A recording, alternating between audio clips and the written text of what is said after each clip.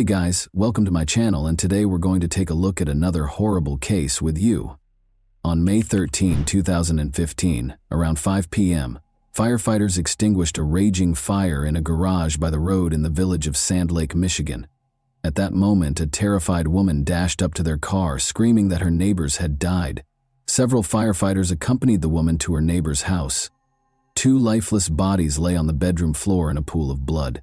It appeared that they'd been shot. To preserve the evidence at the crime scene, the firefighters avoided touching anything and immediately informed the police that they had discovered two bodies and needed investigators and forensic experts. Forensic experts had been at the crime scene for about an hour, collecting evidence and photographing the bodies of 46-year-old Martin Durham and 47-year-old Glenna Durham, when one officer noticed a small movement in Glenna's chest. He rushed to her body and attempted to feel for a pulse. But Glenna's eyes opened wide and she sat up abruptly, screaming, "What are you doing, Marty?" The officer immediately summoned paramedics, who transported the injured woman to the local hospital. Marty and Glenna met as teenagers in the early 1980 SS. Marty invited the girl on a date to a local open-air theater, where they both lost their virginity in the same evening, with little interest in the film itself. Their relationship progressed quickly and passionately, but it ended after a few months, in part because Glenna, 17, married soon after. Marty started a family on his own. Christina Keller was 14 years old when she met Marty, then 19, at a party at his house. The young man appeared charming and amusing to the girl, but also a little strange because he immediately declared that he would marry her someday. Marty arrived on her doorstep the following day. He must have made a good impression on Christina's parents, because he has never left her life since. Their friendship turned into a romantic relationship, and Christina, then 16, discovered she was expecting their first child. Within 2 years, she was carrying their second son, prompting the young couple to marry. Christina and her husband had a daughter 11 months later. Christina was 19 and Marty was 24 at the time. Initially, the young family lived with relatives, but in early 1995, Marty secured a higher-paid job at a factory in Michigan, and the family of 5 relocated. However, Marty was involved in a car accident on the evening of February 16, 1995, on his way home from work. Another vehicle speeding through a red light collided with his vehicle. The larger vehicle nearly crushed Marty's car, trapping him inside. Marty was transported to the hospital, where he had been clinically dead for approximately 5 minutes. He suffered severe injuries to his left side and was in a coma for more than 3 weeks. When he regained consciousness, he had no memory of his wife, children, or much of his previous life. He spent 1.5 years learning to walk, speak, eat, and care for himself again. Christina provided physical support for him during this time. Marty began to resemble his former self, but psychologically he had changed. He became enraged as a result of the brain trauma. He never fought with his wife or children, but he became a domineering figure. Even his sense of humor grew darker.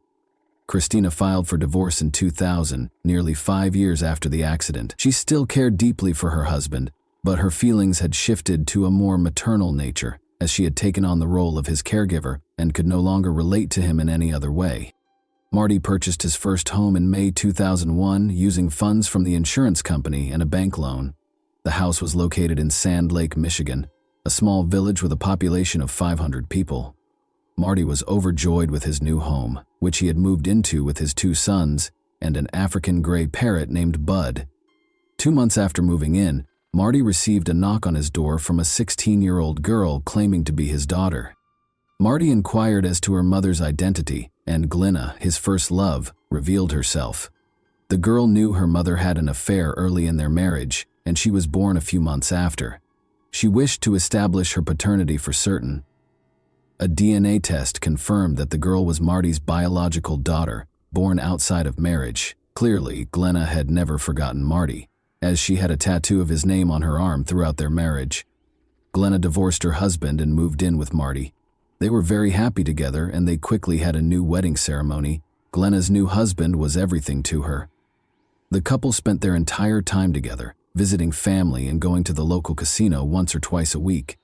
Glenna would sit in the car and read a novel while Marty went hunting. Glenna was paid $3,200 per month to care for her husband, after officially taking on the responsibility. Marty received more than $1,000 in disability benefits each month.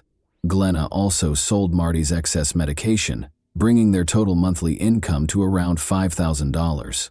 When Marty's sons moved out, this income was enough to support them in the small village.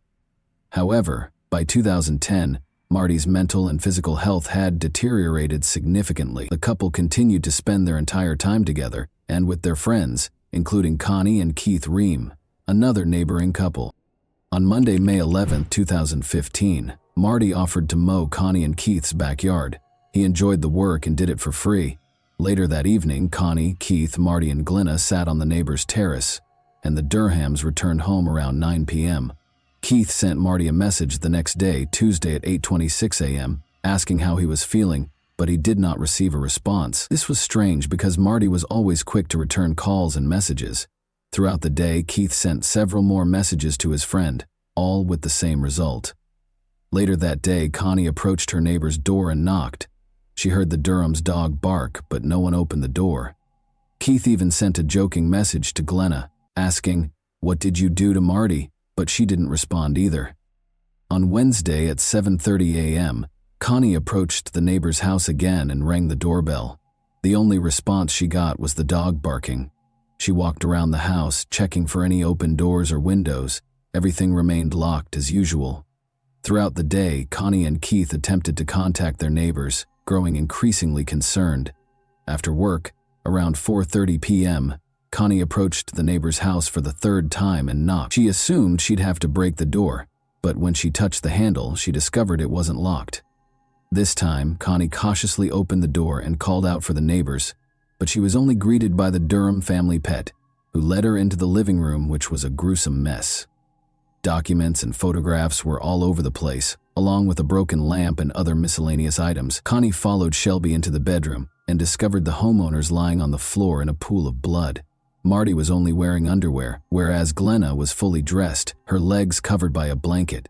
Connie dashed out of the neighbor's house and ran toward a fire truck she saw further down the road. Marty did not have the same luck as his wife. He was shot 5 times in the back, forearm, and chest, leaving him with no chance of survival. He'd been dead for a few days. Glenna was shot twice, both times hitting the area behind her right ear. Blood was discovered not only in the bedroom, but also on a chair in the living room and a pillow with 2 bullet holes. Under the chair, a gun and 2 empty shells were discovered. In the bedroom, there were 5 more shell casings, 1 near the door and 4 near Marty's body, for a total of 7. However, the gun found near the chair was designed to fire 6 bullets. This indicates that the perpetrator had time to reload the gun before continuing to shoot. Aside from the living room and bedroom, the rest of the house appeared to be in perfect order. There were no signs of forced entry, and the kitchen table was set with a bowl of spaghetti and a piece of garlic bread. Later that evening, when Glenna was taken to the hospital, Marty's children were allowed to bring the family pets, a dog and a parrot, to their mother's home, Christina. Despite the fact that the children were only allowed to take the pets, the trio took advantage of the opportunity to search the house and discovered a sealed envelope labeled "Personal." Inside, they discovered letters from Glenna addressed to her children and ex-husband. In the letters, she expressed her love for the children and apologized for not being the best mother. She also asked her ex-husband to care for the children. In Glenna's drawer, they also discovered a packet of unpaid bills. They handed over all of their findings to the police. The investigators began questioning the family's relatives and friends about their personal and financial situations. They enjoyed spending time together and became completely absorbed in each other's company. However, it quickly became clear that they were having serious financial difficulties. Glenna was in charge of the family's finances, and relatives suspected Marty was unaware of the gravity of the situation because he was so frugal. On the other hand, Glenna had developed a serious gambling addiction. She would buy hundreds of lottery tickets and lose thousands of dollars at the casino. But whenever her husband approached her, she pretended to be playing with $1 bills. Glenna played every week, and in 2010, she spent $75,000 on her addiction. The family had fallen behind on tax payments, had credit card debt, and Marty's car was about to be repossessed. However, their most pressing concern was their home. Glenna hadn't made mortgage payments in over a year, and they owed $48,000. Marty's mother saw a list of homes that would be seized due to debts in early April 2015. A few weeks before the family was attacked, Marty's address was on the list. She called Glenna, who assured her that the newspaper had printed the incorrect address and that she would resolve the issue. Of course, it turned out that their home was being repossessed. Despite the fact that Marty had taken out a mortgage, Glenna received notice on April 28 that their home would be auctioned if they did not pay $5,000. Interestingly, the auction was scheduled for May 12th, just one day before Marty and Glenna were discovered by their neighbor. The investigators concluded that Marty was unaware of the impending loss of their home because he had been renovating it for the previous 2 months. He painted the bathroom just 2 days before they died. Glenna was able to regain consciousness after 3 days in intensive care. She had no recollection of the day of the murders or the days before. She couldn't remember writing the letters to her children or ex-husband. Because the eyewitness couldn't provide any useful information, the police had few leads or clues to work with. Marty, an avid hunter, frequently showed his firearms to friends, so the weapon contained multiple DNA samples. Glenna and Marty did, however, sell drugs for cash, and large sums of money were kept in envelopes in a safe. Could it have been an unplanned robbery? The living room was in disarray, as if someone had been looking for something and the money from the safe was missing. This version of events appeared to be the most plausible, but finding the killer among their illegal clients was like looking for a needle in a haystack. It took a full year before an unexpected witness helped solve the case. Bud, a 19-year-old parrot, had been living with Christina for the previous 12 months. Bud was an African gray parrot with the unique ability to mimic not only sounds and words in his environment, but also human voices. Originally, he was Christina's beloved pet, but Marty took him, presumably to retaliate against his ex-wife for leaving. When Bud returned to his beloved owner, he began repeating various conversations he had overheard while living with Marty, such as how Marty interacted with the dog. However, at some point, he started repeating an argument between a man and a woman. They were clearly arguing with one another, raising their voices and occasionally mixing profanity with everyday words. At the end of the conversation, a male voice said loudly, "No, don't shoot." Christina recorded this scene performed by the parrot on video, but did not report it to the police because she assumed it would be laughed off. However, a year after Marty's murder, a local journalist interviewed his mother, and she mentioned the video. The journalist became very interested and broadcast it on the news.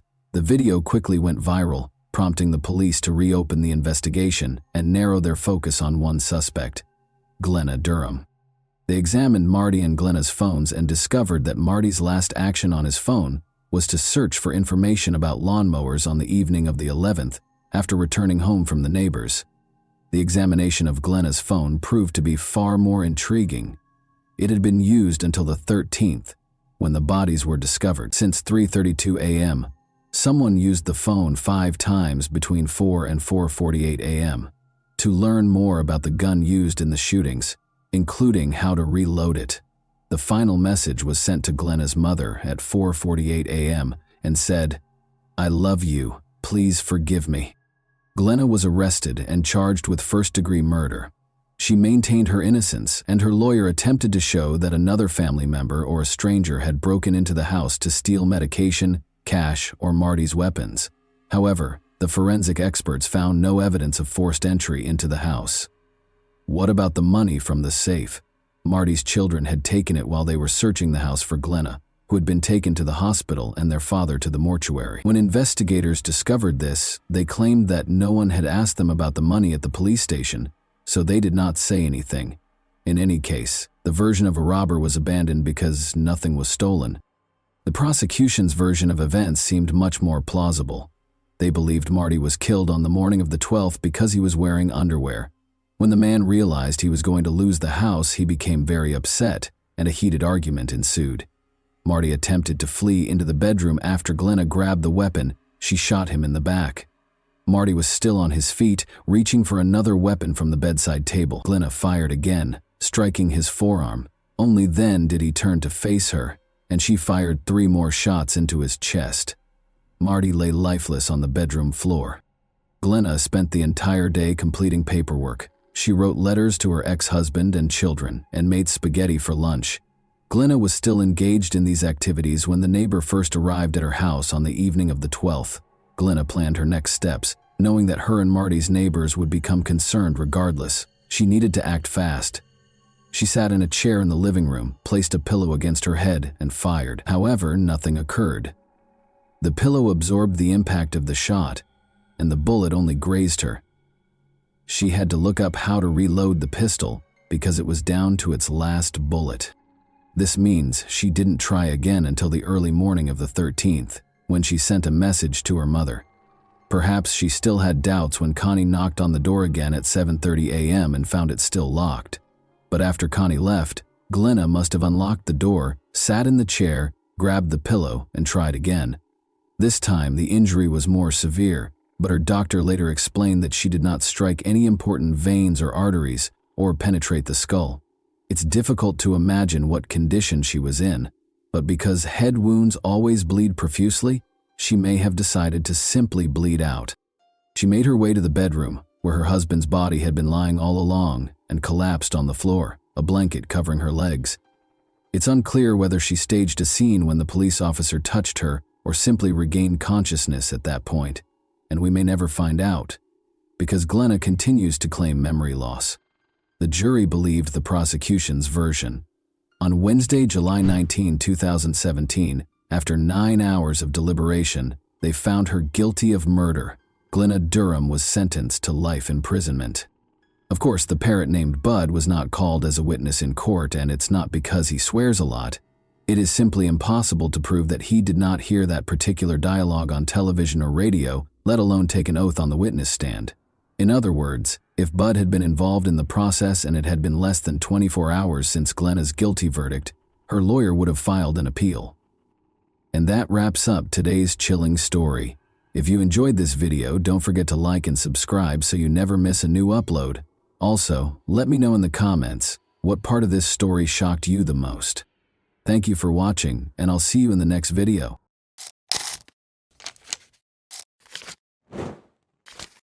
Hey guys, welcome to my channel, and today we're going to take a look at another horrible case with you.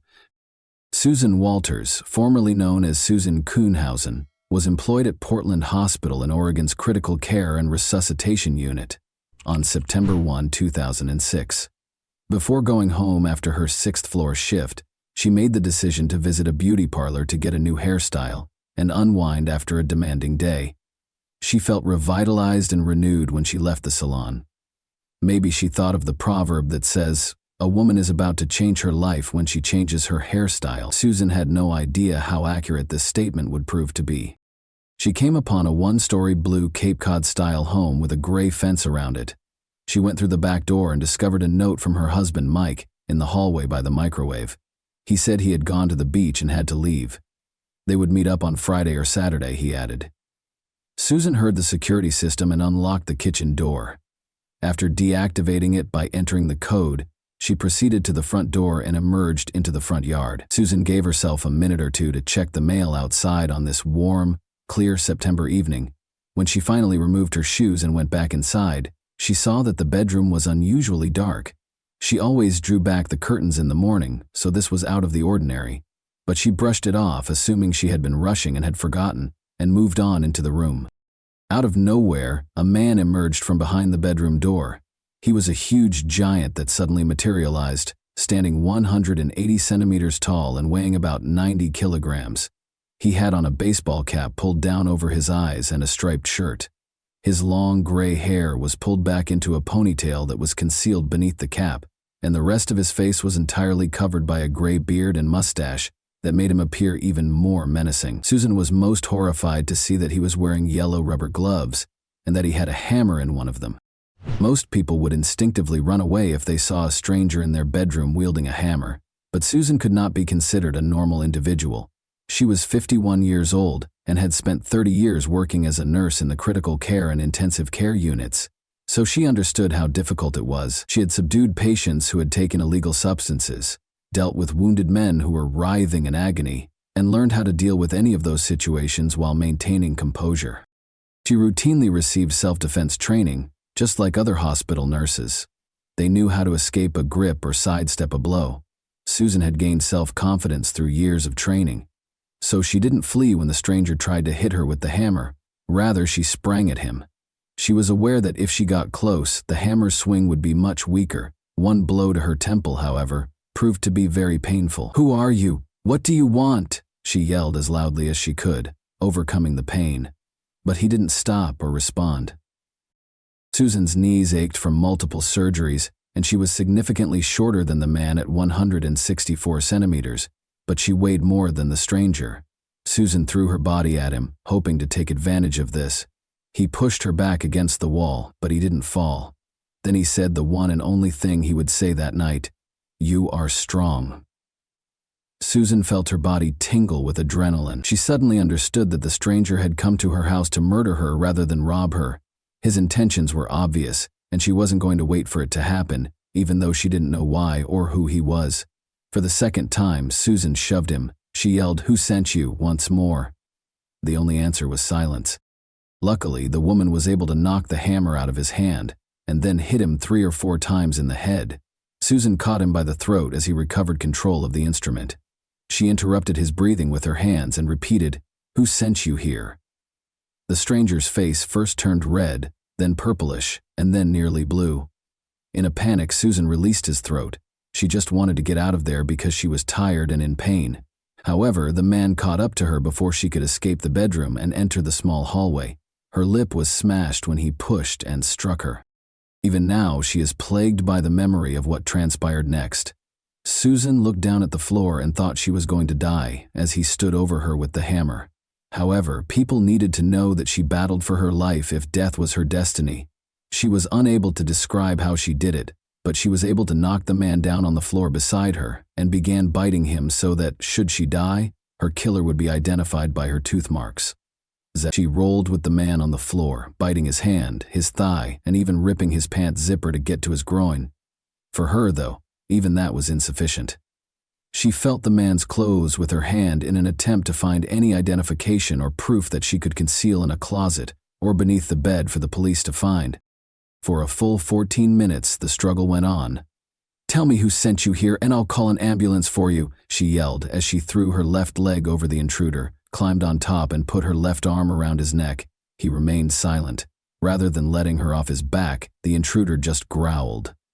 Susan pressed her hand more firmly against his throat as she leaned in. The man eventually ceased to move. Susan ran to the neighbor's house, grabbed his hammer, and dialed 911. When Susan's neighbor told the emergency dispatcher that the injured woman may have strangled an unidentified intruder who had broken into her home with the intention of killing her, the dispatcher was shocked. The neighbor clarified that Susan had put the man in a chokehold and repeatedly hit him with a hammer after the operator explained what the injured woman had done. The neighbor, who works as a nurse herself, responded that the man needed the ambulance when asked if the injured woman needed one. The dispatcher reassured the women that the ambulance was already en route and asked them to stop handling the hammer. Susan was taken to the hospital where she worked by the paramedics who arrived. Her worst fears were validated at that point. The man who had attacked her was dead, she found out. The identity of the man was quickly established by investigators. In his back pocket, they discovered an identification card. The police had been keeping an eye on Ed Haffey, a 59-year-old Viet. While Susan was being treated, she began to reflect on her life and try to figure out who could have wanted her dead. Susan had a difficult upbringing. Despite their love for her, her parents were unable to provide personal examples of what a successful marriage looked like. Their lives were very hectic because her father was an Air Force chef and her mother was a stay-at-home mom. The family had to constantly adjust to new homes and schools after moving from Colorado to Arizona, California, and Nevada. When Susan was in the 2nd grade, her parents got divorced. Susan's romantic life took a turn in the early 1980 when she moved to Oregon and began working as a nurse.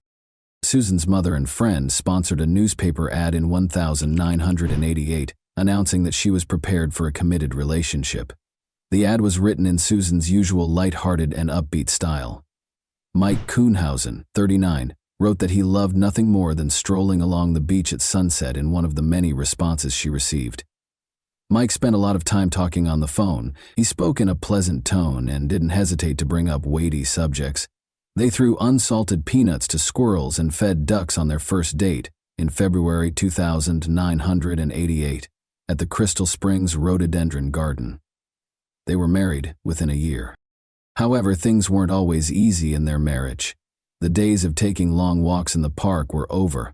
Although Susan was the primary provider for the family, her husband disapproved of her spending time with friends and insisted on an accounting for every dollar spent. Susan soon discovered that her husband had never been content and didn't think he could make her happy, and they didn't have any kids. Mike eventually got a job at a business that sold adult videos at one of its locations. However, Susan decided she had had enough after 17 years of marriage. Although she no longer wanted to live with her husband, she still cared for him. She desired to experience joy once more. She asked him to leave the house in September 2005. Mike went to live with his father. That being said, they remained friendly, and he frequently came over to visit Susan's cats. As a result, Susan made the grave error of failing to update the locks or the alarm code, which was 1,210 the day of their wedding. Susan went home to collect her belongings the very next day following the attack, accompanied by her friend Helen Balone. A backpack that shouldn't have been in the basement was discovered by Helen. Like any other basement, Susan's was filled with a wide range of items, so the police were unaware of the backpack. Dessert syrup, diabetes medicine, $200 in cash, a journal, and a receipt for a payment made to Ed Haffey were all found inside the backpack. The diary entry, from September 4, 2006, states that Mike was supposed to get a call from the man. Mike's new mobile number was also included. According to the autopsy, Haffey had taken a nearly fatal amount of illegal drugs prior to breaking into Susan's home. Although his family told the police that he was a successful tennis player and came from a wealthy family, the man had recently been living in a trailer. But 15 years ago, Haffey did something horrible. He planned the murder of Georgia Lee Dutton, 39, his ex-girlfriend, in 1991 near Roseburg. In the Umpqua River, her body was discovered. After acknowledging his guilt, Haffey was imprisoned for the next 9 years. He relocated to Portland after being released in November 2003, where he naturally began looking for work. When Mike Kuhnhausen hired him to clean the floors of an adult video store in July 2004, he discovered it. The police learned that Mike had traveled to the coast and stayed at the Lincoln City Inn on the day of Susan's attack. He went back to Portland during the night and bought a Taurus .357 Magnum revolver from a pawn shop the next day.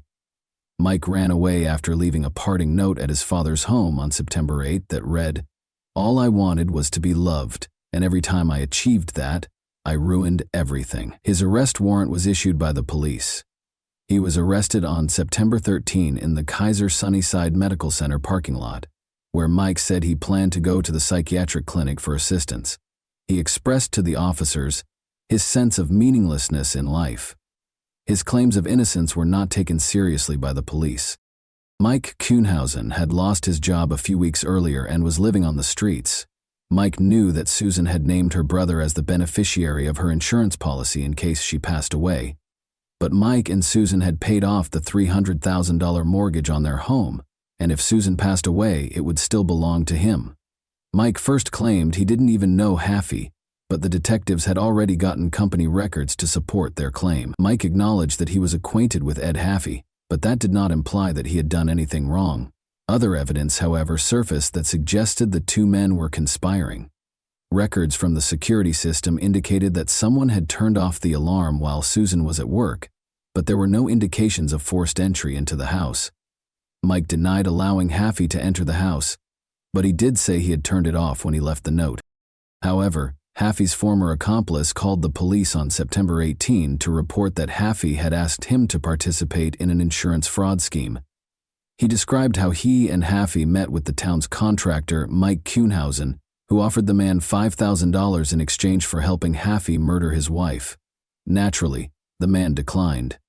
Another witness reported to the police on November 17 that he had escorted Haffey to a parking lot where he met a bald man. After the assault on Susan, he saw the man's picture on the news a few days later. Mike Kuhnhausen was the one. Despite Mike's best efforts to deny it, the evidence against him was growing, and on August 30, 2007, he admitted to ordering the murder of his wife. "You wanted me to share a life with you until death do us part. Turns out, you were hoping the sooner it happened the better. If I believed you deserved to die, I would have had the courage to do it myself. Susan said on the stand during the trial. Mike was sentenced to 7 years in prison. Susan filed a lawsuit for $1 million right after the sentencing to make sure he wouldn't have enough money left for another contract. The scheduled date of Mike's release was September 14, 2014. His former spouse was prepared for it. The new Susan, who had once been lively and daring, became very wary. She sat with her back to the door in restaurants. She started taking a different route to work, and she would circle the block for a while if she thought someone might be pursuing her in an attempt to ward them off. In Portland, she relocated to a new home on a gravel-lined dead-end street where she could hear footsteps if someone came to the window or door. She also practiced shooting in the garage next door. "I'm serving a life sentence for choosing the wrong husband," she quipped. Susan did everything she could to make sure Mike would never be able to harm her, but her ex-husband was never given the opportunity. 92 days prior to his release, he passed away from cancer on Friday, June 13, 2014. The prisoner's letters reveal that he only confessed to the crime in order to avoid a longer sentence and never really admitted his guilt. Mike thought he was the true victim of the incident. Susan acknowledges that she mourns his life, which he could have had if he had only let those who loved him into his heart, rather than his departure.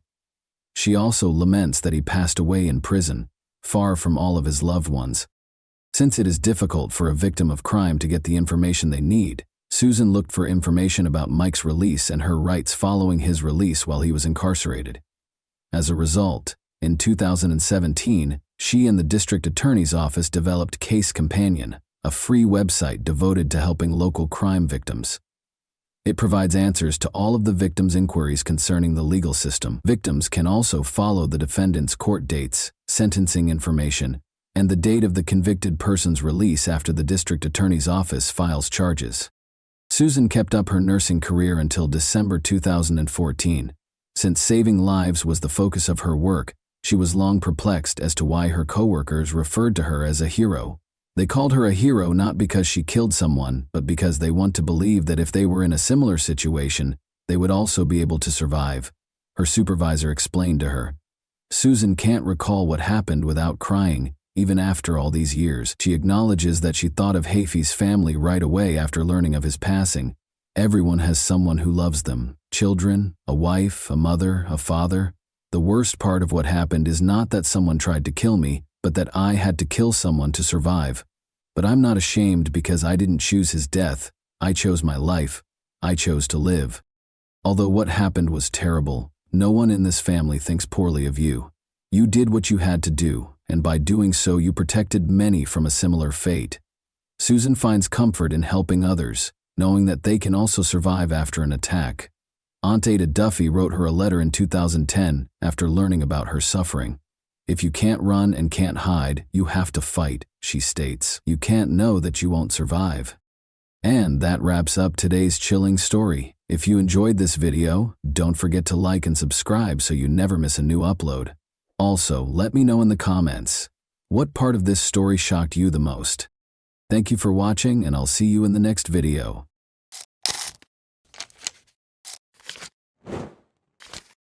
Hey guys, welcome to my channel, and today we're going to take a look at another horrible case with you. In December 2010, at St. Malachi's Church in Tyrone, Northern Ireland, it all began exactly where it ended. In front of more than 300 guests, beauty queen and educator Michaela Hardy and athlete John McArevey exchanged vows.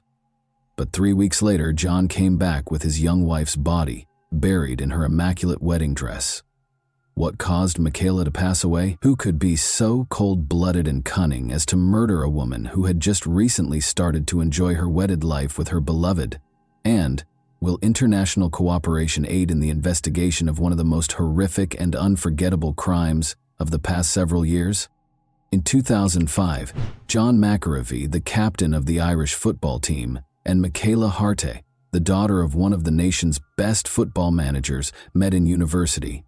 The young couple fell in love at first sight and had never been apart since. Michaela gladly accepted John's proposal while on vacation in Paris. On New Year's Eve, which was also Michaela's 27th birthday, they scheduled their wedding. Following the formal wedding, the newlyweds flew out on their 3-week honeymoon. before the most anticipated portion of their trip, 2 weeks at the 5-star Legends Hotel, situated in the fishing village of Grand Gabe on the northeast coast of Mauritius, began. They spent the first week in Dubai. Michaela thoroughly investigated local hotels before deciding on Mauritius as their idyllic honeymoon destination. They chose the Legends Hotel because it has a lot of good evaluations and is well liked by Irish travelers. They asked the hotel's receptionist if they could be assigned to one of the better rooms when they first arrived. They were told that room 1025 in the premium block was available. On January 10, 2011, after having breakfast together, John opted to play golf while Michaela sunbathed. They had lunch together once more. After lunch, Michaela usually looked forward to tea with something tasty. While she went to the room to get Kit Kat bars with her favorite dark chocolate, which she had bought from Dubai and placed in the refrigerator, she requested her husband to get tea. Although John offered to bring her the snacks, she chose to go alone because the accommodation was only 150 feet from the restaurant. While waiting for his wife to come home, John viewed videos and shot some pictures. After a while, he started to question why Michaela hadn't returned. He made the decision to find her. John knocked on the door but got no answer. He went to the receptionist after forgetting his key in the room and failing to see anything through the window. After guiding him back to the room, the corridor attendant used his key to open the door. However, the corridor attendant heard a man's cries for urgent assistance as soon as he moved a short distance away from the door. John walked into the room and found his wife in the cold water bathtub. Her lips were blue, her skin was cold to the touch, and there were noticeable bruises on her neck. John tried to assist Michaela, supposing she had planned to take a bath because of back problems, but had slid or passed out. But his attempts were unsuccessful. The dreams of a young, contented married couple came to an end when medical authorities declared Michaela dead within an hour. People kept coming and going from the newlyweds' room, and no one tried to protect the crime scene, perhaps since it was initially assumed to be an unfortunate accident.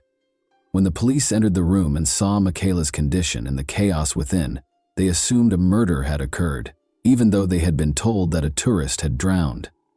After being brought to the police station, the distressed spouse was detained for 5 hours while being questioned. Given that most murders are carried out by people who are close to the victims, this was not unusual. The harshness and inappropriateness of the police officer's remarks in John's situation were unusual. John was obviously overcome with grief by Michaela's passing. He found his wife's lifeless body in the bathtub, while only 30 minutes before he had seen her joyfully making her way to their room. But when a policeman noticed that he was crying, he may have tried to comfort him by saying, "Why are you crying? You're still young, you'll find yourself a new wife."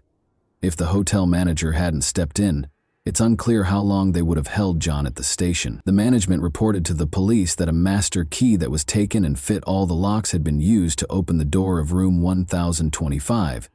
It became clear that a member of the hotel staff was responsible for the murder.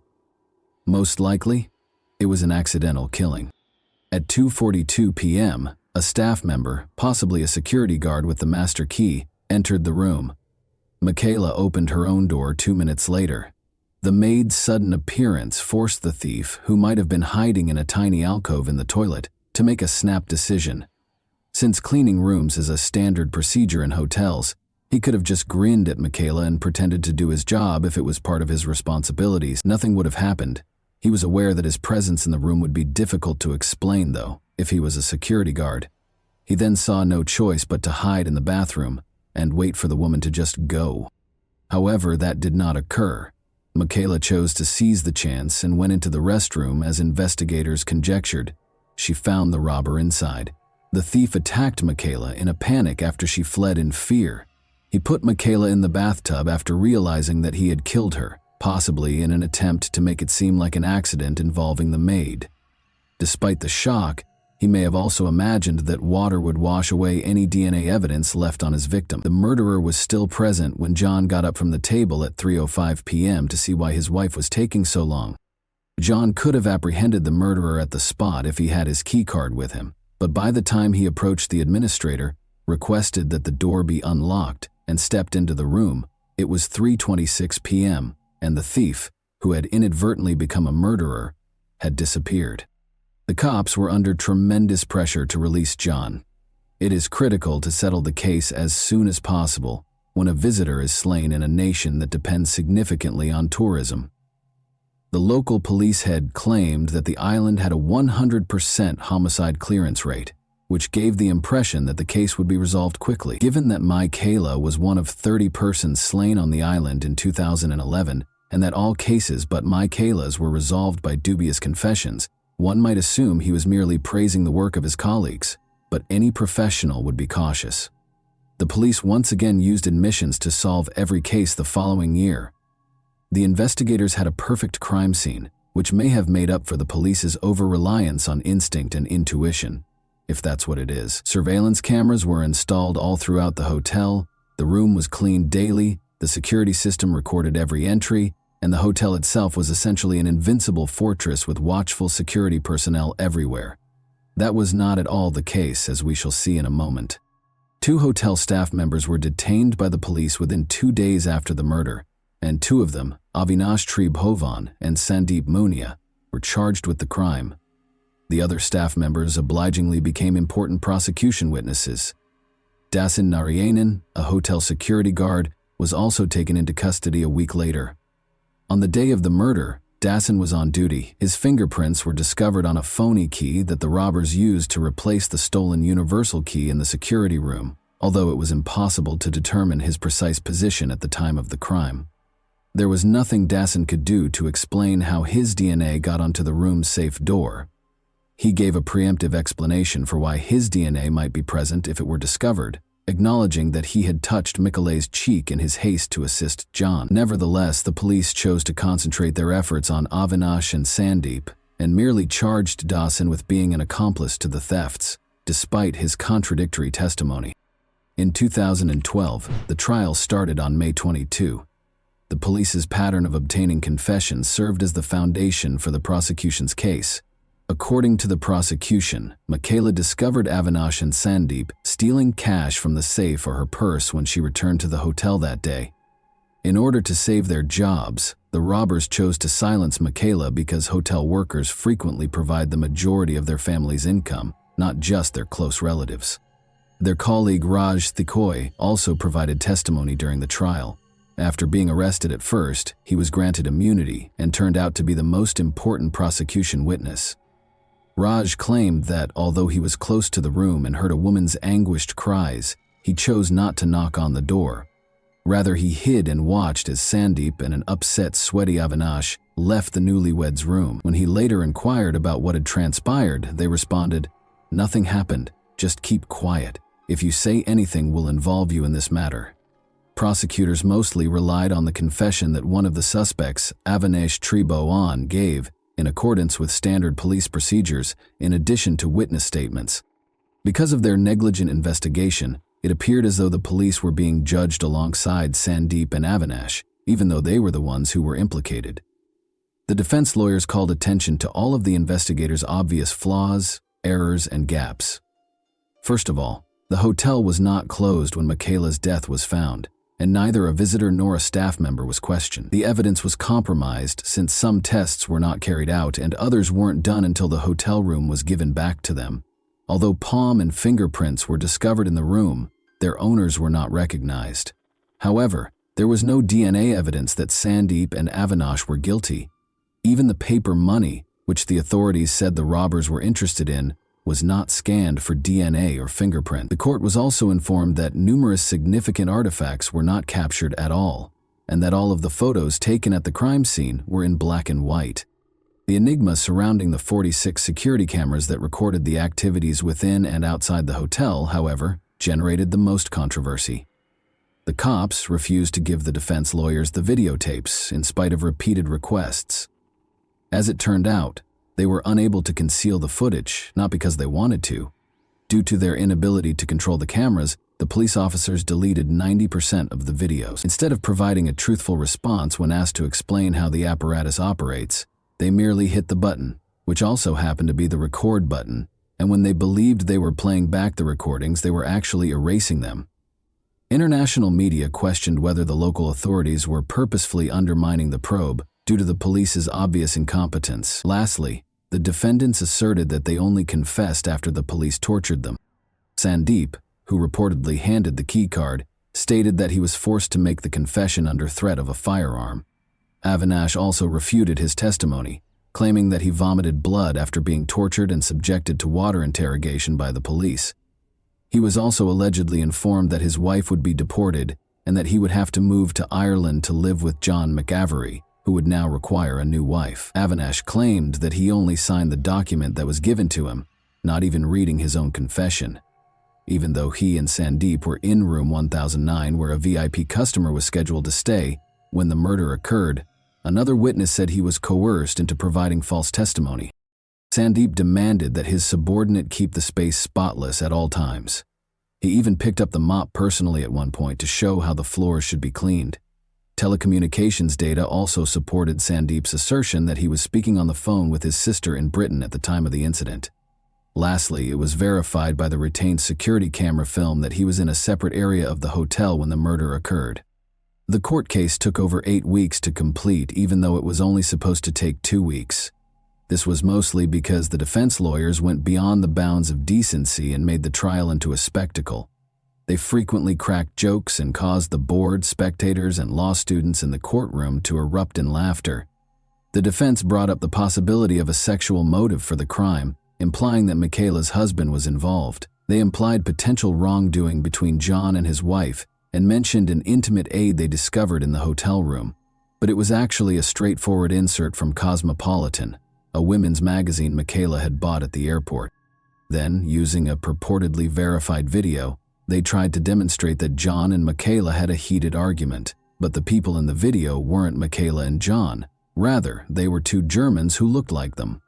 In order to verify that he was the man in the video, John had to reach out to him on Facebook and ask him to give a statement at a German police station. All things considered, the sensationalism surrounding Michaela's murder case caused great distress to her family. Specifically, John was ranked highly on the list of readers' choices in a survey called Who Killed Michaela that was published by a local newspaper. In addition, the police released pictures of Michaela's battered and nude body to the Mauritius newspaper, which caused her family unimaginable distress. But these 8 weeks were over, and the jury members had to decide what to do. After a guilty conviction, Michaela's family thought the accused would have the right to request a review of the case because the judge gave a clear summary of the case and highlighted the suspect's culpability. They were certain that the verdict would be just what they had expected. The court also firmly asked the jurors to make the appropriate choice from their point of view, rather than to think about how this case would affect the nation's reputation. And the jury found Avinash and Sandeep not guilty, after 2 months of trial and just 2 hours of deliberation. After the acquittal verdict, John and Michaela's families were incredibly disappointed. They endured all the agony of the process, inappropriate remarks from attorneys and police, tolerated laughter in the courtroom, and even faced aggressive behavior from the locals because they were confident that the guilty parties would be punished for the murder. They were certain of Avinash and Sandeep's guilt and believed that they were acquitted because the case received global media attention and the jurors did not want the murder case to reflect negatively on Mauritius' image. The Hart and McCarvey families cannot forget that Avinash's lawyer appeared on a local radio station and essentially admitted his client's guilt, mentioning how Avinash cried and apologized to Michaela's family.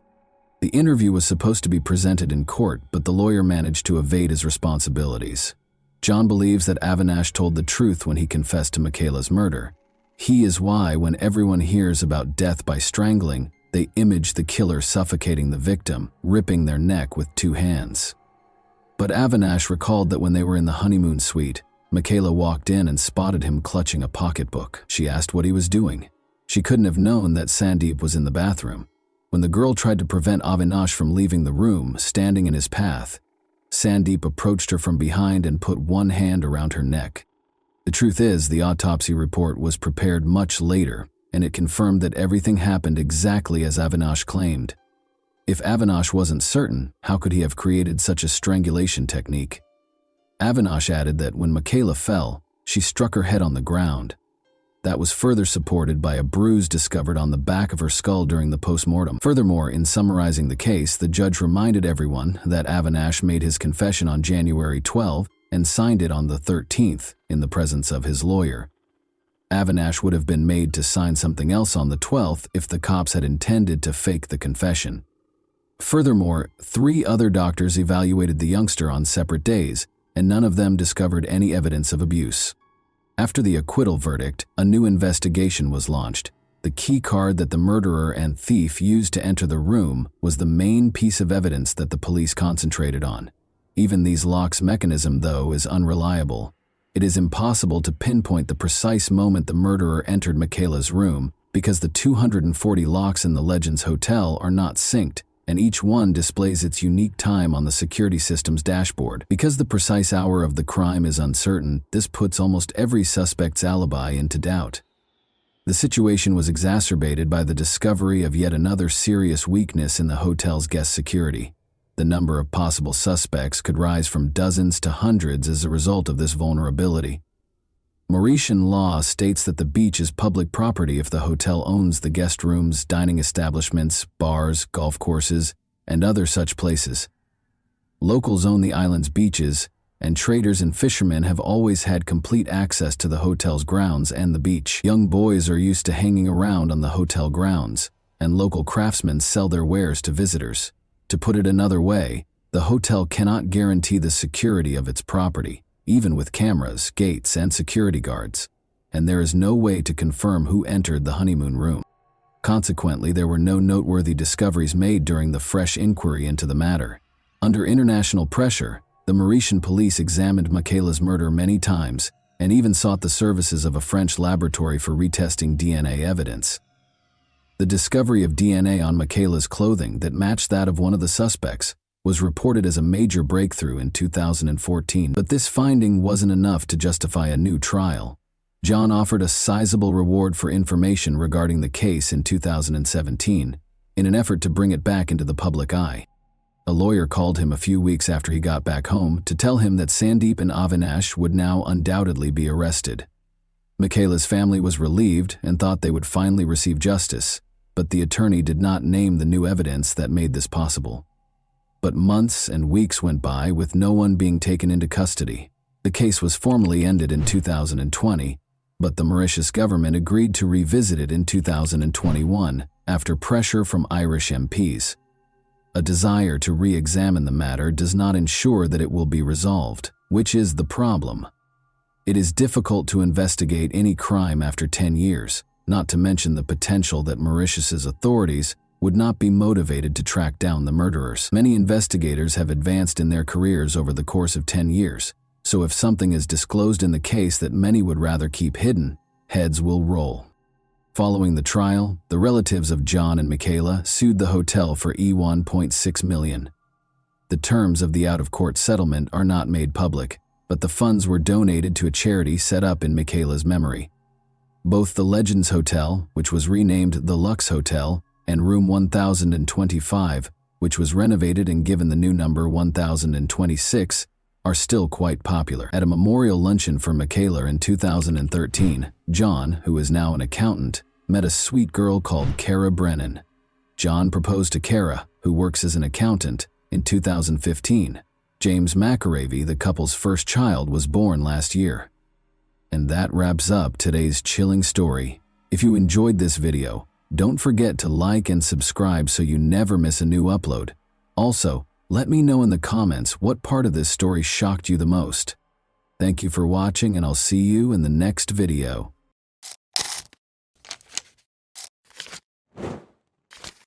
Hey guys, welcome to my channel, and today we're going to take a look at another horrible case with you.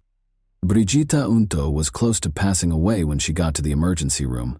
Despite the fact that her vital signs were rapidly declining, doctors were unable to identify any indications of infection or injury.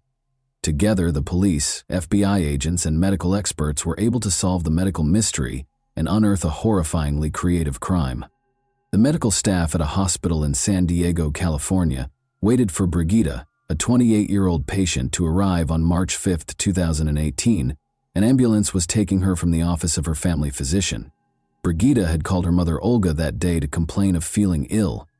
Brigitta's legs shook with agonizing pain, and she could hardly breathe, as Olga fought to get her into the car. The family doctor only needed to glance at the once vibrant and healthy young woman to realize that Brigida was in serious trouble and that there was nothing he could do to help. In order to transport her to the hospital, he called an ambulance. The medics in the emergency room were also concerned because they thought they might not be able to stabilize her condition, and Brigida was in excruciating pain, had no feeling in her hands or feet, could hardly see, and could hardly speak. The most perplexing symptom, however, was the clumping of her once beautiful chestnut hair. Immediately after starting their work, the doctors concluded that she had no visible signs of trauma, including no wounds, bruises, or infection. Her illness had an internal cause. According to Brigida's mother, her daughter had been experiencing severe pain, exhaustion, and unexpected bouts of nausea for a number of months. She would spend days in bed because the symptoms would come on suddenly and without warning. It was difficult for Brigida to care for herself, much less her husband and young son. She sought advice from several experts, but none of them could figure out what was wrong with her. There was no known illness that matched her symptoms. She was even told by one doctor that her condition was how critical days manifest. Ultimately, the doctors determined that stress was the cause and gave her tranquilizers. But her health deteriorated. The emergency department's medical staff recognized that she was in danger of dying within days if they didn't find out what was wrong with her quickly. Brigida was raised in California, a short distance from the Mexican border. Her mother looked after their two daughters, Brigida and her younger sister, Olga, while her father worked at customs between Mexico and the United States. The girls were raised in a loving and supportive household. Brigida thrived academically while attending a Catholic school with joy. According to her friends, she was the sweetest and most amiable girl they had ever met. Running was Brigida's passion, and she even represented her school in competitions. She met Race Remington Unto, her future husband, while running. Although Race went to a different school, they met in high school and shared a love of sports. Because Brigida's daughter had no interest in dating boys, her family initially paid little attention to their friendship. She spent most of her time studying and playing sports, but over time, the young couple began dating and became more involved with one another. Race was able to bring out Brigida's more daring side, and they quickly became inseparable. Race had a very lofty ambition. He wanted to enroll in the Annapolis-based United States Naval Academy. It was a difficult task because the student acceptance rate was less than 8%. In addition to doing well in school, the candidate had to work on personal growth, play sports, volunteer, be involved in the community, and much more. Remarkably, Race was accepted into the academy and relocated to Maryland to start his studies. The young couple kept up their long-distance romance. Race was eventually diagnosed with a hernia, though, which didn't fully heal. Despite having to leave the academy, he was able to find employment in the Navy as an electrician. Brigida, meanwhile, went after her own goals and became a teacher. Following 7 years of dating, Brigida, 25, and Race, 24, were married in 2014. They welcomed their son shortly after. Brigida thought that everything in her life was going as planned, and she was completely content. She lived a short distance from her parents, had a wonderful child, and a loving, caring husband. She could never have predicted the extraordinary and agonizing turn her life would soon take, though. Dr. Jeff LaPointe, a certified toxicologist, was one of the emergency department doctors at San Diego Hospital. This was unusual. Like a great detective, Dr. LaPointe followed the trail of clues that might help him figure out what was happening to Brigida. He was a true medical detective. Was an autoimmune disease killing her? No, that was not confirmed by blood tests. Is it possible that she has cancer? No. But among all the symptoms, hair loss was the most noticeable. This was a result of treatment rather than the illness. Brigida had been exposed to a toxic chemical, according to all the symptoms. But which one and how? It wasn't cesium, cadmium, or arsenic, because hair loss wouldn't be caused by these heavy metals. But thallium was the one material that could. Thallium was employed as a depilatory agent at the beginning of the 20th century. Additionally, doctors actively used it. For instance, if a child had lice on their head, thallium was applied to the lice, which caused the lice to fall off, along with all the hair. In the years that followed, thallium took center stage in rodent poisons. But by the 1970s, S and arsenic had become so widely used as murder weapons that they were outlawed for use and sale. Leg pain, weakness, deteriorating vision, appetite loss, weight loss, and of course hair loss were all signs of thallium poisoning that Brigitte was experiencing. Dr. Lapointe's inability to promptly verify his suspicions was the issue. There was no way to test the patient for poisoning on the spot, and no one in the hospital had ever seen a case like this before. The results would be available in 3 days, which Brigitte might not have, and the samples needed to be sent to another lab. This was the start of the race against time. In order to get an expedited analysis, Dr. Lapointe began phoning each agency. The antidote would be desperately needed, even if the doctor's suspicions were confirmed and Brigitte had thallium poisoning. But getting the antidote, which was aptly named Berlin Blue, proved to be more difficult than he could have imagined. Since Berlin Blue is a blue pigment used in paints, we have all seen it. When creating Starry Night over the Rhone, Vincent van Gogh used it. Additionally, it speeds up the body's removal of heavy metal poisoning by acting as an antidote. Though blue paint is available at the closest art supply store, it is nearly impossible to find medical-grade Berlin. Despite calling every pharmacy, naval medical officer, and clinic, Dr. Lapointe was only able to locate the antidote at one warehouse, a classified warehouse located in Los Angeles. In the event of a dirty bomb explosion, for example, Berlin Blue can also be used as an antidote to radiation exposure. Therefore, until thallium poisoning was verified in the lab, Dr. Lapointe could not rely on receiving the antidote because the government maintains exacting records of every tube of Berlin Blue in the nation.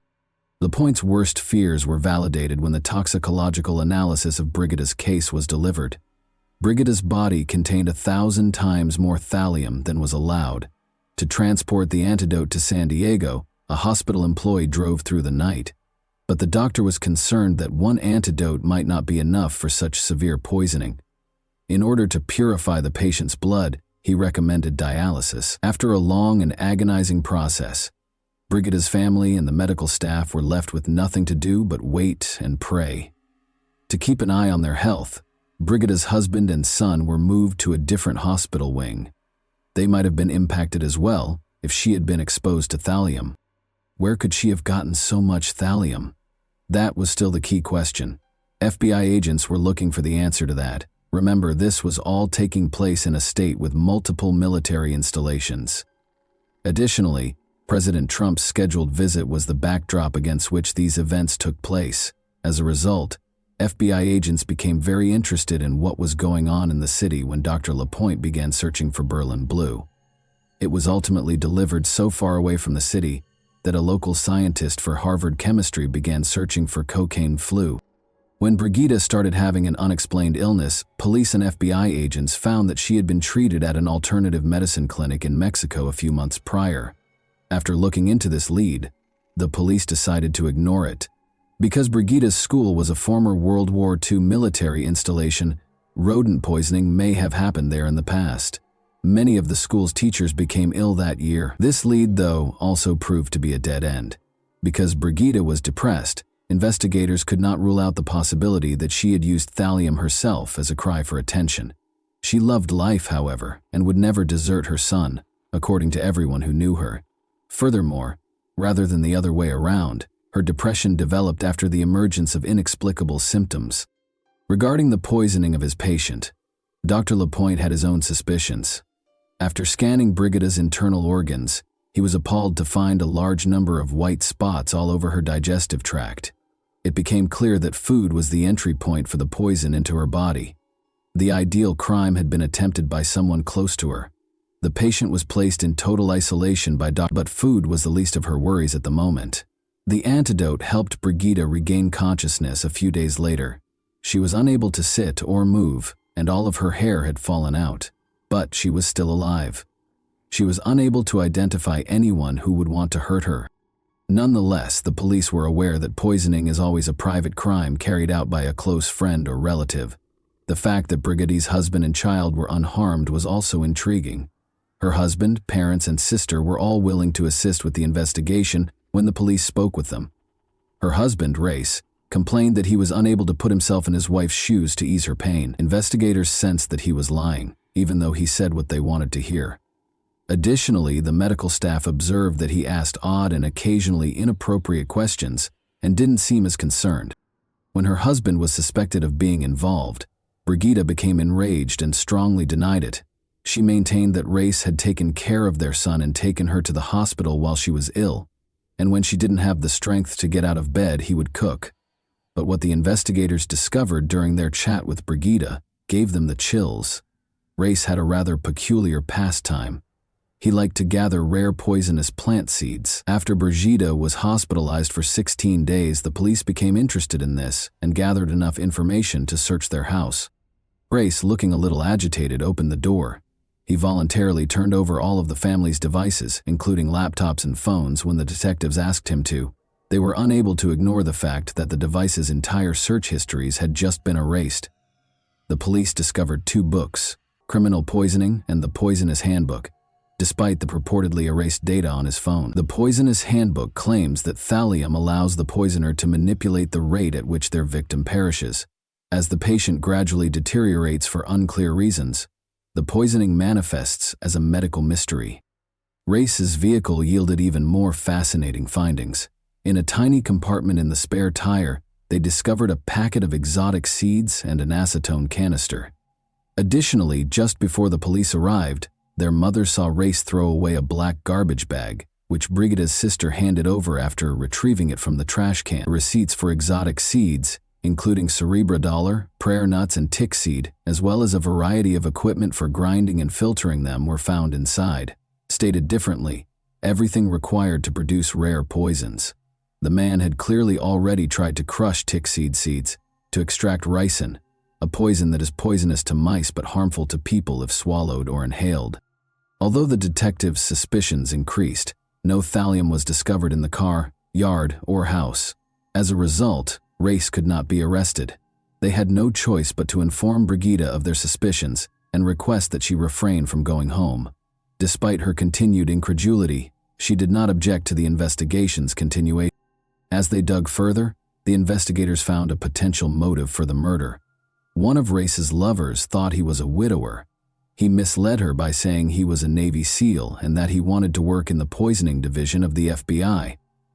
Race led a double life, going so far as to have another affair and confessing to the woman that he was married.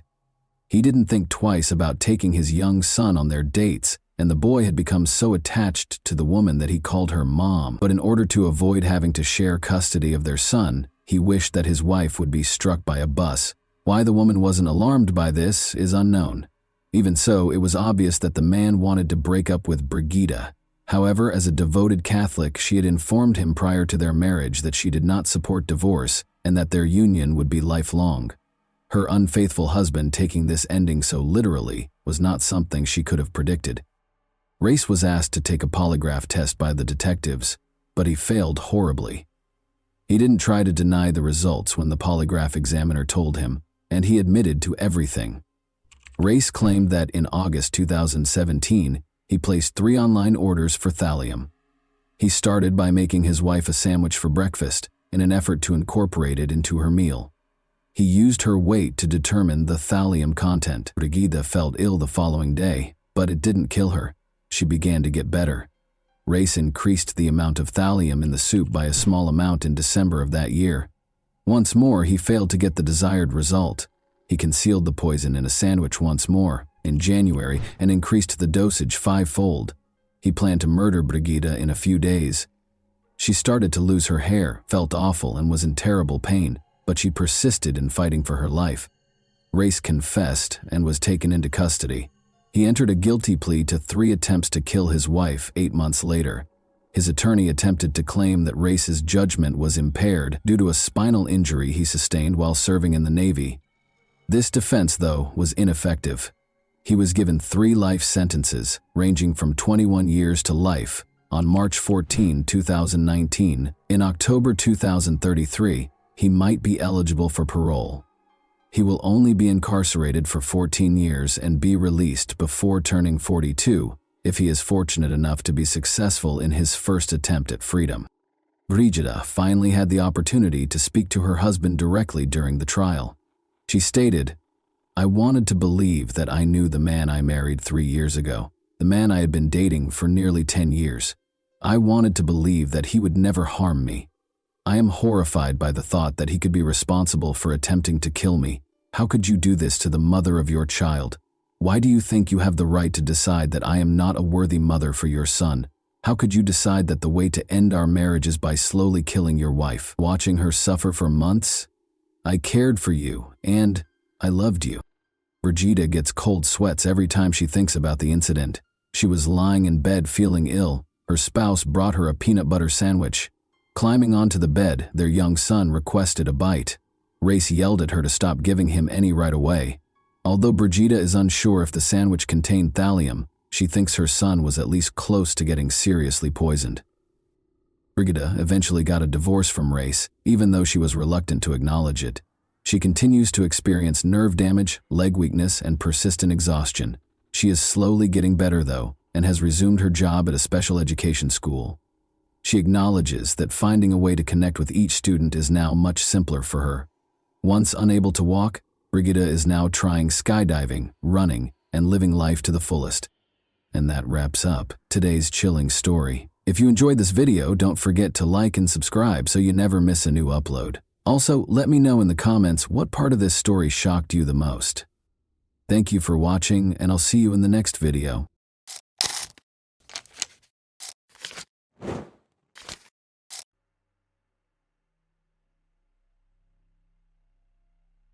This is the story of a murderer who avoided punishment for years, despite numerous facts pointing to his involvement in a small town. A 13-year-old girl vanished, and it was not discovered until 24 hours later. This case remained unsolved for over 10 years, and it was finally resolved in the summer of 2021. In this video, we'll explain what happened to Haley Dunn. This story was set in the American town of Colorado City, Texas. This location is typical of low-rise America, covering 14 square kilometers. On Christmas Day 2010, the town had a New Year's vibe. Haley Dunn, a 13-year-old girl living with her mother Billy, boyfriend Sean, and older brother David, had a happy Christmas. Her mother divorced her father, Clint, when she was 10 years old, but they never stopped communicating. Her father lived across the street from Haley's house. On December 26th, the girl spent the majority of Christmas at her father's house, unwrapping presents before returning home to play video games and go to bed. The following day, her stepfather and mother went to work as usual. Billy left her cell phone at home so that the kids could reach her. Before leaving, she peeked into her daughter's room while she was still sleeping. Sean worked in another town, about a half-hour drive away. According to him, he had an argument with his boss that day, which led to him being fired and leaving work only 10 minutes after arriving. He then drove to his mother's house, where he spent some time before returning to Colorado City around 3 p.m. Sean went to pick up Billy from work that evening. When they arrived home, Billy noticed that her daughter was not there. Sean informed her that the girl had gone to her father's house and planned to spend the night at a friend's house. Haley frequently stayed overnight at friends' houses, so her mother took this information calmly. Small towns like this often have the illusion of safety, so parents are less worried about their child's safety. On December 28th, Haley did not return home. She went door to door, but no one saw the girl that day. Billy went to the police around 2 p.m., but they chose the easiest route. The police's main theory was that she had fled from home, which initially hampered the investigation. A voluntary escape is not investigated to the same extent as a missing minor. They searched Billy and Clint's houses and brought search dogs to the scene. The next day, they followed Haley's trail from the house to a nearby motel. It was extremely strange. None of the motel employees had seen this girl. She was not captured on any security cameras, and a thorough search of the premises yielded no results. Trained dogs pointed to a motel, but the girl apparently never arrived. As word of Haley's disappearance spread throughout the city, dozens of concerned citizens joined the search. Some looked around the area, while others printed and distributed flyers. And now we come to another strange moment. Clint, the girl's father, almost never left the street. He looked in every corner, nook and cranny, including dumpsters. He said he couldn't sit at home and wait. Meanwhile, Billy and Sean were less enthusiastic. The mother distributed flyers but refused to go around the neighborhood looking for her daughter. She stated that searching gave her the impression that they were already looking for her body, and that there was no hope of finding the girl alive. Sean didn't participate at all. which isn't the strangest thing. Billy and Sean hosted a New Year's Eve party on December 31st, 4 days after the girl had gone missing. They had friends over to listen to music, drink, and party. Without a trace seemed completely absurd. On January 3rd, a week after Haley vanished, the police officially declared her missing. This meant that more serious agencies, such as the FBI and the Texas Rangers, could become involved, and representatives from both arrived in Colorado City and began their investigation. Volunteers continued to search the area, and over 100 billboards about the missing girl were posted across Texas and beyond. Detectives completely ruled out the possibility of an escape. For one reason, they couldn't figure out why Haley would choose to take such a step the day before her disappearance. She had been in a good mood, and for the rest of the time, the girl showed no signs of a desire to flee. Second, all of her belongings were left in the room. If the girl had decided to flee, she would have taken something with her. The detectives quickly realized they needed to look closer at Billy and Sean. Their passive response to the girl's search and the New Year's Eve party made one wonder if they cared about Haley. The detectives discovered that on December 27th, the same day Haley allegedly spent the night at a friend's house, Sean and Billy drew $140 from their bank cards. They admitted that the money was used to buy illegal substances, which the couple consumed that evening while their children were away. Billy failed on 2 attempts. During the first interrogation, she was under the influence of drugs, and the second result revealed she was lying. Sean failed 2 interrogations and walked away before answering the third. Billy suspected Sean was involved in her daughter's disappearance and demanded that he leave her home. On January 12th, police officially announced that Sean was being treated as a suspect. Several factors contributed to this conclusion, including the couple's strained relationship. The police examined Sean's phone's geolocation data and discovered that his account of the day Haley disappeared did not match reality. He did arrive at work and stayed for 10 minutes before returning to Colorado City to Billy's house. It wasn't until later that he drove to his mother's house. It's worth noting that the police tracked the phone's location. The girl repeatedly mentioned being afraid of Sean. Haley told her best friend that she preferred to spend time outside or at friends' houses because she didn't feel safe with Sean. She once told her grandmother that she often saw Sean standing in front of her bedroom door in the middle of the night, and she was afraid he would come in. The police soon became aware of a conversation with Haley's uncle about the girl's disappearance. Her uncle said roughly the following: "I can't believe anyone would harm a child." Sean's response was extremely unusual. He compared it to killing a deer with all of this information in hand. The detectives concluded that Haley did not come from a wealthy family. Her mother and stepfather frequently drank and used illegal drugs, and Sean's behavior at parties appeared suspicious, but there was no direct evidence against him. Finally, the police contacted Child Welfare, who decided to remove Haley's older brother. On February 24th, police searched Sean and Billy's home, as well as his mother's. A massive discovery awaited them. They discovered over 100,000 obscene images of minors on a removable drive and a hard drive. The police also seized his laptop, but did not appear to have time to examine its contents. Sean's father arrived at the station and demanded his son's equipment back. It's unclear why the police did, but that's not the most interesting part. Sean received no punishment for having so much illegal content on his computer. On March 17th, police officers visited Billy's house to question Sean. A woman opened the door and said he wasn't home, but the officer showed her a pre-arranged warrant and entered the house, discovering Sean hiding there for concealing a suspect. Billy received 90 days in jail and a year in corrections. She was transferred to a Travis County correctional facility. Following her release, she remained in the area with Sean. In 2012, however, the couple eventually split. Billy suspected Sean was involved in her daughter's disappearance, but the case had stalled due to a lack of new evidence and volunteers' inability to identify the girl. On March 16, 2013, a hiker discovered human remains near Lake J.B. Thomas in Scary County. Experts conducted tests and determined that the remains belonged to Haley Dunn, whose body was approximately 20 miles away from her home. However, they had circumstantial evidence that the girl's body had been discovered only a few miles from Sean's mother's house, which matched the geolocation data on his phone as determined by the towers. Given the short distance, Sean could have easily left the body in that location without anyone knowing. Furthermore, he grew up in the area and was well versed in where to hide the body, but investigators were unable to uncover any additional clues. and the case was refrozen for several years. Despite this, the girl's family had to wait 4 years to bury her body. A memorial service was held in January 2017. In 2018, Haley's father, Clint, stated that he believed Sean and Billy were guilty in his version his mother either helped conceal the truth or was directly involved in the murder. During the same year, he began conducting numerous interviews and attempted to actively publicize the case.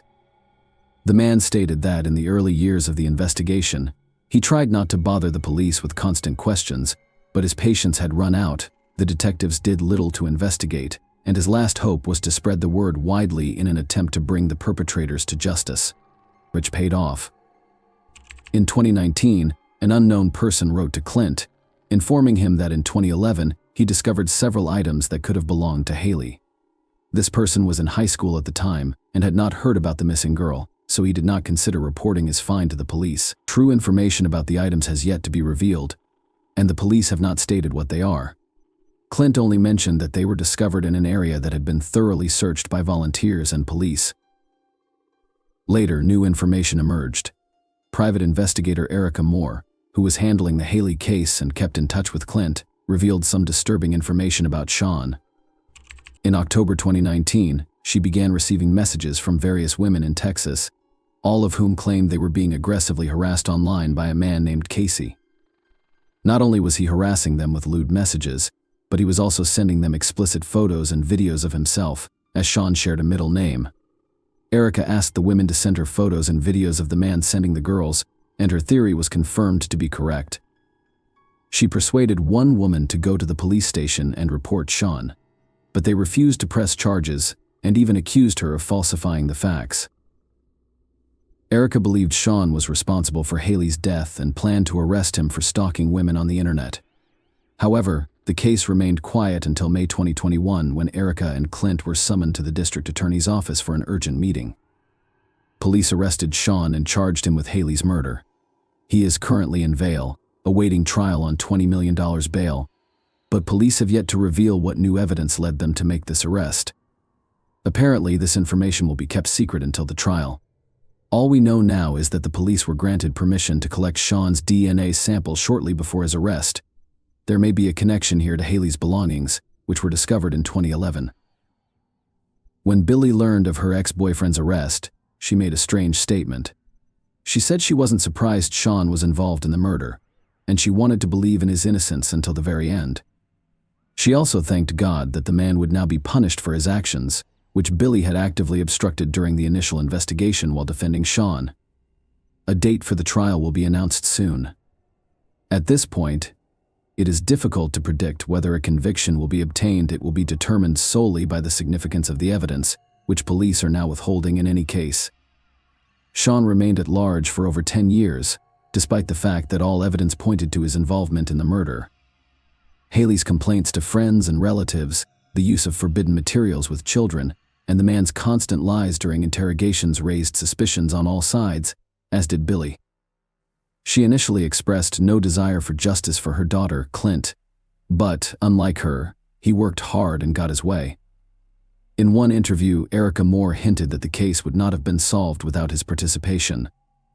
She did not provide any details, but we can recall the story of Haley's found objects.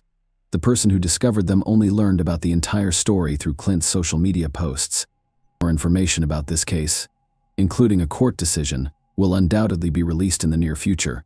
Right now, all indications are that Sean will be convicted, and in Texas, that means only one thing: he will face the death penalty for his actions against the child.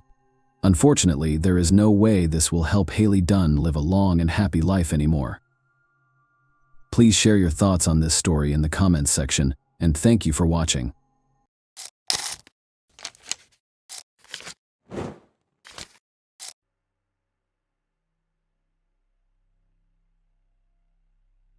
A girl went missing after spending the night at her friend's house. In the morning, the bedroom window was wide open, and all of her belongings remained in the room. Police began looking for her, but no one anticipated the dark secrets they would soon discover in the small town. Amanda Linke was born on June 7, 1991 in Tennessee. She grew up in a large, friendly family with many brothers and sisters. Later, they relocated with their parents to Spring Hill, Florida, where Amanda attended the local middle school. She enjoyed dancing, writing poetry, and playing multiple musical instruments, and she was a very happy child during school breaks. Amanda would always visit her grandparents in the small town of White Cloud.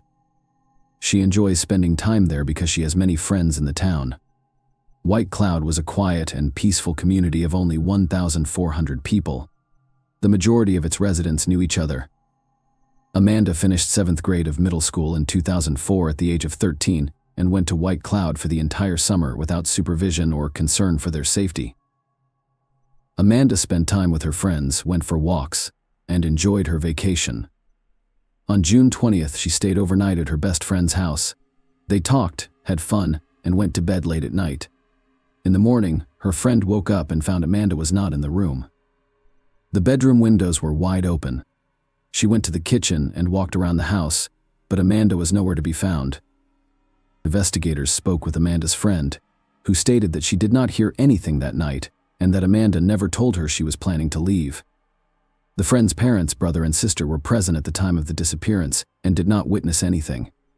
Police attempted to locate witnesses who lived near the house but were unsuccessful. No residents noticed anything unusual on the first day of the investigation. Amanda's relatives were outraged by the police's version, claiming she had no problems at home and was happy to spend the summer in White Cloud. They also pointed out that Amanda had left all her belongings, including clothes, in her friend's room. The investigators decided to check the girl's computer for information that could aid in the search. They discovered correspondence with a specific young man, and based on this, the police assumed Amanda fled to meet him, but there were inconsistencies. There was no mention of a possible meeting among these correspondents, and the conversation was about ordinary and everyday issues. Nonetheless, the investigators considered this sufficient to reassure themselves of their correctness. At the time, they did not reveal all of the investigation's details, but information about correspondence with a specific guy spread throughout the city, leading many locals to believe that the girl simply ran away from home. Despite Amanda's relatives' efforts, the police did not fully utilize their resources to locate her. If the case had been classified as a kidnapping, the FBI and other agencies could have been involved in the investigation. On July 5th, mushroom pickers discovered a human body in a forest near White Cloud and reported it to police. Investigators identified the body as Amanda Lanke, who was wearing the same pajamas she had worn at her friend's house. Medical experts confirmed her identity and determined she had received multiple blows from a heave. They also decided to look into the young man with whom Amanda had communicated online. The problem was that his nickname included the word killer. Police considered the possibility that the victim went to meet him and he murdered her, but this version contained numerous inconsistencies. There was no reason to believe the girl would have gone to meet someone in her pajamas in the middle of the night, and their correspondence contained no hints of a personal meeting. The investigator was unable to identify this individual, and the version of his involvement was quickly abandoned in order to generate new leads. Detectives decided to investigate all of Amanda's belongings, which resulted in a breakthrough. They discovered her personal diary, which contained extremely disturbing information. Amanda wrote shortly before her death that a certain man was harassing her, and the following pages were torn out. Investigators suspected his name had been written on them. This diary quickly became the focal point of police investigations into the man's identity. They spoke with all of Amanda's friends and inquired whether the girl had mentioned anything about this.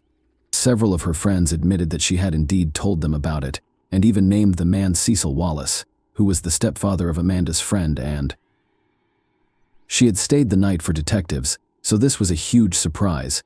They had been looking for the killer all over town and beyond, and in the end, the possible suspect was in the same house as the victim. But the friend's testimony was insufficient to arrest him. Investigators had no substantial evidence against the man. No DNA samples were found on the victim's body, and court documents did not state whether she had been abused. Detectives questioned Wallace, who denied any involvement in the crimes. The police were perplexed as to how the man could have done all of this without being noticed in a small house where his wife and 3 children were sleeping. The detectives were unable to detain Wallace due to a lack of evidence or confession. However, they discovered that Wallace's sister, Candace, worked in the police department handling Amanda's case. She actively assisted her brother and his family during interrogations, literally telling him what to say and how to behave. Other detectives were already handling Amanda's case and questioned the objectivity of the investigation by the local police. However, they could not confirm that anyone other than Candace could be helping Wallace. Investigators questioned the man and his family several times but did not yield any results. They continued to look for leads, but the case stretched on for several years. 4 years after the murder in 2008, detectives turned to the National Center for Missing and Exploited Children for medical help. They dispatched their investigators to White Cloud, where they reviewed all of the case materials, conducted new interrogations, and looked for new leads. Ultimately, they reached the same conclusion as the local detectives: there was insufficient evidence to make an arrest. 3 more years passed, and in 2011, the police received a new lead that changed everything. A 27-year-old Texas girl who grew up in White Cloud visited a news website from her hometown. There, she discovered information about Amanda's murder and began investigating it. After learning that the victim had spent the night at the Wallace house, the woman decided to contact the police and report something disturbing. In 1998, when she was 13 years old, she stayed overnight at Wallace's house because she was friends with his second foster daughter. In the middle of the night, a man entered their room and assaulted both of them, threatening them to keep quiet. The victims were too scared to report the incident, so they never told anyone. However, when the adult victim learned about Amanda's case, she decided to contact the police. The victims were then aged between 13 and 16 years old. In October 2011, police arrested Wallace, 43. After compiling all of the evidence, he was charged with molesting both of these victims and the man who was named as a suspect in Amanda's case for the first time. Detectives had no doubts about his involvement in the murder after hearing everything the other women had to say. At the preliminary hearing, he was granted bail of $150,000, which he was able to pay. Apparently, his sister and other relatives assisted him in gathering the funds. The trial was scheduled to begin in a month. While waiting for Wallace to return to work, the locals were upset that he had been released on bail. They repeatedly protested outside the company's office, demanding that the man be fired. On November 10th, the day of the first court hearing, an unexpected development occurred. Wallace did not appear at the scheduled time, and the police immediately declared him wanted. A few hours later, they discovered his car in the woods near the city. The man was also there. All he had done was commit suicide. Detectives who had not expected such a turn of events were forced to continue their investigation. After the suspect died, they could only rely on strong evidence linking him to Amanda's death. They obtained a search warrant for his home, hoping to find any evidence of her murder. The police searched every corner, tore down some walls and removed floorboards, but could not find any significant evidence. They turned their attention to the suspect's sister, Candace. Detectives were convinced she was covering up for her brother and wanted to know if she knew he had killed Amanda. Candace was arrested in August 2012, following the collection of necessary evidence. She was charged with intentionally misleading the investigation, but this was just the beginning. During the investigation, detectives discovered that Candace had been covering up for her brother when he was dealing illegal substances. She also taught him how to not leave any evidence at crime scenes, and she demonstrated how to properly wipe his fingerprints off surfaces so that experts could not lift them. Candace also advised him to always carry a cigarette containing someone else's DNA in case he needed to plant it at the crime scene. Detectives also concluded that at least 9 people were aware of Wallace's crimes but chose to remain silent. All were family members. The police were unable to establish guilt. Candace's involvement was investigated for 2 years before she agreed to a deal with the police in 2014. She admitted to lying to the investigators, and in exchange, 2 other charges were dropped. Wallace's sister was unable to provide consulting services on a case in which she was working as a police officer. Given that she was assisting her brother during interrogations, she violated this rule and was eventually punished. Candace, however, insisted that her brother was innocent, and the court sentenced her to 30 weekends in jail. This is a dubious practice in which the convict is only required to be in the jail building 2 days per week and is free to roam the rest of the time. Such sentences are a kind of half measure, and if a person has committed a minor offense, they can face several weekends in jail. As a result, they receive a punishment that has little impact on their lives. The convicted individual can continue to work and spend time with their family. Of course, Amanda's relatives were extremely dissatisfied with the decision. They were certain that Candace had assisted her brother in avoiding punishment. However, they were unable to fully approve it, so she received such a minor punishment. Amanda's family was forced to face yet another trial in 2004. Medical experts only handed over a portion of her remains so that they could hold a funeral. The remainder was to be kept by detectives during the investigation. However, following Wallace's death, it was decided to hand over the remains to his relatives. In 2013, the girl's family had to exhume her remains in order to bury him. Her mother is still hoping that investigators will find evidence to prove Wallace's guilt. She also seeks legislative changes to alter the police approach to searching for missing children. The woman insists that investigators should not conduct an investigation based on their subjective assessments, and that the disappearance was a voluntary escape from home. There is almost no doubt that Wallace murdered Amanda, but what was his motivation, given that there is no evidence in the court documents that the victim was subjected to violence? Two assumptions can be made. He likely assaulted her, but did not leave any biological material, so the investigation decided not to reveal this information because it was unnecessary. Detectives could also keep this information secret for the sake of the investigation, hoping that the criminal would reveal previously unknown facts. His past crimes also speak in favor of Wallace being the killer. He assaulted at least 3 victims using the same scheme. All of them stayed at his house overnight. The question remains, why did he kill Amanda? Perhaps he planned to intimidate her, like the others, but the girl threatened to tell the truth to everyone, or she tried to run away from him, and then he panicked. Something else in this case is very alarming. Detectives suggested that all of Wallace's relatives who were in the house on the night of the murder knew about this crime, and even helped the man hide it. In addition to Amanda, his wife, son, and daughter were there. This could explain how he managed to attack the victim without waking any of his relatives. In any case, even without a final verdict from the court, Wallace will no longer be able to harm anyone. The fact that he settled the score with his life before the trial once again speaks in favor of his guilt, even though he took the details of this crime to the grave. Please share your thoughts on this story in the comments section, and thank you for watching.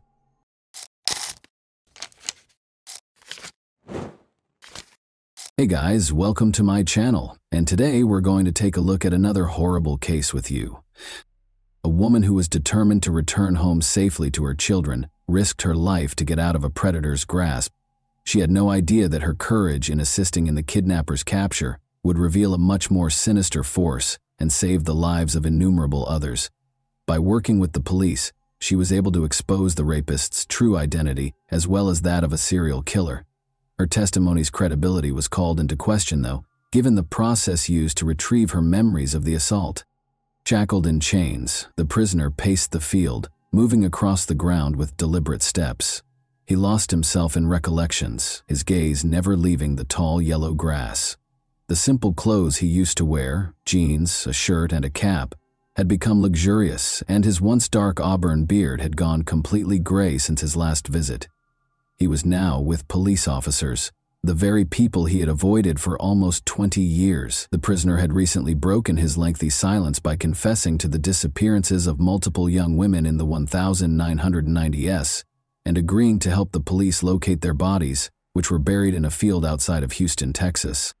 Families in Texas and Oklahoma had been tormented for years by the loss of their daughters, who had disappeared in the middle of routine situations, like going for a morning run, getting washed, or coming home from a theater group party. There were no answers for a long time. Finally, the man who had caused their pain, a 56-year-old Texas prisoner who was charged with violence and kidnapping but not murder, spoke. At least 7 victims, including 4 girls who did not survive their interactions with him, were connected to him by the police. When taken as a whole, these cases depicted a serial killer posing as a good Samaritan who preyed on a particular kind of young brunette who was discovered on the streets. Although his surprising admission helped reveal the truth about what had happened to some of the victims, the family's most important question was still, why? Sandra Soppel, then 19 years old, completed her high school education and began working as an exotic dancer in May 1997. She was bringing up 2 kids and getting ready to have a third. Sandra's intelligence and determination, which would ultimately save her life and open a Pandora's box of horrific crimes, were characterized by those who knew her. An frightened young woman called the police on May 17, 1997. Sandra was the one. She described the nightmare she had just gone through. She had been abducted and had thrown herself out of a moving car in a last-ditch attempt to get away. She was taken to a nearby hospital after reporting the crime, and despite her severe injuries, she insisted on talking to detectives. Keeping the kidnapper from hurting anyone else was her top priority. But the fall from the car had messed with her memory, and she had forgotten important details of the crime in her subconscious. Later on, Sandra's recollection would prove to be crucial in cracking the case. After failing to find any early leads, the police changed their strategy and had Sandra put under hypnosis. She remembered specifics of the attack after the session. She remembered the kidnapper's face in addition to the make, model, and color of his vehicle. The police's suspicions about a possible suspect were confirmed by this discovery. Sandra was asked to choose her assailant from a lineup a few weeks following the hypnosis. A man named William Lewis Rice was indicated by her gesture. The police had seen Rice before. He had long been of interest due to his criminal past and actions. Although Rice had a challenging upbringing, he had a strong bond with his mother, who would stop at nothing to help him. Rice was born and raised on a farm in Yukon, Oklahoma. He left school to work as a horseshoer in the 9th grade. He married Judy Fleming, a shy girl he met in Anadarko, Oklahoma, when he was 19 years old. Judy remembered that if she didn't date Rice, he would shoot himself. She initially thought he had good intentions, but she quickly discovered he was capable of extreme cruelty. Their turbulent marriage was characterized by violence and adultery. After Rice broke into her new house, beat her, and put a knife to her throat, Judy finally filed for divorce. Even after getting married and getting divorced once more, Rice's violence spiraled out of control due to his growing hatred of women. Rice's first attack is known to have occurred in the spring of 1986, when her Mustang broke down on Interstate 35.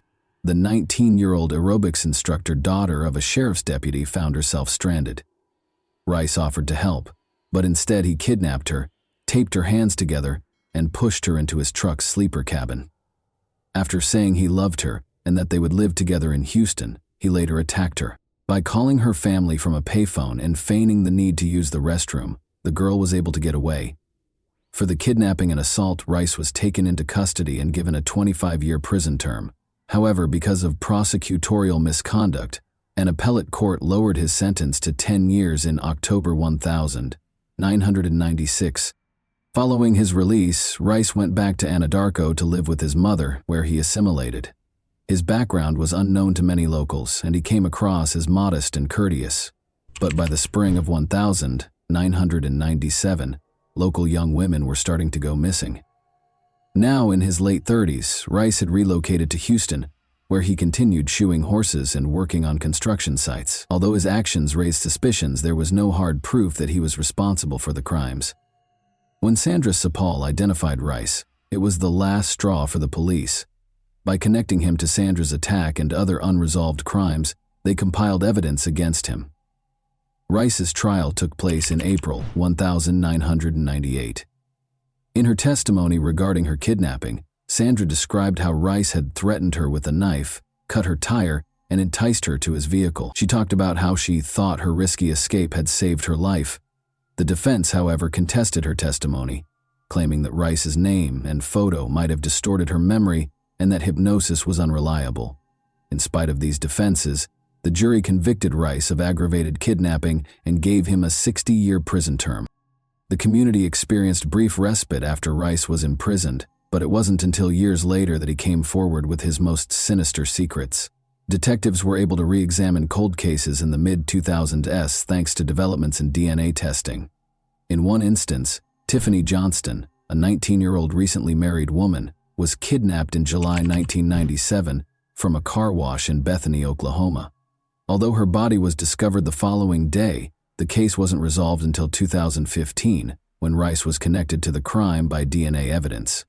In order to avoid being executed, Rice consented to assist law enforcement, which helped them locate the remains of two additional victims, Kelly Cox and Jessica Kane, who were interred in the Texas killing fields.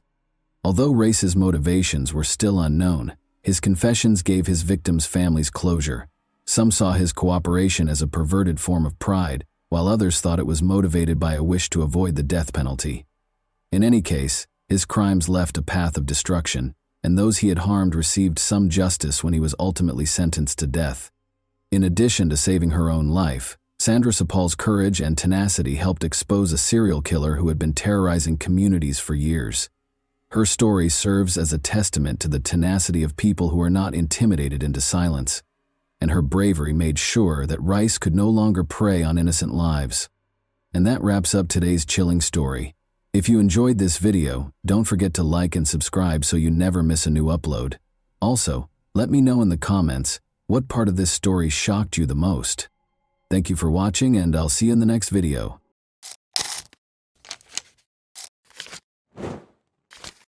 Hey guys, welcome to my channel, and today we're going to take a look at another horrible case with you. A teenage girl from Uruguay went missing on December 28, 2014. Because of the strange circumstances surrounding her disappearance, word spread quickly around the world. She didn't go missing late at night in a dangerous neighborhood. Instead, she was walking along the beach in broad daylight, visible to everyone. But it appeared that the ground had opened up and swallowed her. No one saw anything, no one knew anything, and a few days later her body was discovered in a location thoroughly searched by police, raising a slew of new questions. Lola Shumaliz was born on November 4, 1999 in Buenos Aires, Argentina. She grew up with Adriana Belmonte and Diego Shumaliz, the son of the well-known chef Beatriz Shumaliz. When the girl turned 15, her parents decided to give her a trip to New York for the Christmas holidays. However, before that they sent their daughter to Rocha, Uruguay, to relax with her godmother's family for a few days. On December 27, Lola arrived in Uruguay, where she was greeted by her godmother, Claudia Fernandez. Claudia's photo captured the girl in a good mood. Claudia, her husband Hernan Zincunegui, and their 2 children were delighted when Lola arrived. They had intended to spend their few days together sunbathing on Barra de Valisas beach, swimming in the sea, and relaxing. That same evening, Lola, Hernan, and his 14-year-old stepson went to a drum festival in the city center. Hernan and the boy stayed by Lola's side in the crowd, but the boy eventually moved away because he was bored. Nonetheless, after the festival, they all returned home together. The following day, the family went to the beach. Lola requested permission to walk along the beach from her godmother around 3 p.m. She wanted to walk to Aguas Dulces, a spa resort, along a popular trail that would allow her to explore the area's flora and fauna. Claudia had no objections because the route was popular and safe for walks, and the locals were known for being friendly. She informed Lola of the time they would be waiting for her at home and watched her walk away calmly along the beach. Lola was wearing a bikini and denim shorts. She carried a backpack containing a sarong, a book, her ID, a water bottle, and a towel. She didn't have her phone with her because the reception on the beach was poor. The backpack also included a wallet containing 2,000 Uruguayan pesos. Several hours passed, it became dark, and Lola had not returned. Her godmother became worried. The family followed the route Lola had planned, but she was nowhere to be found. Claudia called Lola's parents that evening to explain what had occurred. She informed Adriana that she had already called the police. However, it took 45 minutes for them to arrive at the station and report the teenager's disappearance. The police began searching for Lola. Since she vanished during a walk on the beach, it was thoroughly searched both lengthwise and crosswise. Helicopters and search dogs were dispatched to assist with the search. Lola's parents quickly arrived in Uruguay to assist the police. Almost simultaneously with the start of the investigation, it was revealed that Adriana and Diego were receiving anonymous calls. The caller made no demands or asked for a ransom. They simply stated that Lola was with them and was fine. Unfortunately, this turned out to be incorrect. 2 days later, on December 30, her body was discovered partially covered in sand on the beach. She was in an area with a lot of dunes and thick vegetation. There were shallow knife cuts on her neck and signs of head trauma. The autopsy revealed that Lola was attacked from behind and then dragged or forced to the spot where she was discovered. The killer pressed her face into the sand until she suffocated. This was proven by the presence of sand in her lungs. The news of the crime sparked an unprecedented outcry in Argentina and Uruguay's press. As is customary in such cases, journalists began to propose theories about what could have happened. The Uruguayan police and media quickly focused their suspicions on Lola's godmother's family, particularly Hernan. There were various reasons for this. To begin, they told Adriana and Diego that they had already contacted the police, despite the fact that they had delayed their arrival at the station. Second, the media attempted to read something sinister into the fact that Lola, Hernan, and his 14-year-old stepson attended a drum festival together, but the boy eventually separated from them, leaving the girl with Hernan.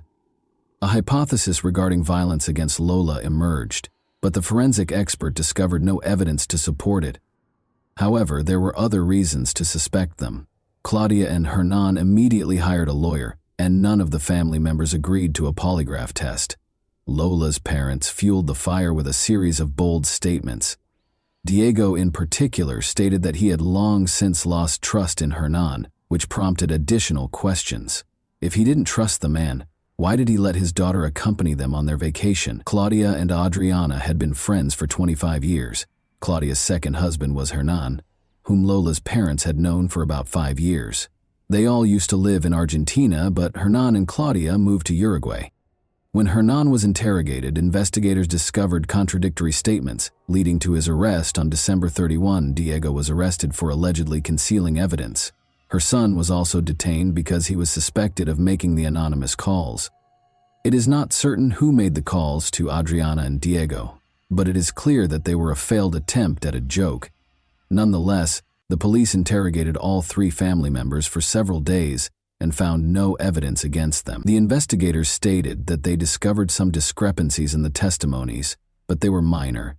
Hernan claimed they arrived home at 11 p.m., but his son said it was 12. Aside from that, there was nothing the police could charge Hernan, Claudia, or her son with. Therefore, on January 2, 2015, they were all released. The friendship appears to have deteriorated as a result of several public statements. Claudia and her loved ones never spoke to Lola's parents again or called to express their condolences. Adriana thinks their lawyer may have given them such advice. However, she believes that as friends, a simple human gesture would have been to call and express condolences, particularly given their 25-year friendship. Lola's pink backpack was discovered a few days after her death. It was also buried in the sand, about 200 meters from where Lola's body was discovered. This immediately prompted a slew of questions. How did the police not find the body and then the backpack despite searching the entire beach and its surroundings several times? Furthermore, the town's authorities had claimed from the start that the beach was very safe, which was strange because drug dealers operated there, particularly in the area where the body was discovered. Nonetheless, almost all of the girl's belongings were still in the backpack, with the exception of 2,000 pesos stolen from her wallet.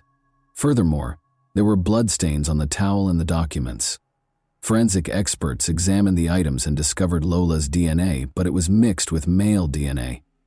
Because Hernan's suspicions had not been completely dispelled, his DNA was compared to the one dispelled. It was compared to the one discovered. They also checked it against the Uruguayan police database, but there were no matches. Following the discovery of the backpack, one suspect created quite a stir.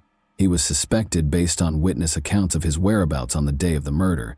According to locals, a man nicknamed El Conejo, the Rabbit, was working on a roof near the beach when the girl went for a walk. The man went to lunch in the middle of the day, and his co-workers were aware that he did not have any money with him. However, he came back with food and money. This immediately prompted the question of where he obtained the food, if he did not buy it. But that's not all. Someone claims to have seen him with a pink backpack on the day Lola went missing. According to one newspaper, he confessed to the murder, and other media outlets reported on the development. However, this turned out to be false. The man explained where he got the food, but police suspected he stole it from beachgoers. There was no evidence linking him to Lola's case. He never admitted to anything, and after being released, he filed a lawsuit against newspapers that published unverified information. The investigation had effectively stalled at this point. The primary suspects had already been released, and the investigators had no leads to follow. At first glance, it appeared that the girl knew no one in town, but she had managed to attend a drum festival in the city center and, being sociable and open, freely interacted with strangers. As a result, the police were compelled to investigate this lead. They detained and interrogated approximately 40 people, primarily beach vendors and dealers, but all were eventually released. The situation was aggravated further by the frequent changes in prosecutors and judges. When a new prosecutor was appointed, the case would be reviewed from the beginning. This severely hampered the investigation.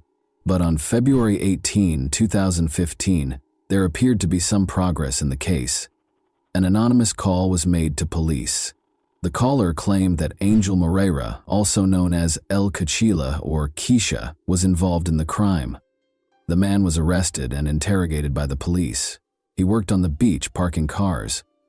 Angel said he met Lola while she was walking on the beach. He approached her with some souvenir trinkets for sale. They spoke briefly about where the girl came from. When Lola mentioned feeling dizzy, Angel suggested they move to a shady area. He took her to a location with tall bushes and dunes for shade and coolness. The girl fell to her knees. Angel attempted to check her pulse but became scared when unable to hear it and fled. The statement sounded strange, but the police had to release him because there was no evidence. After 4 years, Jorge Basso, the new prosecutor in charge of the case, decided to re-interrogate Angel.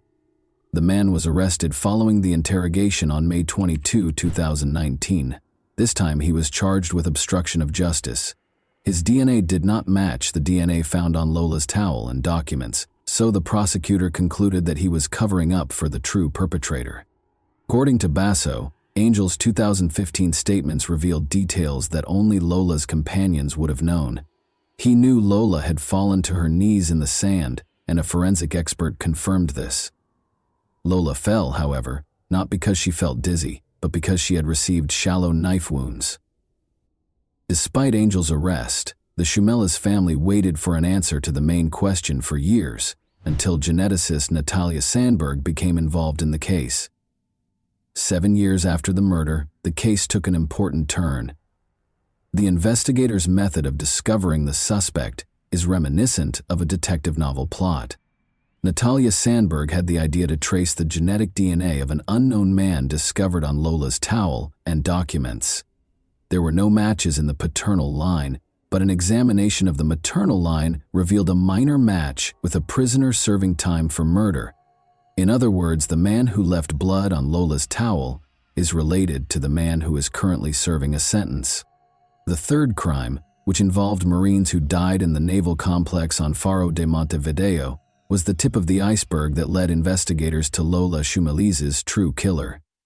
The murders happened on Sunday morning, May 31, 2020, and the three people, Juan Manuel Escobar, Alex Galinia, and Alan Rodriguez, were found with gunshot wounds to the head. Jonathan Brand Gundy was identified as the killer by police. Jonathan was born in Rocha. When the police discovered his mother and tested her DNA, it was clear that they were looking for another son of the woman, Jonathan's half-brother.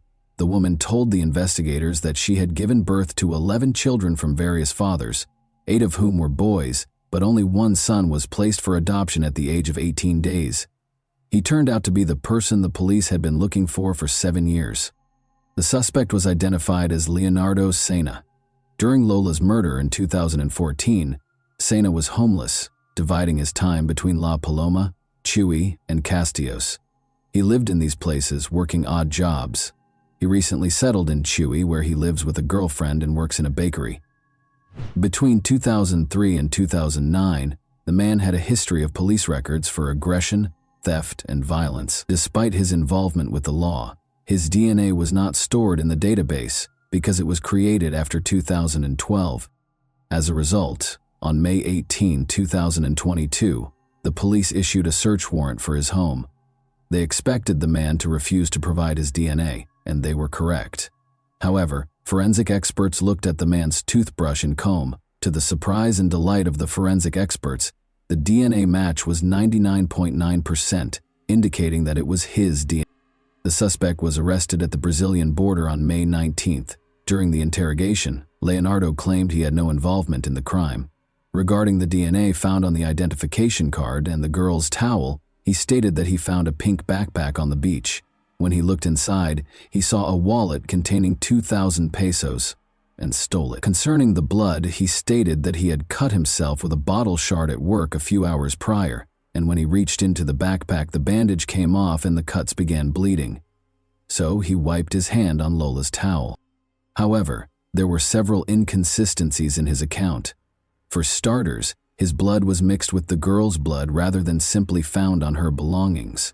This would not have happened if he had simply found the backpack and removed the wallet. Second, according to his own words, someone other than Leonardo took Lola's backpack on the 28th, the day of the murder, after Leonardo stole the money and mysteriously buried it 4 kilometers away from where it was found, without taking anything from it. Even the suspect couldn't deny the absurdity of the story.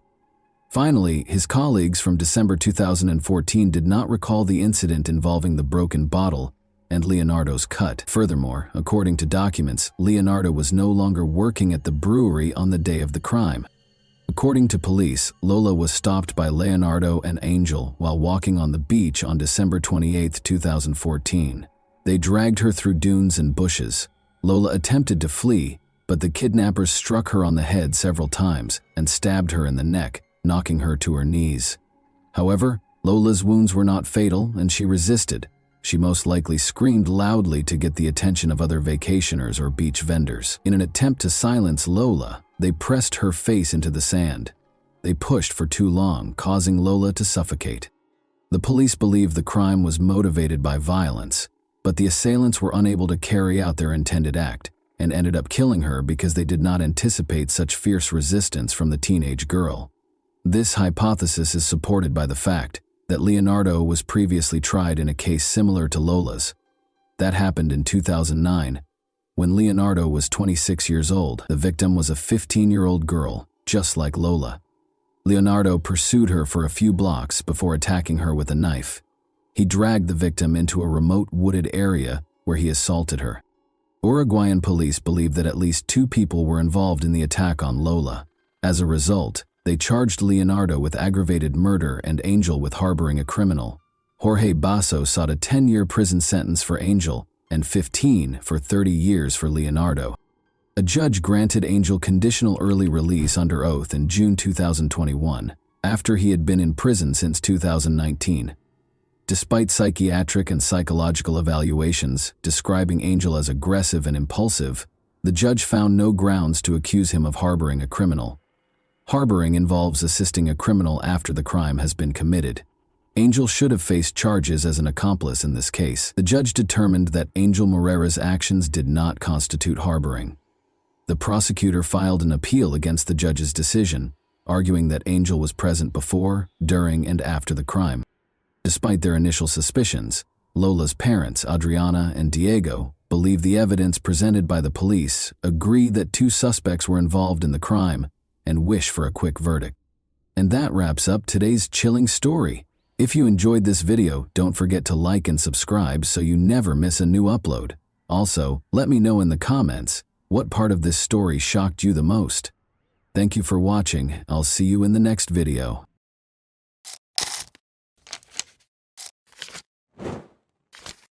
Hey guys, welcome to my channel, and today we're going to take a look at another horrible case with you. The frequency with which people are buried alive in movies makes you unconsciously believe that this never occurs in real life.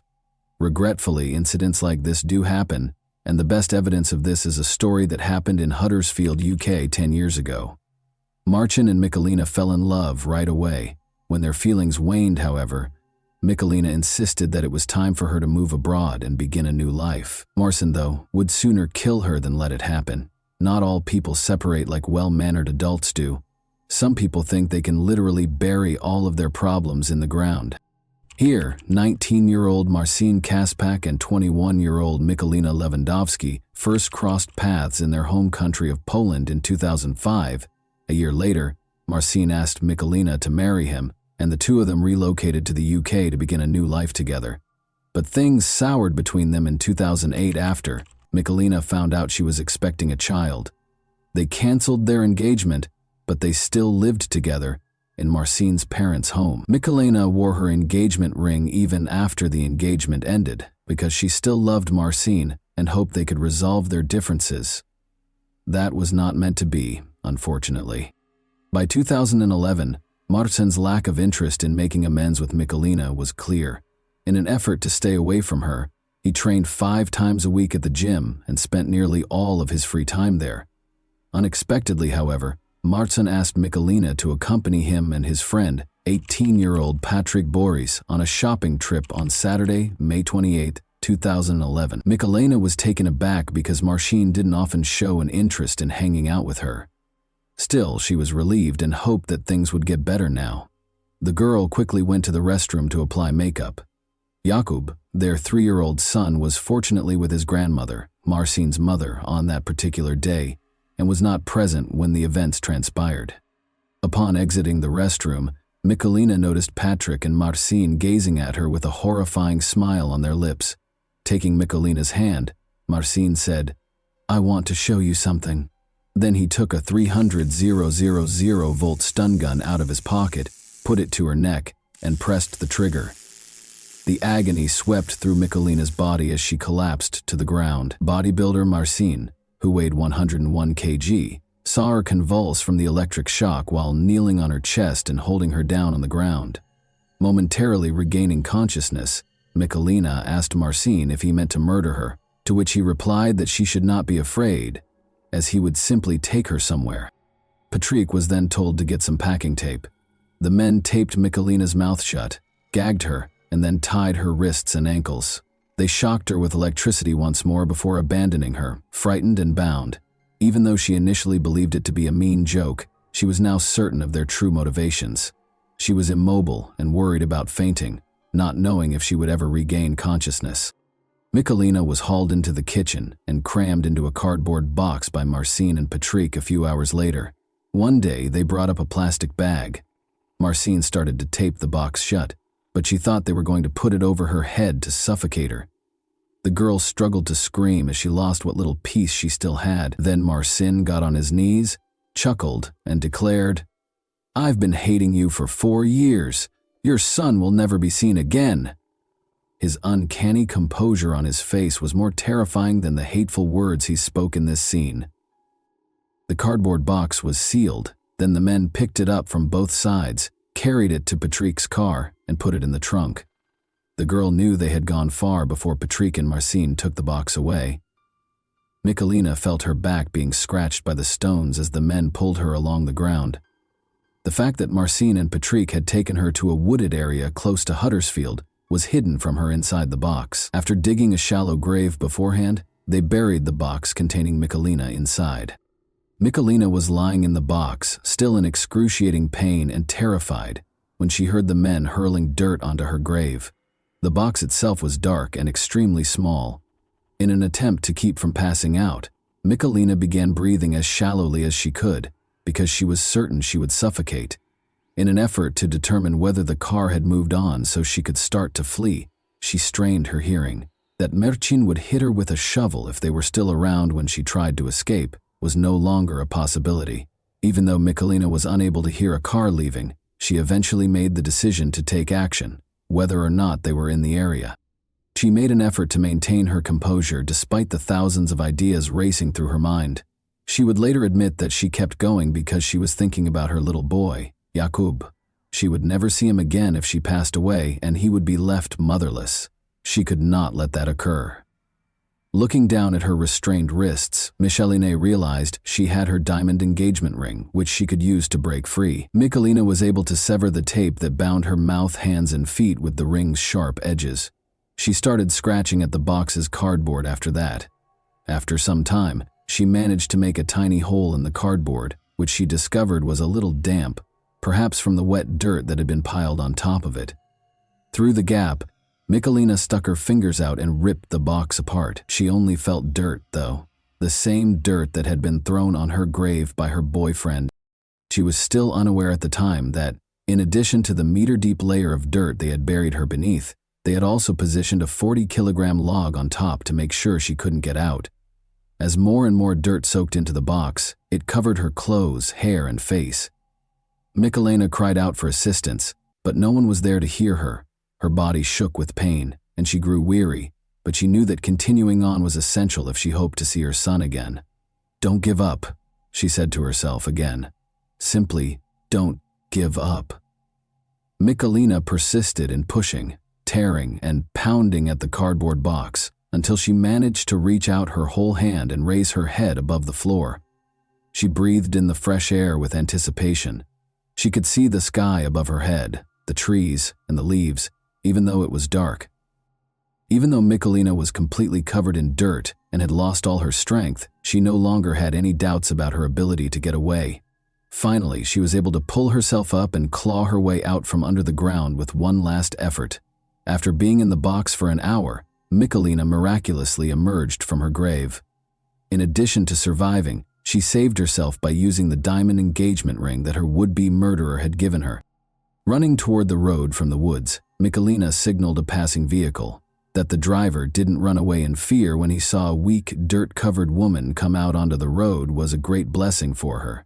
He listened to her and then stopped to call the police to find out what had happened. Michalina showed the police the cardboard box where she had been left to suffer her last moments in horrifying pain when they arrived at the crime scene 15 minutes later. Without a doubt, Marcin had never been more terrified in his life than he was when the police knocked on his door and told him he was being taken into custody on charges of attempted murder and kidnapping. He resisted for a long time, claiming that his intention was not to kill Michalina, but simply to frighten her. But no one took this defense seriously, so it didn't do him much good. After leaving Michalina to die, the men took PS500 from an ATM using her bank card, went home, and began playing video games, as the police quickly learned. In fact, Marcin was not planning to return for Michalina. His idea was completely different. Marcin, 25, was a dedicated bodybuilder who had become dependent on anabolic steroids, which led to his frequent outbursts. He concluded that it would be best for his son to grow up without a mother at all. After learning that Michalina had decided to leave the fight for their relationship and was going to return to Poland with Jakub, Michalina would not be able to raise his grandson as well as his own mother. With the intention of killing his ex-fiancée, he came up with one of the most horrific ways to end her life. Marcin was given a 20-year prison term after being found guilty of attempted murder and kidnapping in January 2012. Although Patrick was convicted of kidnapping, he was not found guilty of attempted murder. He received a 4.5-year sentence in a juvenile detention center. Both men were not eligible for parole until they had completed half of their sentences. Marcin won't, however, be available for purchase anytime soon. The police searched his parents' home, where he lived with Michalina and their son after he was arrested. The house contained a variety of chemicals and instructions for making explosives, according to the police. Consequently, Marcin received 8 more 4-year sentences for the explosives, while already serving his sentence for attempted murder. I prevented him from achieving his goal of killing me in the most horrific manner possible, even though he wished for my demise. I battled my way out of that grave with the last of my strength. Following the delivery of the guilty verdict, Michalina remarked, "Now it is he who is imprisoned." Even after learning that her ex-lover had received a 20-year sentence, Michalina is still terrified. Despite having moved to a different home far from Huddersfield with her son, whose address is kept secret for their safety, Michalina acknowledged following the trial that she still has nightmares about what she endured. "I was buried alive and trapped in that shallow grave, and I was afraid that my life was over and that I would pass away. In order to survive and care for my young son, I prayed to God. I had the courage to leave that box and flee when I thought of my son. I had a deep affection for Marcin Kasbach for many years, but after the terrible attack on me, my affections for him deteriorated into hatred. I still have nightmares about Marcin returning, finding me, and killing me. I'm hoping he understands how wrong what he did to me was. The difficulties I faced that day, at the hands of a man I trusted and loved, are something I hope no one else will ever have to go through." And that wraps up today's chilling story. If you enjoyed this video, don't forget to like and subscribe so you never miss a new upload. Also, let me know in the comments, what part of this story shocked you the most? Thank you for watching, and I'll see you in the next video.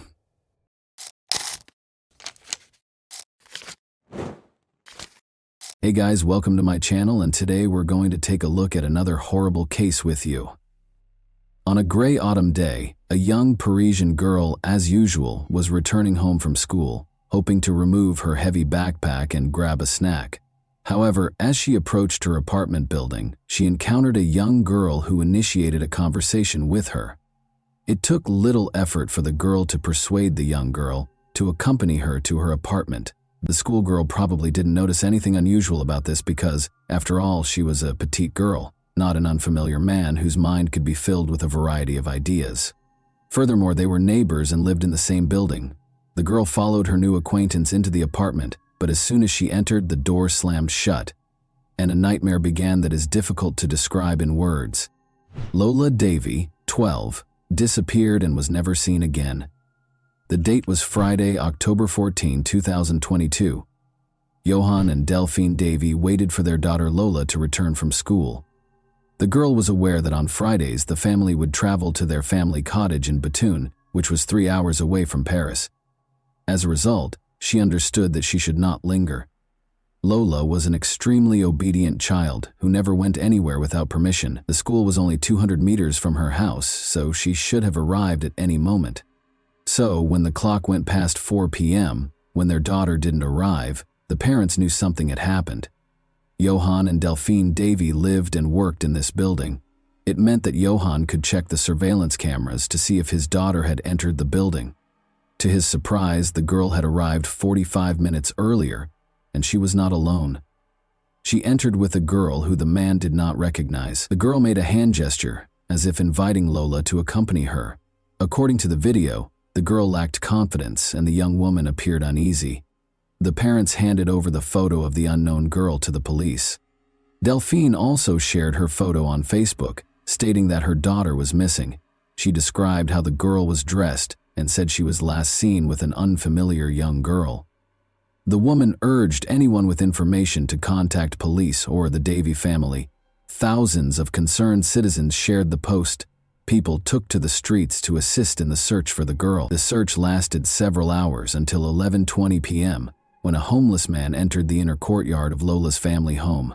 Maybe he was looking for somewhere to sleep or something similar. Regardless, his focus was drawn to a large plastic suitcase. What he discovered inside the suitcase caused him to rush to find a police officer. Inside, the police found Lola's lifeless body. An autopsy revealed that the cause of death was asphyxia. In addition, she had a deep wound on her throat and bruises and cuts all over her body. The perpetrator bound Lola's hands and feet before placing her in the suitcase, leaving a strange final mark on her soles. The numbers 1 and 0 in red ink. The last person to see her alive was the girl who appeared alongside her on the surveillance cameras. But who was she? It didn't take long for the cops to find her, and when they did, their hair stood on end as they heard the chilling story of Lola's murder. The investigators decided to review the footage that the girl's father had begun watching an hour and a half after Lola returned home with the stranger. The same girl left the house. She changed into different clothes and carried a suitcase and 2 smaller wheeled bags. It was the same kind of suitcase that they later discovered Lola in. It became clear that the mysterious stranger was somehow involved in Lola's situation. The police decided to question potential witnesses to see if they knew where the girl went after she left the building. It turns out she had unsuccessfully asked passersby for assistance with the bags because they were heavy and she was struggling to handle them herself. Despite their usual friendliness and helpfulness, the French people did not help the girl. Perhaps it was because she appeared and acted strangely. Her makeup had smudged and she muttered something to herself. She eventually stopped by a cafe and purchased a croissant.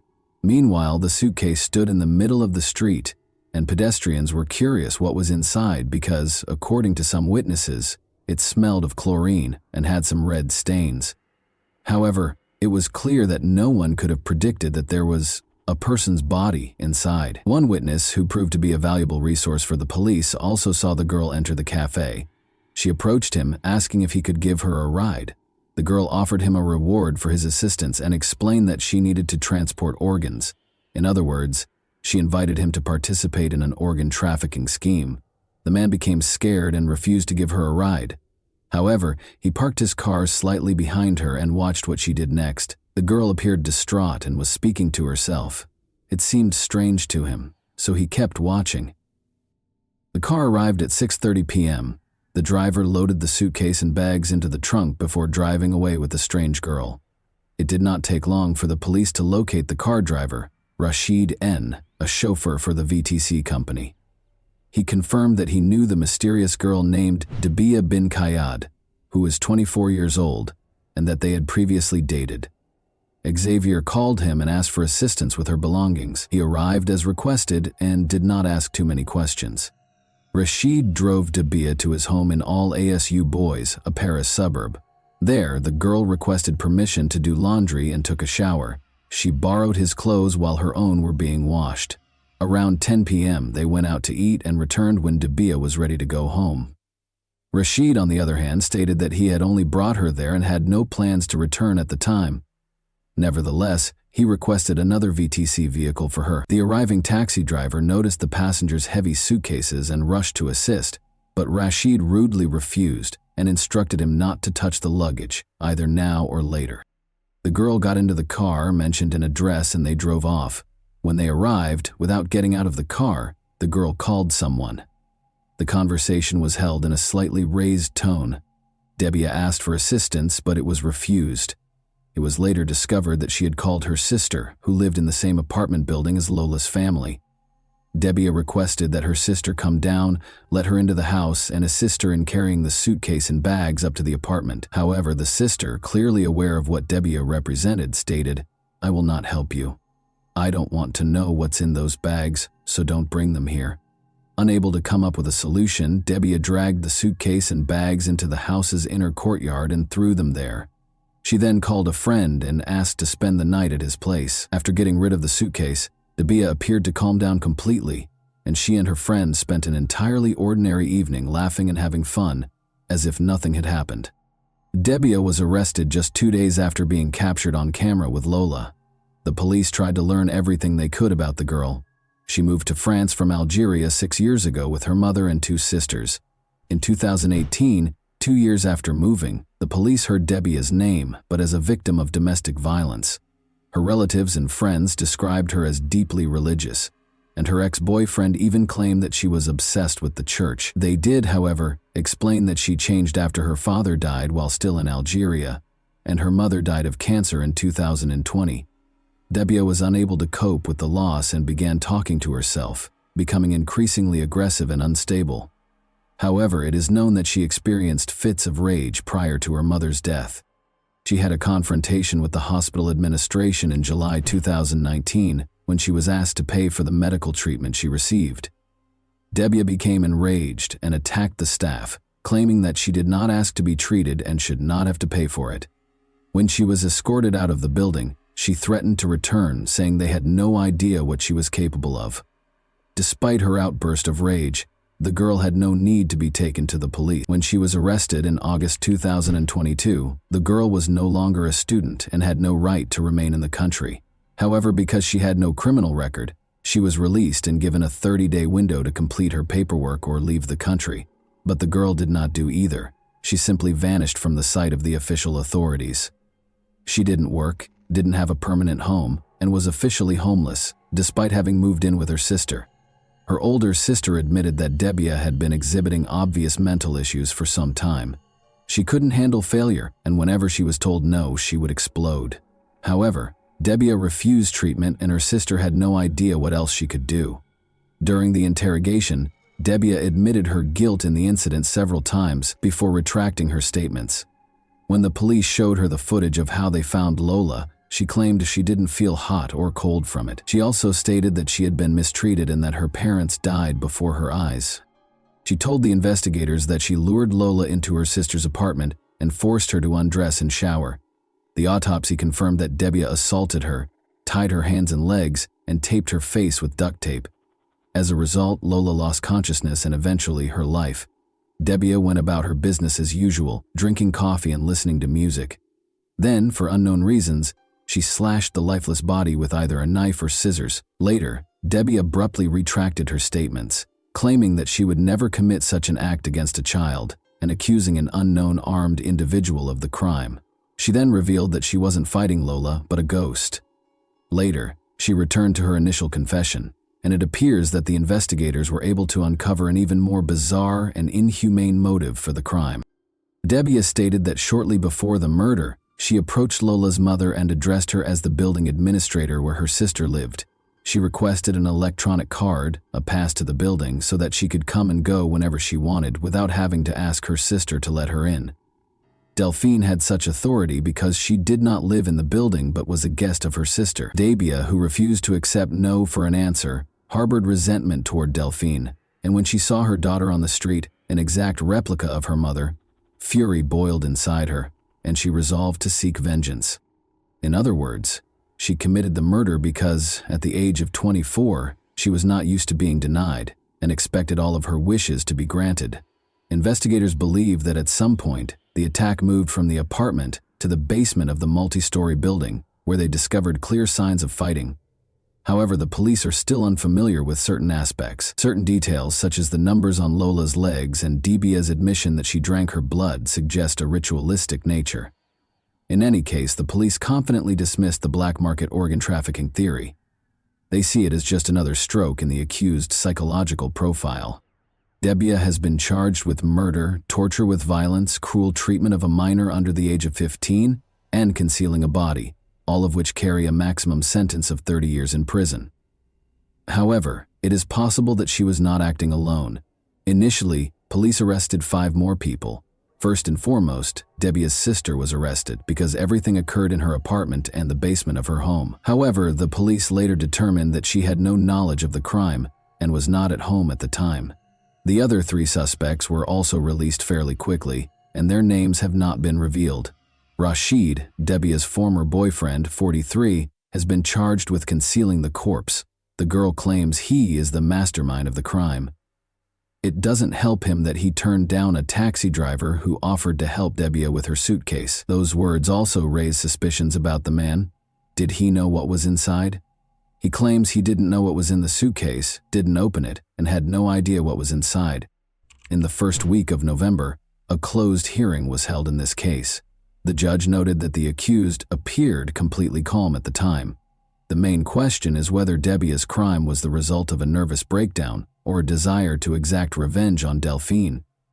If she is discovered to be mentally unstable, she will be treated by psychiatrists in a suitable specialized facility. If she is found competent to stand trial, she will be prosecuted. In early December, the psychiatrist who examined Dabia submitted his report to investigators. He described her as extremely dangerous but not mentally ill. In other words, while she is not completely stable, this does not render her insane or incapable of being held accountable for her crime. She is fully capable of admitting that her actions were terrible and illegal, and that she should be judged for them.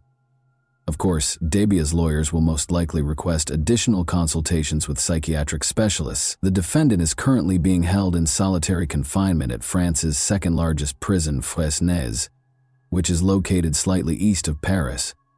According to media reports, she rarely goes for walks and prefers to watch TV. According to reports, whenever she sees herself on television, she expresses joy and does not conceal her pride in herself. Dabia had been living illegally in France for several months prior to the crime, so politicians used this story to bring up issues that were important to them. They quickly declared that France's anti-legal migration measures are deficient because migrants are responsible for many crimes in the country. In other words, if Dabia had been deported sooner, Lola would still be able to attend school, participate in gymnastics and figure skating, and spend time with her parents and older brothers. However, Lola's parents believe that politicians are using their daughter's tragic death to score political points. Johan and Delphine have decided that staying in Paris is too difficult, so they have left for Pas-de-Calais, where they originally came from. And that wraps up today's chilling story. If you enjoyed this video, don't forget to like and subscribe so you never miss a new upload. Also, let me know in the comments what part of this story shocked you the most. Thank you for watching, and I'll see you in the next video.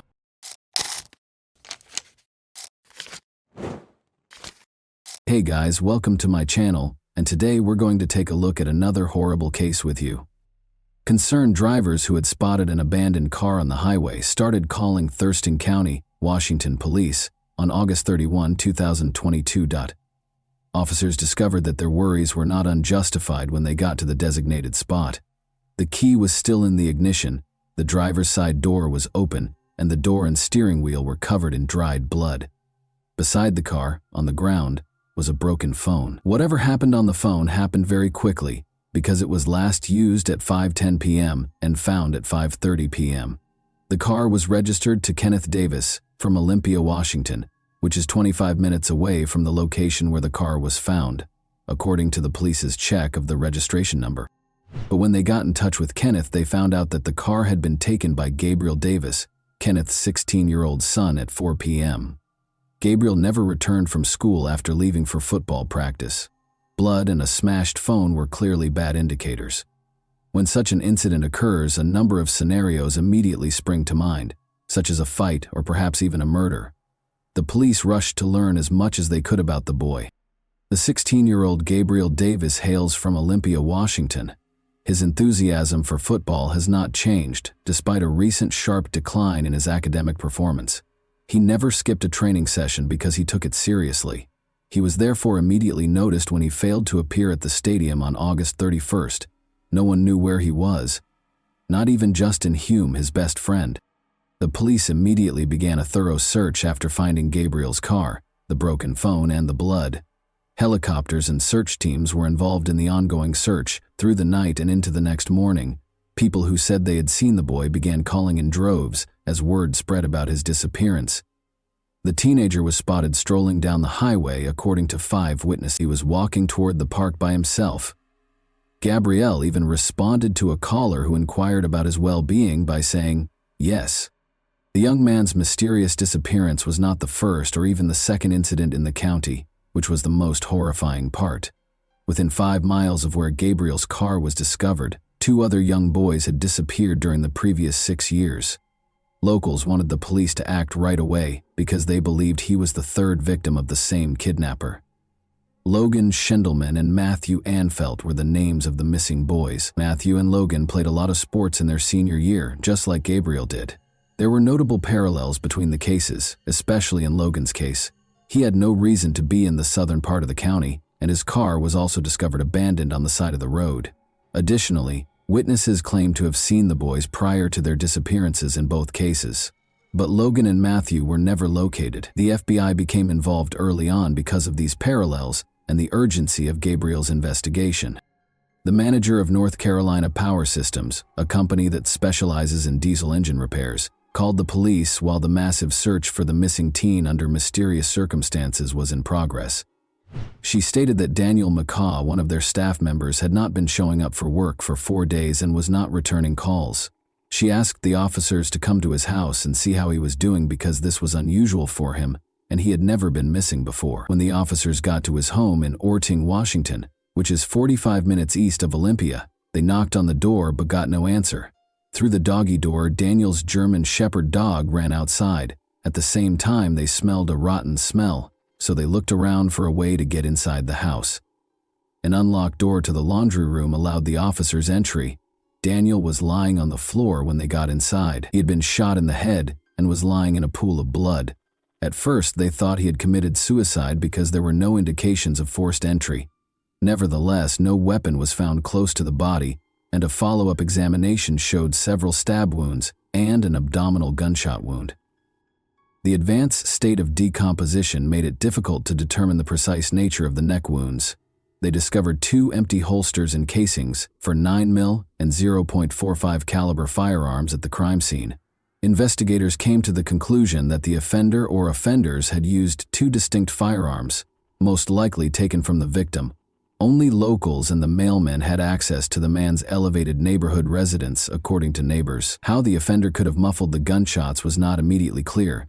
It turned out, though, that although the locals were used to carrying guns, they did not meddle in one another's affairs. Even if someone heard something, they wouldn't think to call the police because they lived in relative isolation.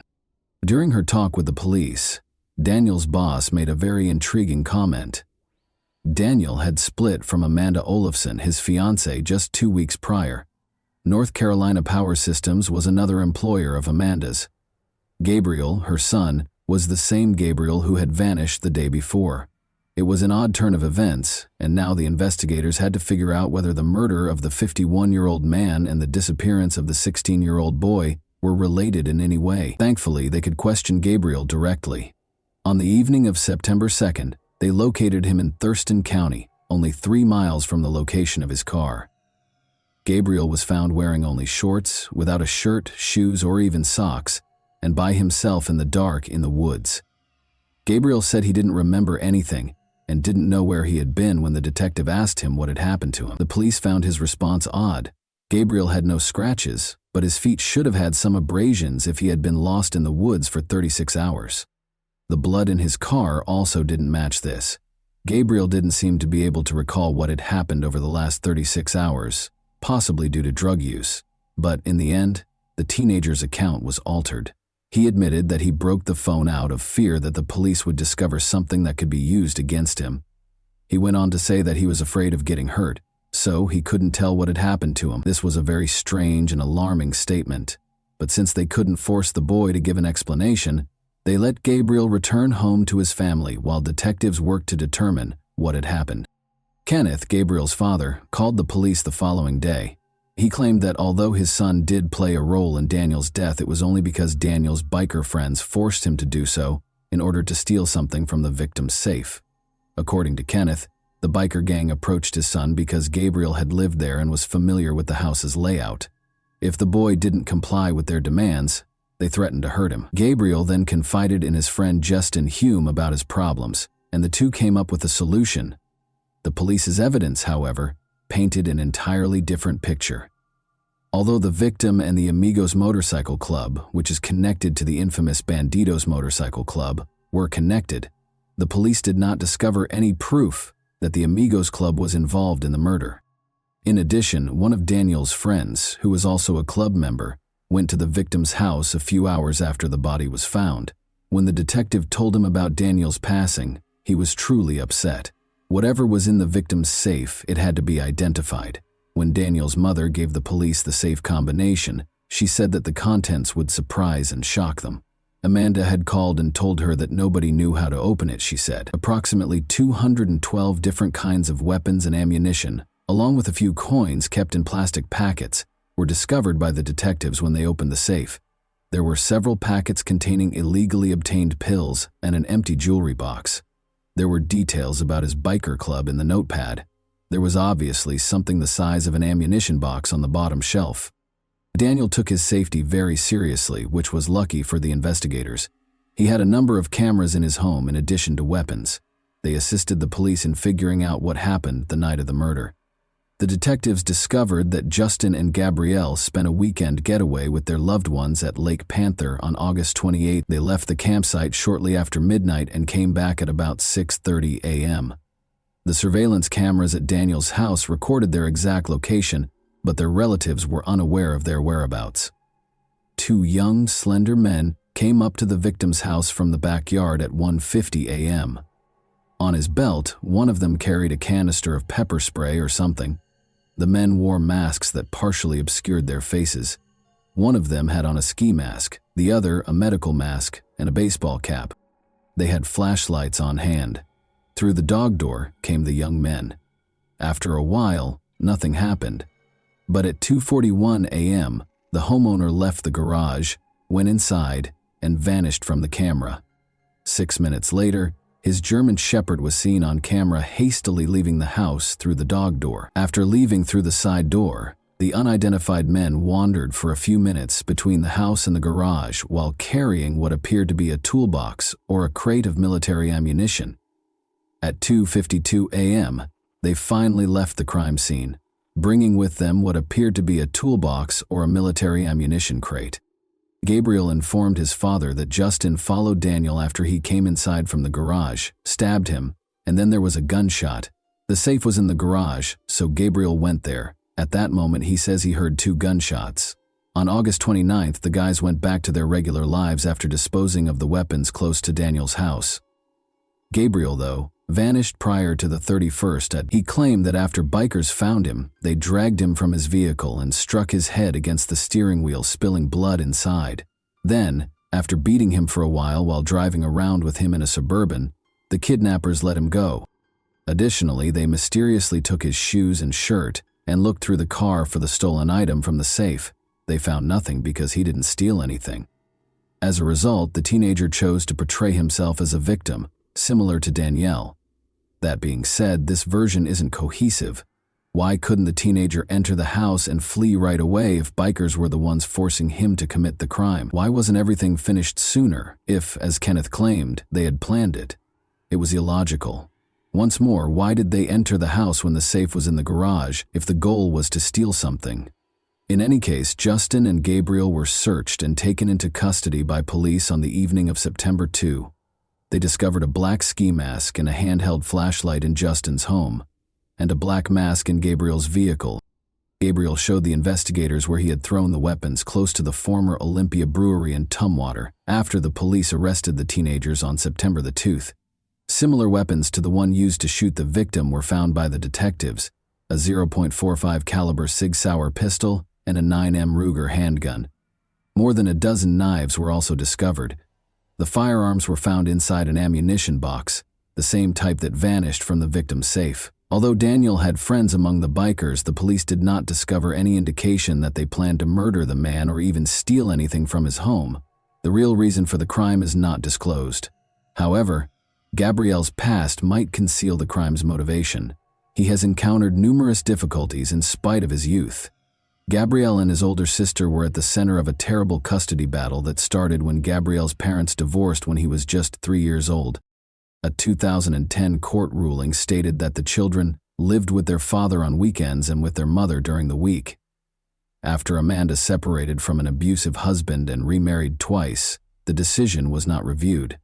Kenneth, however, sued her after she moved in with Daniel in 2018, alleging that the kids' grades suffered and they frequently skipped class. Additionally, he claimed that Daniel was violent, threatened Gabriel with a weapon, and even threatened Gabriel's sister, who is now 20 years old, and her boyfriend. Daniel acknowledged yelling at the sister's boyfriend when he became embroiled in the custody dispute, but he denied threatening him. The argument started when the boyfriend broke into the house and took a phone charger, but he now feels bad about how he handled the matter. In any event, a judge in 2018 ordered that Gabriel, then 12 years old, and his sister, then 16 years old, live with their father during the week and with their mother on the weekends. The chaos didn't stop there. Because of her subpar grades, Gabriel's sister was expelled from school in January 2019. The girl reported to the school psychologist that her father had grabbed her wrist with force and that he acted aggressively, particularly when intoxicated. This only had a short-term impact. It is unclear if this was the case or if Amanda and Daniel pressured her to obtain full custody. The children were ultimately ordered to live with their father by the court. Amanda and Daniel's arguments served as the background for all of this. According to Daniel's boss, they may have broken up because of his devotion to the biker club. Amanda gave him a choice, either she or the club, refusing to make concessions to the club. His reaction is unknown, but neighbors noticed her removing items from his home on August 13, about 2 weeks prior to the murder. Gabriel made friends with Justin Hume during this period, who also had a history of getting into trouble at a young age. He was accused of making false bomb threats in high school and threatening a classmate with a knife in middle school. As a result, he had to transfer schools as soon as the academic year started. There are numerous pictures of the boy at the shooting range with Gabriel, demonstrating his intense interest in firearms. They caused mischief at school. Daniel's murder might have been retaliation for the way his relationship with Amanda ended, or maybe Amanda is lying. Anyhow, only a teenager could imagine a biker gang sending a kid to carry out their duties. The Raymond Hall Juvenile Detention Center is currently housing Gabriel and Justin. Among the many charges against them are first and second-degree murder. Because of the high probability of them trying to flee, the bail amount for each teen is set at $1 million. When police arrived to arrest Gabriel, Justin's family was seen packing their belongings into a car, suggesting that they were probably planning to flee. Gabriel has previously staged a disappearance to avoid being held accountable for his actions. The teenagers will face adult trials.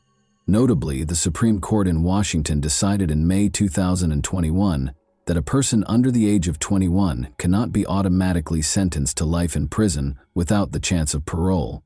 Therefore, after serving 20 years, they might be eligible for release if found guilty. And that wraps up today's chilling story. If you enjoyed this video, don't forget to like and subscribe so you never miss a new upload. Also, let me know in the comments, what part of this story shocked you the most? Thank you for watching, and I'll see you in the next video.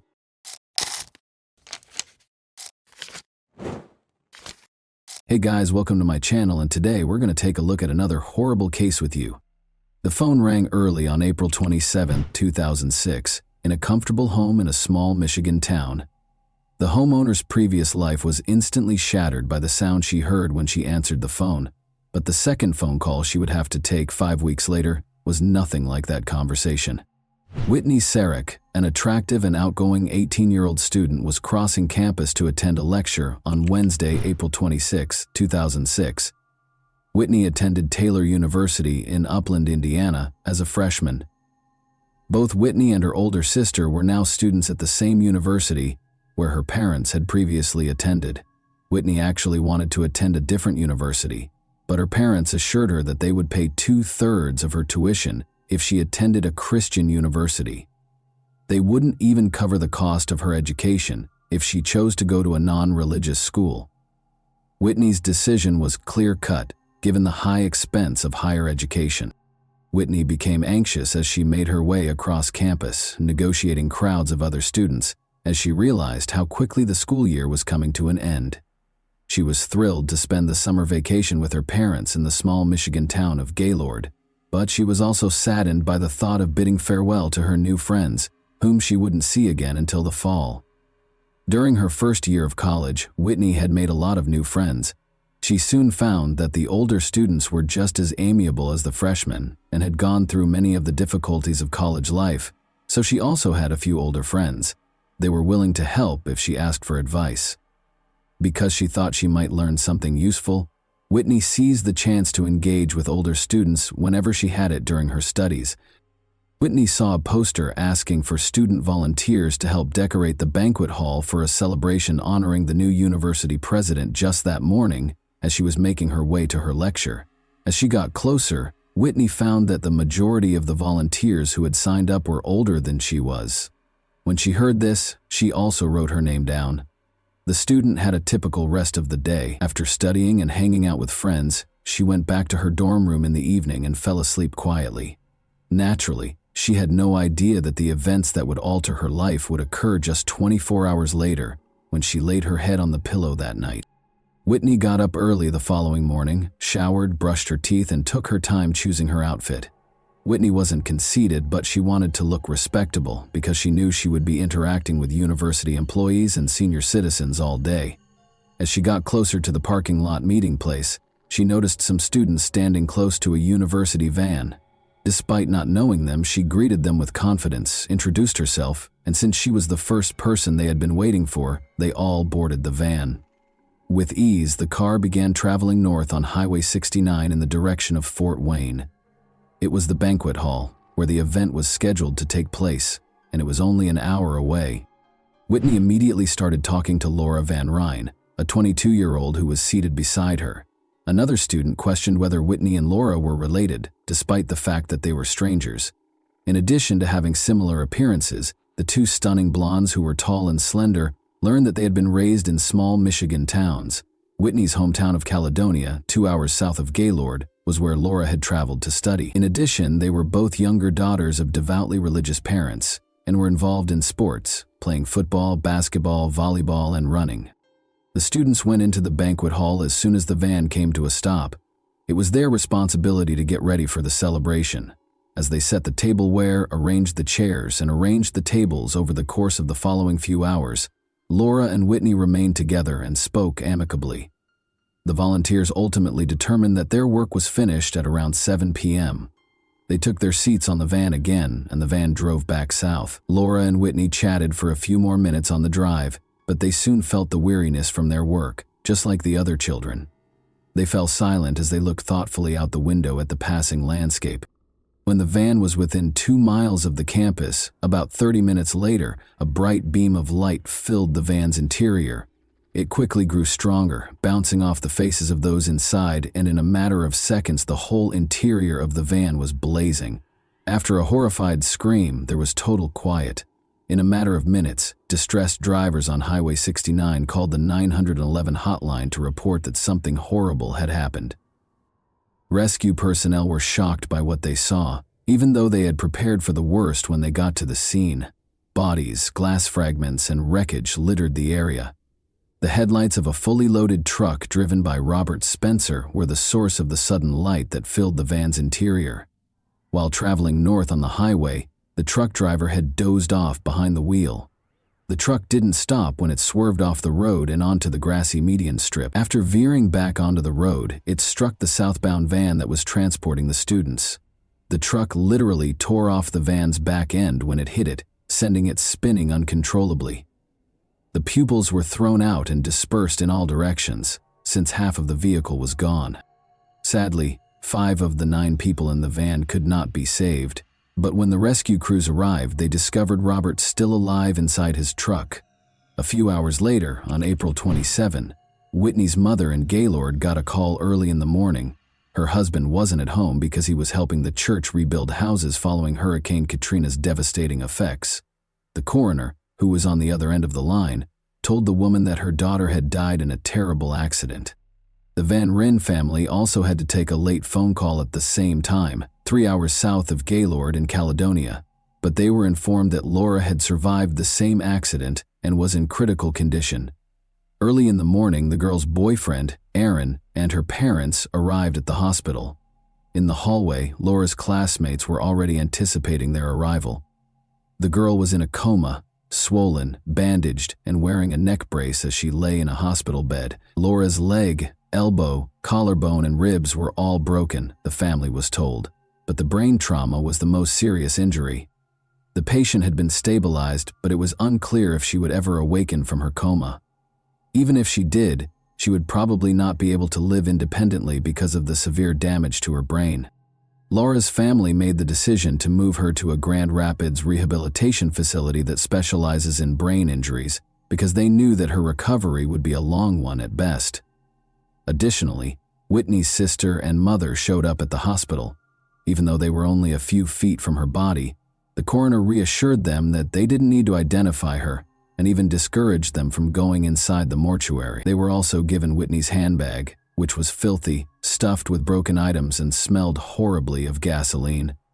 When the handbag was discovered close to Whitney's body, the women knew that her body would be in an even more appalling state. They didn't want to remember her that way, so they couldn't bring themselves to look at the body. They merely returned their daughter's body to Gaylord, their hometown. Whitney's 19th birthday fell on her farewell, so her family chose to play a collection of videos from her past birthdays.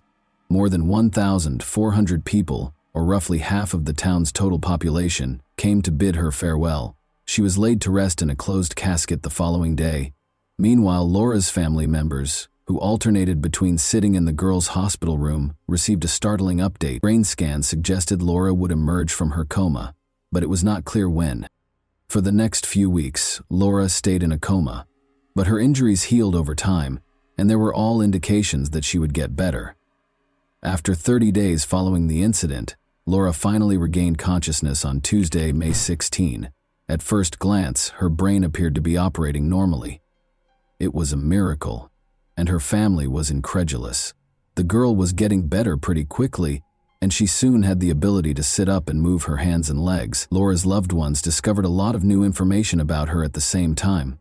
Laura's 3-year boyfriend, Aaron, whom she intended to wed after graduating from college, was astounded to see that her eyes had changed from being greenish to a much deeper shade of blue. Additionally, her sister discovered that Laura had a belly button piercing when she inadvertently lifted her shirt. Additionally, the girl appeared to have shifted her teeth to one side. All of this, however, seemed trivial. What mattered most was that Laura was still alive and making progress toward recovery. Or did she? Before long, she did something that caused her family, doctors, and others to question whether her brain was working correctly. A week after emerging from the coma, Laura sat on a hospital bed with her family and medical staff on Monday, May 22. She was given a pencil and paper by the doctor, who asked her to write her name. Laura took the pencil, nodded as though she understood the assignment, and began writing the letters slowly. But her scrawls didn't make sense when she was done, and the doctor saw what she had written. He requested that the girl repeat the action.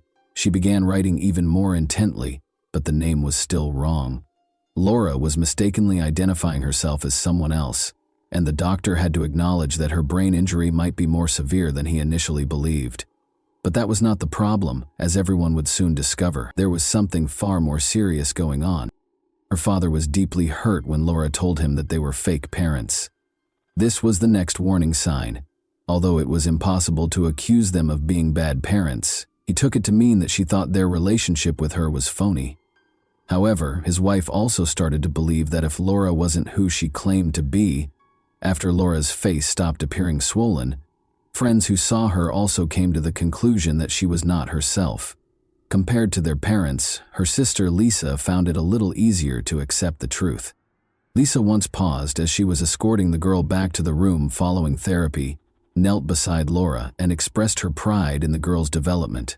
She then requested that she respond to a single question: what was her name? The girl said, Whitney. However, they clarified to her that people who have experienced brain trauma occasionally mispronounce their own names. Because of this, when Lisa inquired about the names of her parents, she replied, Sarah Newland and Laura and Whitney had only known each other for a short while, so Laura was unable to provide an accurate response. Despite her understanding, Lisa didn't want to frighten the poor girl who was seated in front of her. She summoned the courage to compliment her, carried her back to the room with composure, and told their mother and father everything. A horrible reality hit the entire family when their father discovered that his daughter had been identified only by appearance. The parents of the girl they had been caring for all this time deserved to know that Laura had been dead for 5 weeks. Rescue services began working at the scene on that terrible day of April 26, following the accident, attempting to ascertain who else they could assist and who was beyond saving. On the side of the road, they discovered a girl who was critically hurt and barely surviving.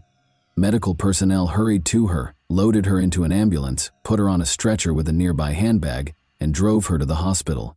While treating the injured girl, the doctors looked at the identification in the handbag and recognized her as Laura Van Ryn. As the bandages were gradually taken off, it was clear that Laura's appearance had changed dramatically as a result of the accident. But her appearance didn't matter to her family. Her survival was a great relief to them. However, when they gave Laura paper and a pencil on Monday, May 22, and asked her to write her name, she wrote Whitney instead of Laura. It turned out that there had been a terrible error, but no one had been aware of it until that point. The medics thought Whitney's handbag was hers when they discovered her by the side of the road. They came to the conclusion that it was the same person after comparing the girl's photo with the one on the identification. Surprisingly, Whitney's purse had landed beside Laura at the same moment. The case of mistaken identity was formally confirmed 1 week after Whitney wrote her name on the paper.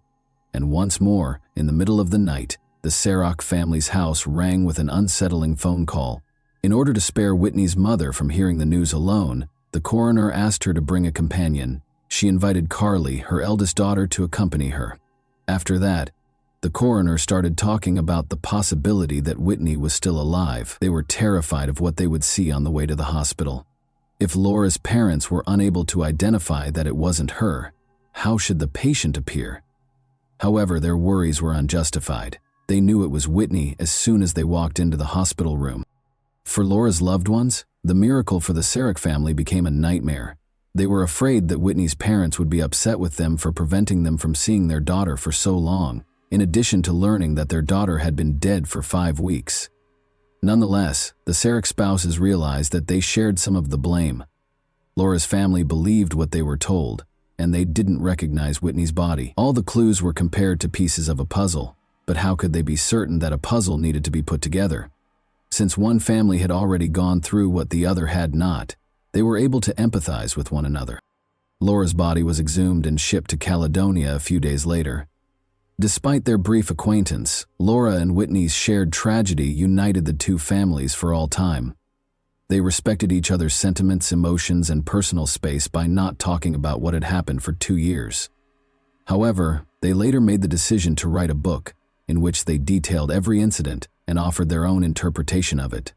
It was discovered that the driver responsible for the incident, Robert Spencer, had been operating a vehicle for 9 hours beyond the permitted limit.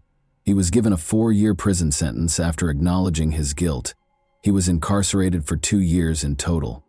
He recovered from the accident at the same hospital where Whitney was thought to be Laura. By asking Laura's parents what they would say and how they felt about the person responsible for the accident, Reporters attempted to incite them against Robert, but Laura's family overcame it.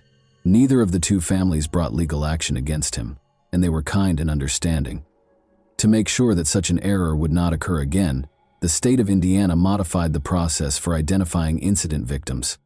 Whitney acknowledges that she only remembers the banquet preparations and the pizza they had as a post-work snack, not the actual incident.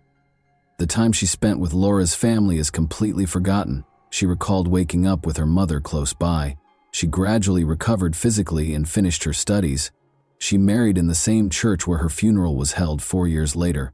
Her boyfriend, Matt Wheeler, was her pick, and he helped her get better. They are parents to 2 kids. And that wraps up today's chilling story.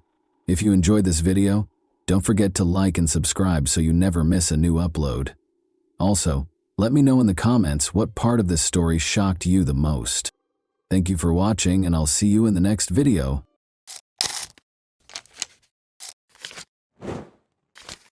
Hey guys, welcome to my channel, and today we're going to take a look at another horrible case with you.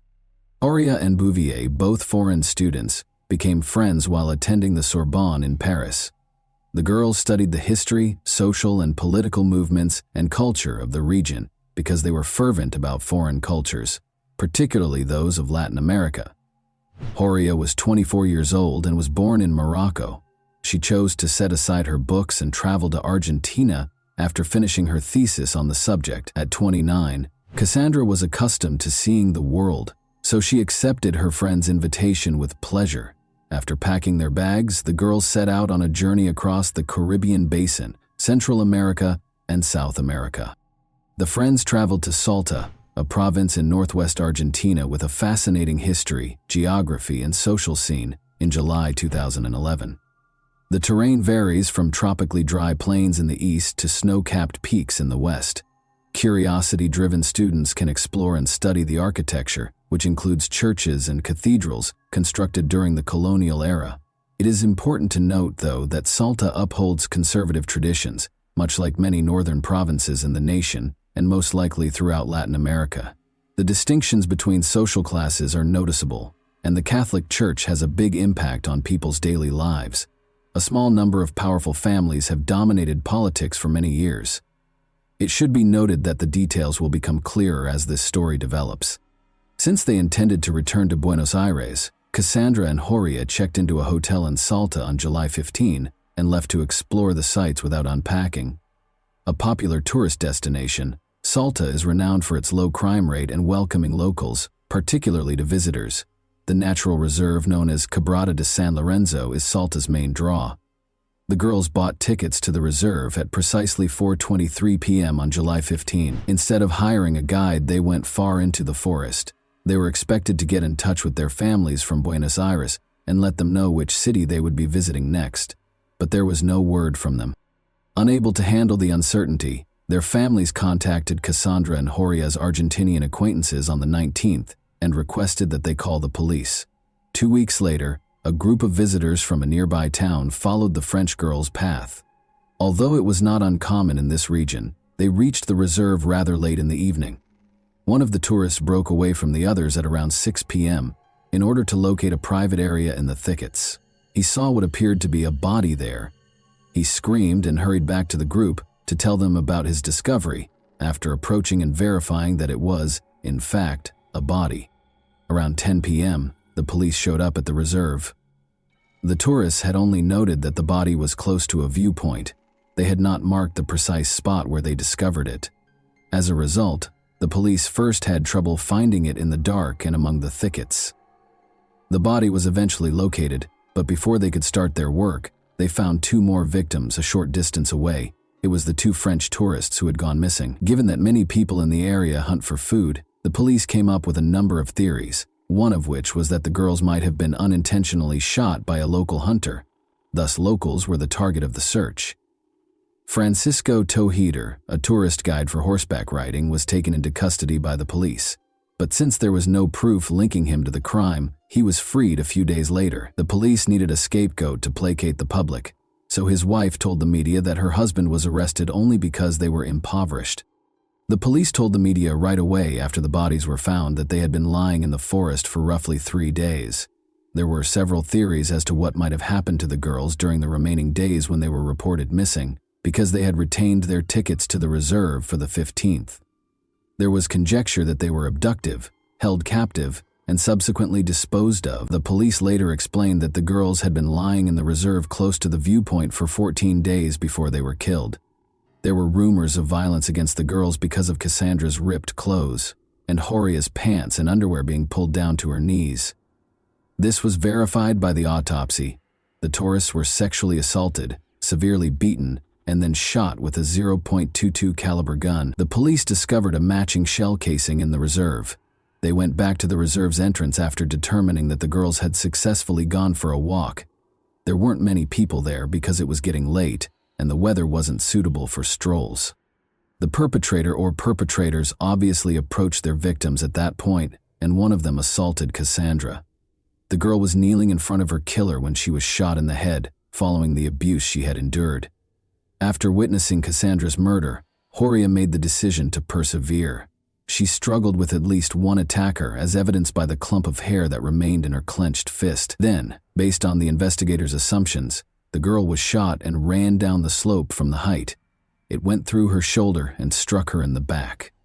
The criminals departed, thinking Horia was done as well. She tried to crawl back to the trail, but she was still alive. Her efforts were in vain, however, for she was too feeble and suffered for several more hours before passing away from blood loss. When the investigators looked through the girls' hotel room, they discovered that there was only one phone among their possessions, rather than the two they had anticipated. They found that a local girl named Maria Fernanda Canyons, R.S., the daughter of a former police officer, was using Horia's phone after tracking it down. They also discovered that Horia was in possession of her camera. According to the girl, these were presents from Gustavo Lassi, her boyfriend. The 23-year-old Gustavo was a guide in the reserve, and his father was a tourist ticket vendor. Gustavo had offered the French girls his services, but they turned him down. Gustavo thought that changing the SIM card in the phone would be sufficient to evade detection. Gustavo Lassi admitted to being at the crime scene and taking part in the violence, though not right away. He asserted, however, that he was only a witness and neither the murderer nor the instigator of the French girls. He described how, after hearing a commotion and rushing to the cries, he saw two men, a stonemason named Daniel Vilt, 24, and a gardener from the plains of San Lorenzo named Santos Clemente Vera, 31, tormenting the girls. These men allegedly forced him to take part in the violence before letting him go. He did, however, remember to bring the girls' camera and phone. The gun that fired the deadly shots was found by the police during a search of Gustavo's house. The police were able to determine the precise moment of the attack on the French girls thanks to Horia's camera. Before starting their hike through the reserve, the girls took a few pictures while they were sightseeing. The tourists' final photograph, taken at 6:28 p.m., 2 hours and 5 minutes later, was hazy and ambiguous, leading investigators to surmise that the attack happened at that exact moment. Murder charges were brought against all three men. Witnesses came forward right away and identified Vilt as the individual who tried to sell a rifle. But since he was at a bank when the attack happened and could provide proof, he had a strong alibi. Vera was freed because of insufficient evidence and his denial of guilt, while Gustavo Lassi was sentenced to 30 years in prison in 2014. He said he had an alibi too. Both men were given life sentences in prison in 2016, though, after the prosecutor insisted on a review of the case. One of the most well-known cases in Argentine history appeared to have come to an end. The story doesn't stop there, though.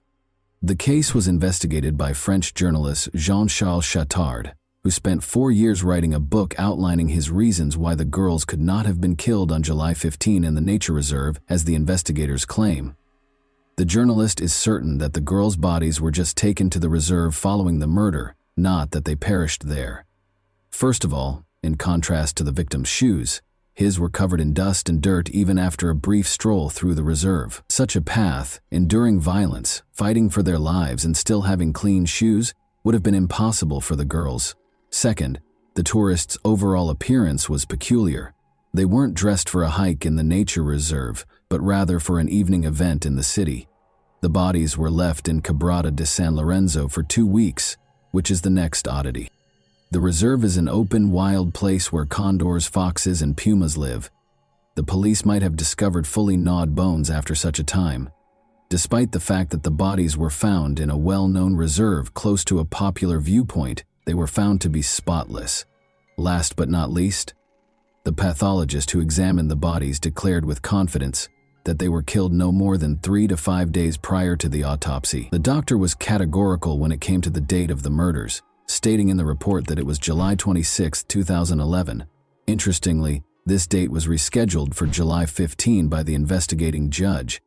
Is there any chance that the judge purposefully falsified the facts in order to shield someone? Was he attempting to falsify the evidence? The commissioner in charge of the investigation, Nestor Piccolo, was persuaded of this very thing, and it might have cost him his life. 4 months after the investigation began, Commissioner Piccolo passed away, inexplicably. He was discovered with a bullet wound to his head at the commissioner's office entrance. Although his mother claimed that her son made the decision, she is positive that he was executed. Nestor was developing a new version prior to his passing, and no signs of gunpowder were discovered on his hands. Clemente Vera claims that Gustavo Lassi is merely an accomplice of the true criminals, who are representatives of the province's upper classes, and that he is innocent. Many people, including the judge and powerful local families, were concerned about Nestor's investigation because they did not want the truth to be revealed and could not permit the deaths of the French girls to come to light. But in April 2014, an anonymous letter detailing the same trail that Commissioner Piccolo was looking into broke this conspiracy of silence. The families of the victims in France received the letter. After obtaining a copy, Chittard followed up on this lead. A woman who was afraid to testify in court wrote the anonymous letter by hand but did not sign it. After several months, Chittard was able to locate the witness. It turned out to be a girl who frequently hangs out with a select group of powerful people in Salta. She was aware that since the 2 tourists had been invited to a party hosted by the city's affluent youth on July 15, 2011, they could not have been murdered in the nature reserve. Her account of what transpired is entirely different. Alcohol is served freely at these parties, and everything seems like it's from a movie. But it's all real. The girl claimed that Cassandra and Horia were among the visitors, and that they were spotted close to the pool. The men's interest in the gorgeous French women grew as the evening went on and more alcohol was consumed. They led them inside the house at around 3 in the morning, and nobody saw them again. One of the tourists was being harassed by the guys.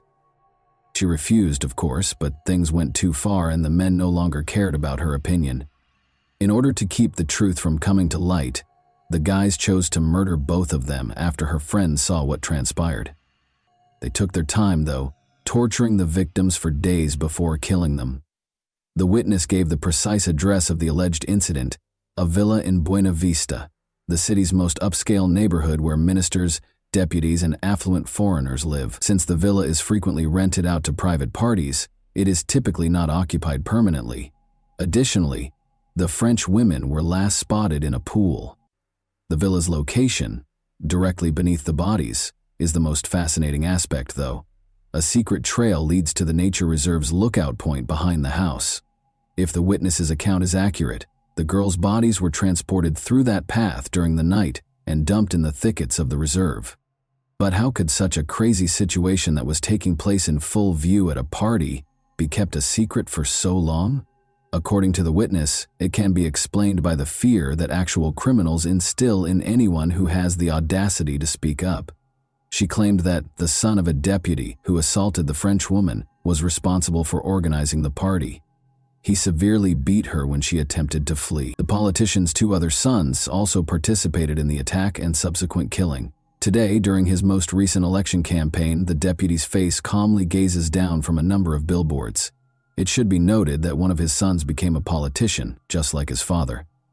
One judge who oversaw the initial investigation expressed a great deal of interest in the story told in the anonymous letter, but the politician declined to comment on these claims.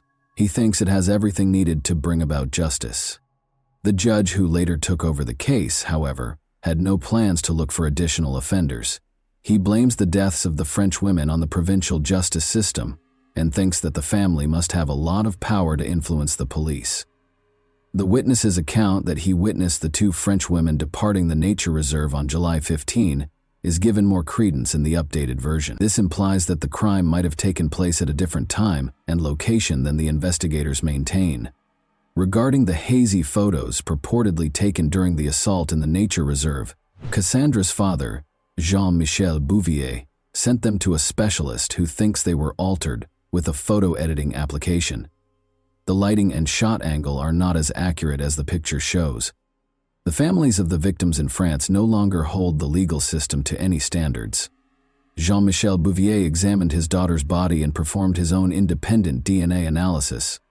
The most private areas were found to contain the DNA of Gustavo Lossi, 2 other men, and 1 woman. The sample from Clemente Vera was nowhere to be found. Uncertainty surrounding the ownership of the remaining samples raises concerns about Gustavo Lossi's actual involvement in the attack on the girls, as well as the identities of the other participants. Meanwhile, Clemente Vera's parents' modest house still stands in the center of San Lorenzo, just a few hundred meters from the location where Cassandra and Horia's bodies were discovered. They struggle to make ends meet after their son's arrest, because they are too old to work the land or take care of the animals. Many locals, including Clemente's wife and parents, maintain his innocence. They think his only fault is that he didn't have the money to hire lawyers and lived close to the crime scene. The fact that there is no evidence linking him to the crime in the case files makes it all the more tragic. According to him, the police demanded a confession to the murder, beat him, and threatened him and his child. They searched his home for any incriminating evidence after he refused to comply, but they were unable to find any. Regarding this, Santos Clemente Vera complained to the Supreme Court of Argentina in 2017 and was given permission for a case review in June 2020. He hopes that a new trial will be held and that he will be found not guilty. It's interesting that Cassandra's father believes he is innocent. After conducting his own investigation, attending all of the hearings and visiting Argentina several times to learn more about the case, he came to the conclusion that Vera was not guilty of the crime. As a result, he apologized to Vera while he was incarcerated and launched a social media campaign to secure his release. Bouvier worries that while an innocent person is still incarcerated, the case review process is taking an unreasonably long time. On November 25, 2013, the International Day for the Elimination of Violence Against Women, a monument honoring Cassandra and Horia, was formally unveiled in Salta. In response to Jean-Michel Bouvier's request to take on this piece, Salta-born sculptor Alfredo Garzon, who lived in Paris, created a face with an agonized expression, eyes, and an outstretched hand. Alfredo was able to capture the anguish, terror, and suffering that the girls endured in a very potent image. The bodies of the victims were discovered in the San Lorenzo ravine, where the sculpture is situated. And that wraps up today's chilling story. If you enjoyed this video, don't forget to like and subscribe so you never miss a new upload. Also, let me know in the comments what part of this story shocked you the most. Thank you for watching, and I'll see you in the next video.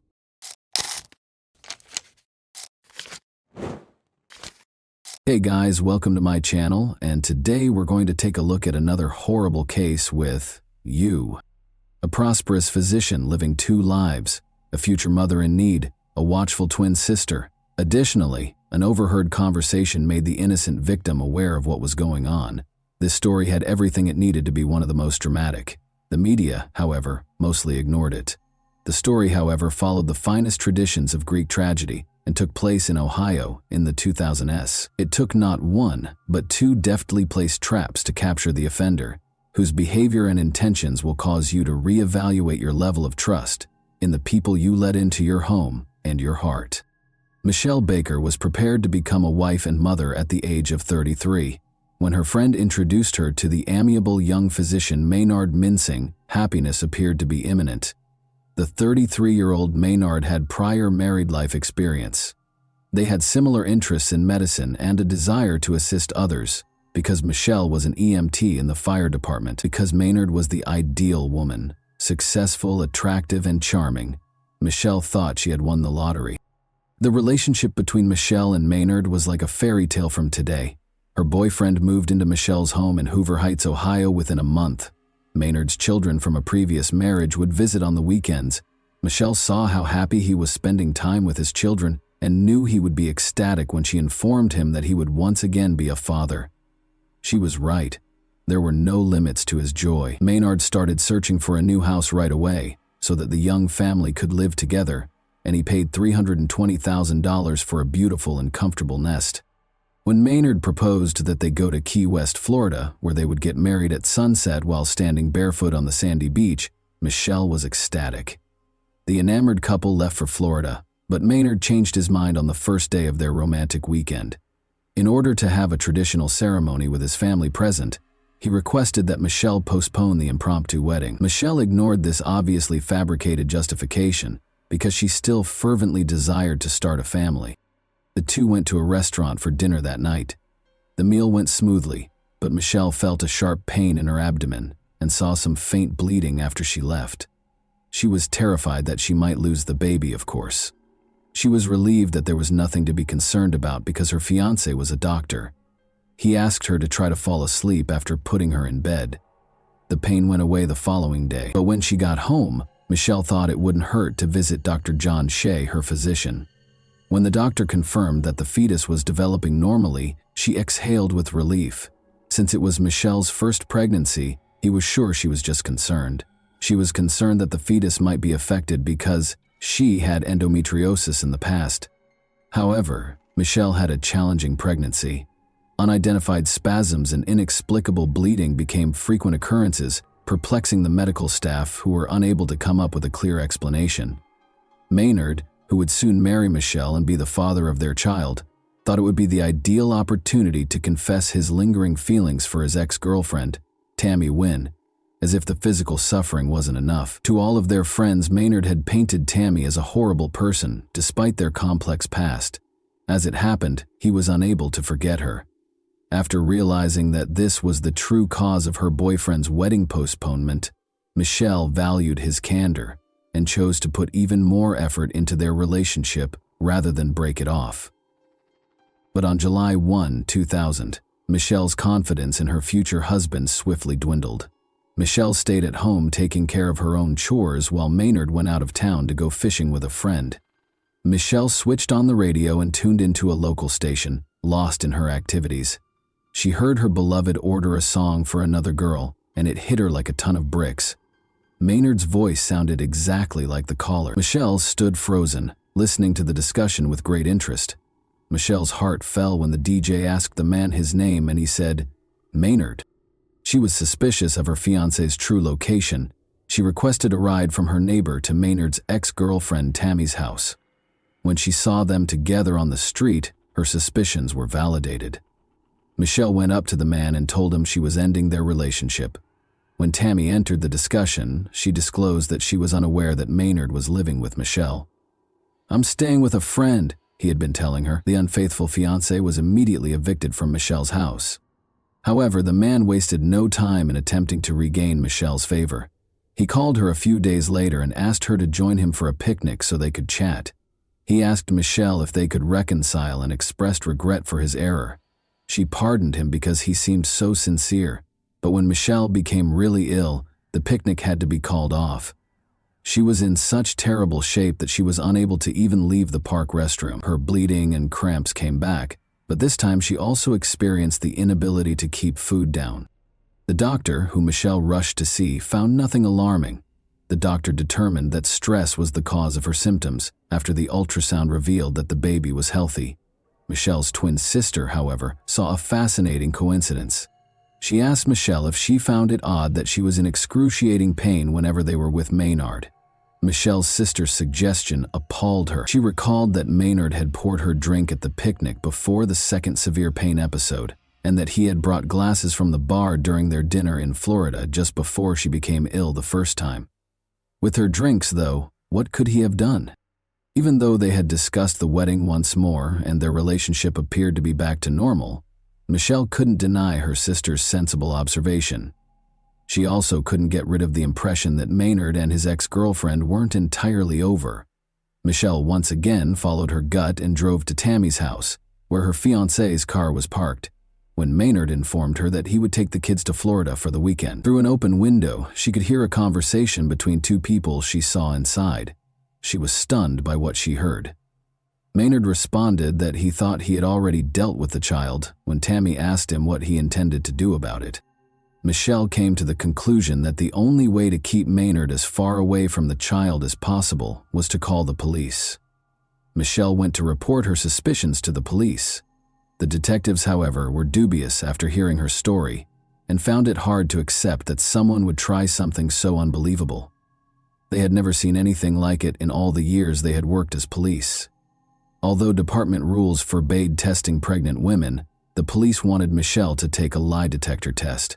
As a result, they rejected the notion and told her up front that, given Dr. Minsing's professional status, they would require strong evidence before they could arrest him. Michelle had to handle things herself because there wasn't much they could do in the interim. Michelle demonstrated her abilities as a true detective. With the assistance of a friend, she concealed a tiny video camera inside a fake plant on the kitchen counter and arranged the flowers so that it recorded everything that took place behind the kitchen table.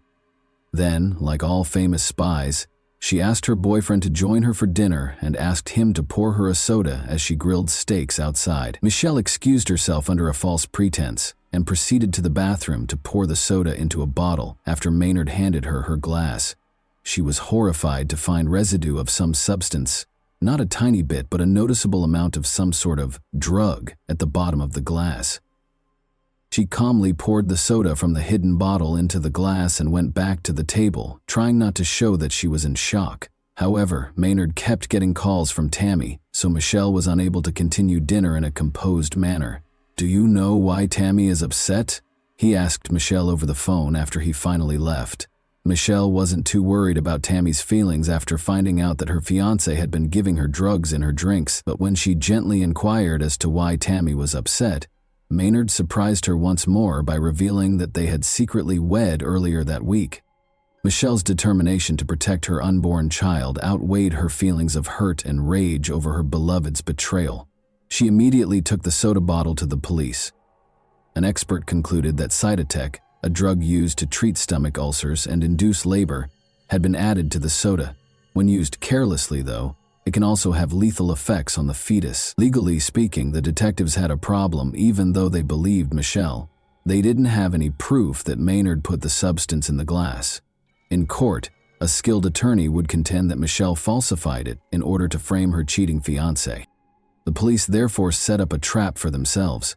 When the detectives asked Michelle to inform him that her pregnancy was going well during one of Maynard's phone calls, he invited her to dinner and gave her another dose of the drug.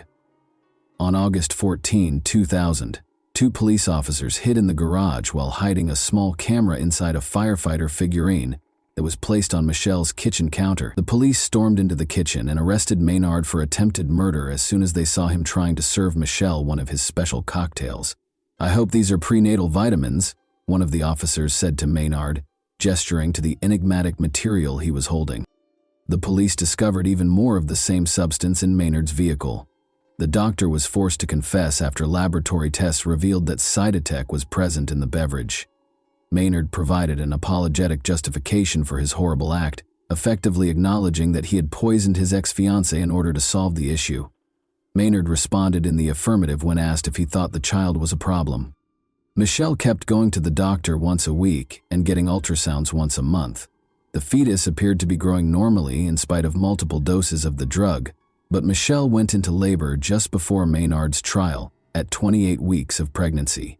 She gave birth to a stillborn daughter, whom she named Michaela. Michelle was surrounded by family and friends in the hospital room, where they were able to bid Michaela farewell and give her one last hug. It was impossible to ascertain whether Michaela's death was caused by Cytotec's effects, because the coroner could not detect any traces of the drug in the placenta. Prosecutors reached agreements with Tammy and Maynard to spare Michelle and her family from a torturous legal process. Tammy was given a 5-year probationary period and 100 hours of community service after acknowledging her guilt about getting the medication with a prescription while working as a nurse. Maynard received a 5-year prison sentence. In the United States, the two spouses would never again be able to work in the medical industry. Maynard startled the people in the courtroom during the trial by declaring that the child's death was the result of a higher power's intervention. In addition to displaying no remorse during the sentencing, and without pleading with Michelle for forgiveness, Maynard asserted that their daughter's death was the will of a higher power, and that the experience would make him stronger. His statement shocked even Judge Barbara Gorman. Judge Gorman said to Maynard, "I must say it was one of the strangest statements I have ever heard. You are a disgrace to your profession, in my opinion. All of this is the consequence of what you did. You must accept responsibility for what transpired." Although the spouse's sentences may be viewed as being rather light, Michelle is aware that Maynard will eventually face consequences for his actions in the afterlife. She made the decision to strike him where it hurt the most, his wallet, in the interim. Michelle Baker sued Tammy Mincing and Maynard Mincing for $3,500,000 in August 2002 over what had happened to her daughter. Orally and in writing, Maynard made it clear time and again that his goal was to get rid of the child. His spouse did not want him to be involved with the child in any way. Michelle's attorneys were therefore certain that they would prevail in the case. The success of Michelle's lawsuit is unknown, but it was made public in 2007 that Maynard filed for bankruptcy. In 2013, the Mincing name reappeared in the obituary of Maynard's father, a prominent local youth organization founder. Tammy and Maynard Mincing were still married and resided in Ohio, according to the note. Whether or not Maynard meant to murder Michelle is unknown, but at least he chose to end her pregnancy against her will. However, Michelle made it clear to Maynard that she did not ask him to be involved in the child's life or to provide financial support, so he could have accomplished his goals without his heinous scheme. He must have been aware of Michelle's strong desire to have children and cruelly denied her the chance to begin a new family life with a fresh start. And that wraps up today's chilling story. If you enjoyed this video, don't forget to like and subscribe so you never miss a new upload. Also, let me know in the comments, what part of this story shocked you the most? Thank you for watching, and I'll see you in the next video.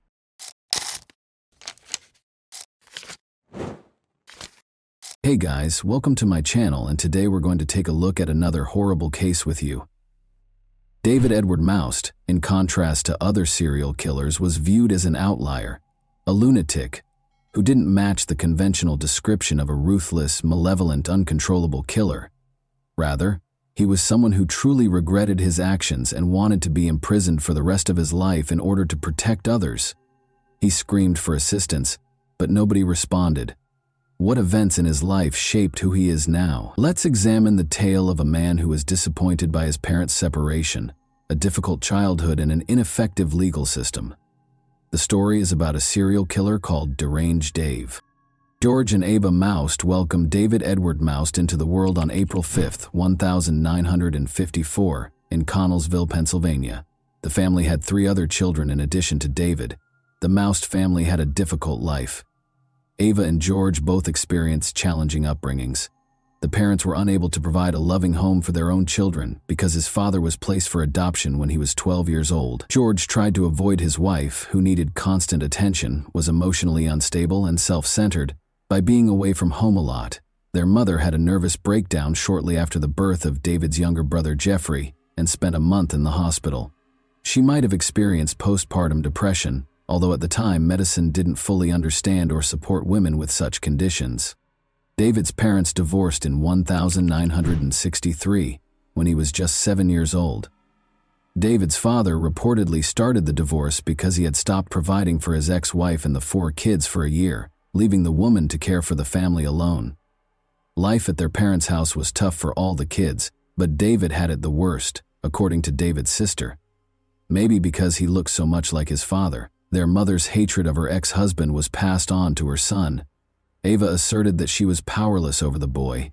David allegedly attempted to kill his brother Jeffrey twice by the time he was 8 years old, once by pushing him into a lagoon and stepping on his fingers to prevent him from climbing out, and again by trying to burn Jeffrey's bed. Additionally, according to his mother, she frequently looked in her son's pockets to make sure he hadn't stolen anything.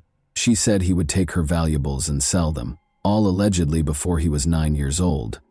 Ava said she no longer wanted to deal with a challenging, troublesome child when he turned 9. The 9-year-old child was admitted to a mental health facility after she went to the court and claimed she needed assistance because he was mentally ill. The doctors and staff, however, did not observe any of the behavior that Ava had described.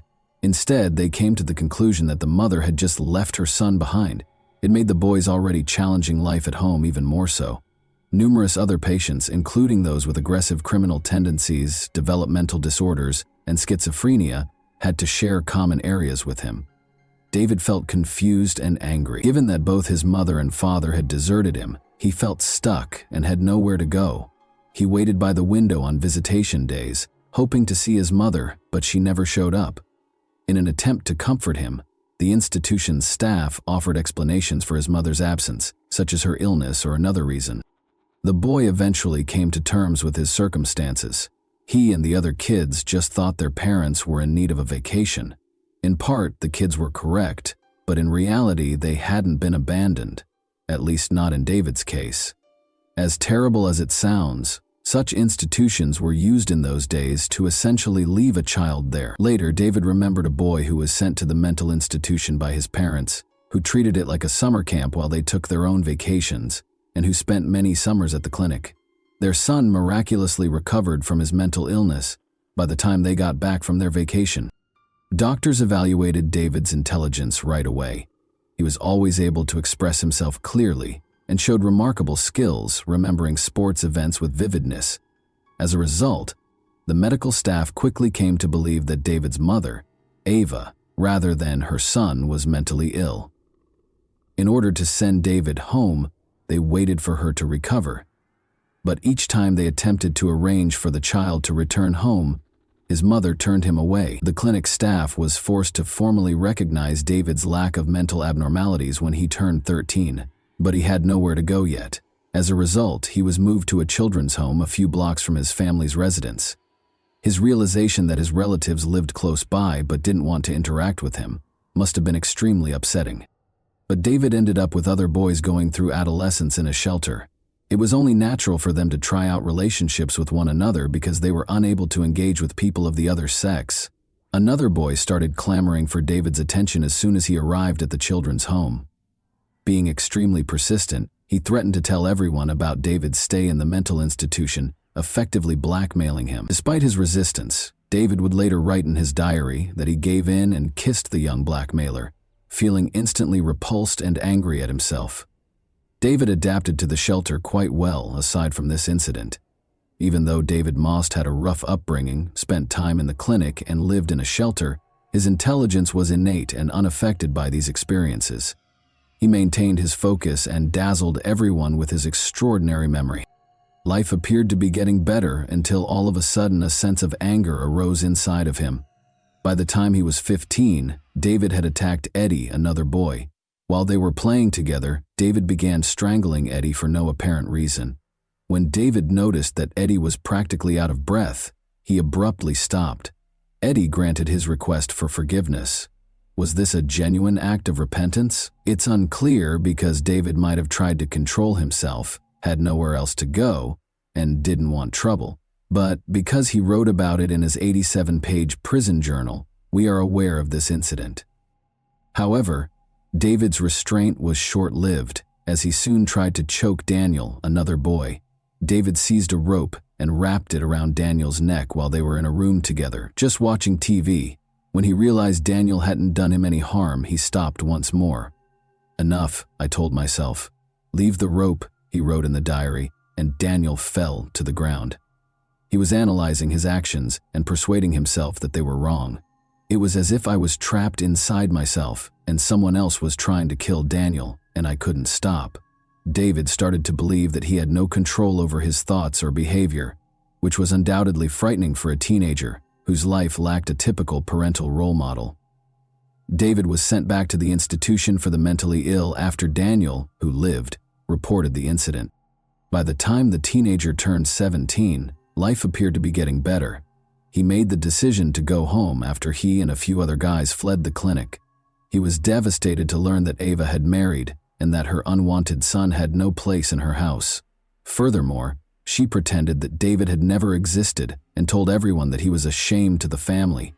She persuaded him to enlist in the army in order to get rid of him. It's crucial to remember that it was 1971, during the height of the Vietnam War, but maybe it wasn't the worst choice for the boy, to provide him with a purpose in life, a place to live, and practical skills. He was sent to the recruiter by his mother. After being drafted into the army, David was dispatched to Frankfurt, Germany, He worked as a cook at a military installation that also housed civilians. James McLister, a 13-year-old who everyone called Jimmy, was one of them. On the base, his parents were engineers. It was at the Army bowling alley that David and Jimmy first met. David also found another talent. He was a great bowler who competed and made a respectable living doing it. After becoming friends, David and Jimmy spent time together until one night when David woke up in his bed with Jimmy, naked. He became furious. He recommended that Jimmy take a moped ride. The boy obviously viewed him as an older brother, trusted him wholeheartedly, and complied without hesitation. If only he understood David's thoughts. David tied Jimmy to a tree and beat him with a plank he found there after they drove a long way from the base to a location where a World War II bomb crater still existed. Jimmy's killer just untied the body and left it there when Jimmy stopped breathing.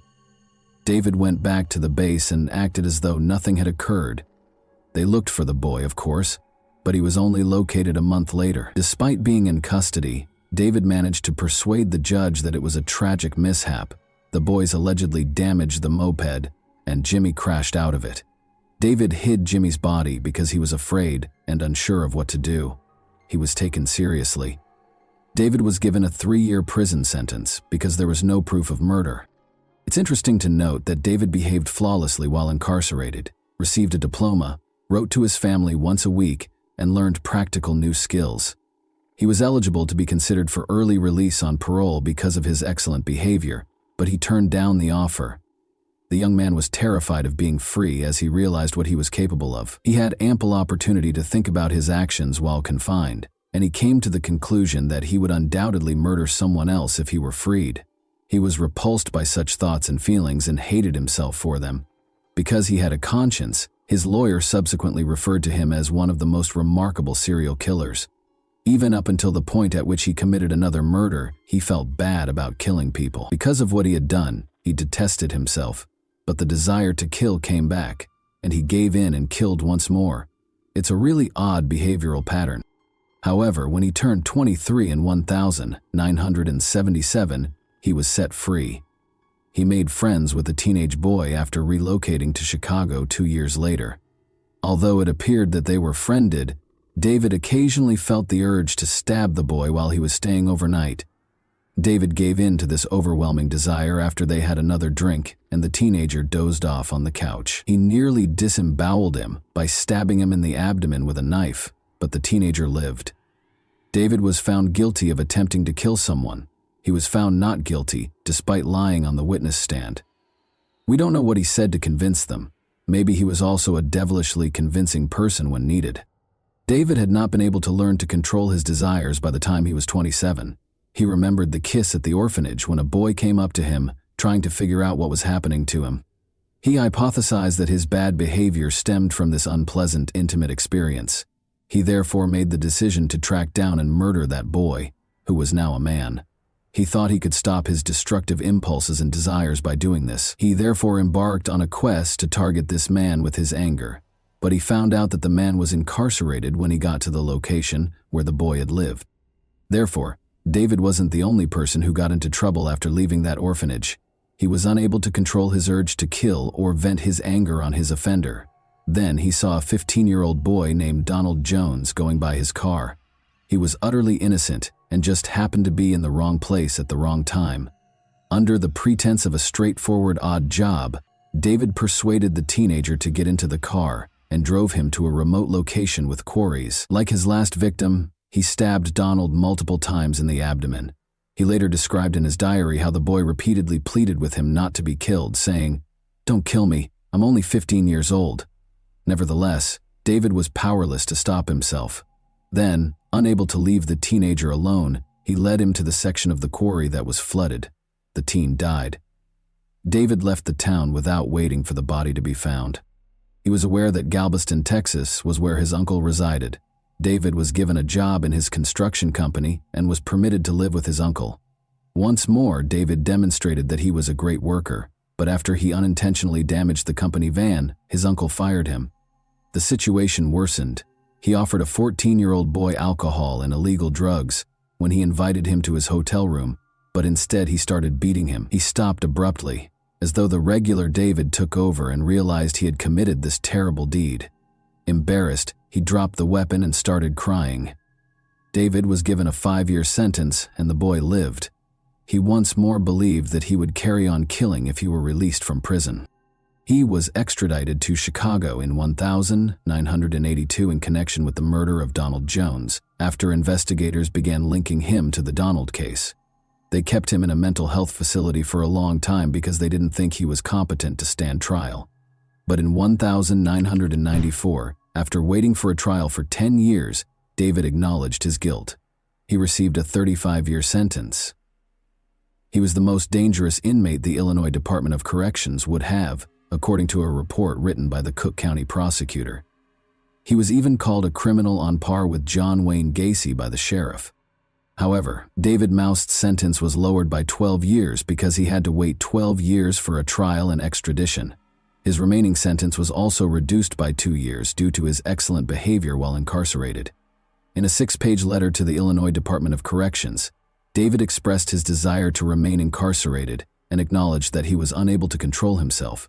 Illinois had a law at the time that permitted a convicted sexual assault offender to voluntarily serve out the rest of their life in prison.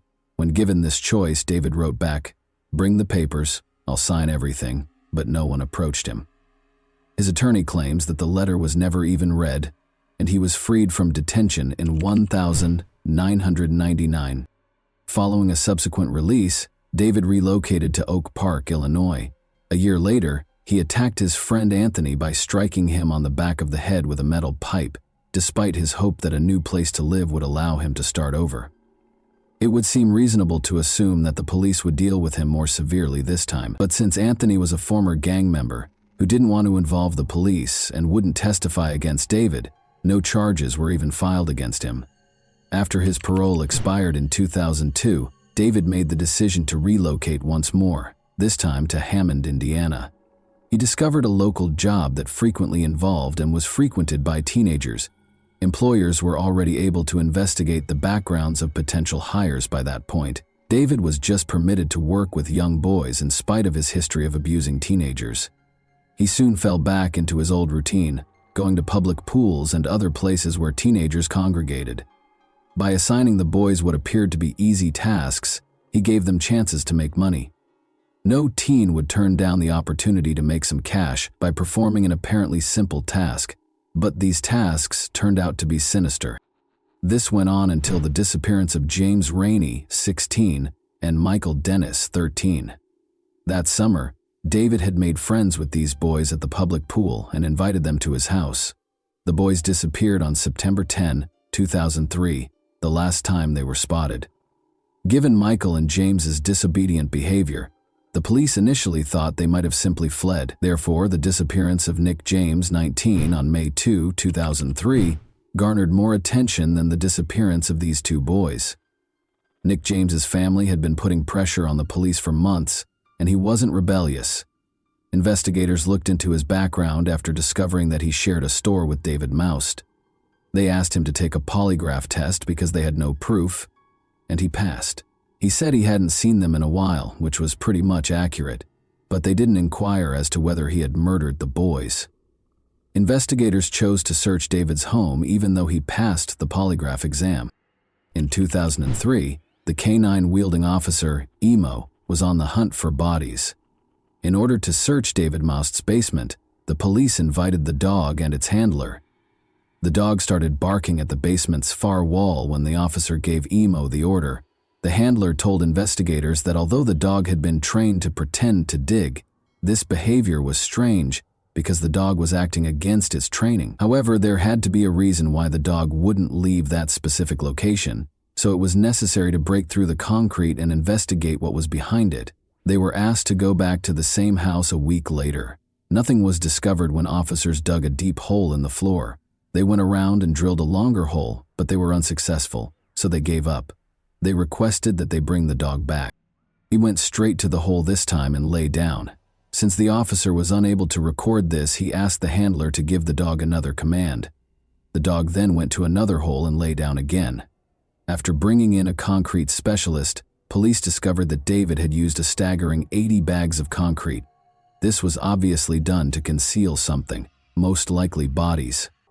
3 bodies were discovered when the police finally removed the concrete. Along with Nick, David had buried James and Michael beneath the basement after suffocating them in his apartment.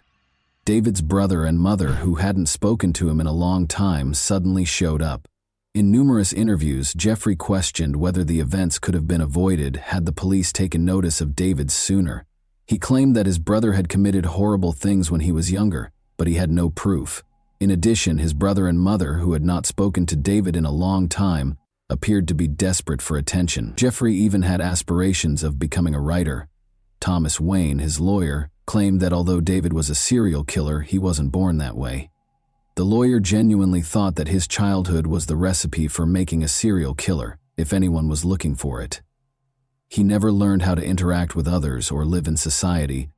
David entered a guilty plea to the killings in November 2005 and received 3 life sentences. David died in January 2006 at the age of 51. He confessed to 5 murders, including 3 in Hammond, in a note discovered in his cell. He expressed his disappointment in not receiving a death sentence because he believed he deserved it. He felt that he would not have committed as many crimes if he had been kept out of the public eye. He also didn't want his existence to be funded by taxpayers.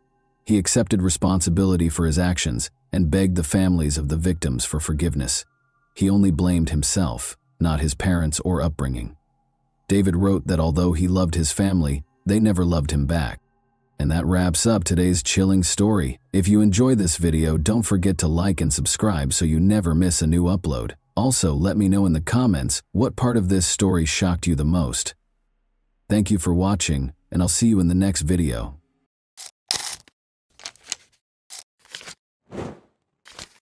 Hey guys, welcome to my channel, and today we're going to take a look at another horrible case with you. As they did almost every day of that year, Serena Tolson and her friend Israel spent the evening of January 23, 2012. The young couple was unaware of the descent of the dark night. They heard a scream while they were seated at a picnic table in the neighborhood park. Since it was 2:30 in the morning, it couldn't have been children playing. Israel and Serena ran toward the source of the shrill scream when it recurred. The scene that played out in front of them looked like the bloodiest horror film ever.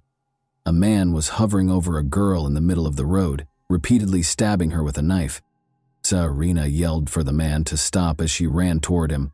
Israel shoved the assailant away from the girl, but the man got up and fled back to his car as Serena was calling the emergency hotline. With a bigger knife in his hands, he moved away from it. The two were pursued by the man. Israel and Serena dispersed in different directions, but when Serena turned around, she saw that he was going back to his victim to complete the task he had begun, not chasing after her. Serena was unable to speak because of the noise the big knife made as it entered the victim's body, and the girl saw him thrust it into her. The girl was dead, she told the operator. In the meantime, the man went to his vehicle, climbed in, and drove off. Melissa Dahm was born in the well-known resort city of Clearwater, Florida, which is renowned for its immaculate white beaches. Being the youngest in her family, Melissa was surrounded by her parents' and older siblings' love as she grew up. She never had any issues. She wanted to make her parents proud, so she did well in school. In an effort to become independent and self-sufficient, she secured a job at Dairy Curl to cover her own gas, insurance, and other costs. Before going to the beach to purchase ice cream, everyone would stop at Dairy Curl. Due to the cafe's proximity to her home and the frequent visits from her friends, Melissa loved her job there. Melissa first became aware of Robert Burton at Dairy Curl. Although he was a few years older than Melissa, they went to the same school. Robert's amiable and charming demeanor enthralled the girl. He was tender and kind. The young couple wanted to spend more and more time together, even though they seemed to be very different from one another. Robert didn't particularly enjoy getting together with friends, but Melissa was gregarious and energetic and loved spending time with them. In addition, Robert felt uneasy around his own family, whereas Melissa grew up in a close-knit household. He felt alienated in his own home because his mother had remarried and he had stepbrothers. He consequently began spending more time with Melissa's relatives. When Melissa discovered that Robert had not given up smoking as he had promised, it was the first red flag in their relationship. Although he expressed regret and pledged to stop lying to her, Melissa felt uneasy about being duped for such a long time. Their tension only grew after Robert persuaded her to abandon her aspirations of enrolling in a prominent university where she had been accepted. Melissa told everyone that she didn't want to leave the town, but in actuality, Robert was the main reason. Robert spent all of his time with her, which interfered with her work when she was able to secure a part-time job at the hospital. While still holding on to her dream of becoming a nurse like her mother, he would set up scenes, making her the guilty party and persuading her that she was the reason behind their frequent arguments, even if she attempted to tactfully explain that her shift had only just started. Melissa, who was practically a teenager, didn't realize that Robert's actions were out of the ordinary and thought that was the case in all relationships. Melissa received an invitation from her sister to hang out on the beach with friends in the spring of 2011. Melissa's ex-boyfriend was brought up by one of the guys, which obviously upset Robert. He began acting like a child and stepping on her shoes from behind as they were making their way back to the parking lot. Despite knowing she wasn't at fault, the young man obviously wanted to get even with her.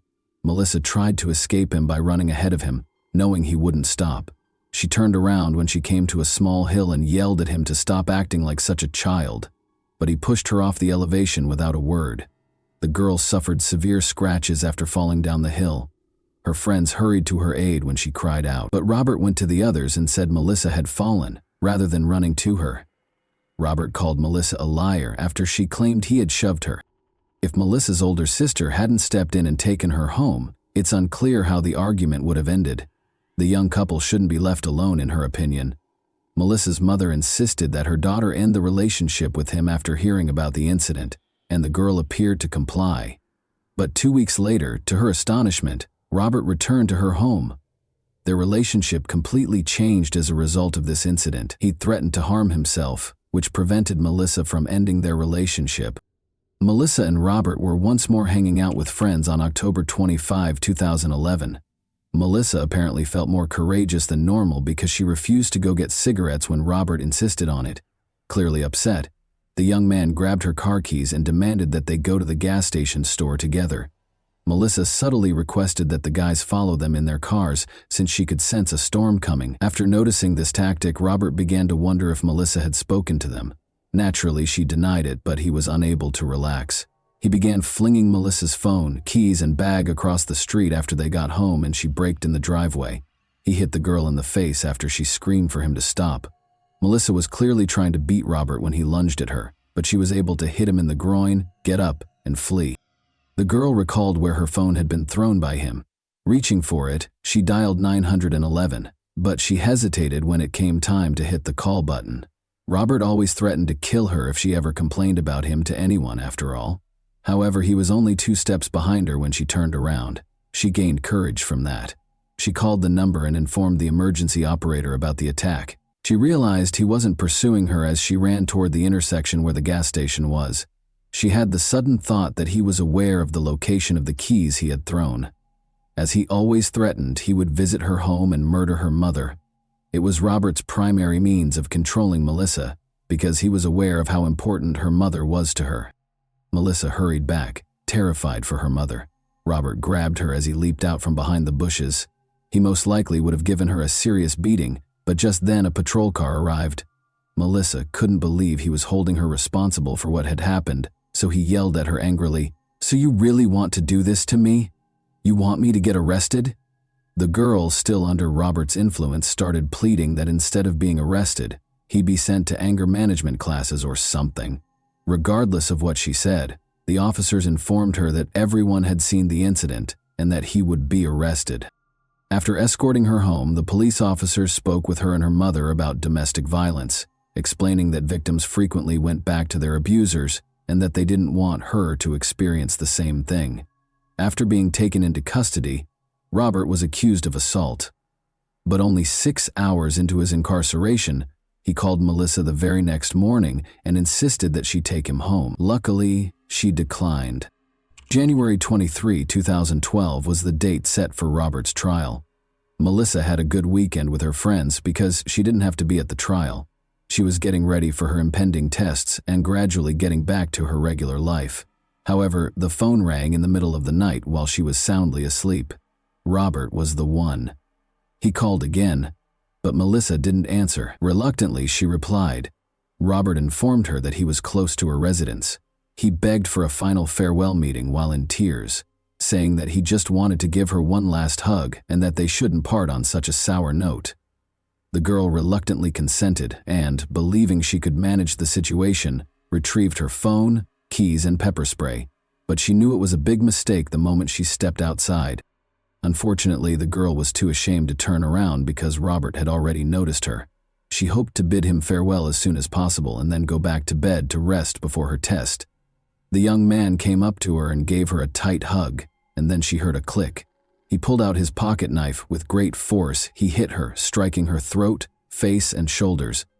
Melissa let out a cry and struggled for her life. Suddenly, a girl came out of the shadows and told him to stop. Melissa reached for the girl's hand even though she didn't know her and wasn't sure how she could help. She hoped to call for assistance when she noticed a phone in her hands. Israel complied with Serena's instruction to push the assailant away from the girl at the same moment, because that was her name. Robert got up and walked calmly to his car. Robert abruptly started chasing after them as Serena went up to Melissa and was ready to take her hand. Fearing she would be his second victim, the girl was frightened. She reported the attack to 911 while she was running. However, she turned around to see that the man had gone back to finish what he had begun with the bloodied girl on the ground. The girl was dead, Serena was sure. In actuality, Melissa was still conscious, but she was certain that everything would end when Robert ran her over with his car.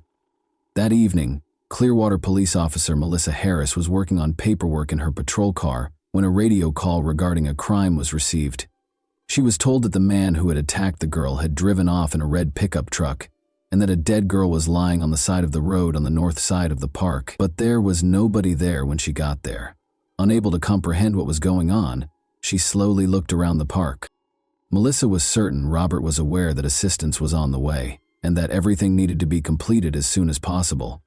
In order to prevent him from running her over with his car, she crawled and did everything she could to get off the road. Her neighbor's mailbox was close to two sizable cement piles. She knew that the cement and the mailbox would keep her safe if she could crawl there. She even succeeded in getting to her feet at one point. The weary girl reached the mailbox, collapsed in the dirt, and heard his car just pull away. It grew very quiet, slowly. Melissa thought she was going to die. When she was illuminated by a police car's spotlight, she prayed for sin forgiveness. Officer Melissa Harris acknowledges that she had never witnessed anything like it in her years of police work. The victim had numerous wounds, many of which were still heavily bleeding, and her teeth had been knocked out. However, she was able to provide Melissa with Robert's name, address, birth date, and car make in addition to Melissa's own name. To dispel any uncertainty regarding the identity of the offender, she even spelled out his last name. The girl whispered that she could now go after giving all the information. But the oncoming medics stopped her from closing her eyes because they knew she might not wake up again if she did. Melissa's mother woke up as they struggled to treat her most serious injuries. The woman was asked to accompany the police officer, who had already arrived at their house after the girl had been attacked, because her daughter had also been attacked. She was positive that Melissa was sleeping upstairs because the police had misidentified the door. She realized, however, that the officer was pressing her along in order to get her to see Melissa before it was too late. Every second that went by made Melissa's condition worse. She was clearly in need of helicopter transportation. Cameron, a firefighter who also showed up on the scene, recommended landing on the football field. He marked the landing area with signal cones after jumping over the fence. Melissa was placed on a stretcher in a matter of minutes. Nobody thought she would live, and her condition was critical. Cameron, however, felt somehow certain that he would see her again as he watched the helicopter take off. Melissa came dangerously close to death multiple times on the operating table. Her body just didn't have enough blood, and her heart had a hard time pumping it. As a result, while transfusing blood on one hand, the doctors attempted to halt the bleeding on the other. 3 hours later, she was still breathing and squeezing the surgeon's hand feebly. It was only at that point that the weary medical staff decided to take a break and let the patient and themselves rest. The police radio announced that Robert had been spotted in the city in the morning. Presumably to wash away Melissa's blood, he made a stop at a store and purchased a large amount of water. He then went to Walmart to buy sleeping pills and had a meal at McDonald's. His vehicle was then discovered wrecked in a store. The young man was discovered unconscious behind the wheel. The vehicle caught fire after the wheel carved a hole in the ground from the prolonged operation. After being brought to the hospital, the man was shocked to learn that his victim had lived. At first, Robert maintained his innocence by saying he wasn't himself. He suddenly admitted his guilt, though, after the psychiatric evaluation determined that he was not insane and the court date was set. He received a life sentence without the chance of release. Melissa was hospitalized for 3 weeks. She had to retrain herself to walk, talk, eat, and even close her eyes. Melissa was asked to speak at a violence victim center after she recovered completely. Even though she was extremely anxious, she couldn't help but notice that 2 young firefighters were sitting in the front row, paying close attention to her every move. As it happened, Chief Cameron had called to let them know Melissa would be speaking close by and suggested they surprise her. The fact that Melissa was the same girl he had assisted in rescuing in the helicopter astounded Cameron. After introducing himself, Cameron invited Melissa and her mother to their fire station for a celebratory lunch. The youths were essentially inseparable after that day. Cameron restored Melissa's love for life, even though she was certain she would never date again. Later, when she was asked to ceremoniously open a baseball game, Cameron ran up to her and asked, "Will you marry me?" Melissa naturally said yes, and the two fell in love and were married in 2017. Never date an ex-partner after a relationship breakup is Melissa's main piece of advice as a lawyer who advocates for the rights of victims of violence. Even she was unaware of the potential danger. She believes she lived to fulfill the vital duty of assisting young women who feel they are undeserving of respect and true love, despite having nearly died. And that wraps up today's chilling story. If you enjoyed this video, don't forget to like and subscribe so you never miss a new upload. Also, let me know in the comments, what part of this story shocked you the most? Thank you for watching, and I'll see you in the next video.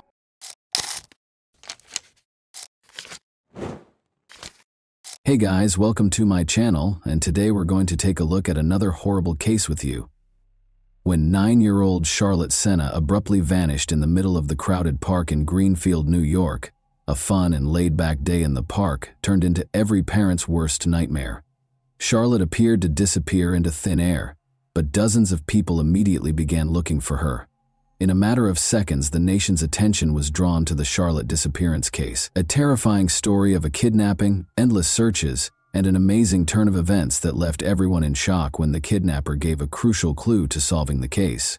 Possibly more than one, this thriller is full of unexpected twists and events that unfold before our eyes. Charlotte Senna, a 9-year-old 4th grader, lives in Greenfield, Saratoga County with her 2 sisters ages 4 and 10 and her parents, David and Trish. Her mother is a food inspector for the Stewart Shops chain, and her father, David, is a pipeline mechanic. Charlotte's parents are a typical working family, and they never would have thought that their daughter would be the object of a repeat criminal who wants to use her to help him out financially. Evidently, though, nobody is immune to the nightmare that has become reality. Charlotte was having a picnic with her family and friends on Saturday, September 30th, 2023, at Morrow Lake State Park, which is only a 15-minute drive from their house. The 6,250-acre park is named for Morrow Lake and is located 70 kilometers north of Albany, New York. It is a well-liked recreational destination with boating and fishing opportunities, a sandy beach, 158 picnic areas, walking trails, and amazing dense forested areas. Its easy access to other resort towns draws tourists from all over the state. David and Tricia Senna, Charlotte's parents, made the decision to unwind with a sizable gathering here. Charlotte and her friends went cycling around lunchtime. She was about to head back to the camping area after a few rounds when she promised her friends that she would complete one more lap alone before joining the others. The time was around 6:15 p.m. back then. Her parents, however, became aware of her absence 10 minutes later. Other park visitors quickly joined them as they started looking for her and addressing her by name. To assist in finding the child, people got up from their tables and left their food. The area where she vanished became chaotic. They eventually located her daughter's bicycle at 6:45 p.m. That was the beginning of every parent's worst nightmare. The parents had already called the police at 6:47 p.m. They were appalled that they had already lost 30 minutes and were positive that Charlotte had been kidnapped. How were the girl's parents made aware of her abduction? They got a clue from her bicycle. Charlotte wasn't the type to just up and start walking instead of riding her bike. She could ride with the breeze, so why would she get off? If the bike had malfunctioned, things would have been different, but it was in perfect operating order. Besides, it was standing on its kickstand, not lying on the path. In other words, something, or probably someone, managed to attract the girl's attention, stop her, and then kidnap her. Police officers reached the park by 7 p.m. There were definitely severe worries about Charlotte's safety, because the bicycle was located, but she was nowhere to be found. But the police could not rule out the possibility that the child had just lost their way. As a result, both directions were pursued.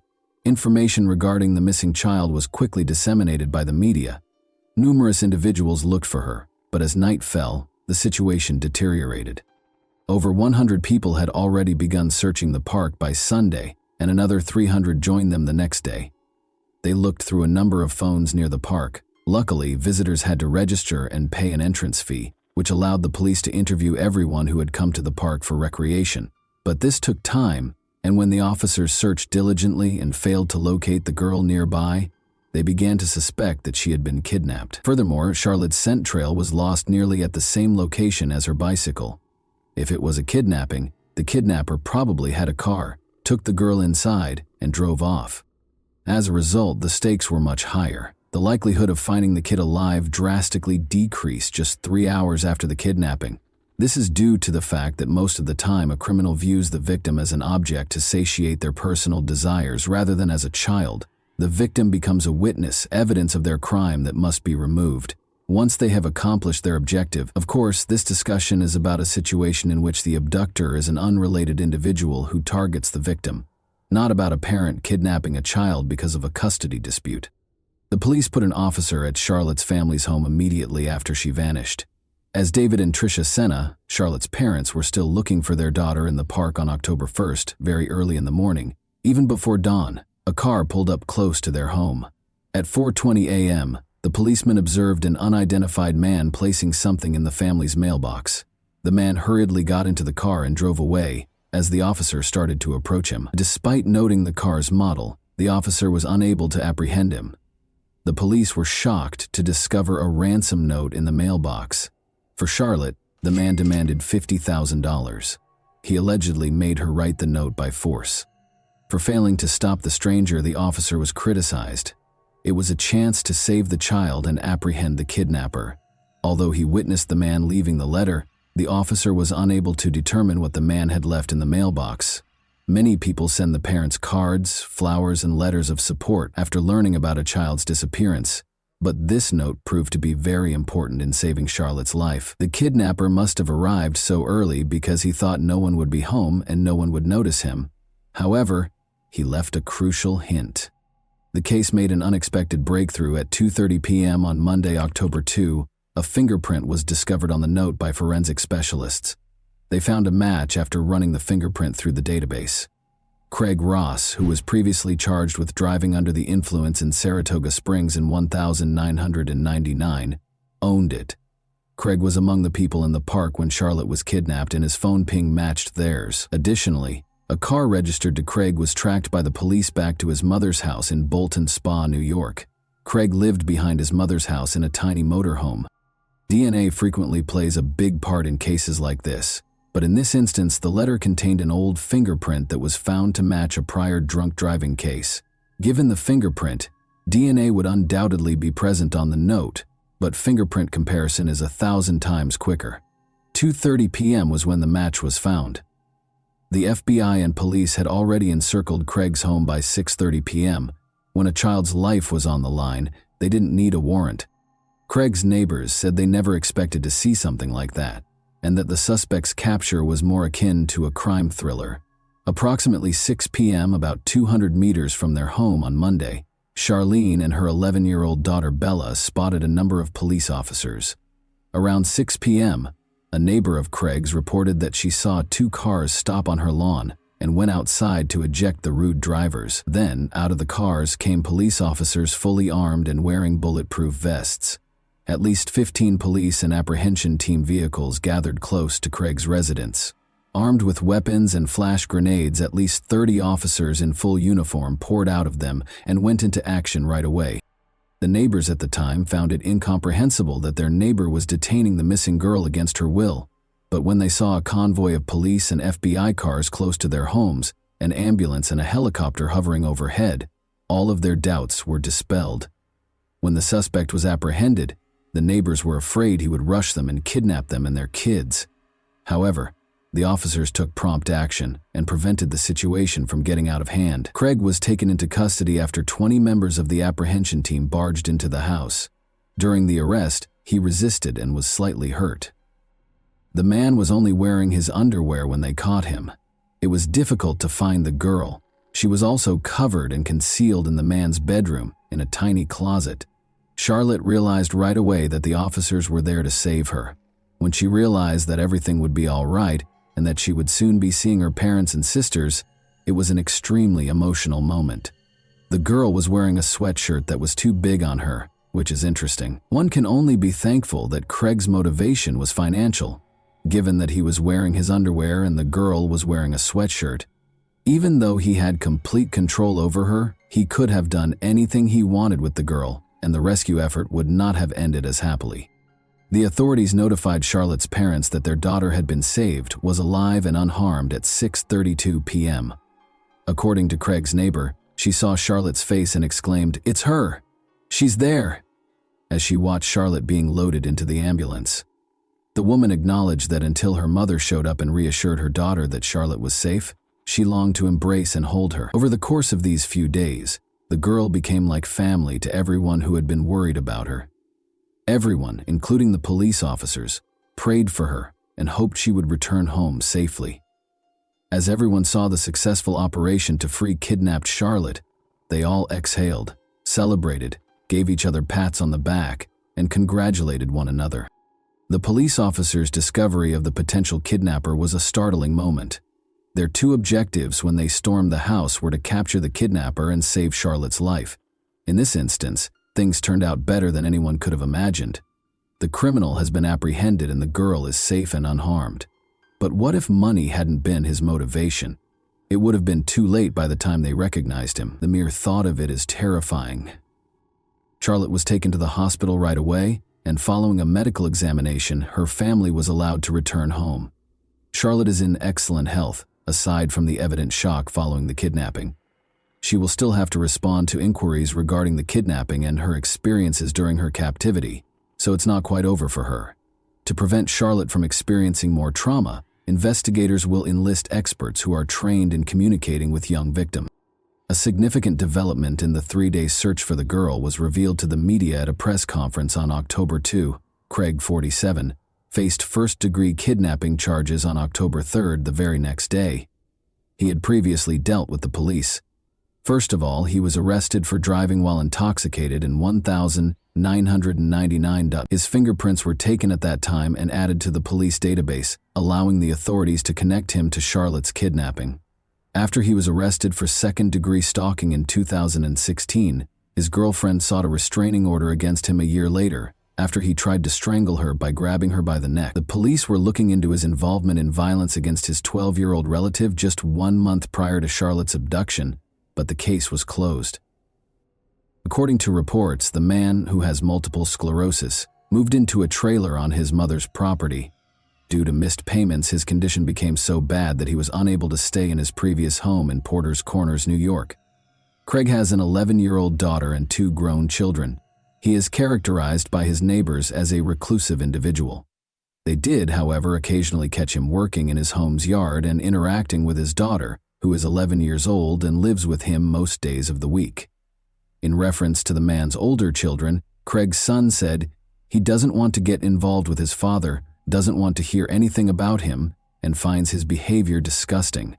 Craig is currently detained without the possibility of bail on a first-degree kidnapping charge. He will be represented in court by a free attorney who has been given to him. Although the motive for the kidnapping is not officially stated, based on the ransom note, it is reasonable to assume that money was a major factor, even though the police are not very forthcoming with information. Craig's former girlfriend, Amanda Priest, had a lot to say. According to her, Craig hated his job and was constantly looking for people he could trust to help him. Amanda is certain that money was the driving force, but it's interesting to note that Craig appeared to have targeted Charlotte in particular, rather than just any child. The problem stems from an incident in which Patrick Senna, Charlotte's grandfather, sued Greenfield after a sledding accident in 1998. The $2 million settlement he received was well known among Saratoga's citizens. Given this knowledge, Craig may have been monitoring the family to learn more about their residence, regular locations, and other details. This is exactly why Craig kidnapped the man's granddaughter and demanded a ransom, Amanda claims, in an attempt to obtain funds to help him out financially. Amanda also mentioned that Craig had covered his trailer's windows with tarps not long ago. She is certain that everything was carefully planned as a result. He kept an eye on the family, observed them, was aware of Charlotte's routine, probably followed them from their house to the park, and waited for a chance to see the girl by herself. Investigators are looking into whether the suspect in Charlotte Senna's case is connected to any other crimes, such as the kidnapping and killing of 18-year-old Jennifer Hammond and 19-year-old Christina White. As is customary, investigators are looking into his involvement in any significant incidents in the area, even though there is currently no evidence connecting him to these cases, since their disappearances in 2003 and 2005 respectively, from Milton, the same town where Craig spent decades. The cases of Jennifer and Christina, whom investigators believe to be connected, have remained unsolved. On November 2, 2003, Jennifer went missing according to her boss.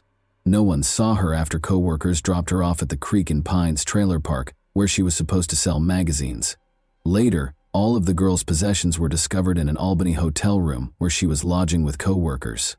After Christina's family last saw her in the evening on June 30, 2005, 2 years later her disappearance came to light. 5 kilometers from her home, witnesses reported to investigators that they saw her strolling down a road. In March 2006, hunters discovered Christina's remains, which were essentially just a skeleton, 16 kilometers from her last known location in the D-Town forest in Greenfield. According to the autopsy, Christina's chest and abdomen were fatally struck by the murderer. In October 2009, Jennifer's remains were discovered a few kilometers away. Although the cause of her death is unknown, investigators concluded that considering the location of their kidnapping and the location of their bodies, the girls were most likely murdered by the same individual. According to criminal profiler John Kelly, who was familiar with the area and probably liked red-hamed girls, Craig Ross presumably abducted Charlotte, but we know that the best predictor of present or future behavior is past behavior. Therefore, it's always important to find out if a person has committed abductions in the past. There may be a connection because Craig's path from the park to his house apparently goes through wooded areas connected to these 2 unsolved murders. He was keeping an eye on the family and may have believed he could kidnap them again because he had done it successfully in the past. However, he could demand ransom and simultaneously improve his financial situation rather than committing murder. In any event, the inquiry is still ongoing to determine whether he is connected to any other crimes. He has been questioned by the police in the interim to determine whether he was keeping an eye on Charlotte and whether his motivations extended beyond his need for money. The Senna family thanked everyone who put in so much effort to bring their daughter home. Naturally, they expressed their relief at Charlotte's return home and recognize how lucky they are that things turned out this way. They are aware that not all kidnapped children make it back home safely. And that wraps up today's chilling story. If you enjoyed this video, don't forget to like and subscribe so you never miss a new upload. Also, let me know in the comments what part of this story shocked you the most. Thank you for watching, and I'll see you in the next video.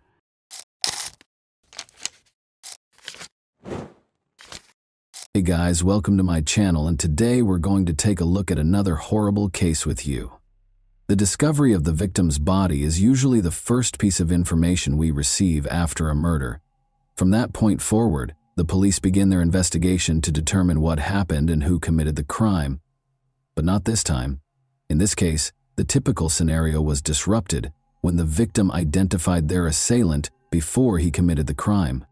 This story occurred recently, in early May 2022, in the city of Peleon Norte de Santander Department, one of Colombia's 32 departments. In this city, there lived a 16-year-old girl named Ana Karina Blanco Duran. She was the oldest of 3 children in a modest family, similar to many others in the region. However, this had no impact on Karina's personality or dreams. She was in the 11th grade and eagerly awaiting graduation. Karina's relatives and friends described her as disciplined and determined, but also cheerful, sociable, and optimistic. However, like most teenagers, she had doubts. She expressed her thoughts in a letter she wrote for a school assignment 2 weeks ago. In the letter, the girl stated that, like everyone else, she had goals that she wanted to achieve. However, at the time, she was preoccupied with being happy, studying, and assisting her mother, whom she described as a beautiful, strong, and resilient woman who had a huge influence over her. The following year, the girl intended to attend university and study psychology or philosophy. This would allow her to pursue her dreams, the most important of which was to buy a house for her mother. At the same time, Karina acknowledged her overwhelming fears and doubts. She wrote that she was afraid of growing up and facing the big world alone. She sometimes wished she could go back in time and play with dolls again, something she didn't get to do as a child because she had to grow up quickly and help her parents. Karina, almost prophetically, explained what would happen to her in 2 weeks in her final sentence. She wrote that she feared human evil, and she was not mistaken. What she was afraid of eventually shattered her dreams. Karina awoke early on May 3, 2022, as she usually does. She lived in La Vega, a village in the Cashra municipality.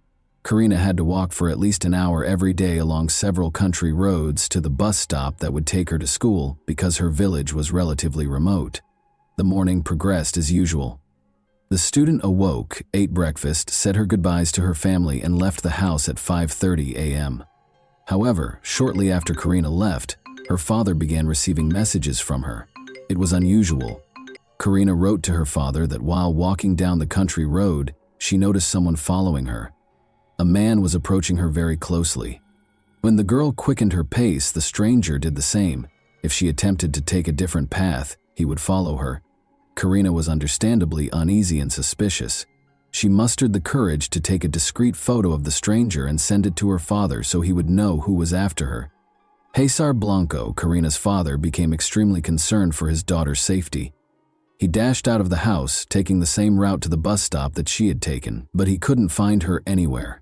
The man assumed the danger was over and Karina had safely boarded the bus. Unfortunately, this was not the case. Karina's parents were later informed by the school that she did not attend class that day. Karina's parents reported her disappearance to the police. Because it was a small village where everyone knew each other, word of the incident spread quickly among the locals. The girl's family distributed a photograph of the stranger who had been following her since the morning. A few hours later, a man who worked at a local farm mentioned another farm worker who looked very similar to the man in the photograph. Despite the blurry image, he believed he recognized him.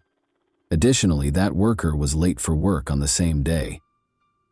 Armed with this information, several villagers and Karina's relatives went to the farm where these men worked and demanded answers from the person Karina had most likely photographed.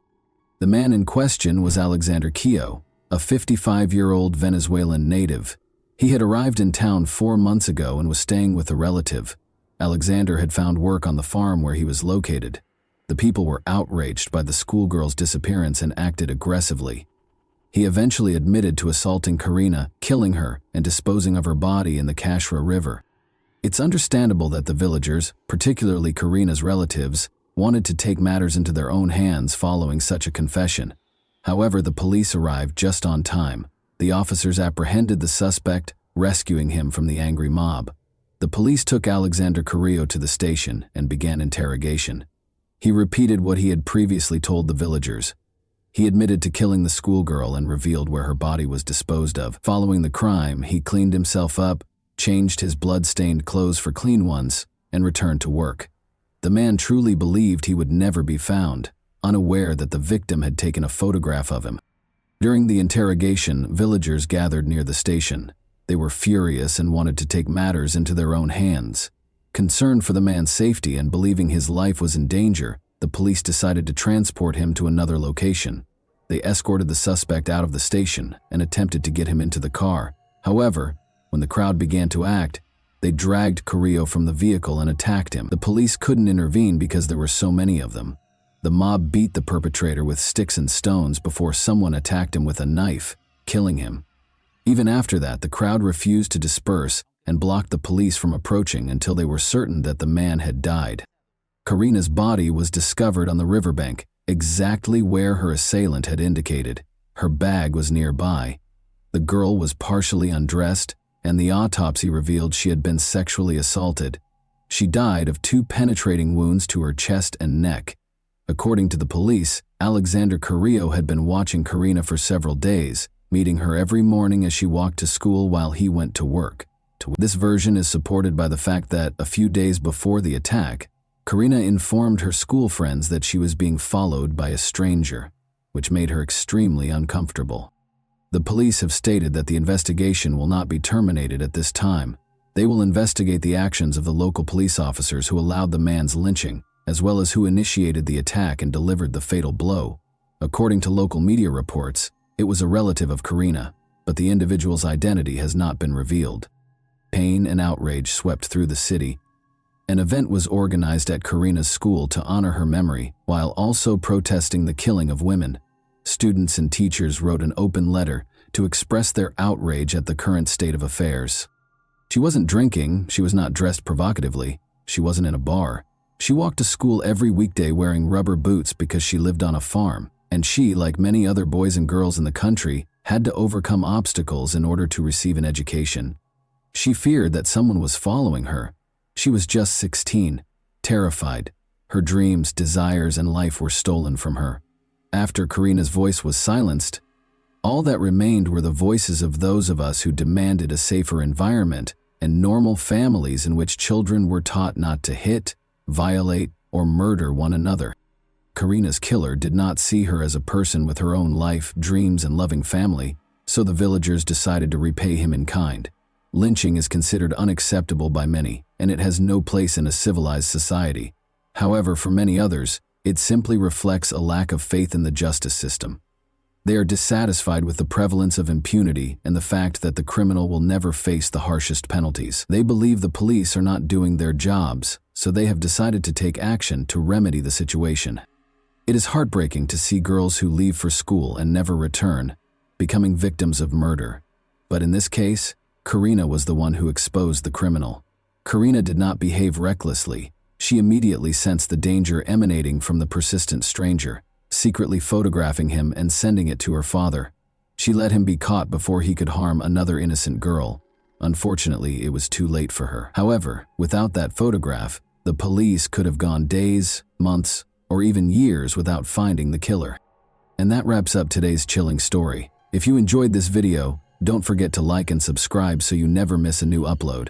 Also, let me know in the comments what part of this story shocked you the most. Thank you for watching, and I'll see you in the next video.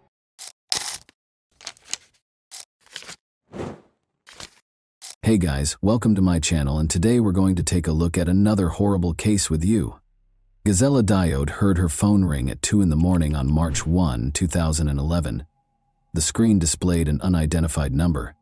A Valence police officer approached her and inquired as to whether she was Samira Bernard's mother. Gazella said yes, but she didn't understand why the police were searching for Samira, her 20-year-old daughter. It had been 3 days since she last saw her. The police response did nothing to calm the woman, who demanded an explanation of what was going on. According to the call, Samira's boyfriend, Mile Columbia, 22, had vanished, so they were looking for her. The young couple had been dating for 8 months, the police had found out, but Gazella had no knowledge of the man. Mile had met Samira at a party. Samira Ben Sard was a stunning woman who knew she was beautiful. She enjoyed posing for pictures and aspired to be a model. In turn, Mile was a very pleasant and kind young man. Their attraction to one another was instantaneous, and they began dating. But at 9:45 p.m. on February 28, 2011, Mile's supervisor at the construction company called the police. Since he hadn't heard from his employee in 3 days, he was concerned. When the man arrived at work on Saturday morning, his phone rang. Without giving a reason, he hurried to his feet and disappeared, never to be seen again. His boss was taken aback when he still hadn't arrived on Monday morning. It was his first absence from work, and they regarded him as a responsible and punctual worker. After learning that Mile was not returning calls from friends and co-workers, his boss made the decision to call the police. The police first visited the man's residence in Valence's downtown, but their efforts were unsuccessful as no one answered the doorbell, nor was his car at the house. The police spoke with Mile's mother that same evening. She mentioned that she hadn't heard from her son in 3 days and that he had acted strangely during their most recent meeting, acting tense and very emotional. The woman reported that her son, who had never done so before, gave her a hug, kissed her, and declared his love for her. The investigators found some very suspicious details. Samira and Mile vanished the same day without telling anyone why, and they hadn't spoken to their families in 3 days. It couldn't have happened by accident. Analyzing their phones yielded one hint. The investigators discovered that Samira and Mile did not simply depart simultaneously, rather they drove off together. According to the phone pings, they left for Nice in the middle of the day on Saturday and checked into a 5-star hotel on the promenade in the evening. After getting in touch with the hotel, the investigators discovered that 2 men and a woman were being recorded by security cameras. Samira and Mile fit the description exactly. By Sunday evening, they had traveled from Nice to Livorno, 400 kilometers east of the French-Italian border. It was evident that the young couple was moving deeper into Italy, so the French police asked their Italian counterparts for help. Mile had made reservations at a high-end Livorno hotel. A man and a woman who fit the description of the missing couple had stayed with the hotel, according to the staff. Thus, they spent Saturday night in Nice before traveling to Livorno the following day. Everything suggested that Samira and Mile had taken a haphazard romantic trip, which was not surprising given how popular the Riviera was for such excursions. Since Samira's mother had received a message from her daughter, saying that she had left, but that there was no need to worry because she would return soon, the detectives had no reason to doubt their belief that the young couple would soon return home together. Although it appeared to be another affirmation that the young couple was doing well, Gazella was positive her daughter would never vanish simply by taking an impulsive vacation. Samira never skipped work and was a responsible woman. Additionally, Gazella was troubled by a detail. She couldn't comprehend how her daughter, who loved being photographed and never left the house without wearing carefully chosen clothes, applying makeup and styling her hair, could leave for several days with a young man without taking anything with her. The fact that Samira sent an SMS also baffled her. The problem is that she would typically just give her mom a call. Since they were close and could talk for hours, getting a text message didn't make her feel any better. On the contrary, it made her anxiety even worse. The city of Imperia, which is about 80 kilometers from Nice in northern Italy, provided the next update on the case. Massimo Bessin was traveling to work on Monday, March 3, 2011, when he decided to take a shortcut and turned onto a small street. Something odd caught his attention along the road. When he opened the door, he saw that it was a woman, but initially he thought he saw a mannequin. Massimo yelled something but got no answer, but the woman was obviously on the move. He summoned an ambulance in a hurry. She was identified by Italian police as the French woman who had gone missing. Her skull was pierced by a bullet that had been shot in the back of her head. At this point, the romantic trip theory could be disregarded. The French police couldn't understand. They first believed it to be a romantic escape, then it was a suspicious disappearance, and now they were dealing with a girl who had been injured in an attempted murder. Despite being critically ill, Samira was still alive. Her mother was notified and she was taken to the hospital right away. At first, Gazella didn't even recognize her own daughter when she got to the hospital. The sight is hard to describe. Samira looked like a 9-year-old girl with her head shaved bald. The woman found it hard to accept that her daughter had been shot in the head and ended up in Italy. Since the bullet was embedded in her daughter's skull, the doctors informed the mother that there was little chance of recovery. Gazella refused to accept this and made arrangements for Samira to be taken to a hospital in Marseille. She was told directly by a surgeon there that although he would do the surgery, he would not give her false hope. The patient would never fully recover, even if she lived. Samira had surgery for 10 hours. Despite surviving the surgery, she was unable to speak and did not recognize anyone when she opened her eyes. Like a child, she had to relearn everything. Samira was unable to provide any information regarding the events in Italy, but without her testimony, the police had to look for the perpetrator. There were numerous signs that the crime was being planned. The Italian police were unable to locate any of her possessions when they discovered her lying on the side of the road close to a landfill. No passport, no phone, and no purse were present. This suggested that the criminal did not want her name to be revealed, but the investigators had a lead. Samira's boyfriend, Mile Cambia, was the last person they saw her with. According to the police, Mile fled after committing the crime by crossing the border into Italy, but after Samira was discovered, he erred by using his bank card in France. Only 35 kilometers from his Valence apartment, he used it at a first-rate hotel in Les Turrets. Mile had returned to France the day before according to surveillance footage. But why didn't he return home to his family if he was innocent? He chose to stay in a hotel a few kilometers away instead. Investigators soon learned that he had used Samira's credit card, which was another error on his part. In other words, Miles stayed in a hotel and used the woman's card while the young couple went on an impromptu trip to another country, where the woman almost died. The worst suspicions of the police were validated by everything. The detective talked to the young man's friends and family in an attempt to find a motive. Samira and Miles' relationship was evidently far from ideal. Mile was bothered by the fact that Samira was a very attractive woman and that many men were interested in her. Their disagreements frequently turned violent. In front of their friends, Mile had the authority to slap Samira, and once he even put out a cigarette on her. He was obviously not a particularly stable individual. However, the motive remained a mystery. Was everything prearranged, or did Mile act out of rage? Despite Mile's actions, all of their friends were aware that Samira was smitten with him. She'd just learned, though, that her boyfriend was married. He had cheated on his girlfriend on a regular basis after getting married to her when she was 18. He had many mistresses besides Samira. Despite being upset by the information, she didn't end their relationship because she trusted Miles' statement that they were divorcing and living apart. The investigator went to Miles' house after learning of this, but as soon as he stepped inside, he saw that Samira was wrong. The husband and wife were obviously living together. In addition, Mile would soon become a father. The name Combi was written on 17 ultrasound pictures of the apartment. A love triangle involving Mile, his wife, and Samira was clearly in place, and one of them was bound to vanish. Finding Mile was essential, and it was far simpler than the police had expected. 5 days after the disappearance, Mile Cambia turned himself in on March 4 at the Valence police station. The investigation was extremely fortunate to have this. Mile not only willingly arrived at the station, but he also came clean and admitted to shooting Samira. He went on to describe what had transpired. According to the young man, Samira was merely a friend with whom he could have fun.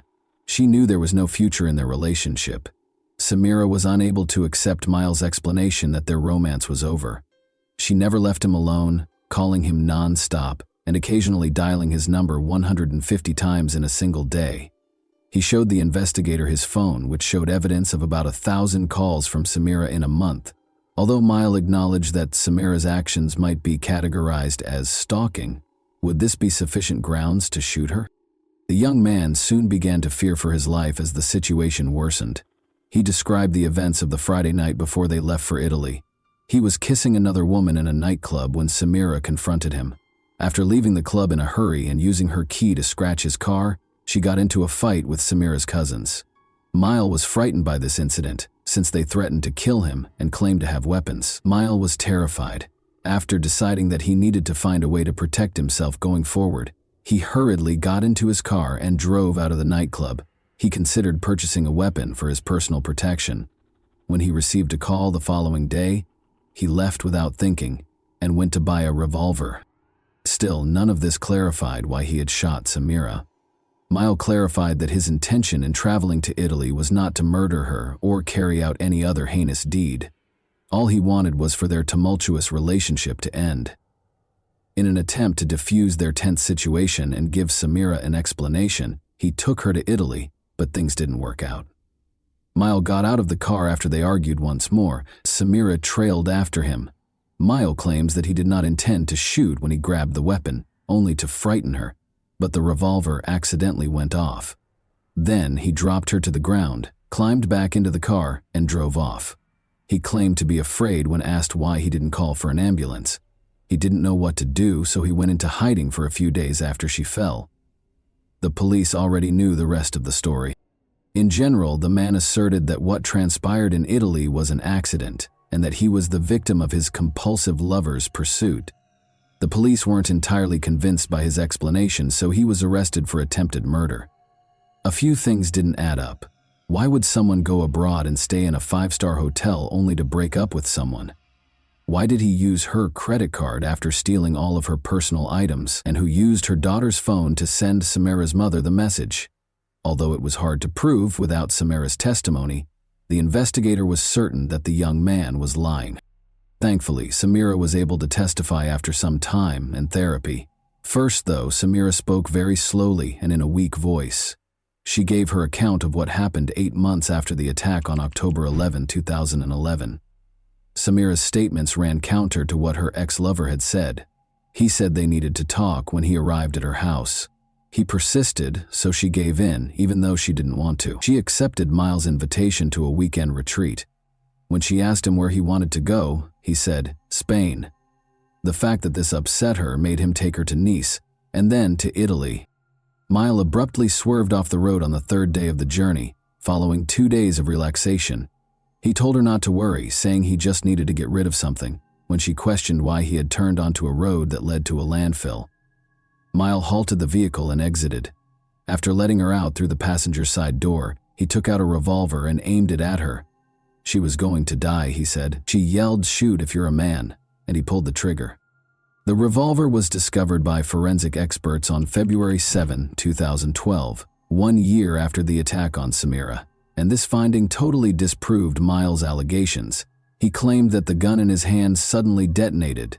Ballistic analysis, however, demonstrated that such an occurrence was impossible. The shooter must carefully prepare before firing, pull the trigger back, and then fire. 2 separate actions, the expert explained. The revolver won't just fire when you wave your hand. In addition, the revolver must be held in one hand while a considerable amount of force is applied with the other hand to pull the trigger backward. There was no way such a gun could be accidentally fired. Miles Cambia lied because he intended to murder Samira.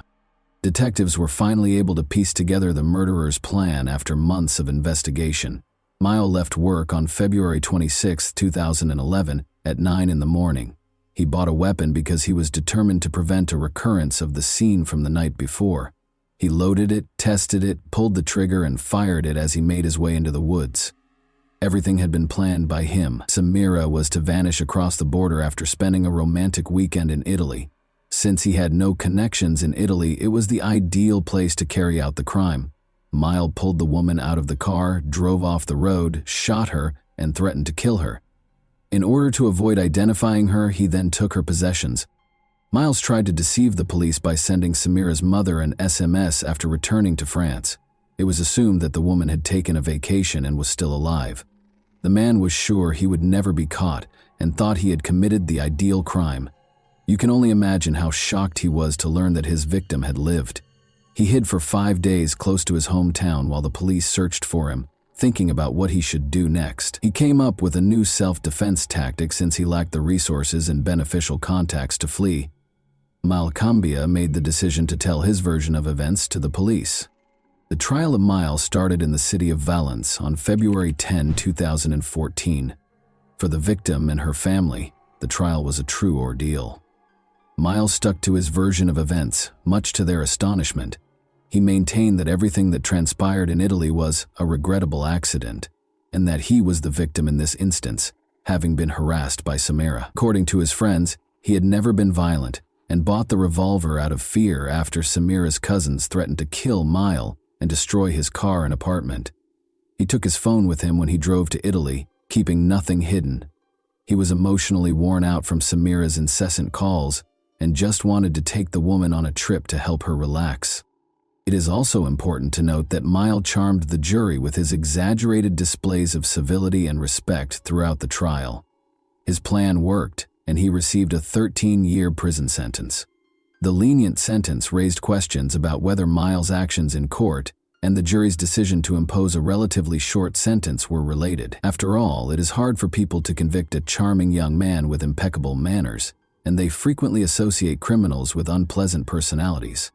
Samira feels that this penalty is excessively light. She will always be confined to a wheelchair because she loved a man who chose to kill her, but by the time he turns 40, he will be free and able to lead a normal life. According to the surgeon, Samira recovered 80% of her abilities in a year of therapy, but the effectiveness of rehabilitation drastically decreased after that, leaving her reliant on assistance for the remainder of her life. She acknowledges that he paid her back in this way because she was prepared to do anything for love. And that wraps up today's chilling story. If you enjoyed this video, don't forget to like and subscribe so you never miss a new upload. Also, let me know in the comments, what part of this story shocked you the most? Thank you for watching, and I'll see you in the next video.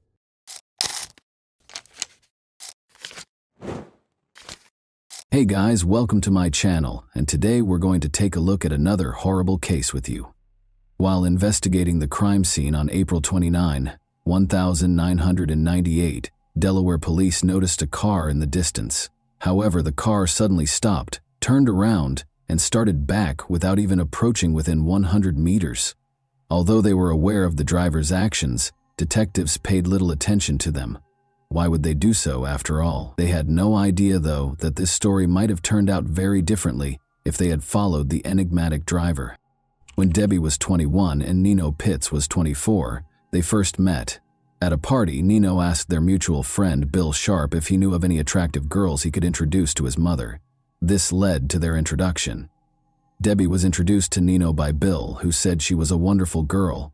After dating for a while, Debbie and Nino were married in 1973. For 25 years, their lives were just like those of millions of other couples in the modern world. Both of their twins, Michael and Melissa, had grown up and were enrolled in college. The couple was getting ready to celebrate their 25th wedding anniversary in a low-key way when all of a sudden, things changed. On a lovely sunny day in Delaware on April 29, 1998, Debbie made the decision to plant rose bushes in front of their home. She had never been a gardener, so Nino was shocked to see her doing this when he got home, but he was happy to see that she was obviously enjoying it. Debbie was expecting a call from work, so she asked him to give her a call at about 4 p.m. With a nod, Nino entered. When Debbie had a gut feeling that it had been over 4 hours, she kept caring for the flowers. She assumed Nino had just forgotten her request, so she didn't give it much thought. The woman rose and entered the house, but she was struck in the head and fell to the ground before she could reach the kitchen. Debbie was in shock and couldn't comprehend what was going on. She could hardly see because her glasses had fallen, but she could make out a stranger's silhouette standing over her. "Where did you keep your money?" he demanded. Debbie became aware that the house had been broken into. As the man searched through her possessions, she lay on the ground.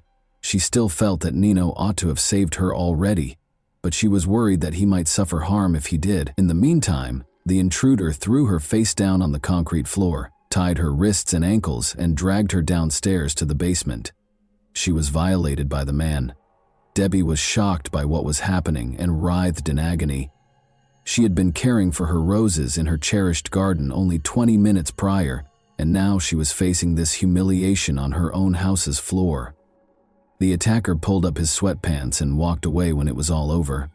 The brute reappeared and pulled Debbie back up the stairs, this time from the basement, just when Debbie thought the horror was over. He kept a knife to her throat, covered her with a blanket, and carried her to a car parked near the front door, placing her in the trunk. Debbie didn't even realize she had just been abducted because she was in such a state of shock. However, the man started the car, so she didn't have time for that. Debbie was trying to break free already. She wanted to break the bonds so she could begin kicking, biting, screaming, or doing anything else to get away or draw attention when the criminal opened the trunk again. But when he opened the trunk, her plan fell through. Debbie was horrified to see that no one was willing to assist her and that she was already in the garage. She was brought back inside the house by the kidnapper. It took him only one look to realize that Debbie had attempted to loosen the ropes after she was flung onto the room's bed. Furious, he violated her once more and punished her harshly. She sobbed and pleaded for forgiveness, but the more she pleaded, the more vicious he became. He chuckled and obviously enjoyed her suffering. Debbie saw that he probably had some illegal substances in his system. He bound her hands and feet to satiate his desire, then tied the ropes around her ankles and wrists to render her immobile. The attacker left her, closing her eyes and mouth. She thought she was saved when she heard 2 loud shots shortly after, assuming it was the police rescuing her. Debbie's absence was immediately noticed at work. As a hospice nurse, her dependability and timeliness were always undeniable. Therefore, a co-worker went to her home at 6:30 p.m. when she was unreachable. When Debbie's co-worker noticed the Pitts family's neighbor, she introduced herself and inquired as to whether he had seen her. She had been planting roses in the garden, he retorted, adding that the house's side door was always open if she wasn't answering. The woman came inside. There was silence. She summoned Debbie. Her glasses were on the floor, and her possessions, including her wedding ring, were on the kitchen table. The woman kept phoning Nino and Debbie. She discovered Nino in the bedroom, but Debbie was nowhere to be seen. He had been shot in the head, and it was clear that he was no longer able to be helped. Only the following day did Debbie see the kidnapper. He described how he saw the headlights pointed at his windows and assumed the police had found him. Concerned that the neighbors might have heard or seen something, he fired 2 shots from the window. Then he loudly turned up the TV or the radio.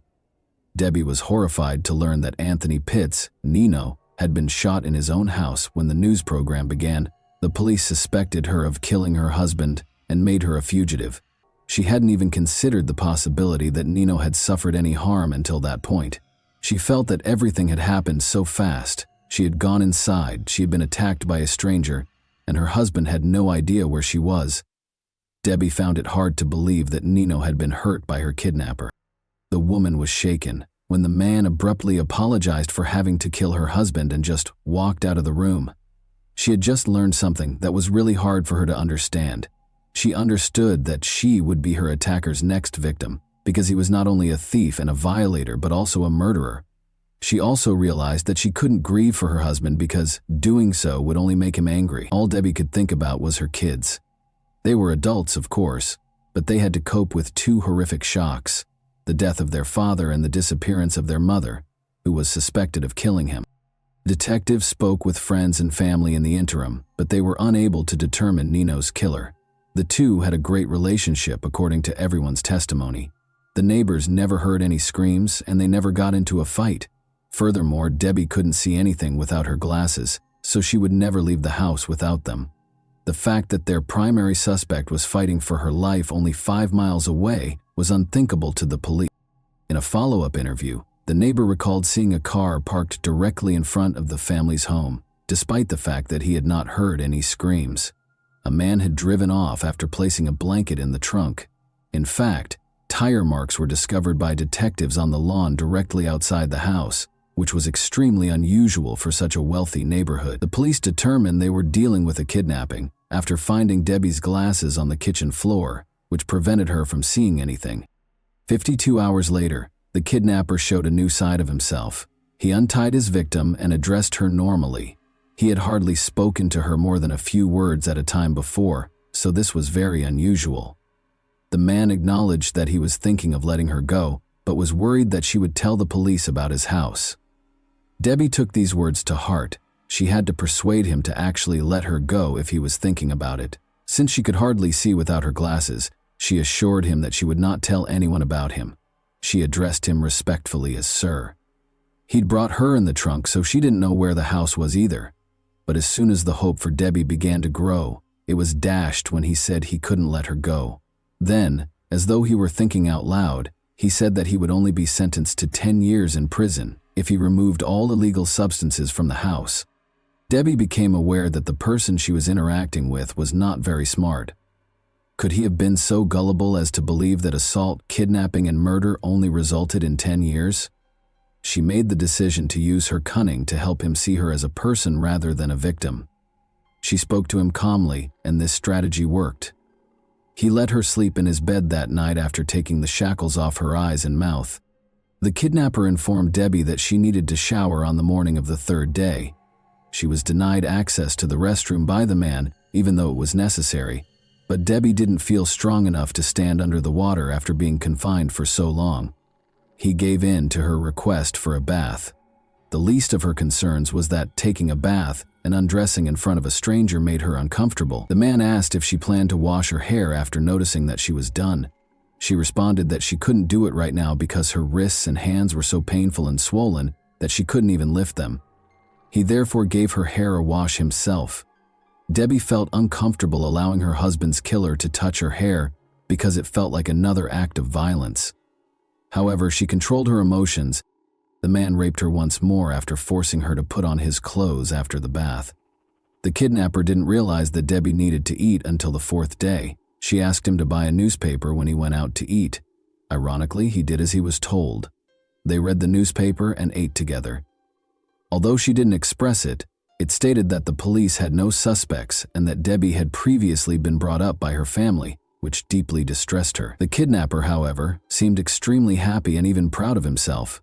Since no one suspected him and no one knew where she was, he thought he had committed the ideal crime.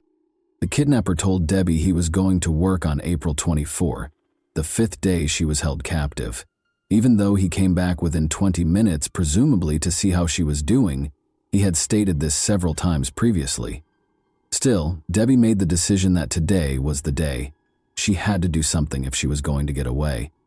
She complained of the terrible pain in her wrists and told him that he had to think of something else if he wanted to keep her alive. The man complained that Debbie was becoming too costly for him and consented to replace the ropes around her wrists and ankles with handcuffs. They cost $5 each, he said when asked what he meant. Stated differently, he only gave her one meal, spent $10 on handcuffs, and most likely wouldn't spend much more. She had to leave immediately. He fastened the handcuffs to her wrists and ankles with a rope, said aloud that he was going to work, and shut the door. She was unable to move her hands because of the rope, but she was able to move her wrists thanks to the handcuffs. Debbie, on the other hand, took her time and was correct. An hour or so later, she heard the front door softly open and close. Debbie became aware that the test was successful. She began to move her hands, releasing the rope that held the two handcuffs together. Then she walked warily to the door and froze in terror. What if he remained behind the door and became furious upon realizing that his victim had set herself free? When Debbie heard her husband say, "Hold on, dear," she tried to calm herself. Gathering her courage, she opened the door, ready to either die in that house or escape. Nobody was in the back of it. Debbie felt her way to the living room in the dark and saw the telephone. She managed to reach for it with her restrained hands and dialed 911. Sadly, the operator didn't recognize Debbie's name when she gave it to him. She went on to say that she had been abducted and that her husband had been killed. When the operator inquired about the perpetrator's current location, she said that he was at work, but could come back before the police showed up. Thankfully, the police arrived in less than 6 minutes after tracking down the call. She was reassured and told that the police were on their way by the operator, who stayed on the line the entire time. All of the feelings Debbie had been suppressing for nearly a week erupted when the police finally broke in. Her husband's death, the kidnapping, the violence, and the surprise rescue all blended into one. After being transported to the hospital, Debbie finally got to see her kids and other family members who had traveled from across the nation to show their support for Michael and Melissa. It was an odd mixture of emotions. Although Nino's murder consumed everyone's attention, they were also relieved to see Debbie still alive. The owner of the home where Debbie was being held was easily identified by the police. Donald Flagg was a factory worker who spent his free time robbing and attacking women. Donald gave in without protest and admitted to everything. Additionally, he provided clarification on a few points that the police were unaware of. He was just strolling past the Pitts family's home that day when he noticed Debbie caring for the roses. He went inside and waited in the kitchen, his eyes fixed on her. Because of the nearby construction and the lawnmowers in operation, Debbie was unable to hear the shot. He became acutely aware that he had not taken anything from the house after the attacker abducted Debbie. He went back to the victim's home, missing a great chance to make money. But the police officers at the crime scene had already surrounded it. Investigators had no reason to pursue the driver when they noticed a car stop suddenly and turn around. They didn't know it was their suspect until much later. The man's attorney persuaded him to enter an insanity plea in spite of his confession. Debbie was forced to testify in court as a result. Luckily, she was well prepared by her psychologist. In order to get used to the attacker's face and avoid displaying too many emotions, he asked Debbie to call him by name and look at his picture more frequently. This performed flawlessly in court. Not only did she maintain her composure, but she even turned to face her tormentor, making him turn away. Donald Flagg was convicted in spite of the lawyer's best efforts. He was given 8 consecutive life sentences, plus an extra 166 years in prison by the judge. Additionally, he will spend 10 years in solitary confinement from April 20 to April 24, the same period that Debbie was held captive. Even Debbie is relieved that he won't hurt anyone else. She later expressed regret for not going to violence victim groups. She had to speak up, but her family didn't want to talk to her about what had happened because they found it too painful. Helping other assault victims helped Debbie find healing. She gave lectures, wrote a book about her experience that was required reading at some American universities, and even assisted the Delaware Rescue Service in changing its operations to find the caller much more quickly. Debbie even mustered the courage to confront Donald in prison and ask him the question that had been bothering her for so long. Was he going to murder her? Yes, he replied. He didn't intend to let her die. Bill Sharp, the same Bill who had first introduced her to Nino, got in touch with her after learning of Debbie's fate. During Debbie's challenging trial process, they had a face-to-face meeting and spoke. More specifically, Bill listened to Debbie and let her speak. He started going to therapy sessions with her, and the psychologist saw them together and realized right away that his help was actually helping her get better. Bill, who became Debbie's husband in September 2000, was a true comfort and support system. And that wraps up today's chilling story. If you enjoyed this video, don't forget to like and subscribe so you never miss a new upload. Also, let me know in the comments what part of this story shocked you the most. Thank you for watching, and I'll see you in the next video.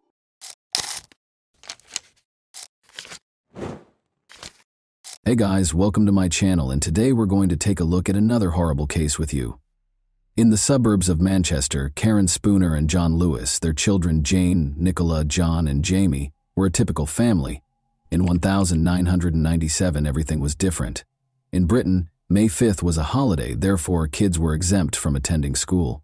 11-year-old John and 8-year-old Jamie, the family's youngest sons, were having fun in a nearby supermarket parking lot. They were great friends even though they were 3 years apart in age. Despite their disagreements, John always looked out for Jamie. John was playing with pals that day when he failed to see his brother vanishing from view, but it didn't disturb him. An 8-year-old being bored and going home, or to see a friend, was not unusual. But his brother was still gone when John got home at around 6 o'clock. When the two brothers left the house at 8 a.m., Jamie had not been seen since. For Jamie, who enjoyed wandering the streets but frequently returned home to hug their mother or have a snack, it was highly unusual. Initially, no one was concerned, since they assumed the youngster was with his pals and had lost his sense of time. He was terrified of the dark, so they were sure he would return before dusk. However, Jamie's family went out into the street to look for the child when their father got home from work at around 8 o'clock in the evening. They went to every street where he liked to play, visited all of his pals, and called his name, but all they got was an echo. They went home exhausted and called the cops. Jamie was raised in the Manchester district of Openshaw, which is well known for its numerous shuttered factories from the mid-century.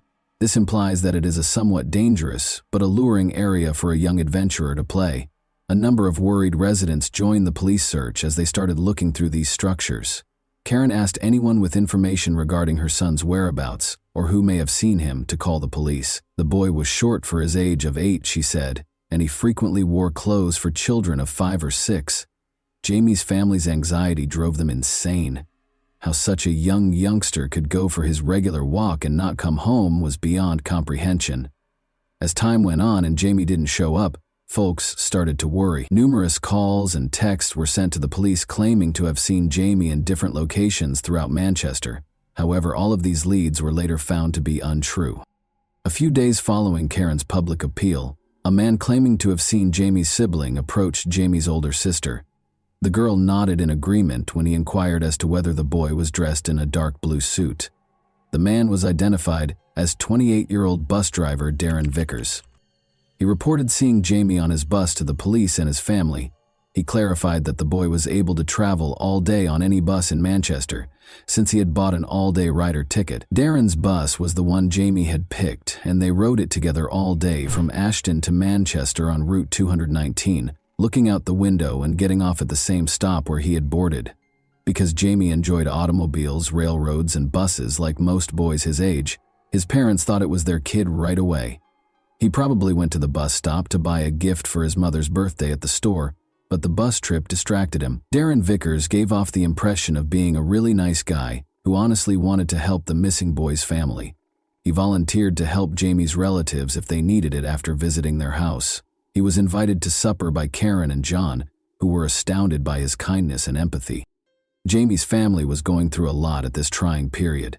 To assist in caring for her brother and sister, their 15-year-old daughter Nicola even dropped out of school. Darren sympathized with their predicament and offered assistance.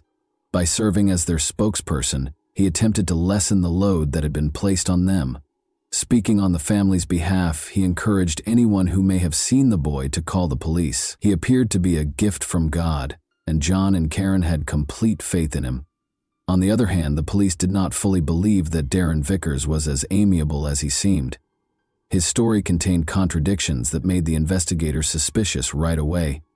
First off, it was illegal to sell tickets to minors, so the boy could not have had the one that Darren claimed he had, allowing him to go all day on any bus in Manchester. Why then would the driver let Jamie accompany him for 6 hours?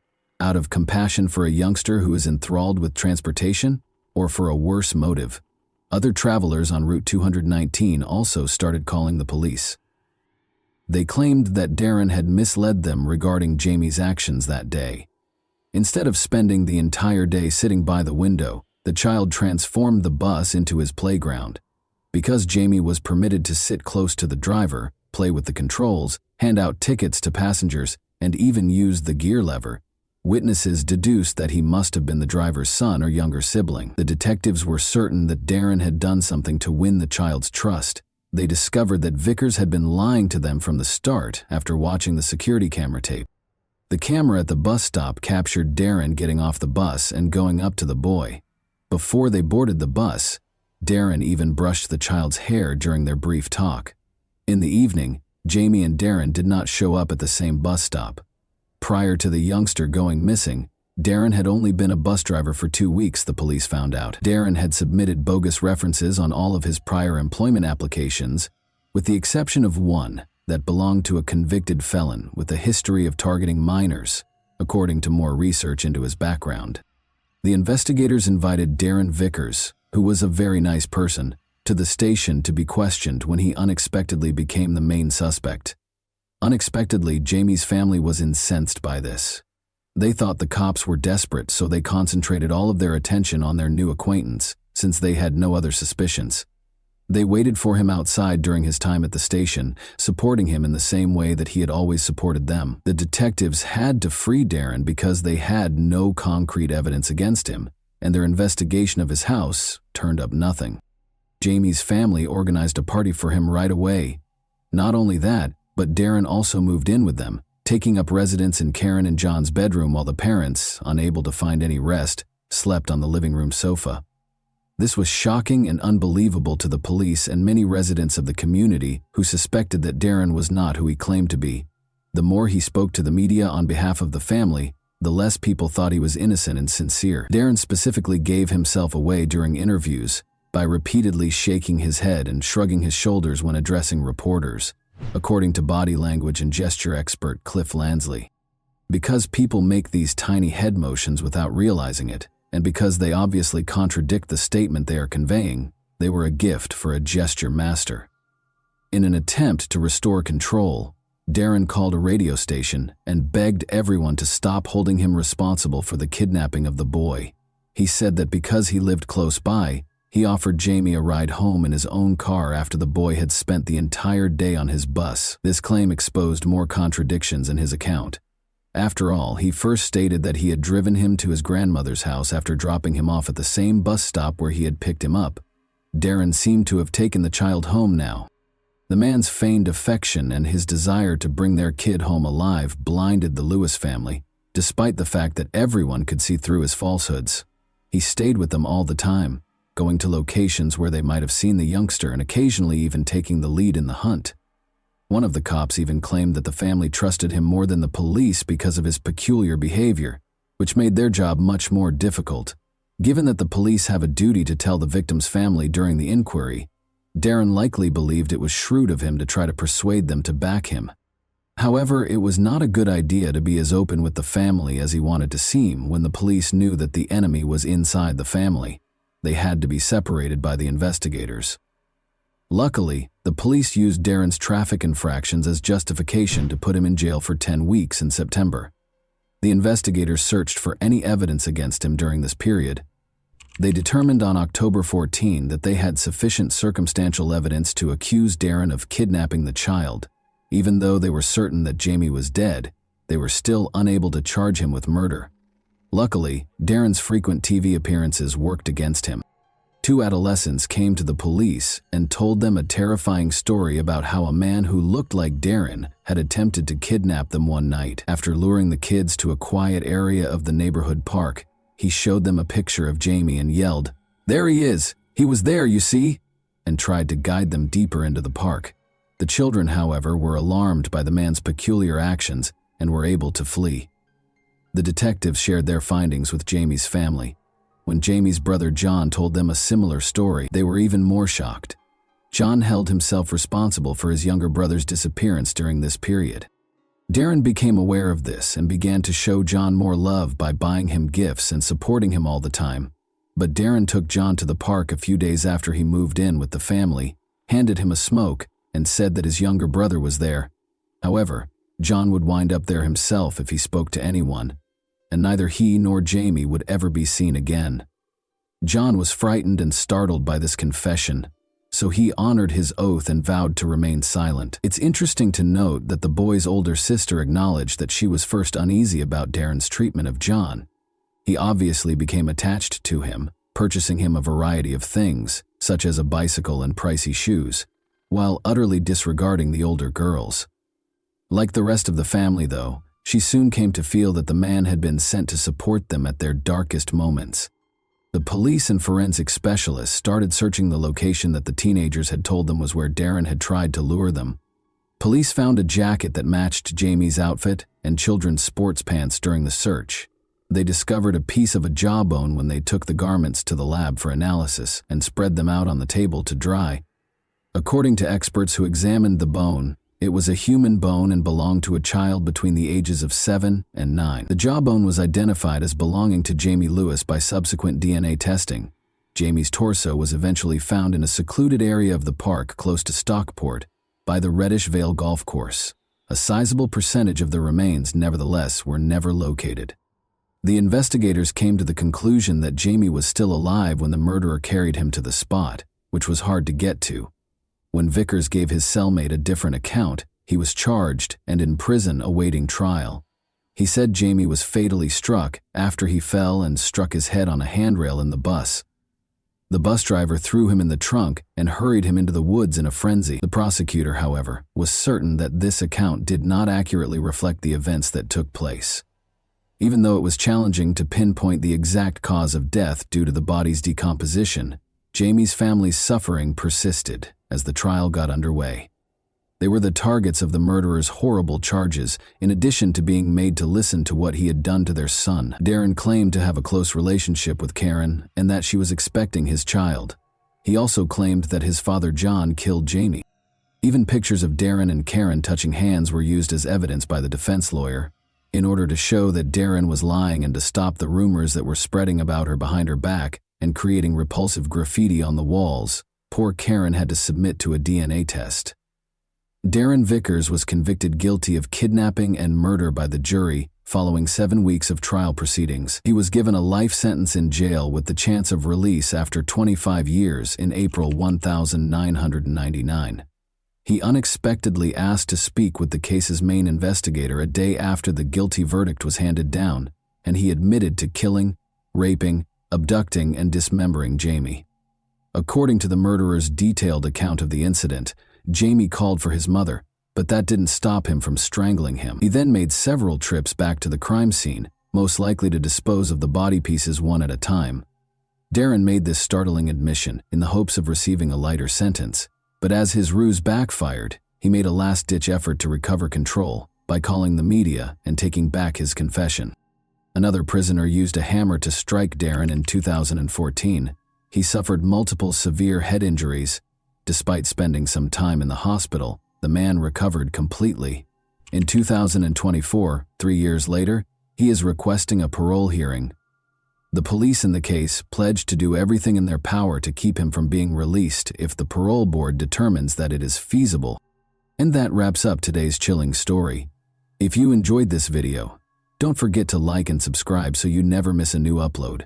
Also, let me know in the comments, what part of this story shocked you the most? Thank you for watching, and I'll see you in the next video.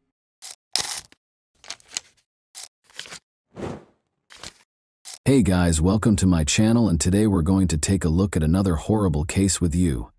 Many people can get to the point where they suspect a loved one of betraying them. Others may give in to the influence of fantasies of retaliation against the betrayer, while others may decide to end the relationship due to such suspicions. However, what if a katana were to make these fantasies come true?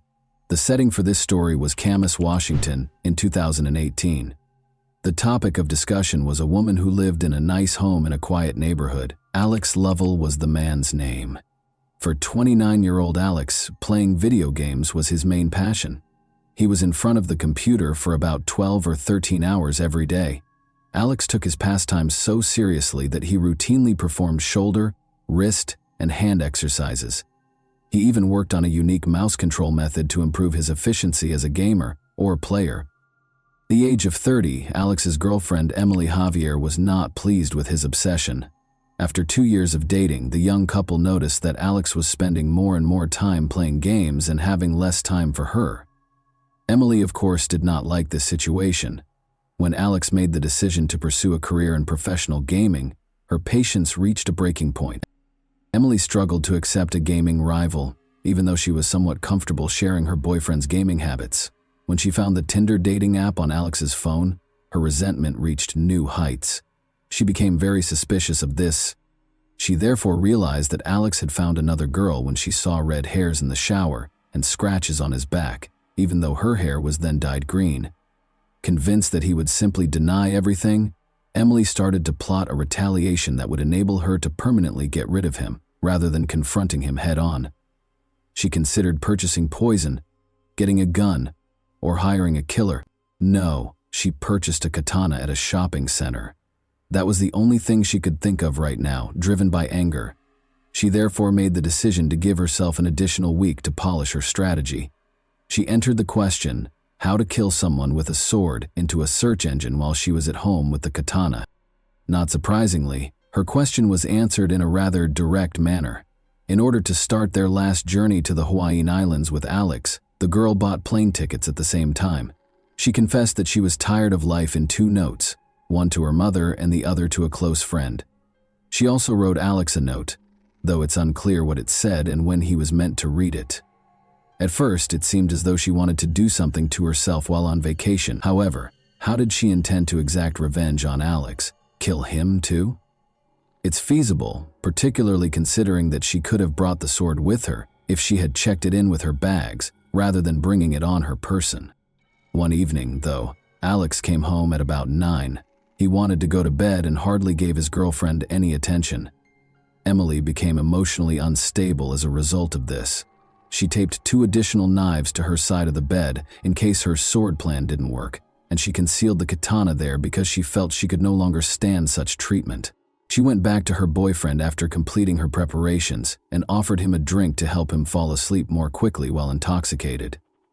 Emily hid the man's phone, which he would need to call for assistance after he fell asleep quickly. She illuminated his neck with the light from her own phone so she could see better and aim more precisely.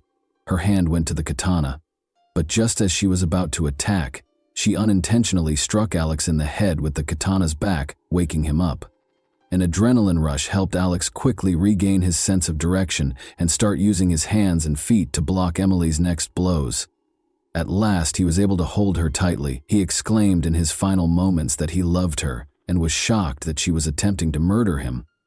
Alex was on the verge of fainting and begged her to call for assistance or he would perish. Emily, oddly enough, listened. A dispatcher received a call from a girl who was hysterical at 1:54 a.m. on March 3rd. She was yelling that her boyfriend had been hurt. When she inquired as to where the girl had hurt her boyfriend, Emily exclaimed, "Everywhere! Everywhere!" The dispatcher wanted to know where the knife was. The girl responded, shocked, that she had used a samurai sword to attack her boyfriend. The dispatcher advised her to bandage her boyfriend's wounds and asked her to go back to the bedroom where he was to see if he was still breathing. Emily, however, insisted that she couldn't go there because there was too much blood. She snapped back to reality and saw that her boyfriend was actually dying. She even considered the possibility that he was already dead. Officers soon showed up on the scene. Alex was curled up, covered in blood when they entered the bedroom. He had deep gashes on the left side of his head, neck, and torso, among other potentially fatal injuries. Emily had nearly severed 3 fingers on his hand, cut his legs, and broken his wrist. Emily was taken into custody without protest and with tears in her eyes. While Alex was taken to the hospital, she let the legal system take care of her. A $350,000 bail was set for her. Alex's body had 26 wounds, according to the doctors. 6 major surgeries were required for him. 45 of the 150 staples they applied to him were on his head alone. However, the medical staff miraculously succeeded in reattaching his fingers. He would undoubtedly need to see a physical therapist for a while, but the fact that he lived was more significant. Because of Emily's weapon choice, the ferocity with which she executed the attack, and Alex's incredible fortitude, this attack garnered a lot of attention in the US and made headlines in numerous media outlets. Even though he had a long recovery ahead of him, he maintained an exceptionally optimistic outlook. He amusingly posted a question on the internet a day after the attack, asking if anyone could split a picture of him and Emily together. Some of his remarks were repeated by the media, though it's unclear how he was able to take the attack so lightly. One example would be, "I'm really proud that I was beaten with a sword and by a girl, man. I must sacrifice it for her. I certainly took a lesson from this. There's no comparing the feeling of when I overpowered her," he continues. "I've participated in sports, taken first place in major competitions, and more. I've performed snowboard tricks. This is superior. I believed it was right to defeat someone who was determined to do me harm. I had spent my entire life anticipating this." Alex credits his love of kung fu movies and his habit of competing against other gamers with helping him win. He says he never cheated on Emily, but acknowledges that he likely spent too much time in front of the monitor. He remarked, "I hardly had time for one girl, much less another. He simply was too worn out to give her the affection she so richly deserved." Tinder was on his phone, he clarified, but he hadn't used it since it became apparent that he and Emily were seriously dating. Alex even acknowledged that the exhaustion from playing video games all day was the reason for his low libido. This might have persuaded Emily that he no longer wanted her, but he says that numerous times before, even when another girl merely liked his picture on social media, she had falsely accused him of cheating. All of this is denied by Emily. Regarding the red hairs, they might have come from his dog's fur or his own beard. Emily found it challenging to defend herself in court. Everyone could see that this was a carefully considered and planned crime. Emily told police that she wanted to kill him for cheating. "That was my objective." She was convicted of attempting first-degree murder. Her sentence was lowered from a potential 20-year term to 19 years because of Alex's survival, her lack of prior convictions, and her own decision to call 911 for assistance. This result did not sit well with Alex's family. They felt that because she tried to kill their son, she should be punished more severely. Emily countered that because of her history of childhood trauma, which hindered her ability to form relationships, her sentence should be shortened. Although her psychologist acknowledged that she had PTSD, he said it had no bearing on the case. The judge ultimately decided that she should receive almost the maximum sentence because of the severity of the attack. She must also receive treatment for her aggression and mental health issues.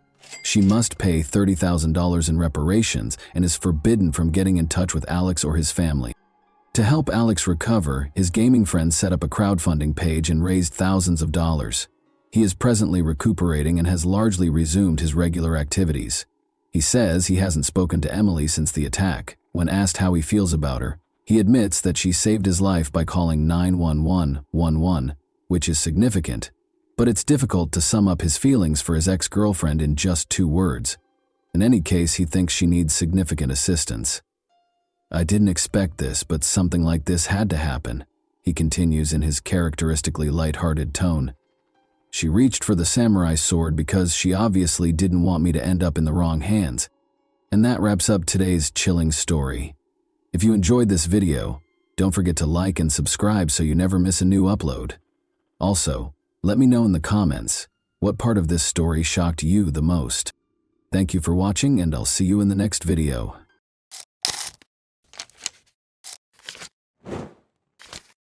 Hey guys, welcome to my channel, and today we're going to take a look at another horrible case with you. Jasmine Block, a 15-year-old from Alexandria, Minnesota, had 1 month until the start of the new school year on August 8, 2017. She was having a great time boating with her friends during her summer vacation, but by nightfall, Jasmine was suffering from a headache. Sarah, her mother, suggested that she take it easy and wait for the pain to subside. Jasmine laid down after taking her mother's advice. Sarah had to leave for an urgent family matter at 10:30 p.m. Before leaving the house, she made sure Jasmine was okay and would attempt to get some sleep. Knowing that Jasmine's older sister and her boyfriend were at home gave her comfort. 3 hours later, Sarah found her younger daughter gone when she got home. To her surprise, the top portion of the pajamas she was sleeping in was on the floor, and Jasmine's phone, keys, and bag were all at home. She had also lost 2 pairs of shoes. At first, Jasmine's family thought she had just gone outside to get some fresh air in the hopes that her headache would go away, because she had never left a note before. She wasn't in the house, though. Because her daughter was terrified of the dark, Sarah was certain that she wouldn't flee, especially at night. This indicated that she had been abducted. Sarah became so worried that she called the police. Hundreds of locals and the police joined the search for the missing teen in the days that followed. Posters asking anyone who saw Jasmine to report her whereabouts were displayed everywhere. The young girl found herself in the worst nightmare imaginable as the hunt for Jasmine went on. A family friend named Thomas Barker visited them that evening on August 8th while she was trying to fall asleep despite having a headache. Since she was a young child, Jasmine has known Thomas Barker, the 32-year-old father of her best friend. The youngest of his 6 children was born only a month ago, and he was married. Jasmine believed him when he told her that his son was having a breakdown of some kind, and that he couldn't manage it alone. In an attempt to soothe his son, Thomas asked if she could accompany him to their house. Even though it was late, Jasmine was unable to turn down his request, but she had a hazy feeling of danger during the ride. Her instinct was correct. The story about his son's breakdown was really a pretext.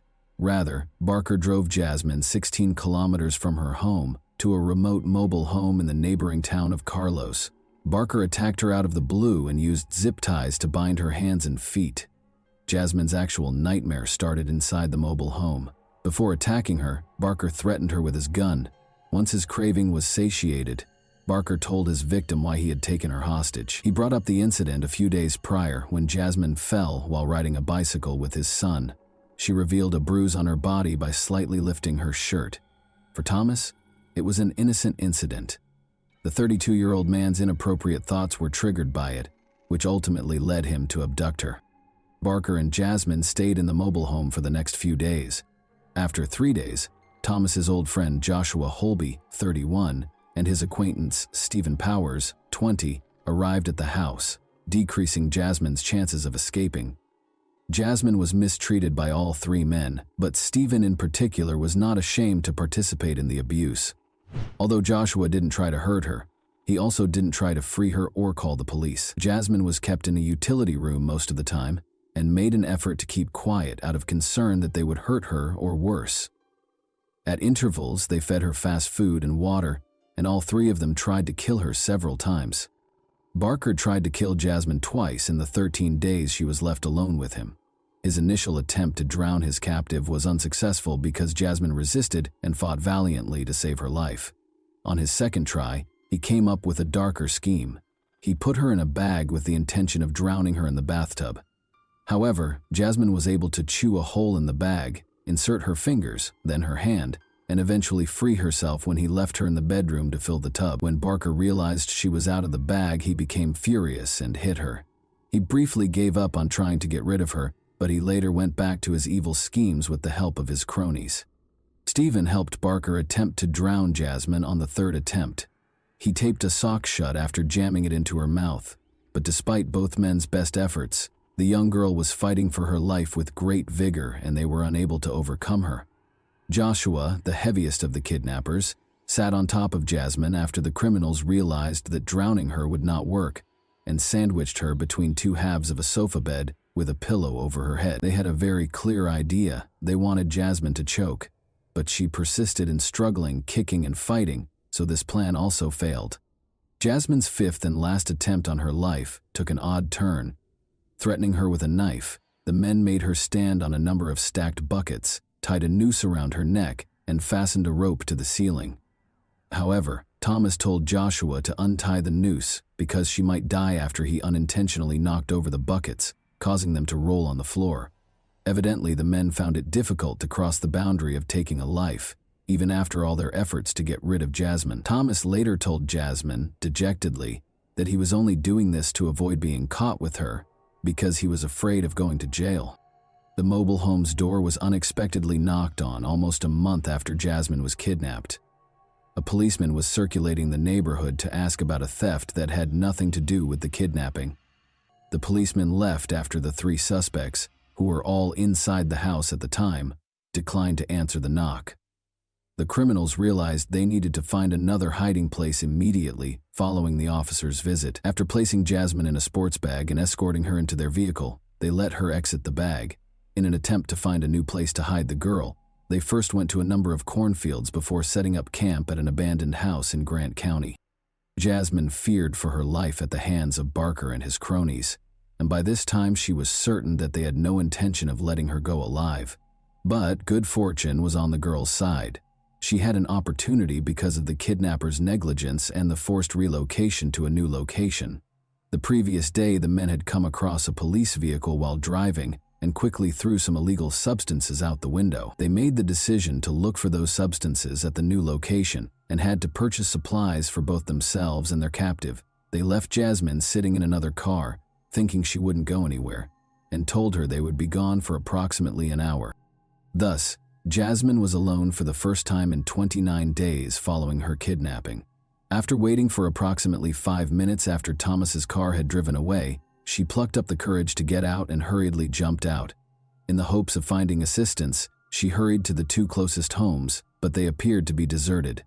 She didn't even think twice before jumping into the water when she spotted a house across Thompson Lake. In order to swim more quickly, she removed her pajama pants and shoes.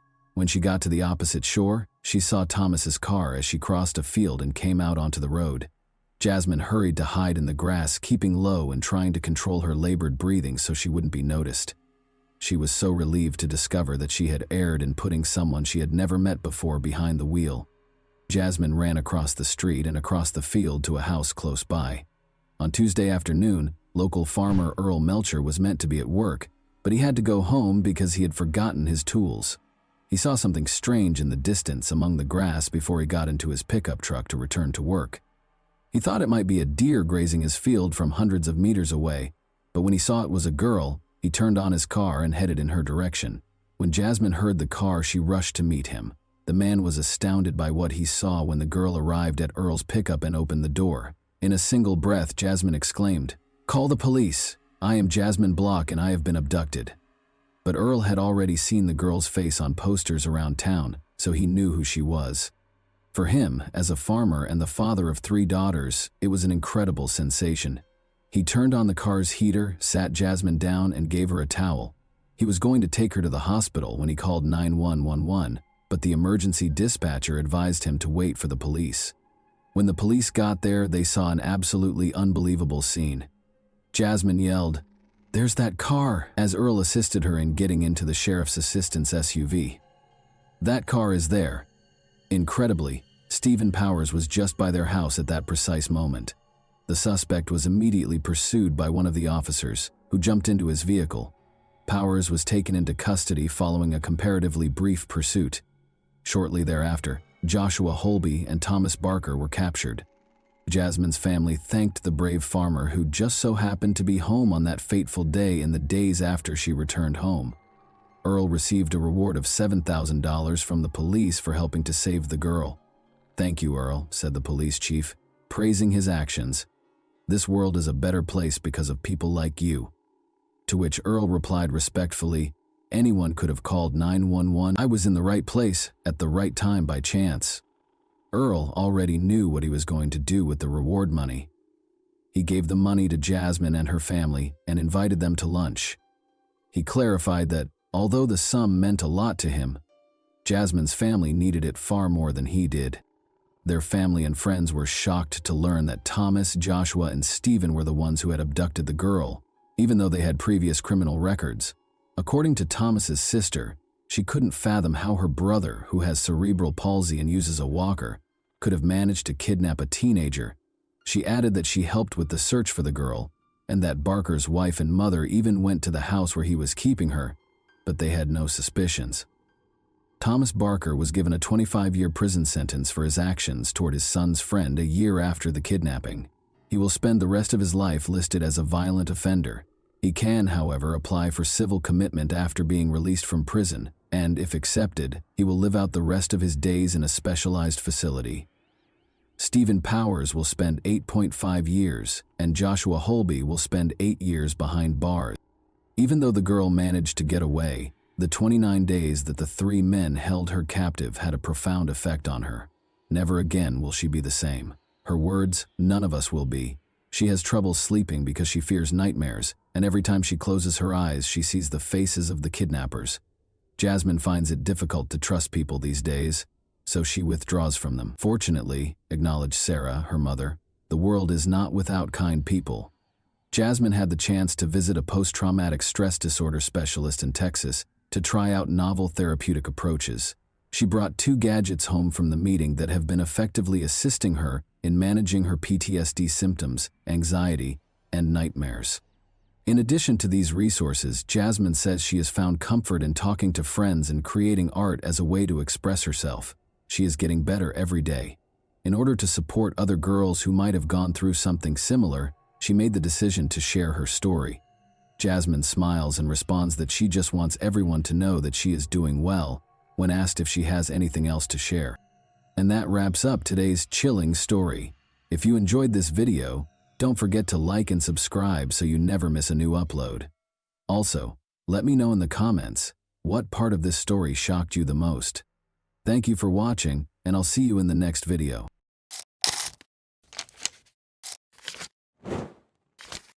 Hey guys, welcome to my channel, and today we're going to take a look at another horrible case with you. Little Bria had only ever been frightened by imaginary monsters. She called her mother, Michelle, on November 20, 2000, claiming to have seen someone outside the window. The day before, 3 armed men wearing masks broke into her house. Michelle looked out and saw no one, so she dismissed her daughter's words as the product of her young imagination. The difference with this incident, though, was that Bria saw them.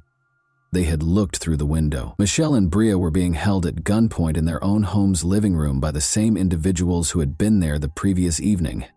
In a peaceful San Diego, California suburb, it was November 2009. Michelle Renee was 35 years old and had just returned home from her job as a manager at the bank. She and her 7-year-old daughter, Bria, resided in a rather remote home. Michelle had been a bank manager for more than 13 years, putting in a lot of time and effort to advance through the ranks and land a job where she was respected and trusted. She was happy to be home with Bria after a long day. The two of them were playing Game Boy on the couch when a loud noise suddenly burst from somewhere behind them. Michelle saw 3 people when she turned around. As though they were a takeover squad, they stormed into the house. This was obviously not a SWAT team, though. The strangers wore all black clothing and were armed. Bria and Michelle screamed. When Michelle was grabbed by her hair, a gun aimed at her face and flung to the floor close to the couch, she was able to see her daughter running into another room. After securing her with duct tape, they turned the woman to face her daughter, who was lying face down close to the door with her hands and legs bound. "Are you going to kill Mommy?" Bria asked. "Do you intend to murder me?" The stranger said, "No, if the mother does everything we tell her to Michelle's belief that they had broken in to kill them. Michelle was told bluntly by the illegal intruders, "You will rob the bank for us, or we will kill you, and your daughter will be first." The intruders told Michelle that they had been watching her for months and had a plan because they knew she was a bank manager. They would stay with her all night to give her instructions and make sure she understood exactly what she was supposed to do. As they held her and her daughter bound on the couch with tape, the gang leader gave her explicit instructions throughout the night. Stressing what she needed to do repeatedly, he told Michelle that 6 more gang members were standing guard outside, waiting to murder her if she did anything stupid. Around 11, a female voice on the radio caught his attention, as if to reaffirm what he had just said. He was told by the accomplice that a car had pulled into the driveway. The neighbor of Michelle and Bria had shown up. She lived in the same building and was named Kimbra. She was obviously very drunk after returning from a night out. She shocked the criminals by resisting their attempts to grab her. One of the criminals shouted at Kimbra not to move while pointing the weapon straight at his face. In an attempt to shield her friend, Michelle pushed his arm away, but he pointed the gun at her and hissed at her to never touch him again. Kimbra was finally restrained, and they all waited for dawn. Michelle became aware that she might be spending her final evening with her daughter. She needed to share everything with Bria. Thinking that this might be the last time she would ever touch her daughter's hair or see her sleeping, the mother smoothed her hair to give her some space to rest. The nightmare persisted in the morning. The robbers' leader told her to get up and prepare for work at 6 o'clock. He interrupted her to apply dynamite to her as she was getting dressed and arranging her hair. She was in excruciating pain as he taped it firmly to her back. Kimbra and Bria were also outfitted with sets of explosives by the criminals. The girl sobbed and asked what it was, but the mother merely muttered something because she didn't want her to become even more terrified. Then they showed Michelle something that looked like a lock on a door. According to the man, it was a detonator, and he would press the button if she made even the slightest mistake. The detonator had a 10-meter radius, he added. Bria was placed in her bedroom closet by the criminals. The mother reiterated that everything would be all right and that she would be back shortly. "Mom, have courage," her daughter said. 2 men remained inside the house as Michelle left, and the gang leader gave her a suitcase containing a sports bag before hiding in the backseat of her Jeep. As she always did, she was headed to work in a minute, but this time she had a gun pressed against her side and dynamite strapped to her back. She parked in her usual spot when she arrived, and the man told her she had 5 minutes to come out with the money after the cash collector arrived before she got out of the car. He had his finger on the detonator in case something went wrong. Around 9 o'clock, the cash collector showed up and handed over the cash. Michelle was in charge of getting the money because she was a bank manager. Michelle asked her colleague to go with her to the vault as soon as his car pulled away, and she explained the situation. Michelle was left with no choice but to stuff the bag full of cash while her colleague watched in horror as the bank manager did something so unthinkable. Her heart pounded. Was she moving quickly enough? Naturally, Michelle's co-workers informed the police about the incident, but first she took $360,000 out of the bank. She climbed into the Jeep and got ready to do whatever was asked of her. The criminal told Michelle that she would find her Jeep further down the street and told her to get out of the car after a few blocks. And so, it came to pass. She located her vehicle, got into it, and drove quickly home. The woman didn't know if she would find her daughter alive when she got home. She saw Kimbra's car was gone as soon as she pulled up to the house. She called for Bria as she entered the house, but the silence was uncanny. At last she heard a small voice. From the other side of the house, Bria was calling to her. Her mother had left the girl in the closet and she was still there. Relieved, the woman gave her daughter a hug, but it wasn't quite over. Bria saw her mother's expression change to one of panic. The gang leader had departed without taking the dynamite away from her. What if the detonator was used remotely by the criminals? Before departing, Kimbra informed Michelle that they had just cut the tape and thrown the explosives against the far wall, removing the dynamite from the girl and her back. They all rushed to the nearby homes after that. Investigators from the FBI, police, and even a bomb disposal team quickly swarmed the street. The officers soon realized that the dynamite was a fake, consisting only of 2 sticks painted red. However, no one would risk their lives assuming they were fake, given the low lighting and the fact that they were on the victims' backs in such a dire situation. However, Michelle made an effort to commit every detail that might aid in identifying the criminals to memory during the incredibly terrifying 14 hours that she was held captive. It made it possible for her to concentrate on something else rather than the situation's horror. Actually, it was her special talent for picking up on subtleties in people's looks and actions that others might miss. She committed the criminal's physique to memory, attempted to gauge their height from the house's furnishings, took note of their footwear and jeans, and examined the appearance of their weapons. She eventually had to use the restroom, so the gang leader accompanied her. She flipped the switch, brightening the man's face as he led her to the restroom. He was still wearing a mask, of course, but Michelle could see his eyes clearly. They were big, expressive, and a little red at the corner. All of a sudden, she recognized this person from her bank office. She frequently handled new client accounts in her role as bank manager, and on that particular day, a man had visited her office. He clarified that he needed information about opening accounts and making investments because he would shortly inherit a sizable sum. He repeatedly asked the same questions while seated at her desk. The man introduced his companion as Lisa, and they departed when a woman finally came in and said, "Chris, we need to go." However, he gave Michelle his business card before he left. She put it in her desk's top drawer. Michelle's mind was racing with all of these ideas, and she felt that she needed to be extremely careful and not even hint at her recognition of him. Additionally, she recognized his accomplice because she occasionally heard Lisa's voice on the radio. They wouldn't let her die if she messed up. Michelle then requested that the officers immediately check her desk's top drawer. The business card wasn't a fake. It was there. Christopher Butler was the man's name. Butler's conviction as a bank robber was quickly discovered by the FBI. They discovered his residence and placed him under observation. The bank was only a few kilometers from Butler's home and that of his fiancée, Lisa Ramirez. The other two men, Robert Ortiz, who had his sights set on Bria, and Christopher Higgins, a big man who protected Michelle, were soon recognized by detectives. The decision to arrest Christopher and Lisa was made on December 1.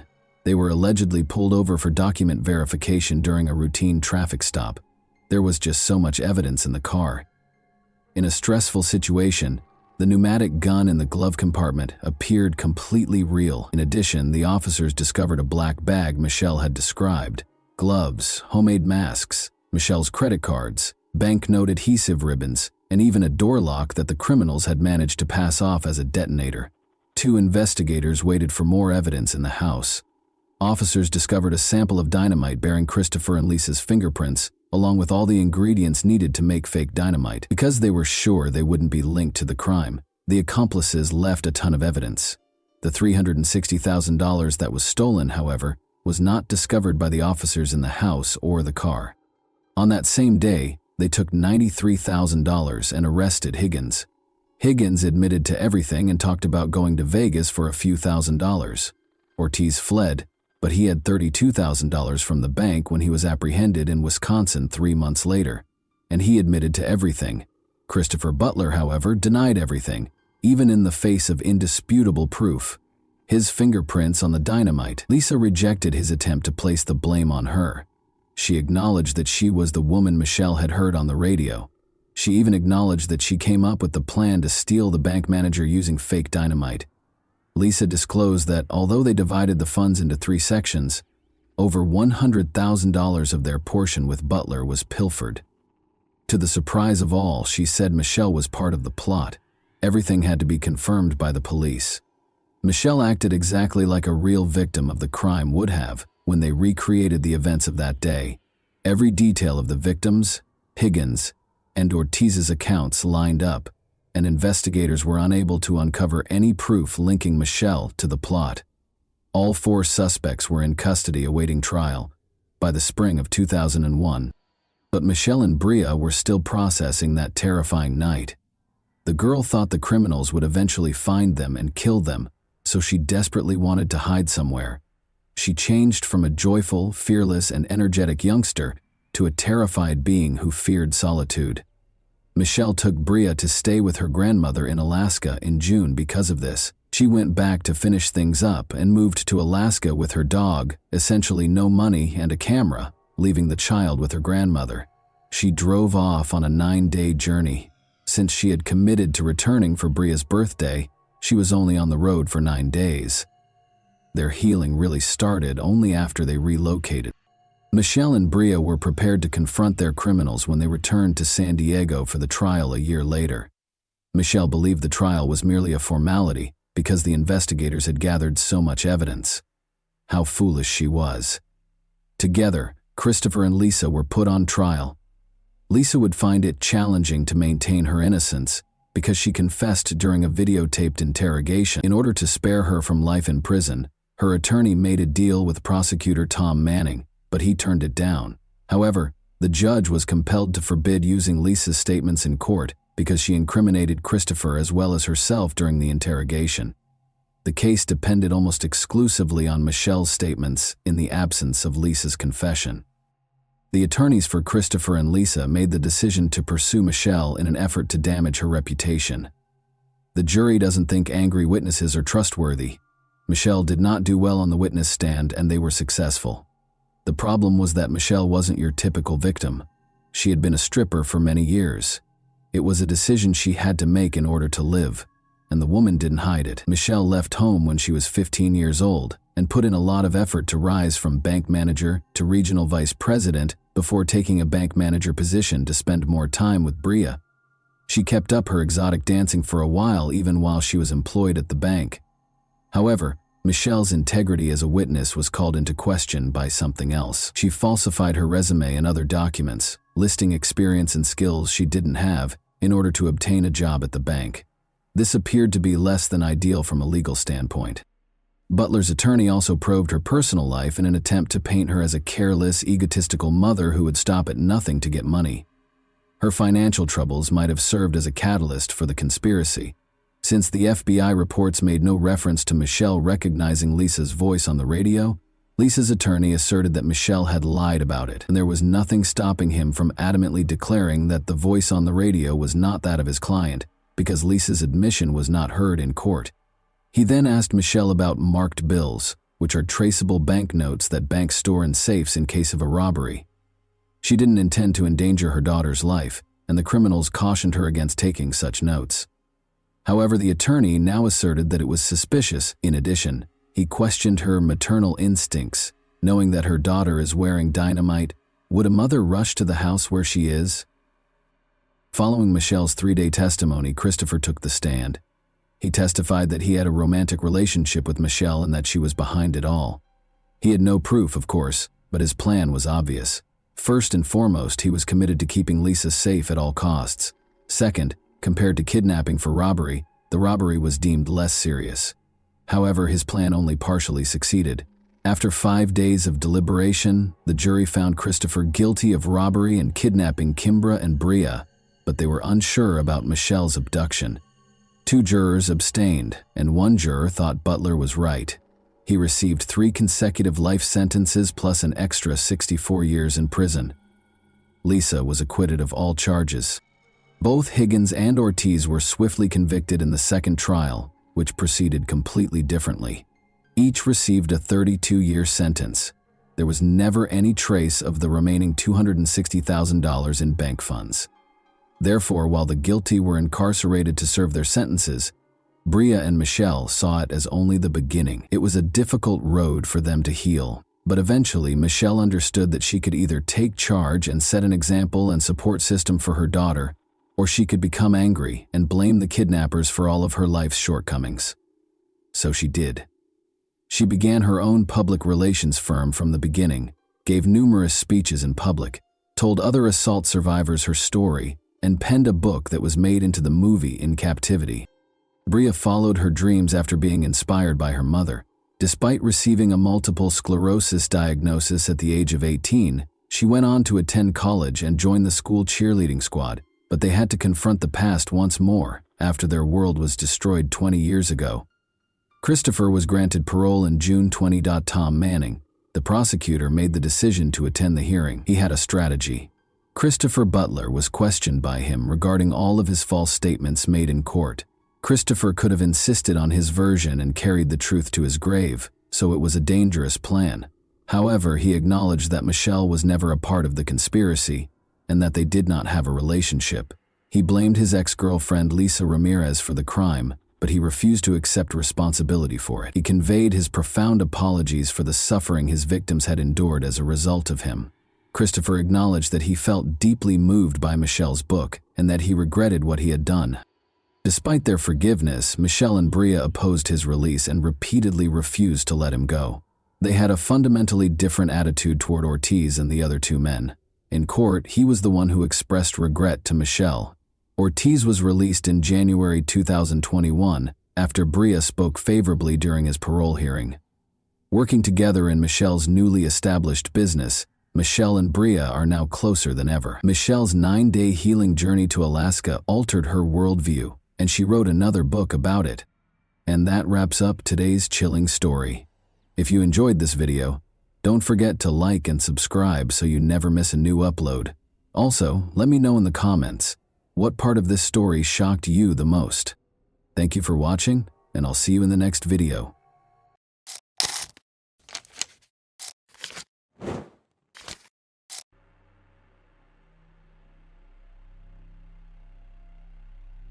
Hey guys, welcome to my channel, and today we're going to take a look at another horrible case with you. In this video, we will look at what happened in the US state of Georgia. Nobody has seen the 31-year-old Indiana lawyer since 7:17 p.m. On February 24, 2022, a surveillance camera captured her outside her mother-in-law's home in Johns Creek. The police and her family have made significant efforts to determine where Sierra went and what happened to her. Sierra Locklear of Cleveland, Georgia, was a cheerful and ambitious woman. Sierra wanted people to take her seriously. Her mother, Kelly Locklear, said so. She was tough. She followed in the footsteps of her mother, who was a paralegal. She became a lawyer. Sierra grew up in Georgia and aspired to live in Atlanta one day. Kelly, a Georgia native, claimed that Atlanta had always been her plan. To get there, Sierra had to leave Georgia. She attended the University of Tennessee for college before attending law school at Florida State University. Sierra eventually became a lawyer and specialized in insurance defense. Kelly described her daughter as following: she overcame and pushed through. Kelly also stated that she was happy, energetic, and loving. She was extremely motivated in her career. Sierra met Xavier Breland on Tinder in October 2020, and their relationship quickly took off. The couple married after 6 months. Sierra was already pregnant at this point. According to court records, Sierra assisted Xavier with his legal issues with his ex-wife. After some time, the newlyweds decided to relocate to Carmel, Indiana, to begin their new lives there. Sierra started working at a law firm and had a son named Jackson at the end of 2021. From the outside, Xavier and Sierra seemed like the ideal couple. However, their relationship problems began shortly after they met. Shelby Campbell, Sierra's cousin, said the couple's problems began after their first date. Sierra informed Xavier that she did not want to continue communicating with him, but her future husband was not the type of person who could handle rejection. Instead, if Xavier showed up uninvited to her apartment and sat near her door, he began sending her threatening messages because he noticed her with another man. Sierra threatened to contact the authorities if he did not stop. Finally, she gave him another chance. 6 months later, they were married. Shelby and Sierra were best friends who texted each other daily. Sierra expressed her feelings to her, stating that she was afraid of her husband. For example, one of her messages read, "Well, I'm struggling with it in a big way. I don't want to give up on someone I love and abandon him and our family. However, I believe that the behavior is deteriorating. So, if this is how things are now, how will it be in the future? Furthermore, he used to feel bad when he said ugly things. And lately, he's not even sorry for his actions. He's blaming me for it, as if I did it because you forced me to." Sierra stated that her husband would be held responsible if anything happened to her. Shelby claimed she often told Sierra to leave her husband, but Sierra understood that if she was going to leave, she needed to do so strategically. Here is another screenshot of Shelby and Sierra's text conversation. Sierra was obviously afraid of her husband. Shelby Campbell stated that the texts she shared were only a few examples of what was going on between Sierra and her husband. She called the police several times. The police were called to her home in both Georgia and Indiana several times. Campbell stated that by the time the police arrived, she would have calmed down enough to tell him where she was lying. Shelby claimed that after one of those incidents, an investigator called Sierra's mother and informed her that he knew she was lying about what was going on when she called 911, and that he had seen the same pattern many times before. He was worried about what would happen to her. Sierra was preparing to leave her husband. She opened a secret bank account and transferred money there. The messages had a strong impact on the woman. Sierra stated that she loved her husband, but couldn't afford to stay in the relationship. Her parents, Kelly and Nick Locklears, were aware that their daughter's family situation was far from ideal. They wanted Ciara to break up with Xavier and assured her that she could always return to a safe place, i.e., her home.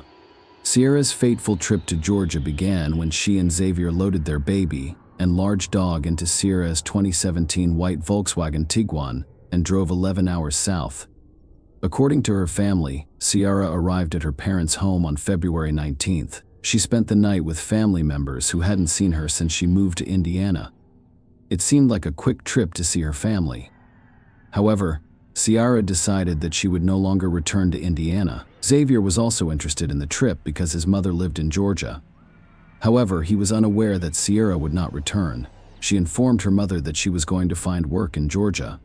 She had also informed her parents that her husband's abusive behavior was escalating and that she was getting divorced.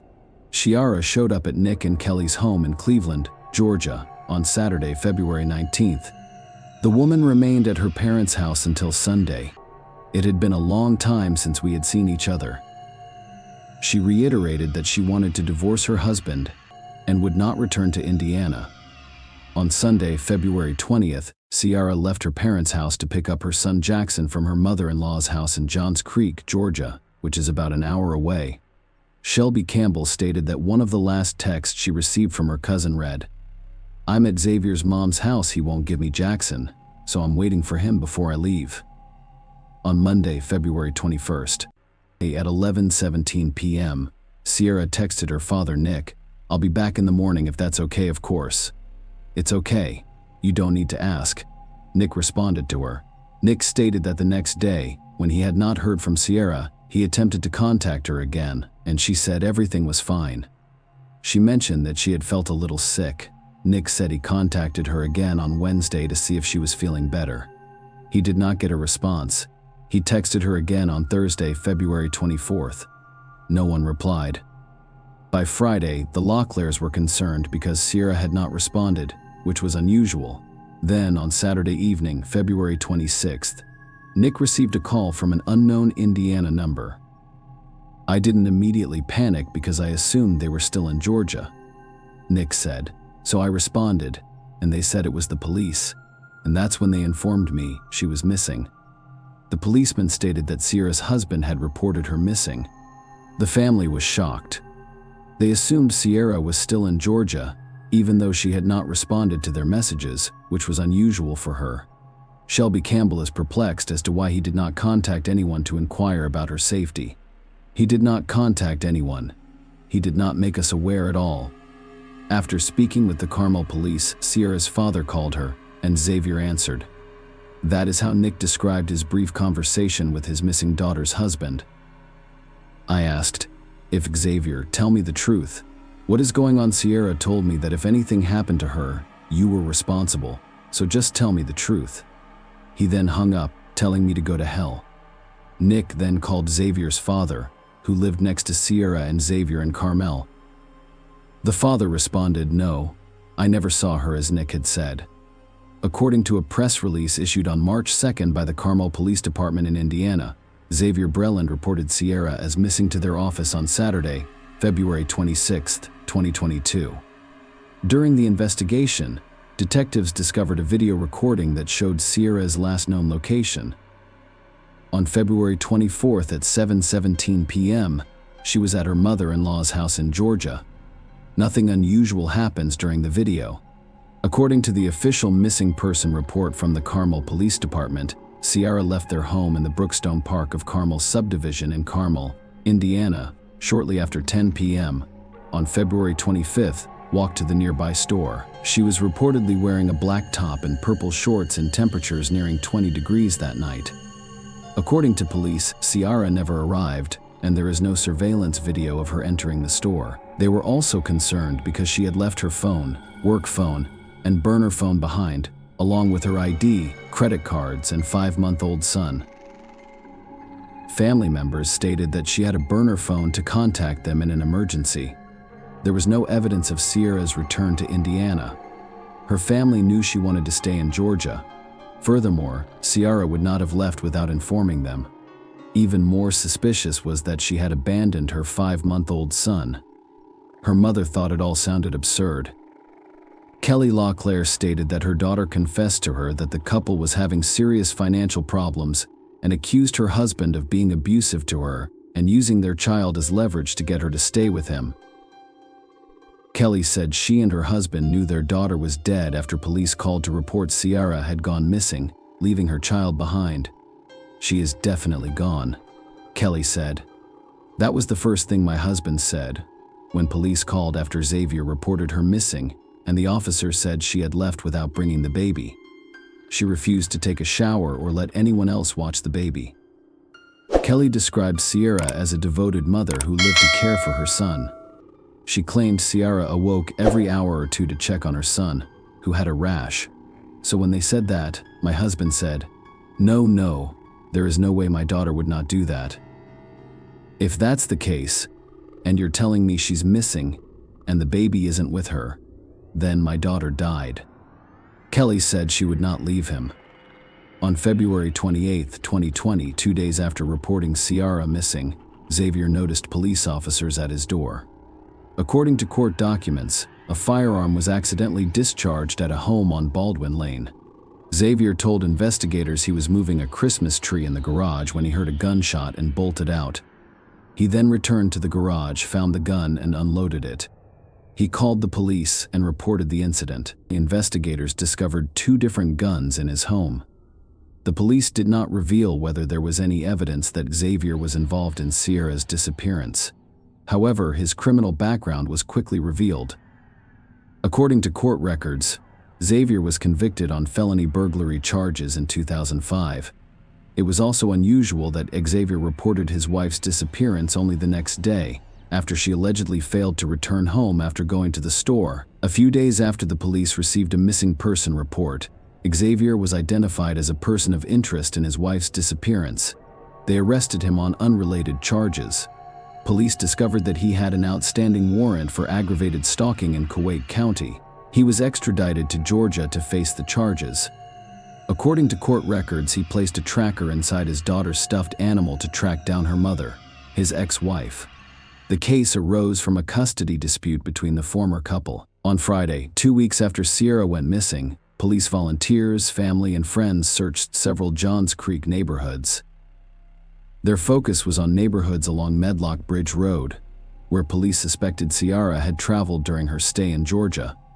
In addition to handing out flyers, the Johns Creek Police Department installed electronic signs at 2 locations along Kimball Bridge Road, requesting public assistance. They've also contacted several commercial electronic sign companies to help spread Ciara's image and information throughout Metro Atlanta. The family asked anyone who saw the white 2017 Volkswagen Tiguan with the Georgia plate RMB 5869. During that time, contact the police. The license plate of the vehicle was framed by the Florida State University Law School. The police said that forensic investigators searched the car for evidence and then released it. Ciara's last known location was at her mother-in-law's house in Georgia, so the police assumed her disappearance was related to something that happened in this house. They traced Xavier's route back to Indiana, but couldn't confirm Ciara was in the car. Xavier was the only one who stepped out of the white Volkswagen at gas stations and shops. It is unclear how much cooperation Xavier Balin's mother provided during the ongoing investigation. However, law enforcement officials confirmed that evidence was collected from the residence using a search warrant in their pursuit of answers. Investigators from Johns Creek used forensic professionals and cadaver dogs to conduct the search. The emphasis was on finding potential bloodstains, signs of a struggle, or any other clues that could shed light on the events surrounding the couple's visit. Despite the use of a canine unit, authorities reported that the search yielded no discernible scent trail at the residence. The specifics of the evidence gathered during the search remain unknown, as the case is still being investigated. In March 2022, investigators obtained a jailhouse video that shows Xavier Bralin telling his children that Ciara would not be returning home because she had been kidnapped. It contradicts his statement to the Carmel police about her disappearance. "Someone kidnapped my wife," he told one of his children at the end of the call, You know what it means to kidnap an adult. She isn't coming home." However, Xavier was booked into the Coweta County Jail in Georgia on March 16, 2022. After being extradited from the Hamilton County Jail for aggravated stalking, the case was unrelated to Sierra's disappearance. The charge stemmed from an incident in Georgia in March 2021 in which he hid a tracking device to stalk the mother of his child. At the time, the woman he stalked had a restraining order against him.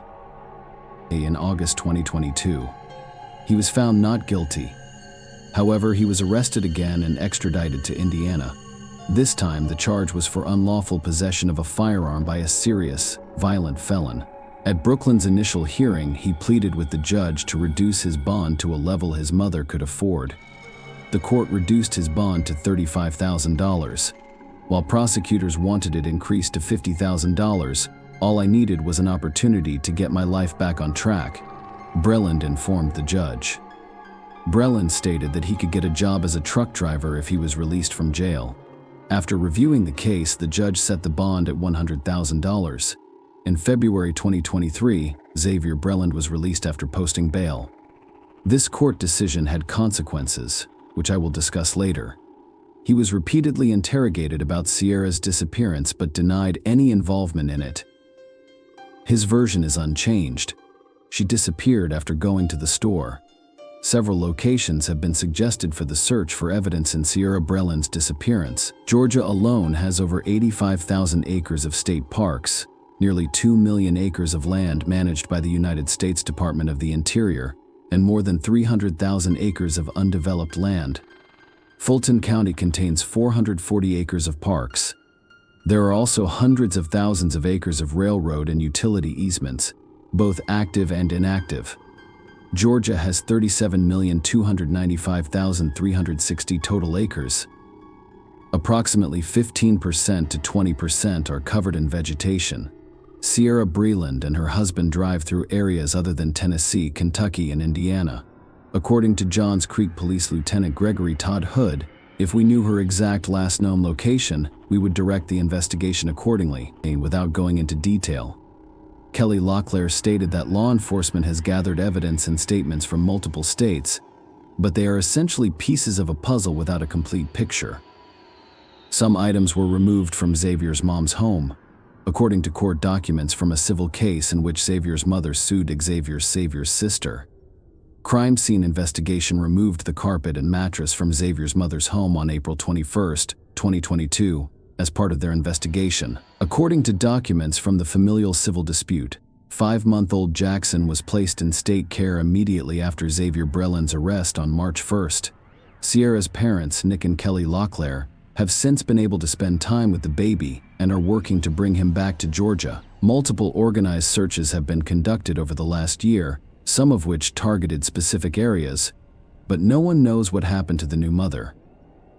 As investigators continue to piece together the facts, officers have been busy handing out flyers and even using electronic signs to raise awareness. The police described Sierra as being 5 feet tall, weighing approximately 120 pounds, and having blonde hair. She has 3 small trees tattooed on her ring finger, a Florida State arrow on her left wrist, and a sunburst on her back left rib cage. The couple was driving a white 2017 Volkswagen Tiguan with the Georgia tag RMB 5869. The Florida State University Law School frame encircles the license plate. Anyone who saw her or her car in February is asked to contact the police. Xavier is the only person of interest that police have publicly identified since Sierra's disappearance, but no charges have been filed. Her family is adamant that he knows what happened to her, and that he is the only one who can provide the answers they require to find closure. Finally, let Sierra rest in peace. Kelly Locklear believes Sierra's body may be in Georgia, Tennessee, Kentucky, or Indiana. She is pleading with woodsmen and fishermen to keep an eye out in those states and to contact law enforcement if they have any information. Sierra's parents have now been granted custody of the couple's child, as I previously stated. If Xavier Breland was released on bail in a case involving illegal firearms, the trial was scheduled for December 28, 2023. But Xavier Breland did not appear in court, and his whereabouts are unknown. A rearrest warrant has been issued in his name, and law enforcement is working hard to find him. This latest development complicates the already perplexing case of Sierra's disappearance. The warrant describes Xavier Breland as a black man standing 6 feet tall, weighing 160 pounds, with brown hair and green eyes. The FBI has joined the search for the missing woman, but her body has yet to be found. This, combined with Xavier's recent disappearance, has resulted in numerous unanswered questions. Kelly Locklear, Sierra's mother, has publicly stated that she believes Sierra feared Xavier and had no intention of returning to Indiana with him. With both individuals missing, the case has become even more urgent. The trial for Xavier's gun charge has been postponed several times, and law enforcement and Sierra's family are now asking the public for help. They are looking for any information that can help them find Xavier and Sierra, in the hopes of shedding light on the strange circumstances surrounding their disappearances. Share your opinion with us in the comments, and subscribe to the channel for more.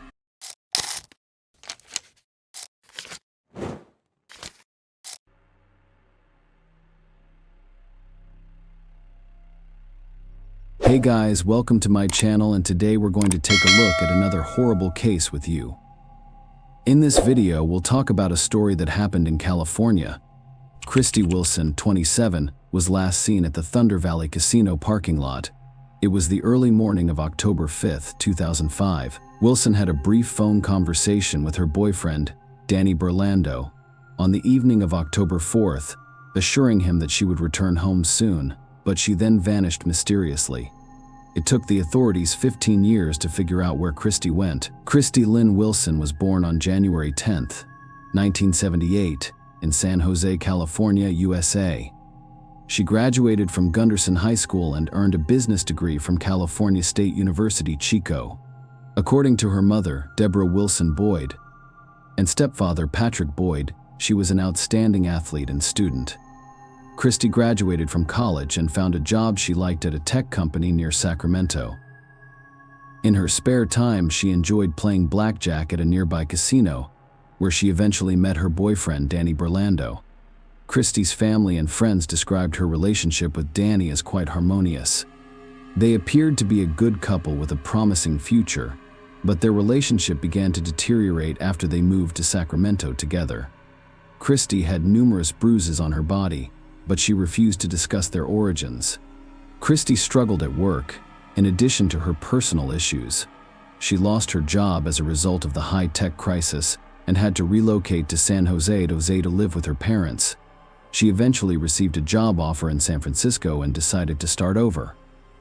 Christy went to Sacramento on October 4th, 2005, to pick up the last of her belongings. But 2 days later, Danny Rolando called Christy's parents to say she had vanished. He claimed to have contacted all jails and hospitals, as well as all of her friends, before calling them. The police have also been informed of Christy Wilson's disappearance. According to Danny, Christy, he arrived at the apartment on October 4th. That night, he ate dinner with his family while Christy visited the Thunder Valley Casino. It was the last time he saw her. Danny's family disliked Christy, so it's not surprising that he attended a family dinner alone. Christy's family did not like Danny either. Christy's bruises on her body indicated that Danny had abused her. Christy's stepfather, Patrick Boyd, loved her as if she were his own daughter. And when he learned about the domestic violence, he was furious. Patrick wanted to confront Danny, but Christy's mother, Deborah, stopped him. Danny Burlando was 31 at the time. He used to work as a car salesman but quickly lost his job. Christy went missing about a month ago. After hearing her scream loudly, her neighbors called the police. When the police arrived, they discovered that Christy and Danny had fought, but there were no repercussions because they quickly reconciled. Obviously, Danny was the first person detectives suspected after Christy disappeared, and the fact that he waited nearly 48 hours before reporting his girlfriend missing to the police only added to their suspicion. What if he used this time to destroy all evidence? However, Rolando cooperated and allowed investigators to examine his phone records, credit card transactions, computer, apartment, and car. Although he was a suspect, there was no evidence of criminal activity on his part. He had an alibi of family dinner before reporting Christie's disappearance to the authorities. He called her 78 times, but she did not respond. Christie's friends and family were interviewed by detectives, and her phone and credit card activity was investigated. There has been no activity in her bank account since October 4th. Christie's parents and the police department coordinated a search that included dogs, volunteers, and a police helicopter. The family requested that anyone with information about her whereabouts notify them. Danny stated that he was looking for Christie and went to the Thunder Valley Casino, but the staff did not provide him with any useful information. Danny eventually found Christie's car, which was still in the parking lot next to the casino. When investigators arrived at the casino, Christie's car was still present, but this discovery raised more questions than answers. There was no evidence of a struggle or another crime. As a result, it was unclear if Christie had left the casino, and if she had, why did she abandon her car? Detectives requested CCTV footage from both inside and outside the casino in hopes of finding answers. At the same time, the police attempted to search Christie and Danny's apartment once more, but were unsuccessful. Christie's stepfather, Patrick, was also a police officer, and he organized a search of the bottom of a nearby river that turned up nothing. Investigators focused on Thunder Valley and tracked Christie's movements at the casino using her player's card. The card indicated that she sat at a blackjack table around 11 p.m. As investigators suspected, Danny Berlando was not present on any of the recordings. Christie, however, shared a table with another man. They appeared to communicate with one another. When Christie was won, this man congratulated her. When one of them lost money, they consoled one another. Christie spent approximately 6 hours in the casino. The camera also caught the moment when the man placed his hand on Christie's shoulder. She experienced ups and downs that night. At first, luck was on her side and she could count cards extremely well. Christie became increasingly agitated and anxious as she began to lose control. After one too many drinks, she began to lose control of herself. At some point, the casino employees wanted her to leave. When a casino employee asked Christie to go outside and relax, the black-haired man responded, "Don't worry, I'll take care of this beauty soon after." The camera captured this man getting up and leaving the casino alongside Christie. During their visit to Thunder Valley, detectives discovered that casino employees had discovered a mobile phone beneath a blackjack table. It turned out to be Christie's phone. Perhaps she didn't realize she'd lost it. It was a negative development for the police. After all, they want to find Christie by tracking her phone's location. Further examination of the CCTV footage revealed that Christie and her new acquaintance went to the parking lot. A white car drove away from the parking lot about 4 minutes later, leaving Christie's vehicle behind. The investigators suspected Christie had driven somewhere with an unknown man in his car. The police needed to know if she did it of her own free will, or if this man forced her into the car. Using the player's card information, detectives identified the man at the blackjack table as Mario Flavio Garcia, an Auburn resident. Mario, 53 years old, was a family man. He has 2 sons. Garcia was married and had a relatively successful career, and investigators quickly determined that the white car seen on CCTV footage belonged to him. All of this made him the main suspect in Christie Wilson's disappearance. Garcia, on the other hand, appeared to be alone in his car as he drove away from the parking lot. Christie did not approach her vehicle after leaving the casino. Garcia stayed in the parking lot for 3 minutes and 41 seconds. Perhaps something occurred between him and Christie at that time. Detectives looked into Garcia's life and discovered that he was a beloved community member and football mentor. Despite this, he had a dark side until approximately 25 years ago, when he was arrested for kidnapping his ex-girlfriend. Garcia coerced her into intimacy by taking her to a private location. Furthermore, all of this occurred at gunpoint. As a result, the case was plea bargained down to assault with a deadly weapon. In other words, Garcia got away with it. He made a deal with the prosecutor's office and received only 18 months probation. However, Garcia was of interest to the police in other cases as well. Garcia began dating Lynette Smith a few years after his ex-girlfriend was attacked. This wasn't a fairy tale romance either. Garcia, Lynette, and her mother, Violet Davis, gathered after dinner to celebrate Christmas 1979. On Christmas night, the three of them got into Lynette's car. Eyewitnesses told the police that a vehicle had fallen into the river and sank near Oakland Airport. Mario Garcia was the only survivor. He told police Lynette was driving, but detectives were unable to determine who was behind the wheel. Violet Davis' body was in the car. However, it took them a week to locate Lynette's body. Everyone believed it was an accident, and no one was charged. After gathering all of this information, the investigators decided to question Garcia about Christy Wilson's disappearance, but he claimed to know nothing about it. He stated that they left the casino together, politely said their goodbyes, and parted ways. Unfortunately, the CCTV footage could not confirm whether he was telling the truth because the camera was turned in the opposite direction.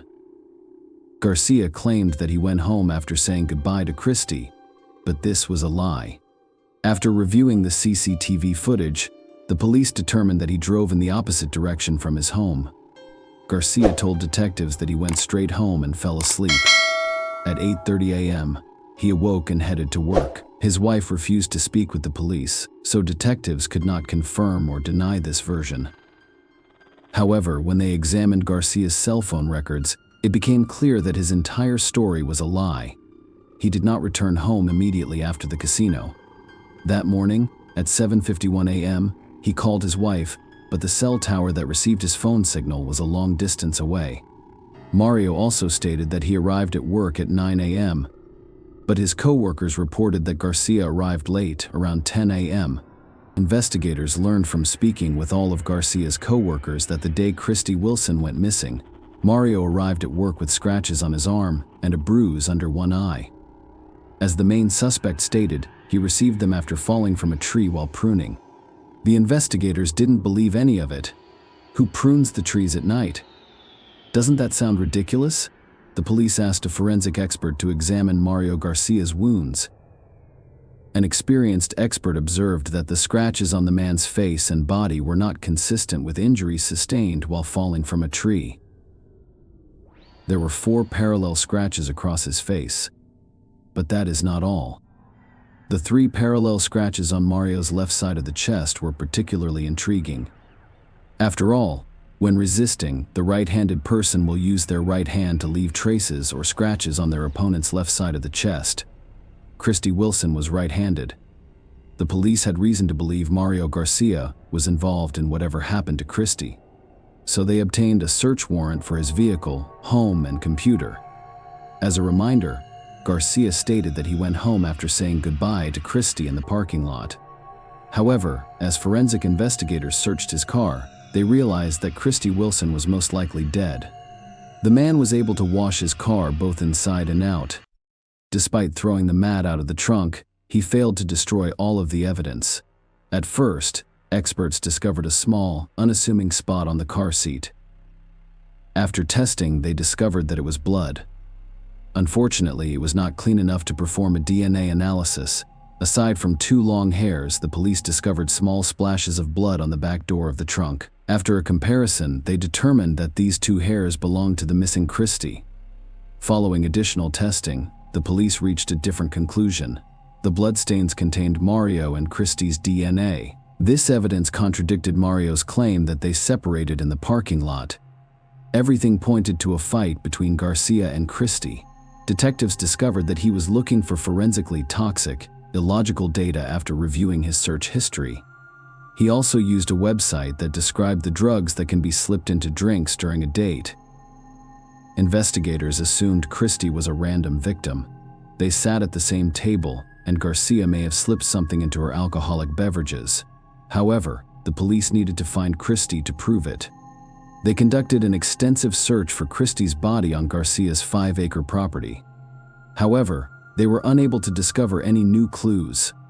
Despite the absence of Christy's body, police arrested Mario Garcia, who was charged with kidnapping and murdering Christy Wilson. Despite the fact that all evidence pointed to his guilt, the man maintained his innocence. The trial started on September 11, 2006. Prosecutors presented compelling evidence that Garcia met Christy at the blackjack table, left the casino with her, attacked her, killed her, and hid her body. At the trial, Garcia asked why the DNA on the door, purportedly belonging to Christy Wilson, was the only thing found. Why wasn't the DNA of my son's wife and the other people in the car found?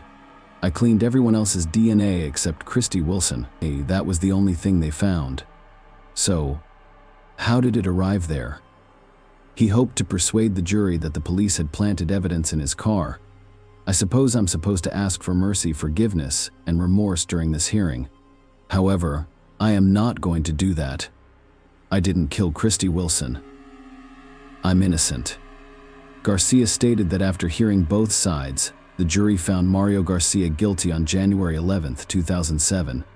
The court gave him a life sentence of 59 years. But the story does not end here. Christy's family hoped that after the sentencing, Garcia would reveal where he hid the body, but he refused to do so.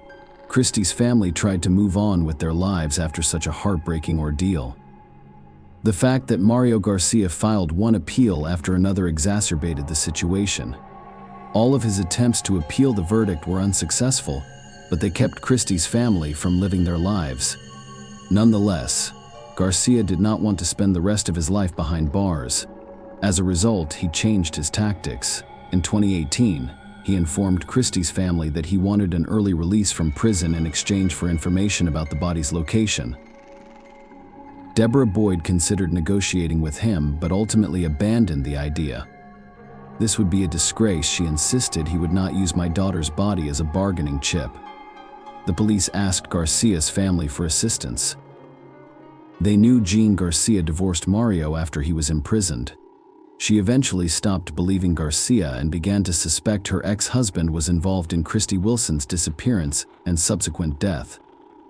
Investigators also contacted Garcia's sons, Chris and Andy, and asked them to recall any details about Christy's disappearance and the days leading up to their father's arrest. The police were curious about Mario's behavior back then. Perhaps there have been some changes. Mario's son, Chris, recalled that he had an important football game. He saw his father working on a tractor. He was working around the property in a frantic manner, with a crazed look in his eyes. Chris wanted his father to attend his game, but Mario said, "I'm not going," which was very firm. "I am not going." Chris thought that was out of character for Mario. Investigators asked Chris to accompany them to his childhood home, which the family had lost in 2007. Chris remembered the details of that day and showed them where he saw his father working on a tractor. It was adjacent to a detached garage on the road.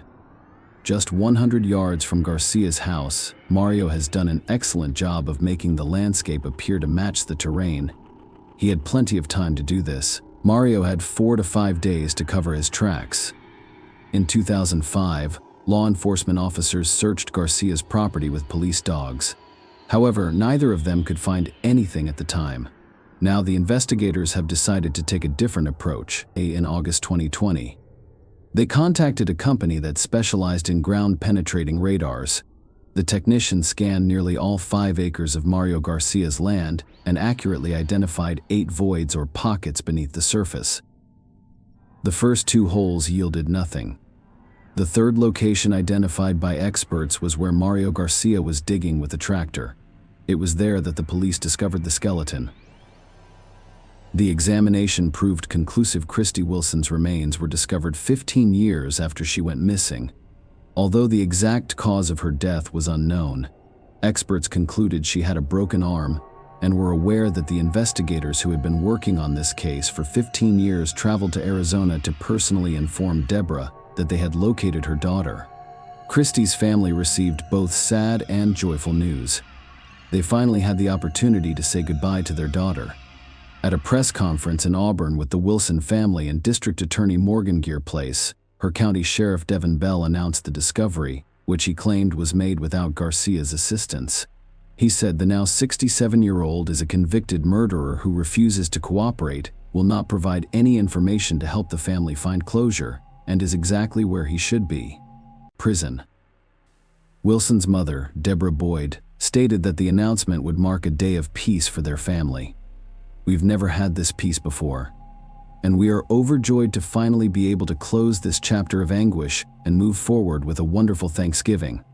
She stated, "Today is a day that exemplifies some of the greatest perseverance in police work that a victim's family could ever ask for. Mario Garcia died from pneumonia on December 24th, 2020. Christie's family said his death brought them great peace. Garcia never pleaded guilty, despite the fact that Christie's remains were discovered on his property in 2005. Share your opinion with us in the comments and subscribe to the channel for more.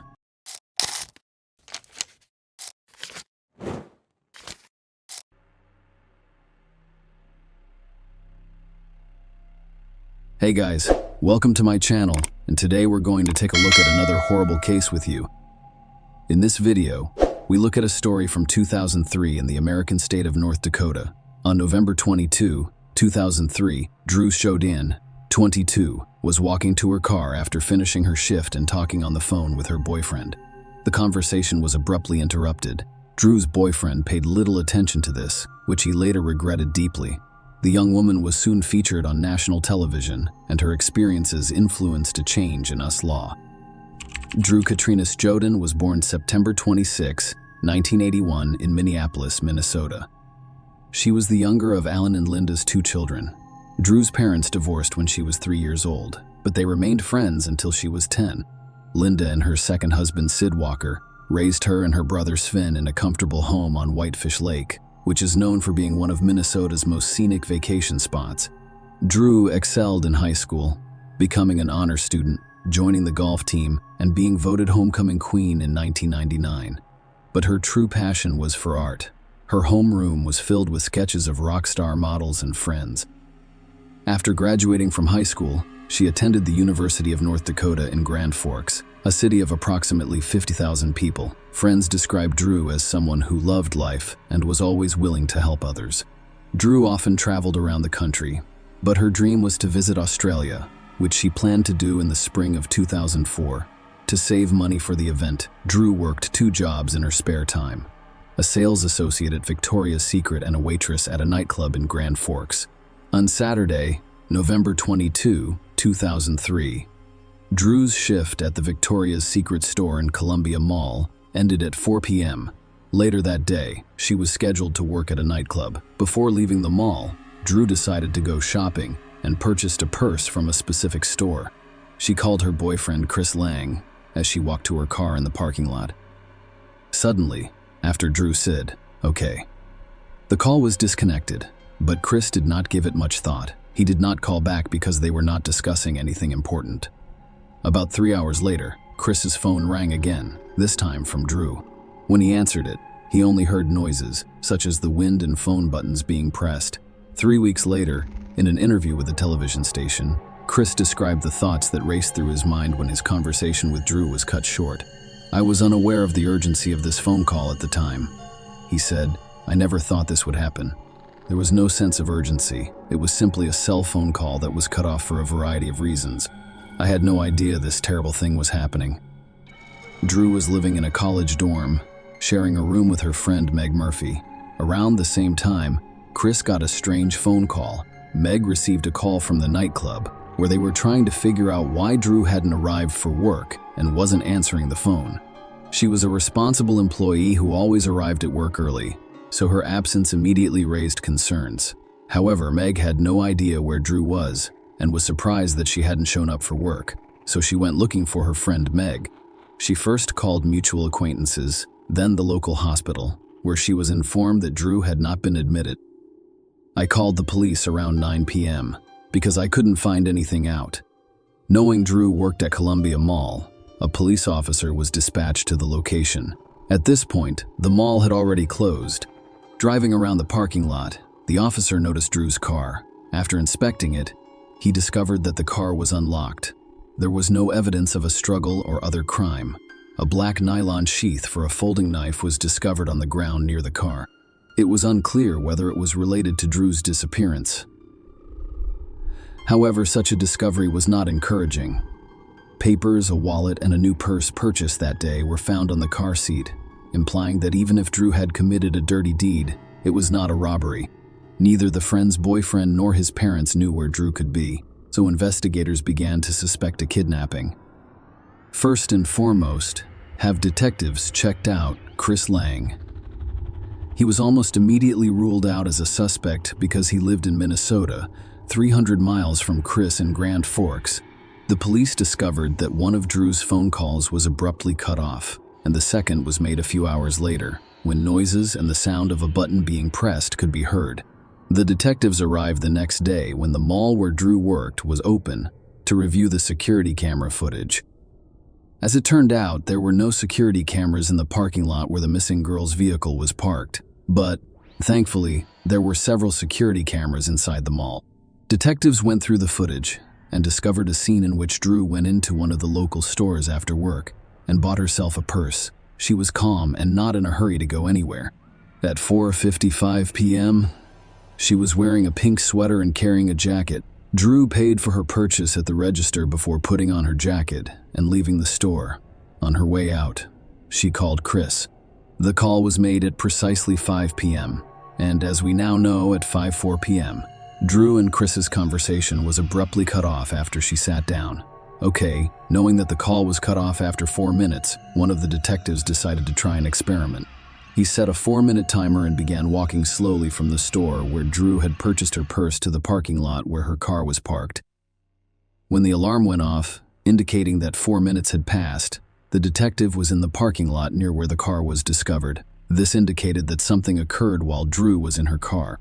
However, as previously stated, there were no cameras overlooking the parking lot, making it difficult to investigate. Drew's disappearance drew media attention, and as a result, a large number of people learned what had happened to her, many of whom resolved not to be indifferent to someone else's misfortune. In addition to police officers, more than 1,000 volunteers helped in the search for Drew. Officers from the FBI also joined the investigation. Drew's last phone call was traced to the small town of Fisher, Minnesota, which is only a 30-minute drive from the mall where she worked. As you can see on the map, the area surrounding these two towns is covered in fields. Police used helicopters, all-terrain vehicles, horses, and dogs to investigate these fields. The landowners were asked to inspect their properties themselves, but the results were inconclusive, and no leads were found at first. The search radius grew with each passing day, and 4 days later, an ominous discovery was made. A boot was discovered under a bridge in Crookston, and a roommate reported that Drew had left the house wearing those boots on the day she went missing. Forensic investigators confirmed that the shoe belonged to the missing girl. Crookston is a small town with fewer than 10,000 people. It is approximately 30 miles from Grand Forks where Drew vanished. Further searches in the Crookston area produced no results because there was nothing of investigative interest to be discovered. A $20,000 reward was initially offered for information that could help determine Drew's whereabouts, which was later increased to $140,000. At this point, the only clue that could lead to Drew was surveillance footage from Columbia Mall. The detectives sat down again to review hundreds of hours of footage from various cameras, but this time they decided to focus on Drew. They speculated that whoever abducted her may have been following her and appearing in the videos. The investigators spent hours watching the monitors before spotting the person who had piqued their interest. They noticed a man walking aimlessly through the mall. He didn't buy anything and appeared to be more interested in the people around him than in the merchandise for sale. At 3:41 p.m., he sat on a bench near the mall exit and watched people walk by. After about 10 minutes, he stood up from the bench and, wearing black gloves, walked out into the lobby, where he looked into a camera hanging overhead. This photograph was taken 72 minutes before Drew's conversation with her boyfriend was interrupted, and she vanished. Investigators noticed that the man only got up from his seat and walked away after a blonde woman passed him carrying a grocery cart and heading toward the parking lot. The detectives did not believe this was a coincidence. Rather, they believed that the man had chosen an appropriate victim and followed her. The woman's identity was unknown, but police were aware that only one person, Drew Sjoden, had gone missing from the mall parking lot that day. Given the slight resemblance between Drew and the woman this suspicious man was following, it has been suggested that if the kidnapper was indeed this man, and if he had failed to kidnap this woman, his next target could have been dropped. She had left the mall around 5 p.m., when it was already dark, potentially giving the perpetrator an advantage. At this point in the investigation, the case involved 3 cities: Grand Forks, where Drew was kidnapped; Fisher, where her phone was last active; and Crookston, where the shoe was discovered. With this information in mind, the FBI began reviewing the records of all registered sex offenders from the cities and surrounding areas. When the photos in the files were compared to the image of the suspicious man from the mall, only one man met all of the criteria, and that was Alfonso Rodriguez Jr., who had a lengthy criminal record of committing crimes against women. The 50-year-old man had spent the previous 23 years in prison. Rodriguez was the second oldest of 5 children, born in Laredo, Texas, in February 1953. 2 migrant workers, Dolores and Alfonso Rodriguez Jr., claimed to have had an unhappy childhood, describing his home life as unpleasant because his parents were harsh on him and unreasonable in their demands. His family moved from state to state for 15 years before settling in Crookston in 1963. Rodriguez became increasingly isolated as he grew up, exacerbated by language barriers.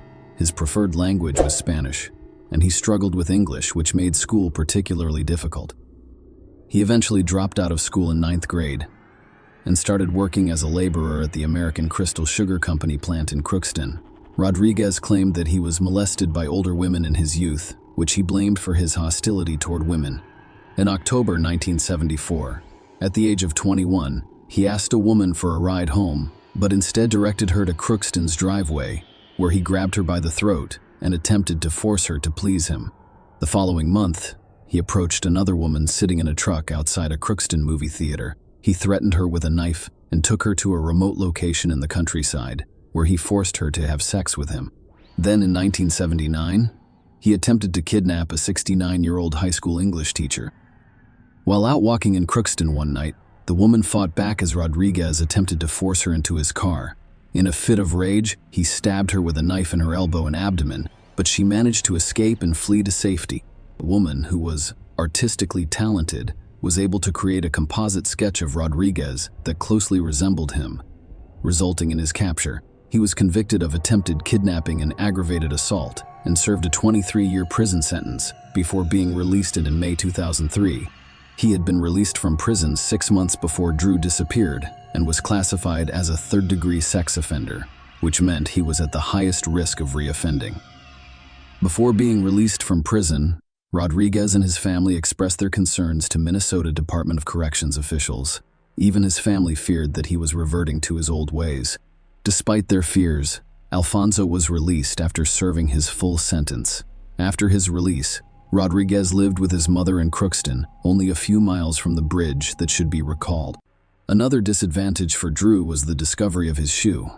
The detectives decided to speak with Alfonso Rodriguez, who of course denied any involvement in Drew's disappearance. The man confirmed that he was at the Columbia Mall on the day she went missing, claiming that he had gone to the movie theater and seen the film once in Mexico. What he didn't realize was that no movie theaters in Grand Forks were showing the film that day. Police searched Rodriguez's car and realized with regret that Drew was most likely dead. At this point, it appears unlikely that we will find Drew alive. Grand Forks County Sheriff Dan Hill told reporters that he believes the mission is more of a recovery than a rescue at this time. Dark red dried stains were discovered in several locations inside Rodriguez's car, which forensics later determined to be Drew's blood drops. According to the affidavit, blood was found on the passenger side rear window, the back seat, and other areas of the passenger compartment. The blood did come back. It was a DNA match to Drew. The sheriff discovered a folding knife in the trunk that matched the sheath found in the parking lot next to Drew's car using DNA from his toothbrush. A receipt was also discovered, indicating that Rodriguez purchased this knife, complete with sheath, from a hardware store located several hundred yards from the parking lot where Drew vanished. Although Drew was not discovered alive or dead, investigators gathered sufficient evidence to charge Rodriguez. The man was arrested 8 days after she went missing on December 1, 2003.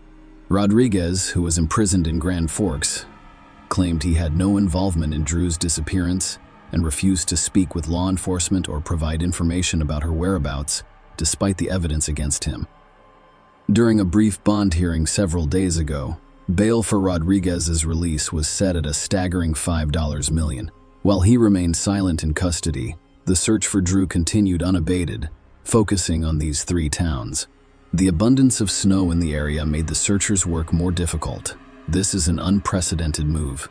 During a press conference on December 9, The governors of North Dakota and Minnesota promised to help with the search for Drew by hiring several hundred National Guard members and other state employees.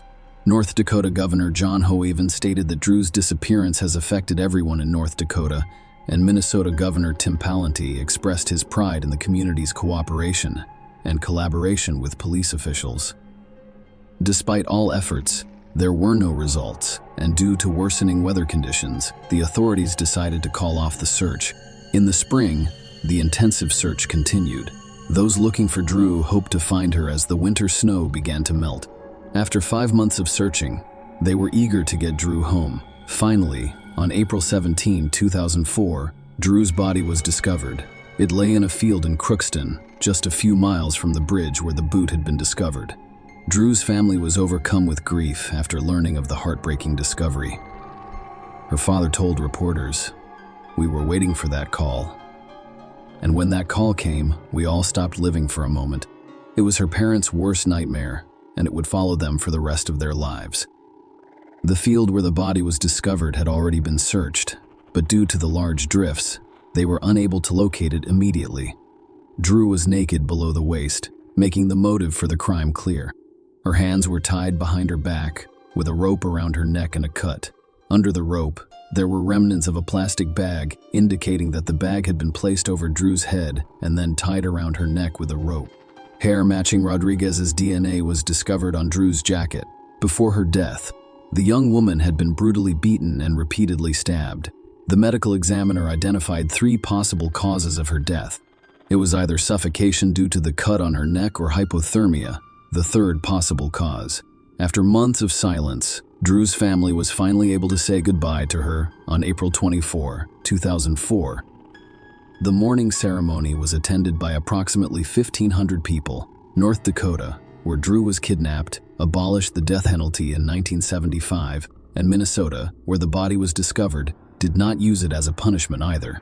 However, because Drew had been transported across state lines, the crime was considered a federal crime, and thus the prosecutor's office had the authority to seek the death penalty against Rodriguez. On August 30, 2006, Alfonso Rodriguez Jr. was convicted in the Drew case, and the jury recommended that he be sentenced to death on February 8, 2007. During the hearing, Judge Ralph Erickson told the unconfessed Rodriguez that his senseless and violent actions made the jury's decision difficult. Alfonso Rodriguez Jr. became North Dakota's first person sentenced to death in nearly a century. On June 28, 2013, after 6 years on death row, Rodriguez confessed to kidnapping and murdering Drew. However, the story does not end here. Ralph Erickson, the district judge who sentenced Rodriguez to death, became a U.S. Court of Appeals judge, and at the age of 21, he overturned his own conviction of Rodriguez and ordered a new sentencing phase. Rodriguez's guilt is beyond doubt, as evidenced by a variety of DNA tests. In this case, the death penalty is at issue. Erickson overturned the death sentence, citing, among other things, defense attorney's failure to properly examine Rodriguez's mental health and forensic expert Michael McGee's testimony, which the judge admitted misled him. This is the expert's testimony, which stated that Rodriguez violated Drew's sexual integrity within 24 to 36 hours of her abduction. There was no direct evidence to back up this claim, such as Rodriguez's seminal fluid on Drew's body. According to the judge, the expert expressed an opinion that was not supported by the facts, which misled the judge and influenced his decision. Nonetheless, in overturning the death sentence, Erickson noted that even in the absence of Rodriguez and his seminal fluid, the circumstances in which Drew's body was discovered, naked below the waist with her hands tied behind her back, indicated a sexually motivated crime. Judge Erickson stated that the failure to examine Rodriguez's mental health, both generally and at the time of his crime, violated his constitutional rights. After Rodriguez died, his sentence was overturned. The federal prosecutor's office issued a statement indicating that they would seek the death penalty for him again. However, 2 years later, in 2023, the prosecutors abandoned their plans and accepted Alfonso Rodriguez's death sentence, which was commuted to life imprisonment without the possibility of parole. The United States of America issued a statement to that effect through Max Schneider, United States Attorney for the District of North Dakota, withdrawing the notice of intent to seek a death sentence against defendant Alfonso Rodriguez Jr., which was filed on October 28, 2004. Schneider stated in a March 14 court filing that the United States will no longer seek the death penalty in this case. My thoughts today are with Drew Joden's family, especially her parents, Linda Walker and Alan Joden side Schneider. They're genuinely good people and loving parents who, in the aftermath of an unimaginable loss, have worked closely with our office for nearly 2 decades. We continue to wish them the greatest level of peace possible. I'd also like to commend the trial team, which included former U.S. Attorney Drew Wrigley, as well as our office's appellate attorneys and support staff. They have consistently upheld the Department of Justice's high standards throughout the last 2 decades with their work on this tragic case. As a result of their efforts, Mr. Rodriguez has been convicted of murder and will remain so. The directive to withdraw the death notice has altered how the United States Attorney's Office will handle this case. What will not change is that Mr. Rodriguez will die in a federal prison. This case prompted changes in sex offender registration laws. On July 27, 2006, President George W. Bush signed the Adam Walsh Child Protection and Safety Act, which included Drew's legislation. Drew's law changed the name of the National Sex Offender Public Registry to the Drew Joden National Sex Offender Public Website, which informs the public about the whereabouts of registered sex offenders across state, territory, and tribal boundaries. On June 22, 2013, it was announced that Alfonso Rodriguez had been transferred from a death row prison in Terre Haute, Indiana, to Coleman's high-security facility in Centerville, Florida. This appears to be his final resting place. Share your opinion with us in the comments and subscribe to the channel for more.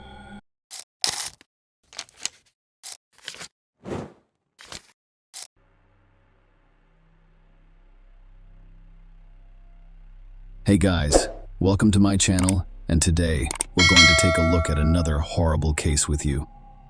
In this video, we'll look at what happened in England on Christmas Eve 2020, when 26-year-old Ella Edwards was with her friends at the Lighthouse pub in Wallasey Village on the Wirral. Rather than a Christmas miracle, Ella had to confront real evil. Unfortunately, that evening marked the end of the beautiful young woman's life. Ella Edwards was 26 years old in 2019. She was a dental nurse as well as a cosmetologist at Nova Studio Beauty Salon. Her colleagues and many clients adored her. Here's how Tim Edwards, Ella's father, described her. "How can I describe her to people who don't know her? She was wonderful, beautiful, kind, generous, always looking out for others, particularly her family, bubbly, and always had a good laugh. She set her own goals and was achieving them with a positive attitude." On the evening of December 24, 2022, Ellie and her sister went to the Lighthouse pub after flying from Dubai to spend Christmas and New Year's with her family. She was supposed to meet her friends, and their surveillance cameras caught Ali's evening activities. She was in a good mood, hugging her friends and smiling. They danced, sang, and had a great time. However, someone who valued themselves above all decided to ruin this evening. Someone who did not value human life. Police received multiple reports of a shooting shortly after 11:50 p.m. Soon, police officers surrounded the area. Someone had fired at least 12 shots at the patrons of the pub, where Elle was meeting friends. Sue Coombs, detective superintendent, told a news conference on Christmas Day. Tragically, the victim, a 26-year-old woman, sustained a serious gunshot wound to the head. She was taken to Aero Park Hospital, but unfortunately died shortly after. Her family has been notified, and they are dealing with this tragic loss on a day that should have been spent celebrating with friends. It is still very early in the investigation. However, we do not believe that the victim in this case has been targeted. She was out enjoying Christmas with her sister and friends, which should have been a relaxing time. What her family is currently going through is incomprehensible. Witnesses described a gunman firing shots into the pub's front entrance before fleeing in a dark vehicle. Ella Edwards was the victim of the shooting. The police did not believe Ella was the intended target of the attack, which also injured 4 men. A 28-year-old man from a nearby Beechwood was treated for serious injuries, while the other men, aged 22 and 33, sustained non-life-threatening injuries. Elle's tragic death presented an unimaginable and heartbreaking challenge for her family. Tim Edwards awoke early on Christmas morning to the worst news any parent could ever hear. It didn't make sense to Tim. After all, he just spoke to his daughter a few hours ago. They discussed the meeting and decided to wrap Christmas presents together. Now the bereaved fathers sought answers, attempting to figure out how to go on. Meanwhile, the police were working tirelessly to apprehend and prosecute the criminal. They needed CCTV footage and witnesses who could share important information on Facebook. Merseyside Police Detective Superintendent David McCarran stated that we have a number of officers at Wallasey Village who are conducting extensive investigations to determine what happened and take immediate action. I would urge anyone who was in the lighthouse in Wallasey Village last night and witnessed the incident or has mobile or CCTV footage of what happened to contact us immediately, as they may have vital information for our investigation. We believe the gunman left the pub parking lot in a dark-colored vehicle, possibly a dark-colored Mercedes, shortly after the shooting, and we would like to hear from anyone who witnessed this to contact us right away. The police knew the criminal had fled the scene in a dark Mercedes. They discovered this information after reviewing CCTV footage. You can see Mercedes pulling into the parking lot next to the pub where Elle was with her friends. The driver parks the car to see who is inside the establishment and leave as soon as possible. The man observed everyone for a while. He then got out of the car and approached from the side to remain invisible. Moments later, he fired 12 shots, dashed to his Mercedes, and fled the crime scene. As a result, the police had to answer a few questions. Who was this man? Who was the target of the attack? What was the motivation? They began patrolling the streets near where the shooting occurred. Officers went from one door to the next, interviewing residents. 2 days later, police announced the arrest of 2 suspects but did not reveal their names. They were a 30-year-old man and a 19-year-old woman who were eventually released. According to the authorities' statement, the arrested man did not fire the shots. The police spokesman stated unequivocally, "We will not rest until the offenders are brought to justice." And by that I mean the person who pulled the trigger of the gun in the most indiscriminate manner, anyone who was responsible for arranging, facilitating, or harboring this individual, and anyone who continues to withhold information on who did this or where the weapon is. We will work tirelessly to find justice for LA and her family. The shooting was reportedly the result of a feud between 2 local rival gangs. It confirmed LA was a random victim and asked if he could directly link the shooting to a gang feud in Whirl. Critchley stated that there has been some escalation in this area over the last few months. The detectives determined that Jake Duffy and Kieran Salkeld were the intended targets of this attack, but we'll discuss them later, on December 29. The police arrested a 3rd suspect in this case, but he was not the one who fired shots at the Lighthouse pub's patrons. The man whose name was kept public was charged with conspiracy to commit a crime. The police were also able to locate the criminal's dark Mercedes, which he used to flee the crime scene, but the vehicle had some issues. Let's look at the CCTV footage from the evening of December 31. A week following LA's death, the bright, flashing light you see now is fire. The criminal knew that the police were only a few steps away from apprehending him, so he burned the Mercedes to destroy any evidence that the police might find there during a search. The Mercedes had become a pile of burned metal, but the police were able to identify it. It turned out that the criminal stole this car, most likely to use it to commit a crime. Almost 2 weeks later, on January 11, police announced the arrest of 2 additional suspects. They arrested a 22-year-old man and a 23-year-old woman in Central Wales. The man was named Connor Chapman, and he had a lengthy criminal record. These 5 photos show him at various times. In a matter of years, Chapman went from petty criminal to the main suspect in Lee Edwards' death. Here are a few of the offenses for which he has previously been arrested: aggravated carjacking, threatening behavior, burglary, disorderly conduct, and a high-speed chase that ended with him hiding in the bushes and telling officers he was waiting for his mate. Growing up in the woods, he spent most of his time in Birkenhead with his grandparents. Chapman went to Woodchurch High School, but left before taking his exams. He first appeared in court in 2014 when he was around 14 years old for shoplifting. In 2016, the young man faced criminal charges for being on enclosed property and driving a stolen car. Next, he violated his conditional discharge by driving without a license or insurance. Then, in 2017, he was charged with car theft, illegal substance possession, and violating a criminal behavior order, which barred him from traveling to certain parts of the world. In 2018, the police detained him again for possessing a prohibited substance and carrying a cold weapon in public. During the same year, The general public became aware of Chapman's name after he first appeared strangely on the pages of local newspapers. After an unsuccessful attempt to flee a police chase, officers noticed the stolen Audi and attempted to stop it. But the driver disobeyed. Chapman, who was 18 at the time, was speeding at 60 mph in a 30 mph zone while attempting to escape. He flew into oncoming traffic and then crashed into a curb, forcing him to abandon the car and flee. When the police discovered him hiding in the nearby bushes, he stated, "I'm waiting for my mate." Chapman's lawyer claims he is influenced by older peers and has struggled with his own health issues, such as ADHD and other medical diagnoses. Chapman admitted to reckless driving, aggravated vehicle theft, driving while disqualified, and violating a criminal behavior order.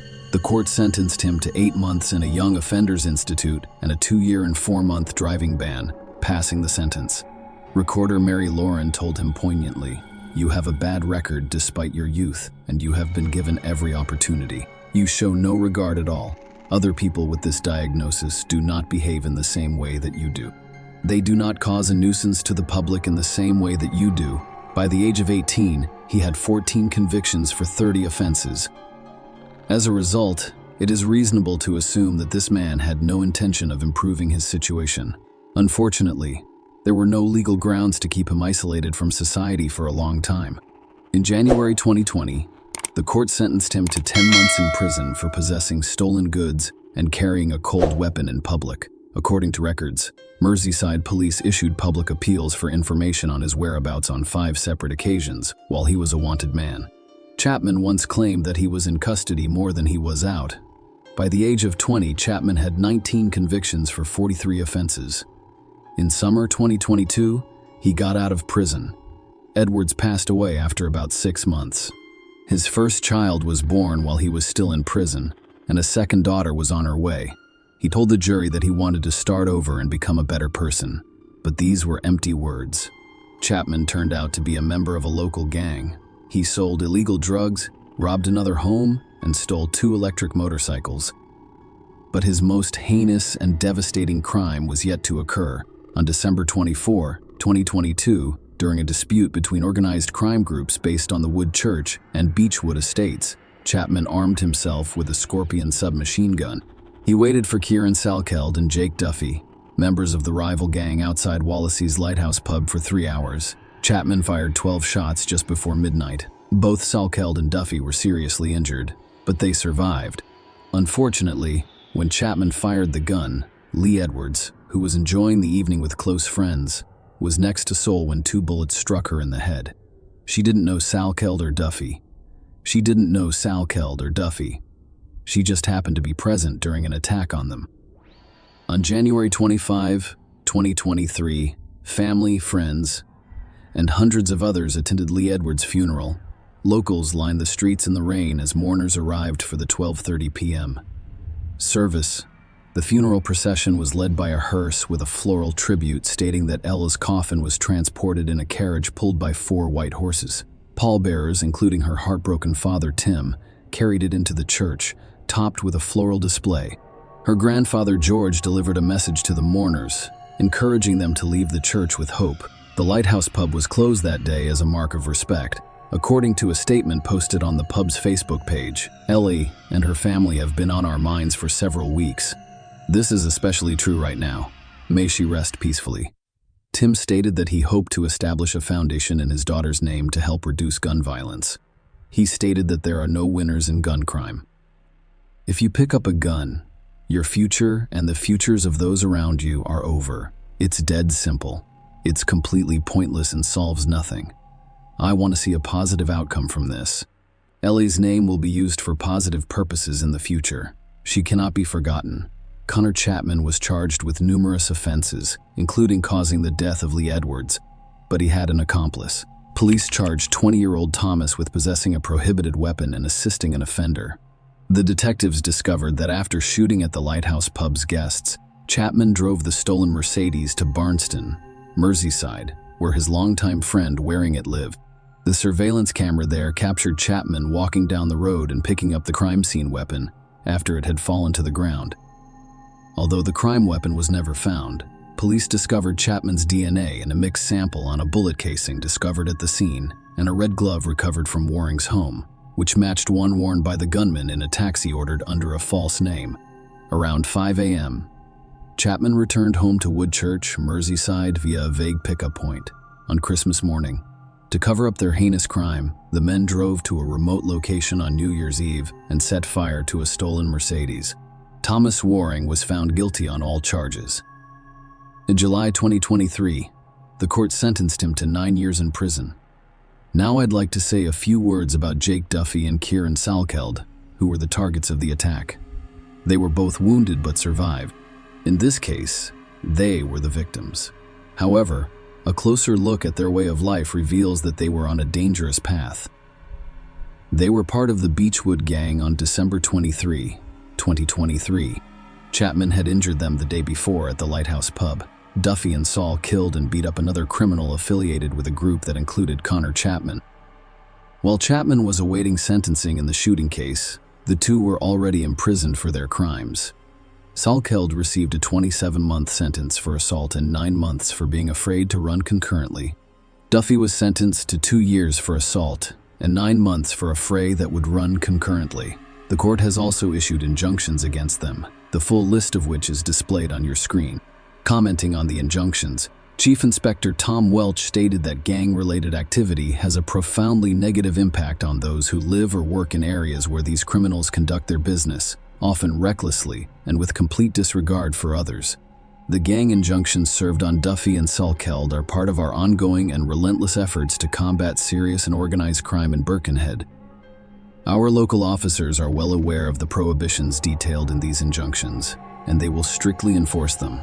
If either man violates the law, we can act quickly to arrest him and return him to court, where he may face prison time. We are using all available powers and legislation to disrupt and deter gang activity, but we can't do it alone. We need communities to report any criminal activity in their area so that we can get criminals off the streets.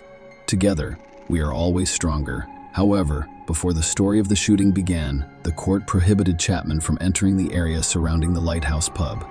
Nonetheless, he chose precisely this location to commit the crime that resulted in the death of the innocent young woman. Perhaps many countries around the world should have stricter laws and more effective methods for influencing people who pose a threat to society. This is my subjective opinion. However, you can express your personal opinion in the comments section. Connor Chapman denied everything. He claimed that the camera at the Lighthouse pub captured another man, not him. He claimed he was at home wrapping Christmas presents, but the evidence suggests otherwise. During the 3.5-week trial, the jury heard about events leading up to the incident, including a feud between Chapman's Woodchurch, a state-based gang, and a rival group centered on the Beechwood estate, which is home to Saul and Duffy. Investigators discovered that after committing the crime, Chapman planned to flee to Spain by car ferry. Before he could do that, the police searched his grandparents' home, and the man knew they were close to catching him. As a result, he chose to flee to Wales, rather than risk his life on a car ferry. That is where the plainclothes officers later arrested him. During the trial, Chapman admitted to having access to the Mercedes seen on CCTV footage, but stated that it was primarily used by him and other gang members to trade illegal drugs. He claimed other people had access to the Mercedes and that he wasn't driving it that evening. He admitted to burning the car, but said he did so after realizing someone from his gang had used it in the shootout. Outside court, LA's father, Tim, expressed his hope that his daughter's killer would never see Christmas again. If I'm lucky enough to be around for a long time, I'll do everything I can to ensure that he never leaves jail. He stated that the jury of 7 women and 5 men reached a unanimous decision, following 3 hours and 48 minutes of deliberation and 3.5 weeks of trial at Liverpool Crown Court. They found Chapman guilty, passing sentence. Mr. Justice Goose informed him about what you did. Connor Chapman was both wicked and shocking. You murdered Ellie Edwards, ending her young life. You spent the days following the incident removing or destroying evidence that could identify you as the gunman. It's absolutely shocking. You meticulously planned a revenge attack in a gang rivalry. You had no regard for anyone else. The risks of what you did were both obvious and high. On July 7, 2023, the court sentenced Connor Chapman to life in prison with a minimum of 48 years before he could seek parole. During the verdict announcement, Ellie's family breathed a sigh of relief and whispered yes. Her father, Tim Edwards, also went on air to answer questions from journalists. Tim said some crucial words. "I believe Elle's legacy will hopefully inspire people to be more positive. She was a caring person who would devote more of her time to others than to herself. If she can be remembered for that, as well as her warmth and the happy-go-lucky life she was leading at the age of 26. She would not want you to sit around moping and going downhill. She would not want that. She would not want that. She wants you to live your best life." That was how she approached or interacted with others. She would uplift your spirits. I was lucky to be her father, but we were also close friends. So there are a lot of good memories of laughing and doing stupid things together that you can't print. Share your opinion with us in the comments and subscribe to the channel for more.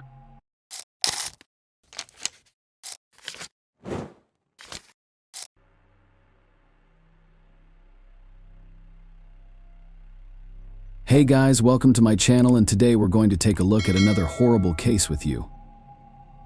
A woman spending time with her family on a normal Saturday morning heard the doorbell ring and went to answer it. What happened next resembled more the plot of a horror movie than a real-life incident. It took the detective more than 30 years to unravel this terrible mystery, the ending of which shocked and angered everyone. Marlene Warren was born on April 15, 1950, in Michigan, USA. She grew up without a father, and since her teenage years, she has dreamed of having a large and close-knit family. Very soon, that dream came true. The girl married a man named John, and they had 2 sons, but just a few years later, an unexpected tragedy struck the family. Marlene's husband died suddenly of an illness, and the woman was left alone with 2 small children. Since then, she has spent most of her time at work trying to provide for her sons alone. Although she struggled with this, she sacrificed everything for her children. 6 years after her husband's death, she met a man named Michael Warren, and they soon married. The man was a used car salesman, and after their marriage, he opened his own business in that area. By that time, Marlene was already making good money, but instead of spending all her money, she tried to save it. The woman invested in Michael's company and also helped him in the management. The man himself was also good at this business, and in the following years it began to bring them decent money. Over time, Marlene and her husband expanded the business. They bought several properties to rent, and their finances took off. The family moved to an upscale Miami suburb called Wellington. Buying a large house there, they seemed to have built a near-perfect life. But in 1988, Marlene suffered another tragedy. Her oldest son was killed, and a woman and her youngest son, Joseph. It was a huge blow. After all the difficulties they had gone through, their life had just got better when suddenly fate presented them with yet another test.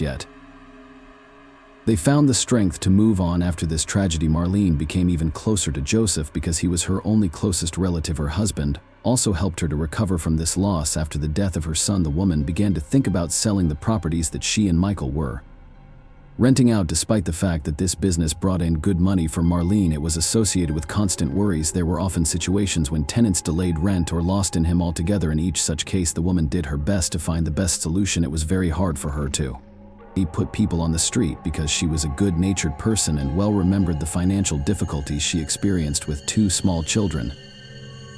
On the other hand, she and her husband could not let people live in their homes for free. And eventually Marlene wanted to get rid of the business so that she would no longer face such moral dilemmas. 2 years had passed since her son's death. The family was just beginning to recover and return to normalcy, but something terrible and unforeseen awaited them once again. On the morning of May 26, 1990, Marlene was at home with her son and 3 of his friends who came over for breakfast. Their kitchen was located so that they could see the driveway through the windows. At some point, the doorbell rang and Marlene went to open it. Her son saw a white Chrysler parked in front of their house.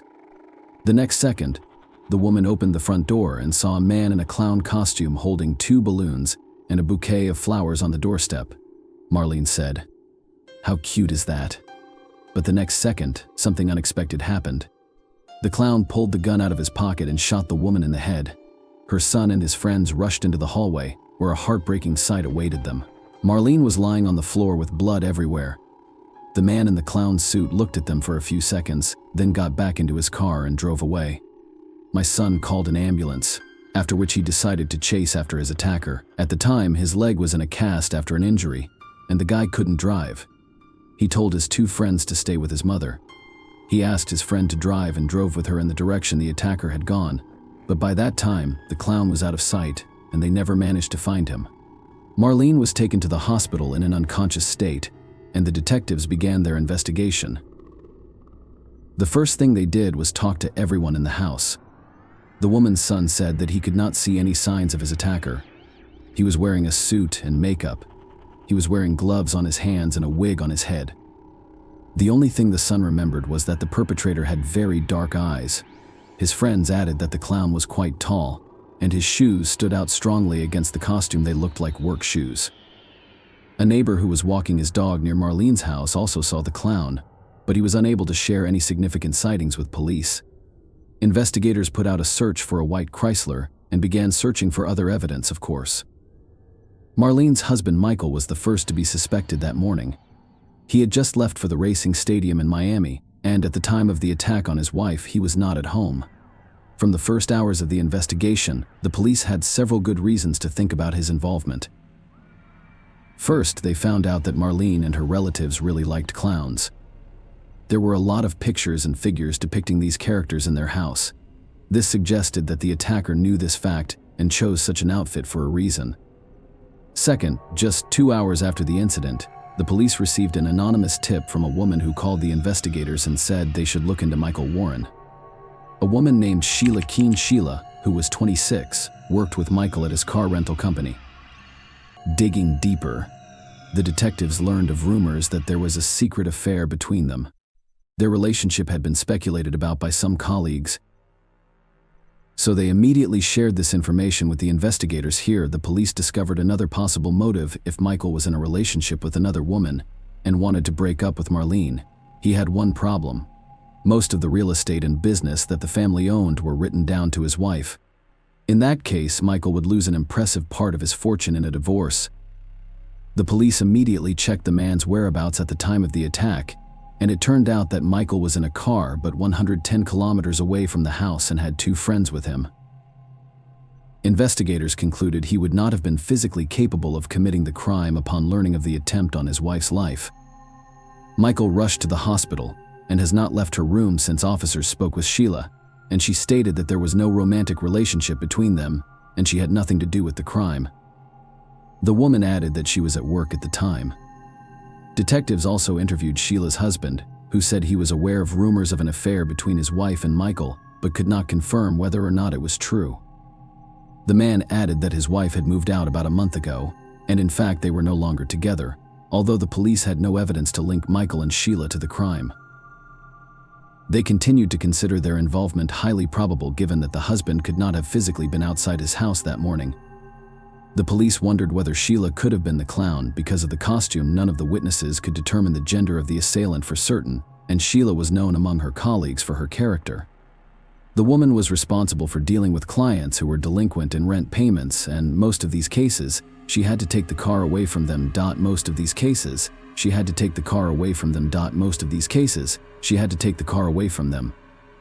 Sheila was adamant that some of these cases led to serious conflicts, so she always carried a gun with her.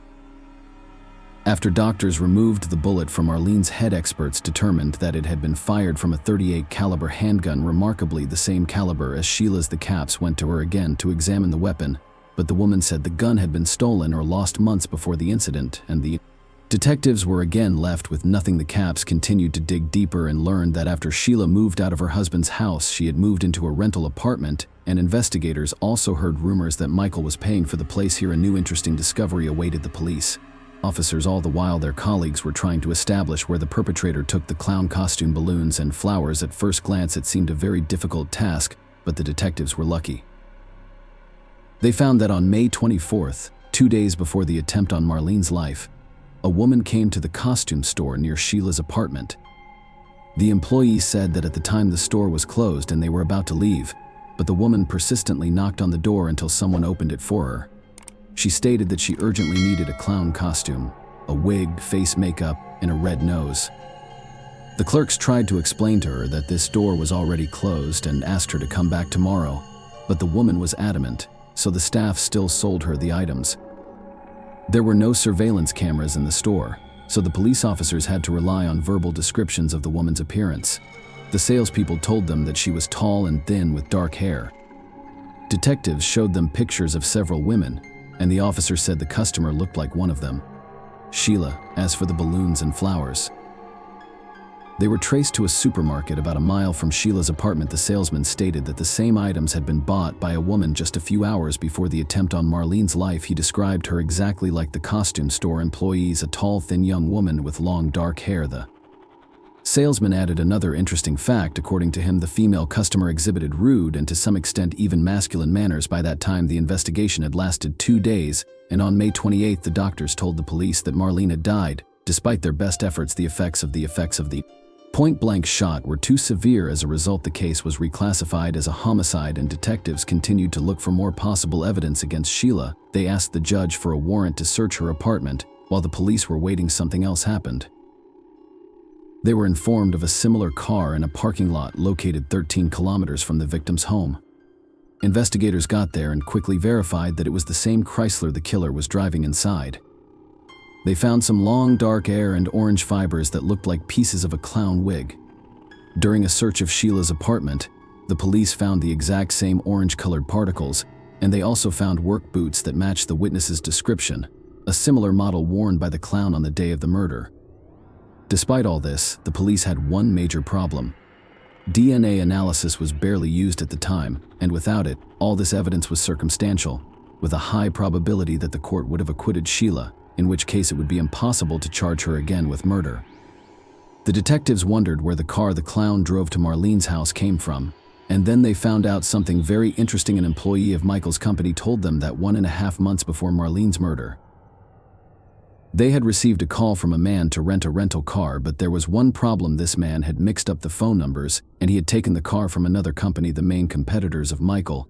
When the employee told the boss about it, Michael behaved very strangely. Instead of telling the customer about his mistake, he told the man to just bring the car to the parking lot and leave the keys in the cabin. Then Michael asked the employee to bring him and Sheila to the parking lot and never to tell anyone about what had happened. The employee watched. They got into that car and drove away. It was the same white Chrysler. Notably, not long before that, there had been a serious disagreement between Michael and his competitors. The problem was that Michael was portraying his competitors in a bad light in his advertising, and they didn't like their brand being portrayed in a negative light.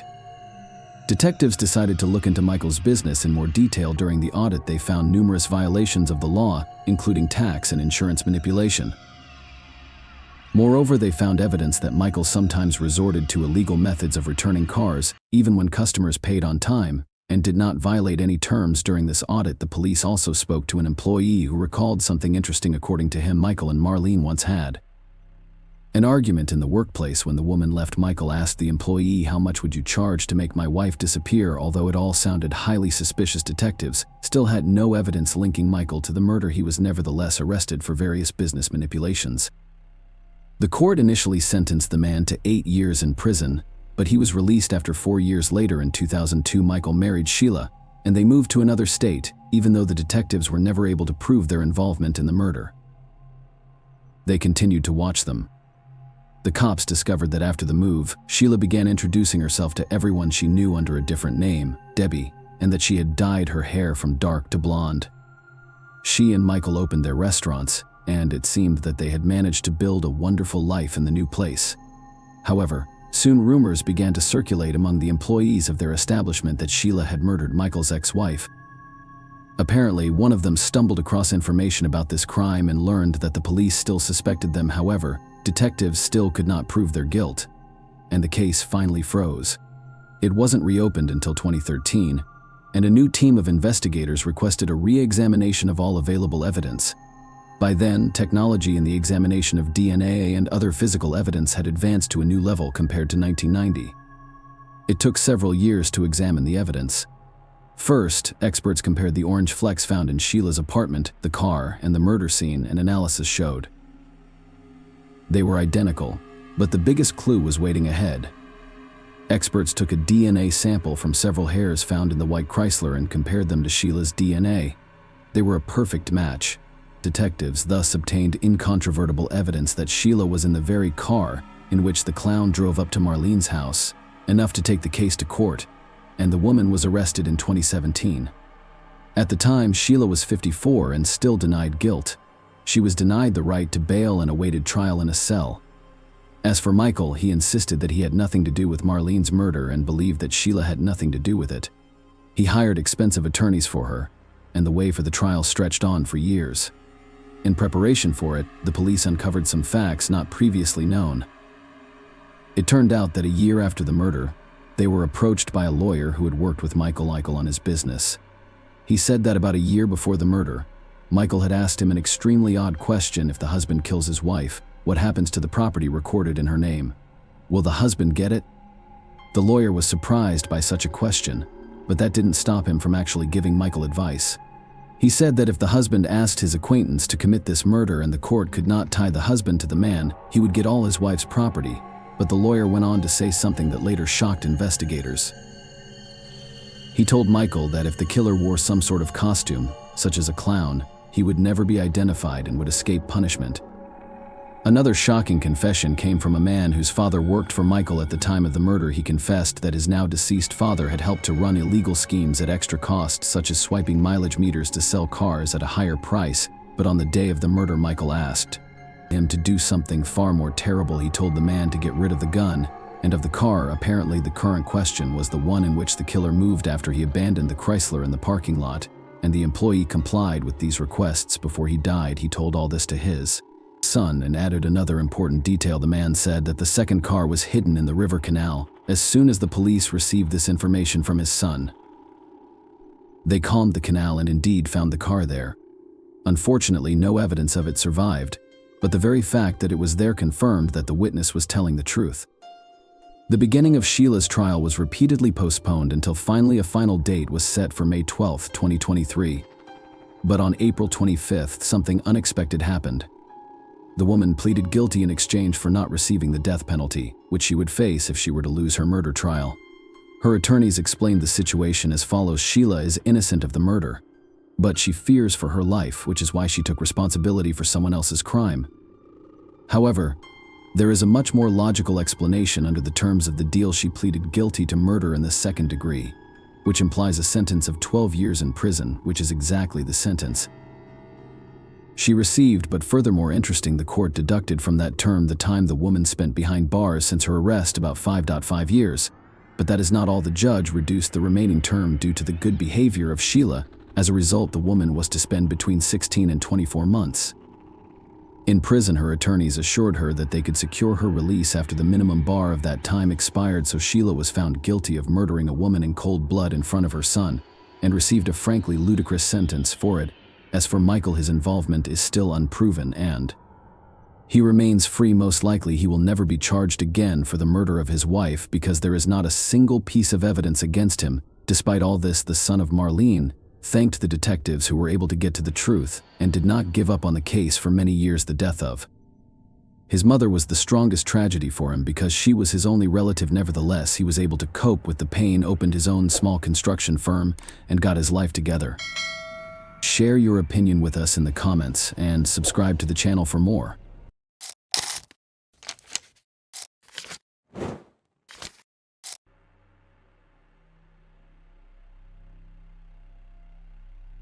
Hey guys, welcome to my channel, and today we're going to take a look at another horrible case with you. In this video, we will look at the events that occurred in Austin, Texas.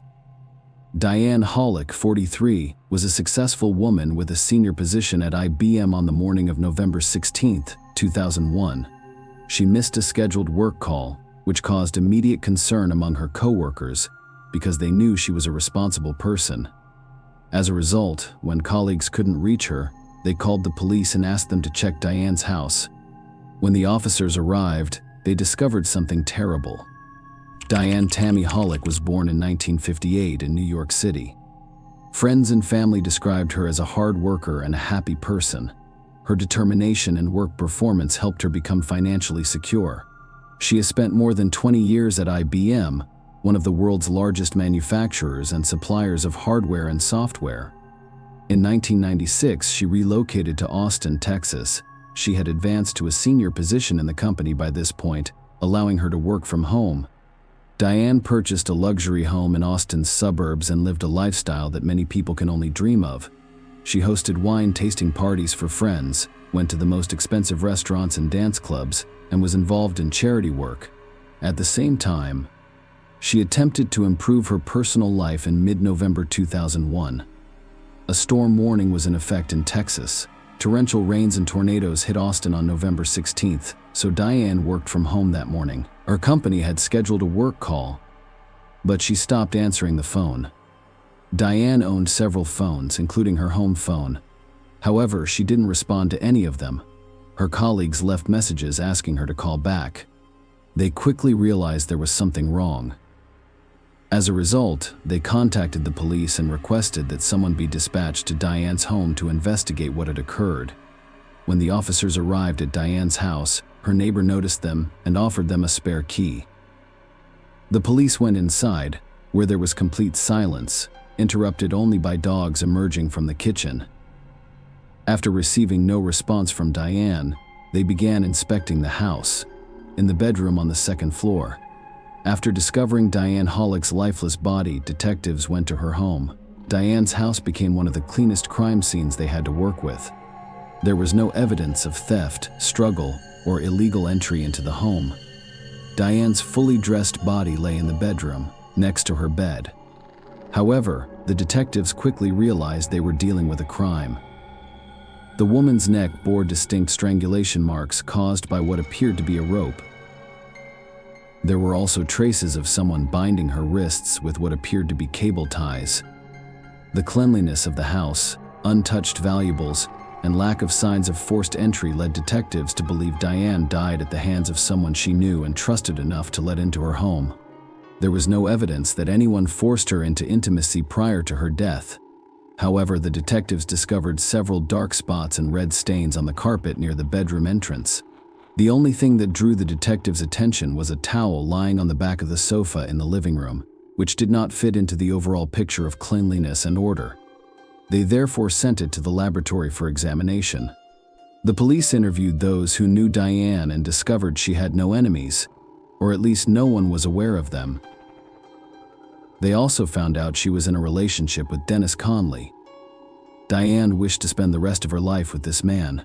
She was previously married, but the marriage ended quickly. Diane and Dennis connected through a dating service.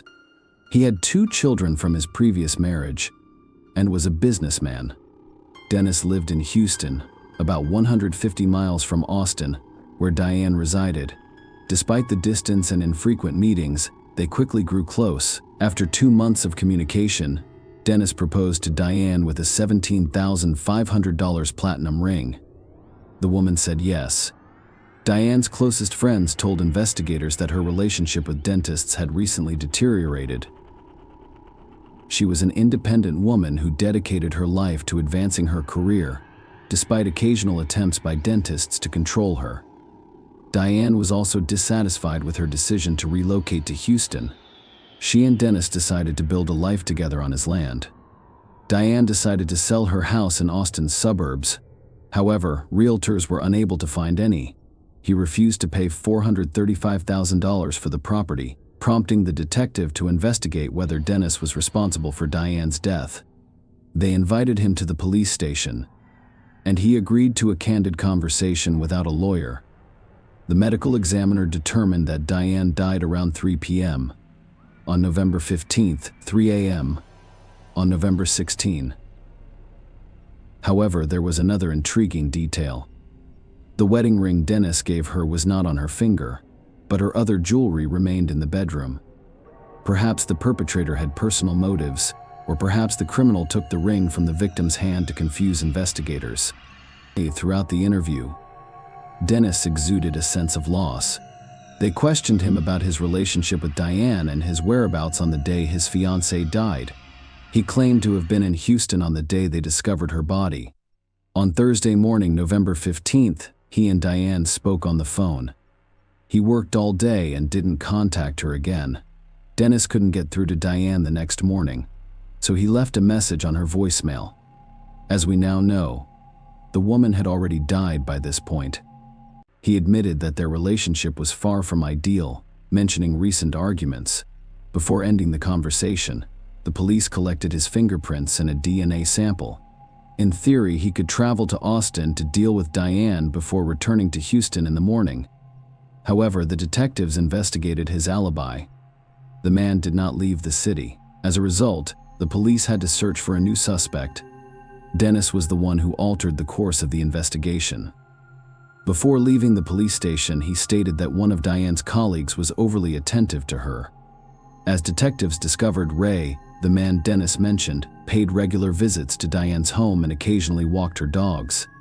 However, Ray had a solid alibi and was not considered a suspect. However, after speaking with Diane's colleagues, the authorities discovered that a man had inspected her house a few days before her death. He sold the ranch and intended to purchase her home if he liked it after inspection. He said he'd make a cash offer.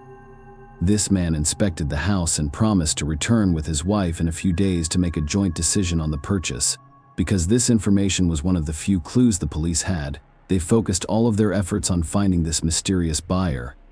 Perhaps someone noticed him when he came to Diane's house.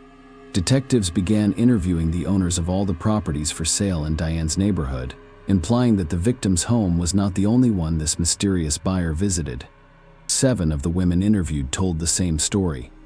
According to them, on the day Diane died, a 35-year-old man with a large nose and dark hair combed back came to see their homes without the presence of a real estate agent. While 6 women refused to let the man in, one allowed him to go inside and see the house. As this woman mentioned, the potential buyer behaved strangely after entering. He did not open any doors or examine the layout of the rooms. He was only interested in the bedroom on the 2nd floor, so he asked the woman to show him. The woman felt something was wrong and asked him to leave her house. The important thing to note here is that, when requesting permission to inspect the house, this man identified himself as Walter Miller. The police looked up this name in their databases, and the forensic artist drew this man. There were 2 Walter Millers in Austin, neither of whom matched the age or appearance description. Detectives were attempting to determine the motive behind the crime. Did the criminal only take the wedding ring? Could he have taken more jewelry or money? After all, the victim was wealthy and had lived alone for quite some time. As a result, no one could tell how much jewelry she actually owned. Why did he remove the cable ties that bound Diane's hands and carry them away? Did he know her? Diane was fully clothed when the police discovered her body, and the autopsy revealed no evidence of her being forced into intimacy prior to her death. Nonetheless, the detectives decided to return to her home and look for signs of sperm. They assumed that the criminal had left fluids somewhere in the house, but they found nothing. A sketch of a possible criminal began to appear on evening newscasts, with a request for anyone who knew someone similar to report it. A few short hairs discovered on a towel from Diane's house provided one of the few clues available to the police. Unfortunately, the hair lacked roots, preventing the experts from obtaining a complete DNA sample of its owner. Nonetheless, the investigators were optimistic about the results of the partial profile. Meanwhile, a woman called police after seeing a sketch of a man who could be considered a suspect in the Diane Hollick case. During the interview with detectives, the caller stated that she and her husband listed their house for sale about 6 months ago. One afternoon, a man approached and stated that he wanted to buy a house for cash. However, he needed to see it first, as in previous stories, a real estate agent was not present. This woman refused to let the stranger into her home, so he was forced to leave. After about 2 months, she noticed the same man on her doorstep. The latter identified himself as Jim Taylor. Her husband had just left for work and she was home with her young daughter. The man again requested to look around inside, but was denied. It enraged him, so he began shouting and demanding to go inside. The pseudo-buyer only left after the woman threatened to call the police. The woman was terrified. She took a piece of paper and wrote down his name and the license plate number of his minivan, which was parked in the driveway. When she saw the suspect's portrait on the news, she assumed he was the person who came to look at her house back then. The police now had the license plate number at their disposal. Using a database, they discovered that the vehicle's owner was not Jim Taylor, but Patrick Anthony Russo. At first glance, it appeared unlikely that Russo was involved in Diane's death. He lived 40 minutes from Austin, was married, had 2 children, and played in a church band. However, a more in-depth look into his background revealed that he was an ex-convict who had served time for a series of attacks on women. One of them resulted in abduction. He tied up his victim with cable ties and began strangling her, but stopped at the last moment. The court sentenced him to 20 years in prison for this offense.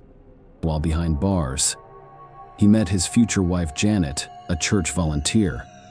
Despite his criminal record, Russo was released from prison on parole after serving 8 of his 20-year sentence. The police did not think it was a coincidence. So they went to Anthony Russo's house after receiving a search warrant, giving the impression that he was not surprised by the police's visit. Anthony opened the door. However, the police discovered no evidence in his home. Diane's ring and other belongings were not present. A search of his minivan yielded no results either. But what was important was that the neighbors noticed a similar car at Diane's house on the day she died. In the utility room, they discovered several cable ties that were identical to those that had left marks on Diane's wrists. Even if we consider it evidence, it is only an indirect one. After all, anyone can purchase these ties from any hardware store.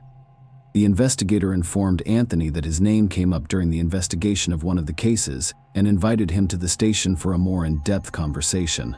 There, they inquired about Russo's whereabouts on November 15th and 16th. He stated that on Thursday, the 15th, he went to Austin to visit a religious radio station, but was unable to enter because no one opened the door. This radio station happened to be close to Diane Hollick's house. He said he went home around 4 p.m., but I got a little lost due to a hurricane. He arrived home around 6 p.m.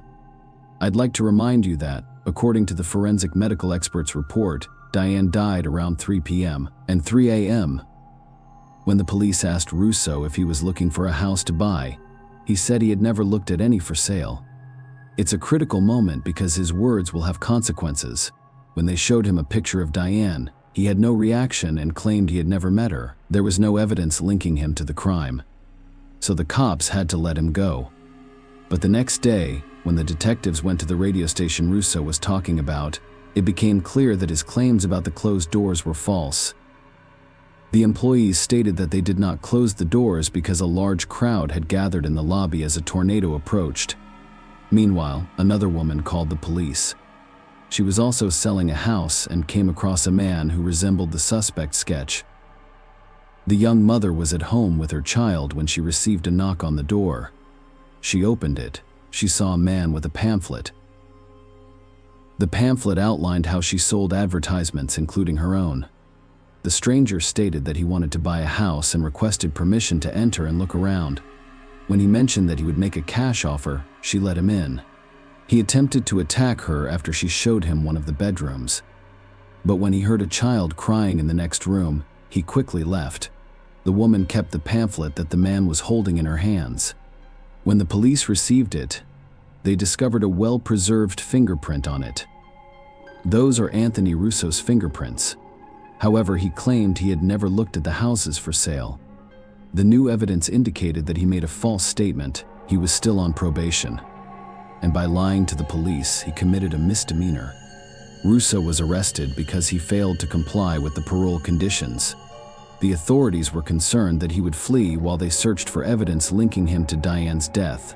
They believed it would be safer to keep him in prison. The police were able to locate 15 women with whom Russo had come to see the houses. All of these women came to identify the suspect. On the other side of the glass stood 5 equally dressed and similar men, one of whom was Anthony Russo. Each of those men repeated specific phrases in turn. The following phrase: "You have a beautiful house, you have a gorgeous home." 10 of the 15 women identified Anthony Russo as the person who came to see the house before making a purchase. The other 5 couldn't identify anyone. Russo was interrogated again by the police, but this time he realized they had exposed his lies. However, this did not stop him from declaring his innocence. He eventually said he wanted to see his wife and stopped answering questions. Soon after, the detectives received a report from the lab.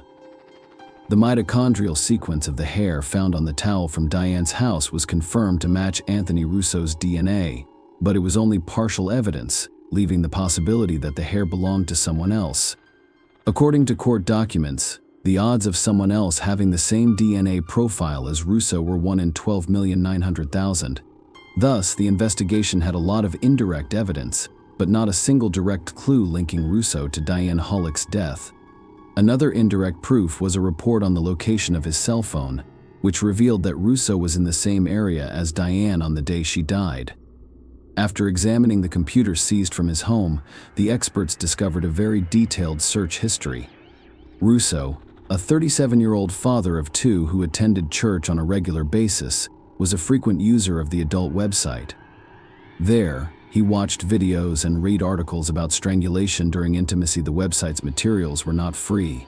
What is even more revealing is that a few days before Diane's death, he read a story in which a male character enters a lonely woman's home under the guise of a buyer, strangles her, and takes valuables with him when he leaves, leading everyone to believe that the motive was robbery rather than a desire to quench his thirst for strangulation. The detectives conducted an extensive investigation into Russo and his wife's finances. With only $2,000 in savings, he couldn't afford to buy a new house. In addition, he and his wife have yet to pay the bank for the house where they live. On February 5, 2004, police charged Anthony Russo with the murder of Diane Hollick, despite the lack of direct evidence. He made his court appearance more than 2 years after Diane's death. 14 women testified under oath, saying Russo approached them about purchasing a home. He went to see some of them on the day Diane died, but they refused to let him into their homes. One woman made an exception, allowing him in before quickly telling him to leave due to his strange behavior. Everyone Russo met was around the same age. It indicated that he was observing the owners before knocking on their doors. He was only interested in certain types of women. The prosecution presented all of the evidence mentioned in the video and detailed the alleged events on that fateful November day. As previously stated, Diane informed one of her colleagues that a potential buyer had visited her to see the house. The prosecutor suggested that Russo realized Diane lived alone when he first saw the house on November 15th. Russo toured the homes for sale, but only one woman let him in. However, when he arrived at Diane's house, Russo most likely requested that Diane show him around again. Nonetheless, he went there with a specific goal in mind, planning out all of his actions and attempting to leave no trace. It was raining outside, so Diane unexpectedly handed him a towel to wipe his hands and face. He casually tossed this towel onto the back of the sofa. She again showed him around the house. When they arrived on the second floor, Russo attacked her. Prosecutors believed Russo enjoyed the strangulation process, which resulted in Diane's death during their second meeting. Before leaving, Russo took cable ties and Diane's wedding ring, which the police were unable to locate. He locked the door using a spare key kept at the front door.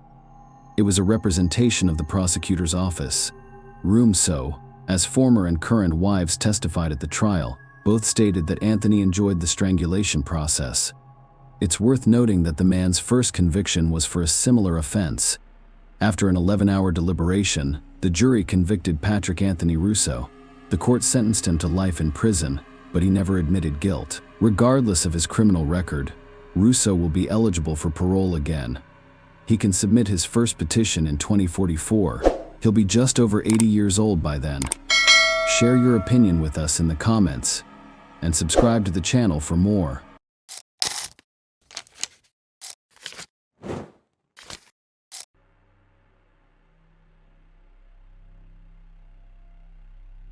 Hey guys, welcome to my channel, and today we're going to take a look at another horrible case with you. A young woman moved to another city for her studies and stayed with an acquaintance. Well, what happened next seemed more like a twisted plot of a detective movie than a real-life situation. For several years. This story troubled the police until the unexpected truth finally came to light. Jonah Berry was born on October 26, 1983, in the small American town of Bristol, Tennessee. She was lively and sociable, had many friends, and was always the life of the party. During her school years, she was also part of the local cheerleading team. After high school, Jonah enrolled at East Tennessee State University, where she studied psychology and criminalistics. While studying, she also worked part-time at a children's educational center. During her time at the university, she met a guy named Jason White. They dated for several years, and shortly before graduation, They got engaged in late 2004. When Jana was 21 years old, she decided to pursue a master's degree in psychology, which required her to temporarily move to Knoxville to study at a different university. After working at the Children's Center, she realized her passion for this field and aspired to become a child psychologist. Meanwhile, her boyfriend continued his studies in another state, aiming to obtain a law degree. Despite the distance, the couple communicated every day and started preparing for their wedding, which was only a few months away in Knoxville. Jonathan planned to find her own accommodation, but for the first few weeks she stayed at her friend Jason Amami's apartment. He had studied with her and her boyfriend at the university, and after graduating he moved to Knoxville, where he lived in a 2-bedroom apartment and agreed to host his friend. Until she found a place of her own, Jonah found 2 part-time jobs at a jewelry store and a children's hospital. On the evening of December 5th, after finishing her shift at the store, she went to the shopping center to buy Christmas presents. When she returned home, she packed some gifts intended for the children at the educational center, chatted with her apartment neighbor, and went to her room. There, she talked to her boyfriend on the phone and went to sleep around 4 a.m. Jason Amami woke up to a woman's scream. He thought Jana had a nightmare and headed to her room. At that moment, a man emerged from the room and Jason noticed a knife in his hand. The assailant immediately attacked him and delivered several blows. The young man tried to defend himself and at some point managed to fend off the attacker, pushing him away, and ran out of the apartment. Jason quickly ran to the neighboring residential complex and began knocking on every door, hoping that someone would call the police, but no one opened for him. He then sprinted to the nearest 24-hour store, which was almost a kilometer away. Upon seeing the bloodied man, the store clerk immediately called 911 and Jason recounted what happened. The police arrived at his home and immediately discovered Jonah lying on the floor next to the corridor door that connected 5 apartments. The young woman was alive, but barely responsive to what was happening around her as the paramedics prepared to load her into the ambulance. A police officer asked, "Is the attacker still in the apartment?" and he thought he saw Jana nod ever so slightly. The officers thoroughly searched the entire building and the surrounding area but failed to find him. The young woman was swiftly transported to the nearest hospital, but despite the efforts of the doctors, they were unable to save her. Medical experts determined that she had sustained over 20 knife wounds, leaving the doctors with virtually no chance of saving her life. As for her neighbor, the assailant had managed to inflict 8 wounds on him, with only 1 being serious. The medics provided him with the necessary care and his life was not in danger. Meanwhile, detectives began investigating the crime scene. From the bloodstains in the corridor, they deduced that the young woman had attempted to reach out to her neighbors and seek help, but none of the 4 residents had opened their doors. Next to the door to Johnny's room, investigators found the murder weapon, a kitchen knife belonging to Jason. The assailant had struck with such force that the blade had bent. In addition, the police discovered blood traces near the back door of the apartment and on the staircase leading from the 2nd floor to the street. Considering that Jason and Jonah had exited through the front door, the detectives made the most obvious conclusion: the murderer had left the crime scene through the back door, and another lead awaited them in Jason's room. They found a partial footprint that the perpetrator may have left when following the apartment owner and launching the attack, considering the brutality with which the killer had dealt with the young woman. The police suspected that the crime was personal in nature. Their first step was to closely scrutinize Jana's fiancé, despite him being approximately 1,000 kilometers away from Knoxville. All friends and relatives attested to the couple having a wonderful relationship, and there seemed to be no motive for the fiancé to commit such a heinous crime. The young man only learned about his fiancé's death at 10 a.m. when her mother called him. He said that after hearing the news, he fainted and took a long time to recover. He had to ask his neighbor to book a plane ticket for him and pack his suitcase since he was incapable of doing anything himself. Detectives thoroughly examined his alibi and concluded that he physically couldn't have traveled to Knoxville and returned by morning. As a result, he was eliminated as a suspect, and the investigators turned their attention to Jonah's neighbor, unlike the victim's fiancé, whose neighbor had no alibi. Jason was in the same apartment as her and could have committed the crime. Friends and relatives of Jonah were also suspicious of him, with some considering him the most likely killer. Others accused him of fleeing the apartment and leaving the young woman alone, leading the victim's parents to not even want him to attend her funeral immediately. After Jason was discharged from the hospital, the detectives began interrogating him. The young man stuck to his initial version of events. He woke up to a scream, saw an unknown man, and was attacked. When he managed to push the assailant away, Jason rushed the front door and ran outside, attempting to reach his neighbors. He believed that Jana had also managed to leave the apartment since he no longer heard her screams. However, the police were hesitant to believe this account. The first thing that made them suspect Jason was his injuries. 7 out of the 8 wounds proved to be non-life-threatening, and the last one on his right hand could have been sustained during both defense and attack. Furthermore, forensic experts found no signs of forced entry into the apartment, indicating that the perpetrator was already inside. Jason himself mentioned that he had taken out the trash through the back door that evening, but couldn't remember if he had locked it or not. Detectives continued to press him, paying particular attention to the door he used to run out onto the street. Jason insisted that it was the front door, but the police suspected he was lying. If he had exited through the back door, it would explain the bloody traces near the door on the stairs. In that case, it would further implicate him. Additionally, the police accused him of using and selling illicit substances and behaving aggressively when unable to obtain a dose.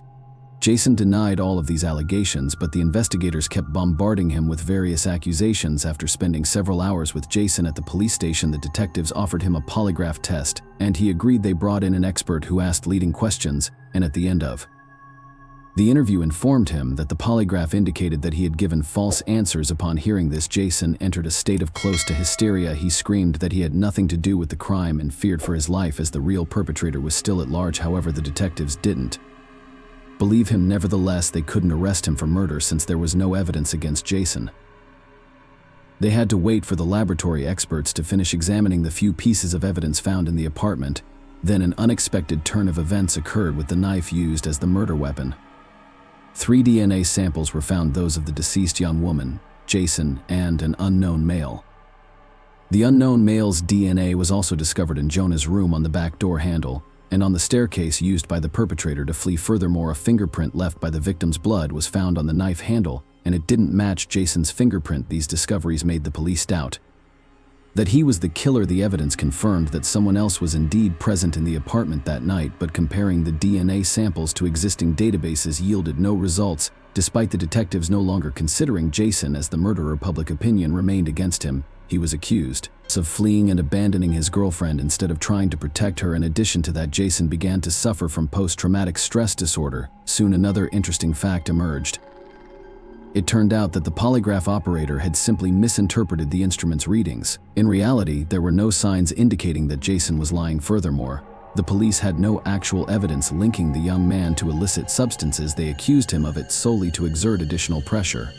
Most importantly, the police initially downplayed the severity of the injuries Jason sustained, but in reality he had suffered serious harm, with his lung and neck being severely damaged. Full recovery was unlikely due to these police reports. The insurance company only covered 25% of the medical expenses, and Jason experienced significant financial difficulties after he ceased being a suspect.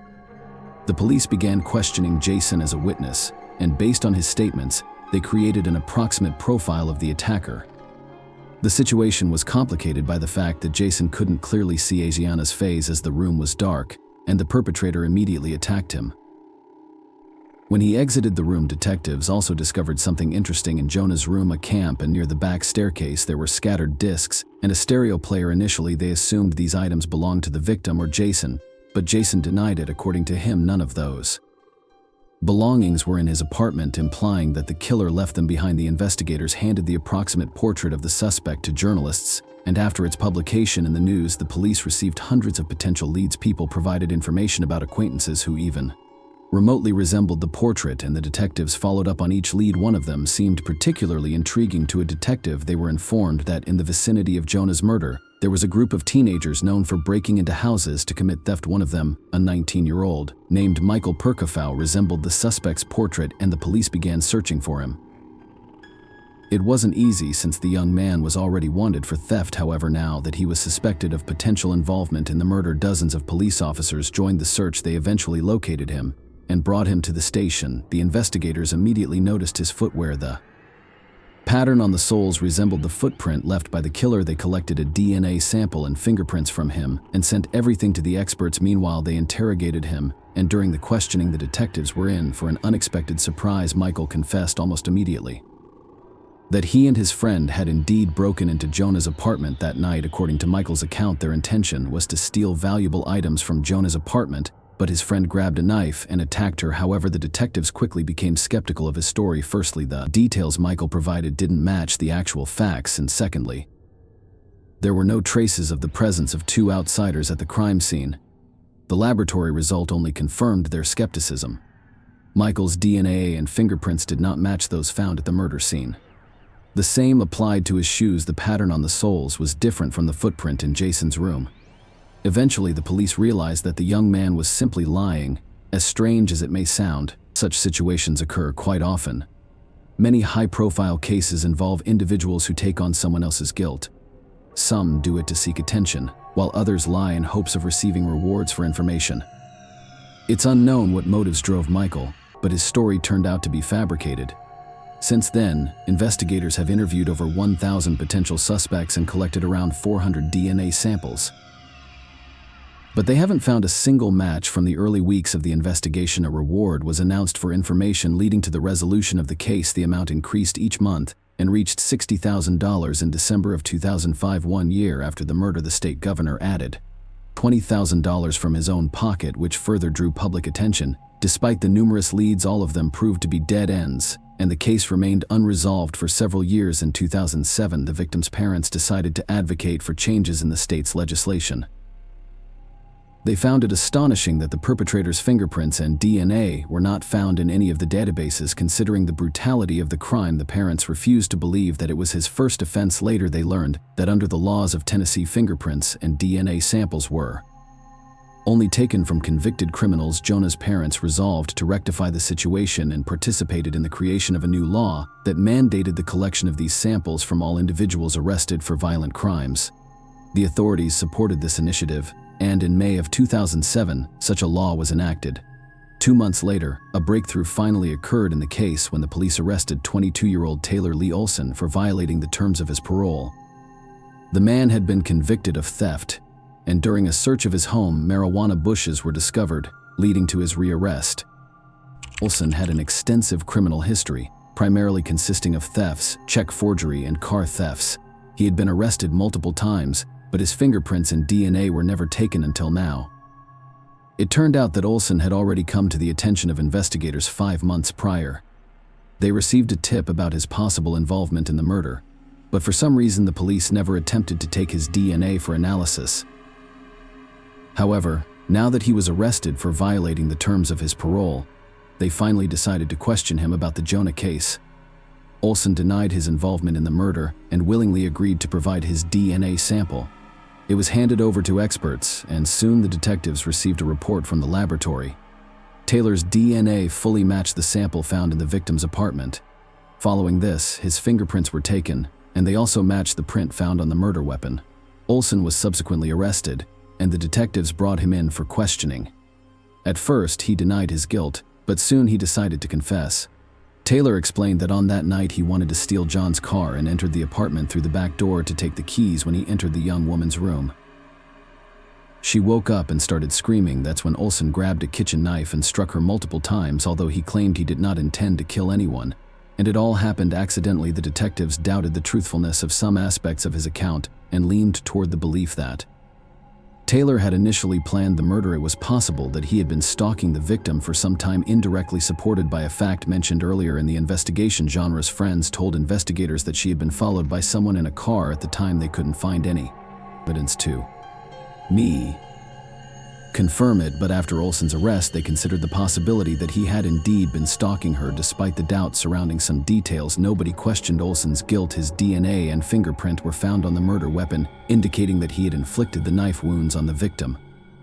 Olson's trial was scheduled to begin in mid-2008, and by that time he had already hired a lawyer. Apparently, the lawyer advised him to retract his confession, and Taylor provided a new version of events to the detectives. Now he claims that he had energy in his apartment with his friend Noah Cox, according to Olson, when he entered Jonah's room to take the car keys. She allegedly woke up, grabbed a knife, and struck him multiple times. Olson ran out of the apartment through the back door while his friend went into Jonah's room, where he grabbed the knife from her and killed the young woman. This account also did not convince the police. No fingerprints or DNA of other individuals were found at the crime scene, making the involvement of someone else unlikely. The detectives were awaiting the start of the trial, but it was never meant to happen. 10. On March 28, 2008, Taylor Olson ended his life in his prison cell, according to notes addressed to his family. Jonah's relatives and the police were found next to him in the letter to the detectives.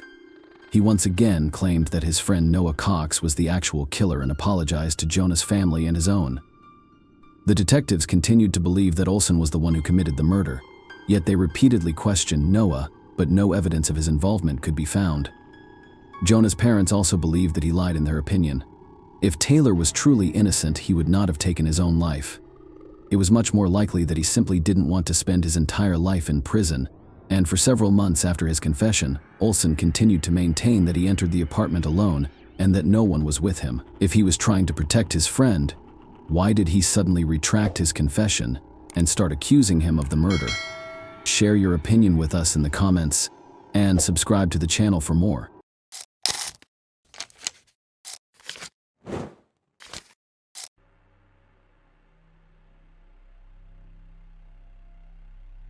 Hey guys, welcome to my channel, and today we're going to take a look at another horrible case with you.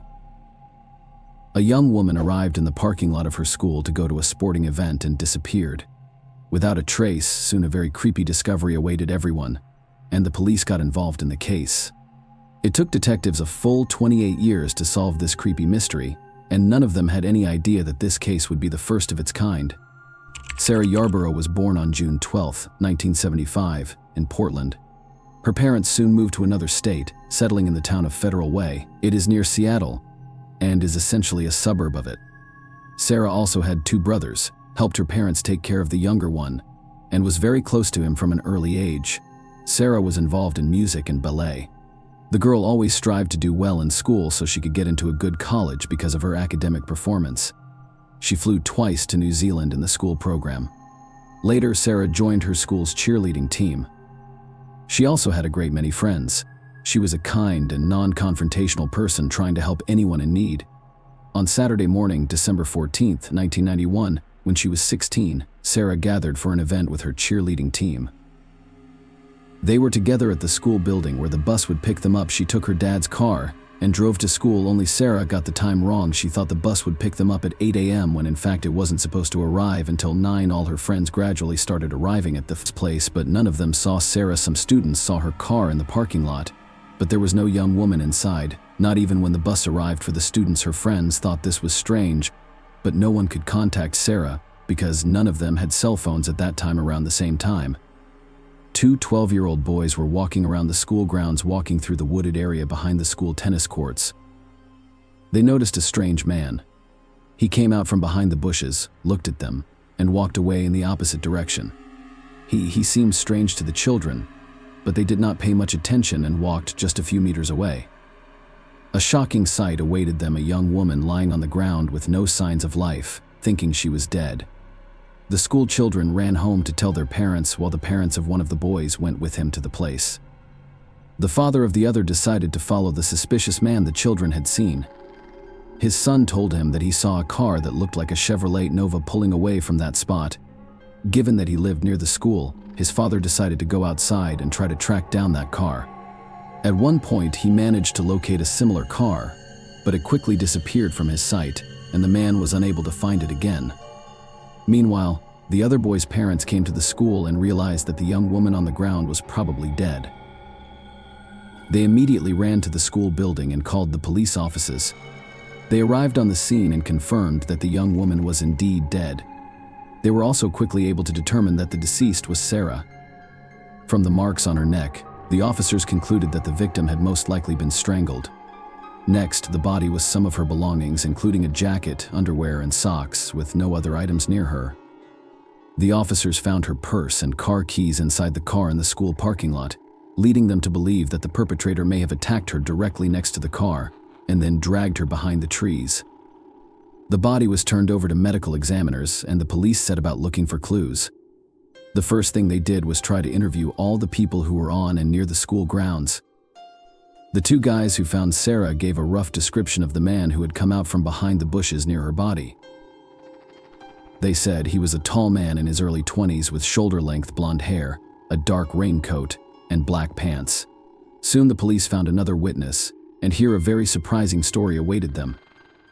A man out for a jog noticed a strange picture in the same wooded area. A young woman was lying next to the bushes with a man hovering over her. The young woman was not moving at all, and the witness thought that some couple had just decided to have some privacy. A few minutes later, he ran down the same road in the opposite direction, and the man and the young woman were still there. In both cases, it did not appear to him that he was watching a felony being committed. The witness himself explained to the police that he had only recently immigrated to the United States from another culture and was not sure what behavior was the norm in that country. But nevertheless, this witness gave the police a rough description of the killer, which matched the words of the children who discovered the body. Detectives interviewed several dozen other people who had been near the school, but no other useful leads were found. Meanwhile, medical experts examined Sarah's body and concluded this triangulation was the cause of her death. Apparently, the perpetrator used her own pantyhose. In addition, a serious injury was found on the young woman's head. The experts assumed that from this below the victim lost consciousness, which was consistent with the runner's story. He saw that the young woman on the ground did not move at all. Forensic investigators studied Sarah's clothing, and on almost every item, they found traces of male semen belonging to the same person. But in 1991, there was no common DNA database yet, so all the investigators could rely on was a direct comparison of DNA samples from specific suspects. There was another nuance that was brought to the detectives' attention. Even though forensic scientists found traces of male semen on Sarah's clothes, the medical examiner stated that there were no signs of sexual abuse on her body. With all this information in hand, investigators formed their own view of what happened. Sarah arrived at the school almost an hour early, and there was no one in the parking lot, but her attacker most likely spotted her there, waited for the young woman to get out of the car, hit her on the head with an object, and Sarah lost consciousness. He then dragged her from the parking lot behind the trees, where her body would later be found. The perpetrator removed some of her clothing and performed lewd acts on her before strangling the victim with her own stockings. When one of the children who found Sarah's body told police about the car in which the perpetrator allegedly fled, the scene detectives put out a search for a Chevrolet Nova, and soon they were able to find her, but here they were disappointed. It turned out that the driver of that car had just been delivering donuts that morning. He provided his DNA sample, which did not match that found on Sarah's clothes. Apparently, the kids just saw the car that drove down the road next to them and thought the perpetrator was behind the wheel. In fact, none of the boys could recall exactly whether they saw a man approaching any car from the bushes. Over the next few days, police continued to search for witnesses and new leads, but no significant progress was made. On Monday, school classes resumed even though all the students were horrified by what had happened. In addition to the fact that the murder had taken place only a few meters from their school, the perpetrator was still at large and his identity remained unknown. The young women were afraid to walk the grounds alone, so the boys on the sports teams arranged to walk each student to her car or bus so they would not be left alone on the street. Detectives determined that there were about 70 potential witnesses in and around the school that morning, and they talked to each of them, but no new details could be learned. Based on the accounts of the two children and the jogger, a rough portrait of the killer was compiled and distributed to all local newspapers and television stations. The story received extensive media coverage, and over the following weeks, the police received hundreds of tips. Investigators checked every one of them, but in all cases, they hit a dead end. At one point, they received a tip about a man who matched the killer's description and had a criminal history. But here the detectives encountered a setback. His DNA did not match the perpetrator sample. Since then, the case has been stalled for many months. In total, the police received about 4,000 different leads, and the detectives encountered a setback. His DNA did not match the perpetrator sample. Since then, the case has been stalled for many months, and they tried to work with each of them, but the resources of the local police department were simply not enough to cope with so much information. Time also played against them, even as investigators continued to search for the perpetrator, and each month there were new cases to be investigated. When Sarah's family learned that the police didn't have enough resources to handle all the tips, her grandfather tried to help as much as he could.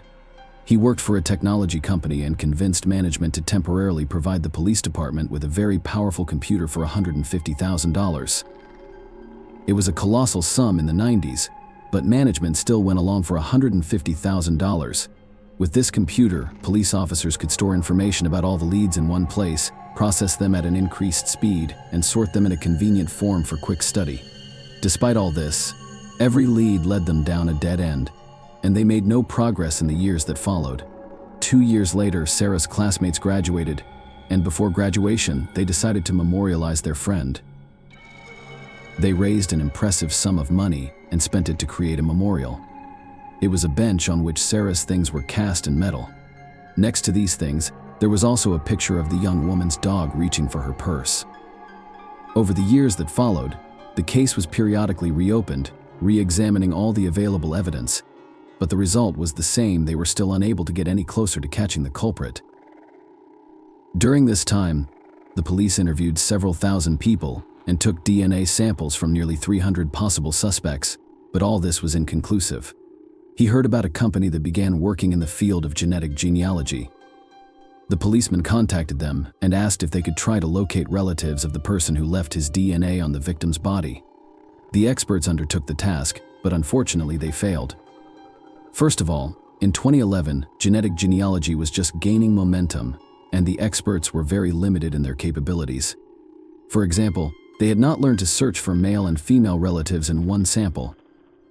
If they had the DNA of a man, they could only look for family ties with other men, and vice versa. Second, they had another obstacle in front of them in the form of various laws that prohibited the use of genetic data samples to search for relatives of suspects. Nevertheless, it bore some interesting fruit for one thing. The team of researchers approached by the detective had already been working for several years to create a genetic pedigree of the first people who sailed to the United States from Great Britain in 1620 on the ship Mayflower after studying the DNA of the killer Sarah. They discovered that the man was related to one of the ship's passengers, Robert Fuller. However, it was almost impossible to trace him through this chain, especially in those years when there were just over 100 people on the ship.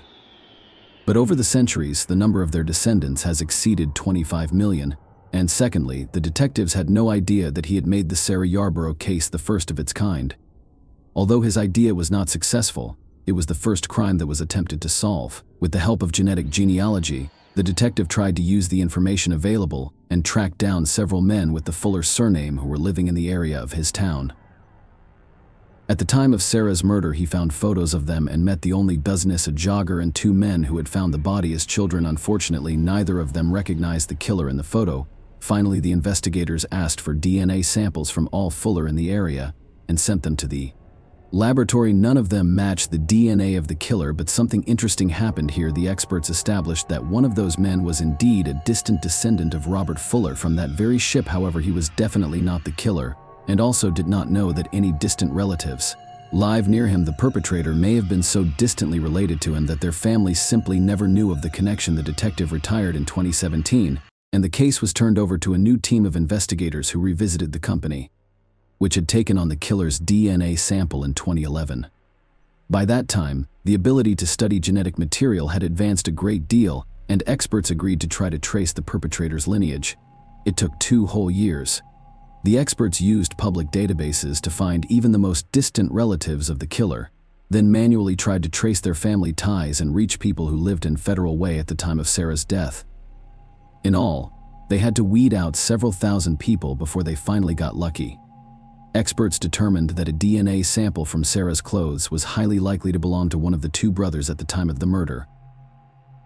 The older one turned out to be a criminal with an impressive criminal record. He had been imprisoned for violent crimes, and his DNA sample was in the FBI database, which meant that he had nothing to do with Sarah's murder, because then his DNA would have shown a match back in the 90s. As for the younger brother named Patrick Nicholas, he too has been on the police's radar for violent crimes, including crimes against minors, but that was before the DNA samples of such criminals were added to the database. Detectives immediately organized a surveillance of the man who was 55 at the time, lived in a neighboring town called Wellington. The cops had been following his every move for 2 days, and soon the opportunity presented itself. Patrick went to the laundry, and while he was waiting for his clothes to be washed, he went out to smoke and threw a cigarette butt on the ground.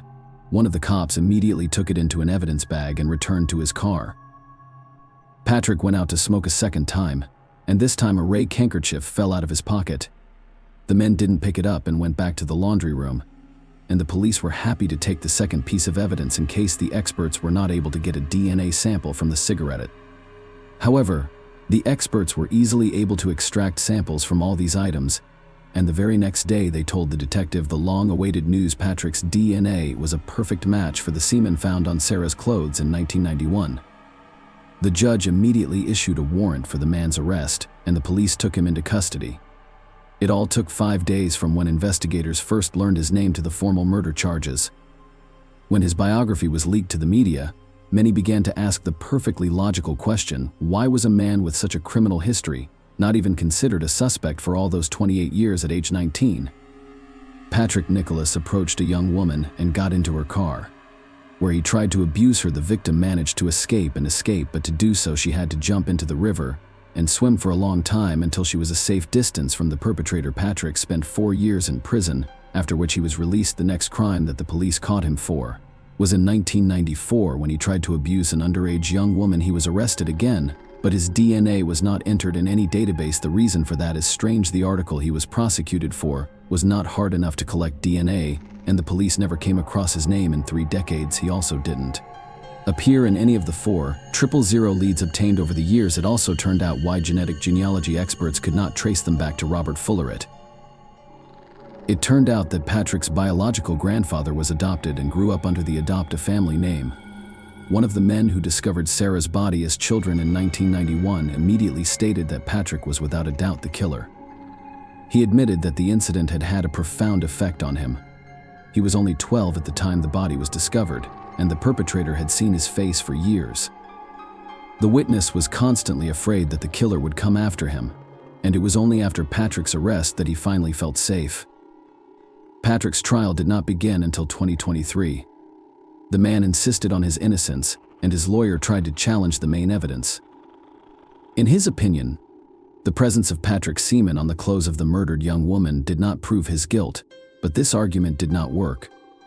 The lawyer also tried to challenge the accuracy of the DNA analysis itself, but the experts declared the absolute invalidity of such claims. Patrick was eventually found guilty of first-degree murder without prior intent. On May 25th, he was sentenced to 45 years and 8 months in prison, virtually eliminating the possibility of ever getting out during the pronouncement of that sentence. Patrick showed no emotion. Unlike Sarah's relatives, they also spoke before the judge, thanking everyone involved in the trial and the investigators for bringing the killer to justice, even though he had managed to evade justice for 28 years. Share your opinion with us in the comments, and subscribe to the channel for more.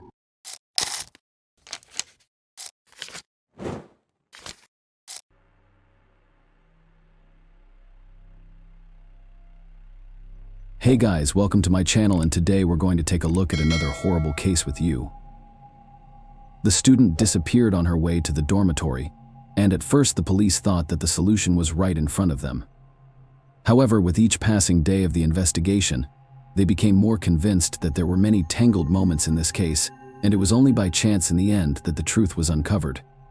Amy Blau was born on October 1st, 1969, in Homestead, Florida. She grew up in a loving family and had many friends, largely due to her cheerful and kind nature.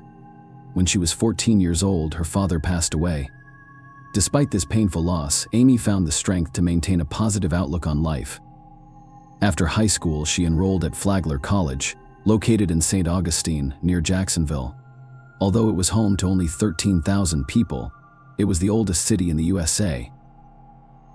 It was founded by Spanish explorers. So many architectural elements still differ dramatically from familiar American things. Amy loved studying at college, and in 3 years she made many friends there. By that time she was 21 years old and had only a little laugh before graduation. On November 6, 1990, her friend Kim came to St. Augustine, and they decided to go to a local bar popular among students. Amy's roommate and best friend Kelly also went with them. The young women had a great time enjoying the long-awaited meeting. At some point, their mutual acquaintance Sean Nolan joined them. He and Amy had mutual sympathy, but they were not in a relationship. In the evening, Kelly said that she felt sick and went back to the dorm, and a little later Kim also left, leaving Sean and Amy alone. The next morning, the young women had to go to classes. However, when Kelly woke up, she found that Amy's bedroom door was wide open. She was not there.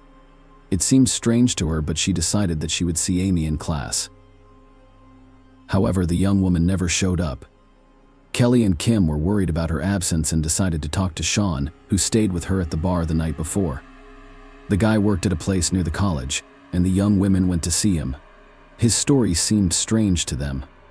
At first, he said that he had a strong hangover, and it was difficult for him to remember the chronology of that night.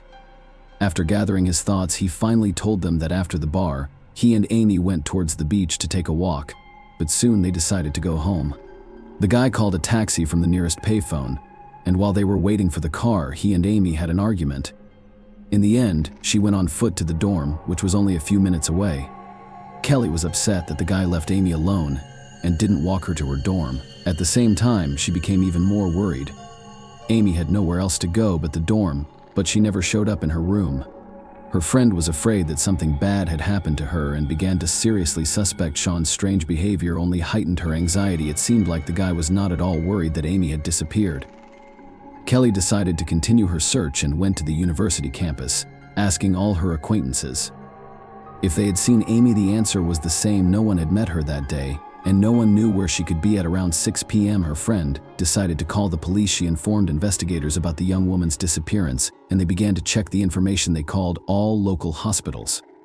But no one resembling Amy had been admitted. The taxi operators were also contacted, but none of the drivers had picked up the young woman that night. The police could not find any evidence that Amy had been in trouble or become a victim of a crime. Moreover, at the time, the young woman was already 21 years old, so they did not officially declare her missing despite her friend's requests. By that time, Kelly was 100% sure that something bad had happened to Amy. Realizing that she could not convince the police to start searching, she decided to call Amy's mother. Later, the young woman admitted that it was the hardest call of her life. The next morning, Amy's sister arrived in St. Augustine to participate in the search. The first thing they did was go to the police station, where they received the same response. They couldn't start an investigation because there was no indication of a threat to life. The investigators believed that the young woman had simply left for a couple of days without warning, so the sisters, along with Kelly and other friends of the missing young woman, decided to organize their own search operation.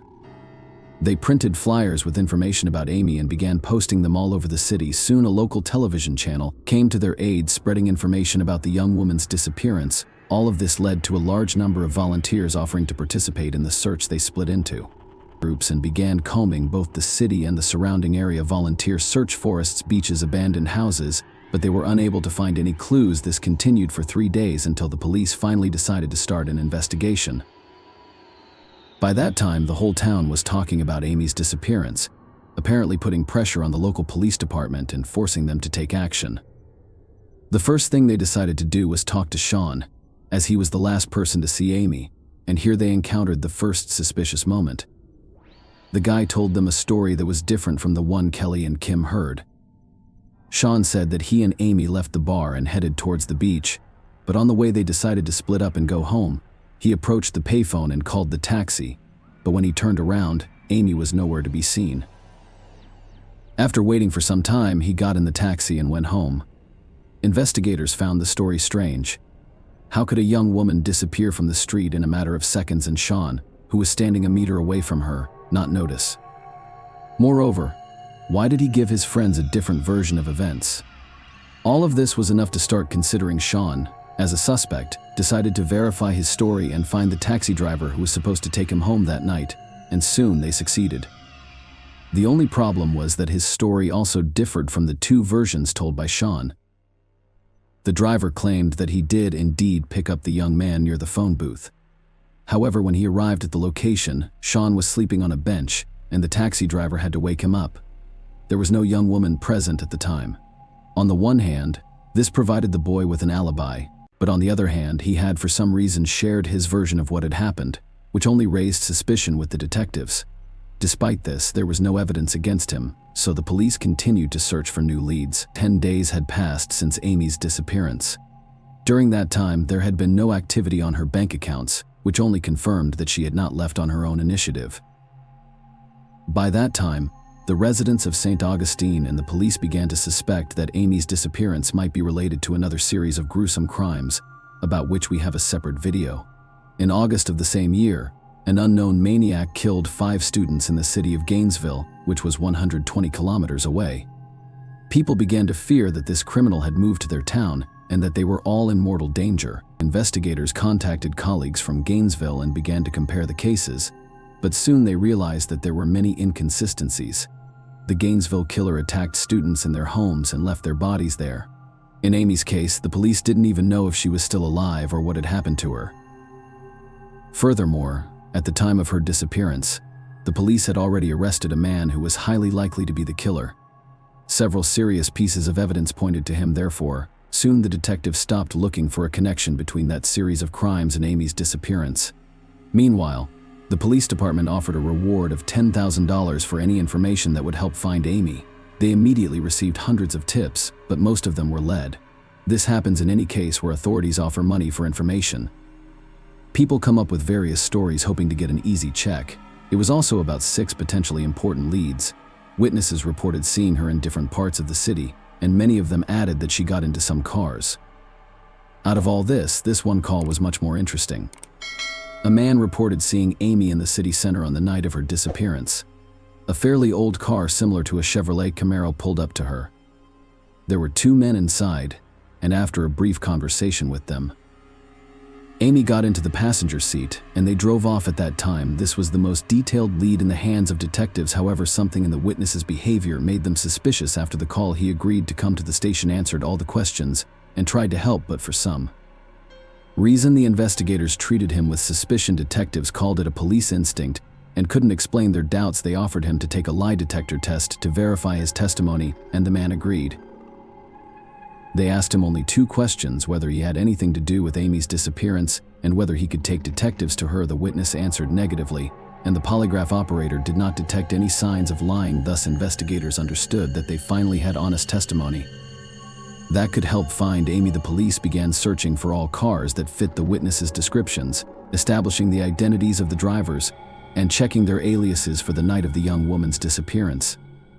All of this continued for several weeks, but the detective never managed to find a single potential suspect.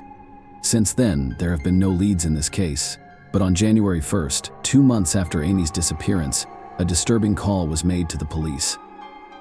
A man was walking his dog on the outskirts of St. Augustine. At some point, his dog noticed a pile of logs with bricks and started acting strangely, barking and pulling on the leash, trying to run there. The owner decided to see what is so upset his dog, and was almost speechless when he saw a skeleton hand sticking out from under the pile. He immediately called the police, and investigators began to extract the body. Due to the high degree of decomposition, they were unable to quickly establish her identity, but one detail immediately caught their attention: the body was wearing a green shirt, just like Amy Blount on the night she disappeared. The body was wrapped in a sheet. Medical experts conducted a more detailed analysis and concluded that the deceased was a young woman. She had received 5 sharp object wounds, indicated by cuts on her shirt. In addition, 2 serious abrasions were found on the body. Investigators suspected that the victim was Amy, so they immediately sent her dental records to experts, who soon confirmed that it was indeed her. Friends and relatives of the young woman were devastated by the news. They had hoped until the very end that Amy would return to them unharmed.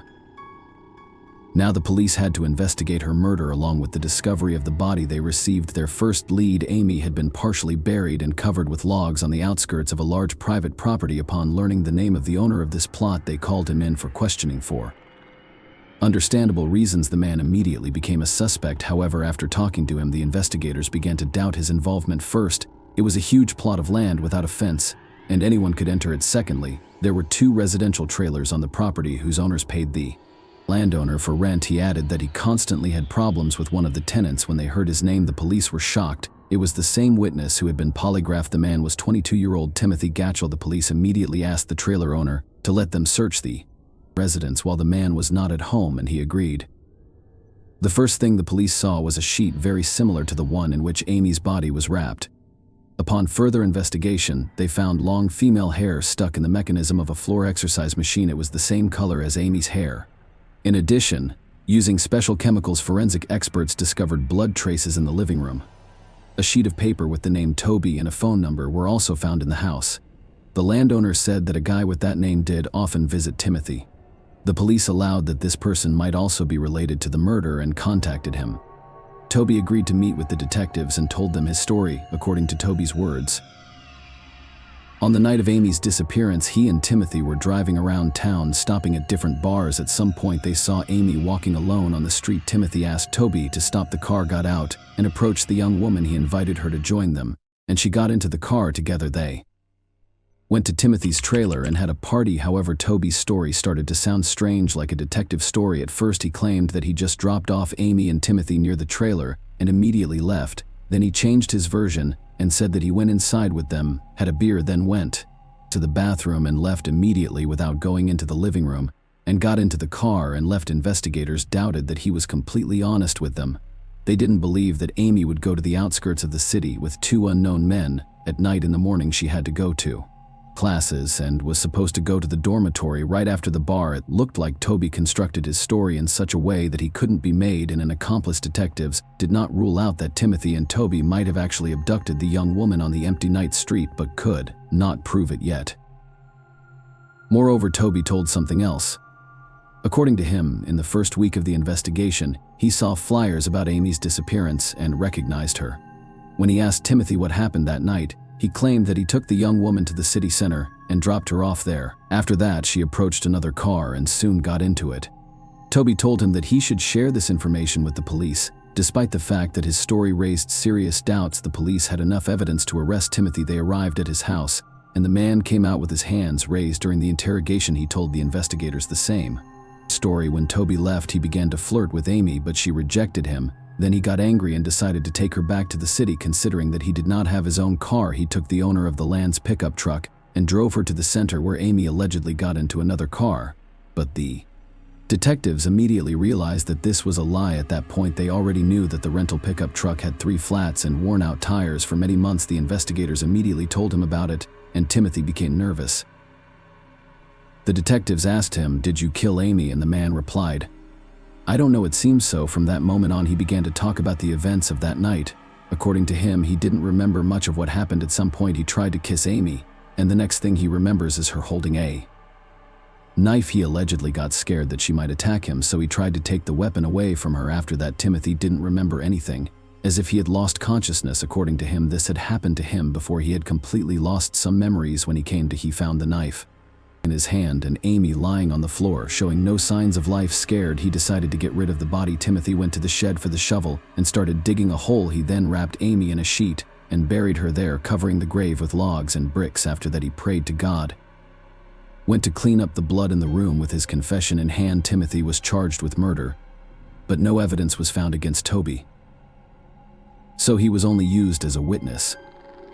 On July 15, 1991, a trial was held where the man planned to defend himself and receive a lesser punishment. He wanted to make it look like self-defense and used the story of memory loss.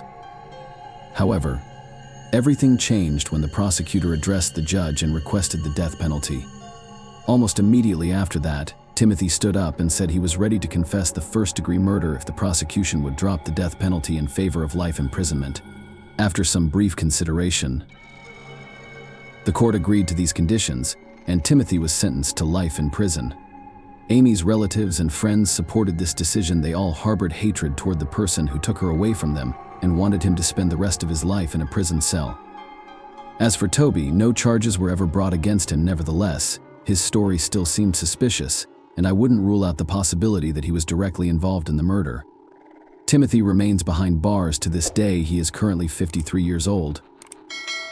Share your opinion with us in the comments and subscribe to the channel for more.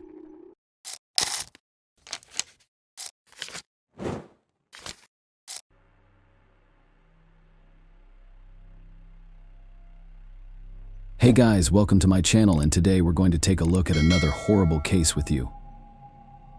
The student rode her bicycle and disappeared. Without a trace, the police launched a search, but none of them could have imagined the disturbing revelations that awaited them in just a few days. So many shocking details emerged in the case that even seasoned FBI agents were horrified, and none of them expected such an ending.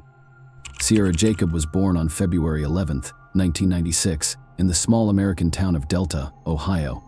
The girl grew up in a very large and friendly family. She had 2 sisters and 2 brothers. Sierra loved to play sports and was on the school volleyball team.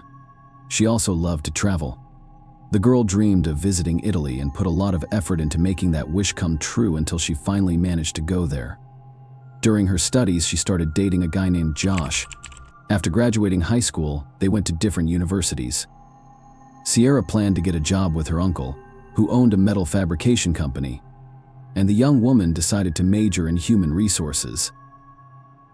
She enrolled at Toledo University, located 50 kilometers from her home. Despite the distance, she and Josh planned to keep dating and made plans for their future. The couple even began to take their time choosing engagement rings for their future wedding. After 2 years at university, the young woman went to her hometown for a summer vacation. At that point, she still had some school work to close, but she decided to do it from home so she could spend more time with her family and her boyfriend. In addition to that, Sierra was also doing an internship with her uncle's company she was in her 20s at the time, and the young woman was thoroughly preparing to work there. After graduation on July 19, 2016, Sierra decided to drive to her boyfriend's house.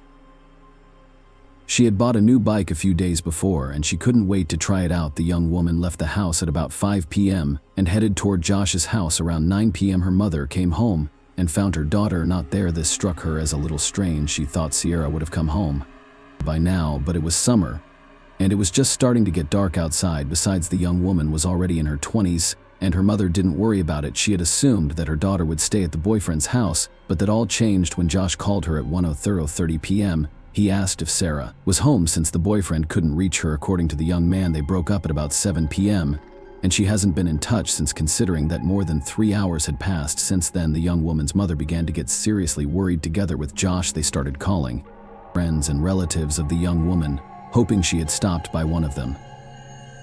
But no one had seen her that night. Then the mother called all the nearby hospitals, but there was no one there either. Eventually, the woman decided to go to the police, and around midnight she filed a missing persons report. Despite the fact that Sierra was 20 years old, the police immediately began their search. Given that Josh was the last person to see her, they went to him. The guy said that the young woman arrived at his house shortly after 5 p.m. After about an hour and a half, they decided to go for a ride together. Sierra rode her bike, and Josh rode his motorcycle. The couple rode along country roads along numerous cornfields. Josh even took a picture of Sierra on her bike, and the young woman posted it on social media. After riding around for a while, they decided to go their separate ways. Sierra and Josh separated about a mile away from her house. The guy rode back on his motorcycle, and she headed home on her bike. While the police talked to the young man, other officers drove around looking for Sierra. They headed for the road near where the young woman had begun her journey home alone, and soon they were able to spot the first disturbing tip-off. As they drove along the road along the fields, one of the officers saw that the corn stalks in one place were heavily pinched, as if someone had waded through them. He walked over there with a flashlight, and after a few yards saw Sierra's bicycle. On examining it, the policeman saw traces of blood on the handles and seat. Next to the bicycle was a woman's sock, which also had blood stains on it. He reported the find to his colleagues, and soon other police officers arrived on the scene. On closer inspection, they found several other items not far from the bike. They were men's sunglasses, a screwdriver, and some car fuses. Just as interesting was the fact that motorcycle tire tracks led to the bicycle across the cornfield. All this was enough for the investigators to come to a disappointing conclusion. It was likely that Sarah had been stolen. As the case took a serious turn, they began to look closely at Josh as a possible suspect.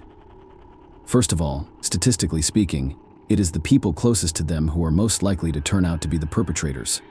Second, that night Josh was riding a motorcycle, and next to the bike, Sierra found similar tire tracks. Besides that, the detectives wondered why the guy didn't walk the young woman home. She had less than a mile to go, and he was on a motorcycle and could have gotten home quickly anyway. Josh allowed the police officers to look around his house, his car, and his motorcycle, and that's where the officers came across his work overalls, which showed signs of blood. The young man said he wore the clothes when he was hunting, and the blood belonged to animals. Investigators turned the overalls over to experts, and they quickly confirmed that he was telling the truth. Otherwise, there was nothing to suggest Josh was involved. The experts also examined the items found in the field and extracted one DNA sample from them that belonged to an unknown person. Josh immediately volunteered a sample, and they did not match. As a result, he was no longer considered a suspect, and the police started looking for other leads. The next day, they received a call from a farmer. The man told them that on the evening of Sierra's disappearance, he was driving down the same road with his son. At one point, they noticed a motorcycle helmet on the side of the road, and the father told his son to bring it to the car. The farmer later examined it more closely and saw traces of blood on it, and then contacted the police. Detectives admitted that the helmet may have belonged to the kidnapper, but his identity remained a mystery. At this point, the FBI was already involved in the case, and the agents decided to take a close look at the photo that Josh had taken of Sierra shortly before her disappearance. Thanks to the photo, they knew what kind of clothes she was wearing, but the detectives noticed something else. The young woman was wearing a fitness bracelet on her wrist. They immediately requested geolocation data for the device, but here the investigators were unsuccessful. The device had been turned off shortly after Sierra disappeared. The police received another tip shortly thereafter. Josh told them that as he and the young woman were driving down the road, a suspicious white van followed them. The guy got the feeling that the driver was following them. The vehicle was traveling at a slow speed and slowed down. When the couple slowed down at one point, Josh even tried to drive up to him, but the driver pulled away. The guy thought it was strange, and he even remembered part of his license plate number. The police quickly found the vehicle and its owner. She turned out to be a woman, and detectives determined that she had nothing to do with the crime. During the conversation, she herself accused Josh of trying to drive up to her and push her off the road. As a result, investigators decided that there had simply been a miscommunication between them and continued to look for more leads. Several days had passed since Sierra's disappearance, but the police were still unable to find any additional clues.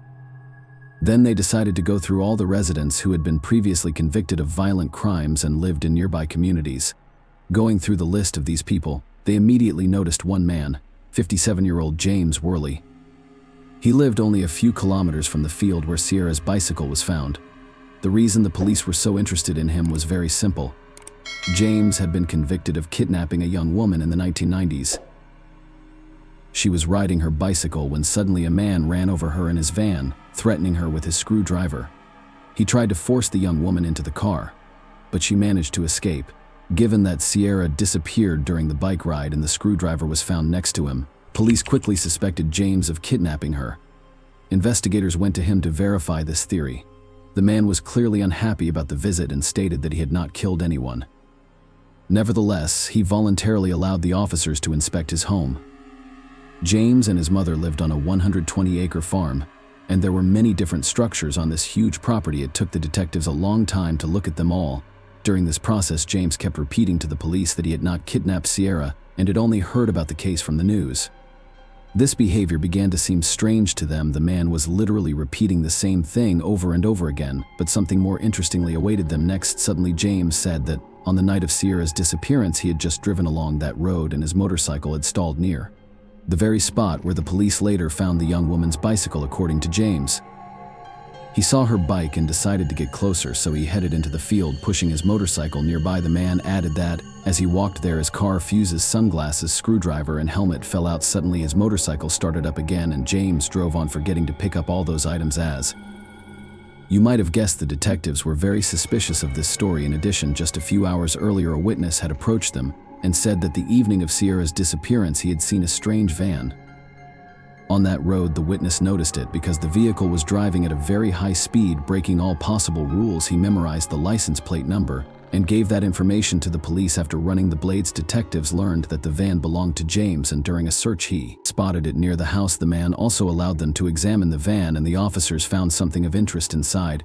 where a ski mask, duct tape, plastic clamps, handcuffs, and a maze. The items themselves did not in any way indicate his guilt, but given James's criminal record for kidnapping, such a set made investigators suspicious.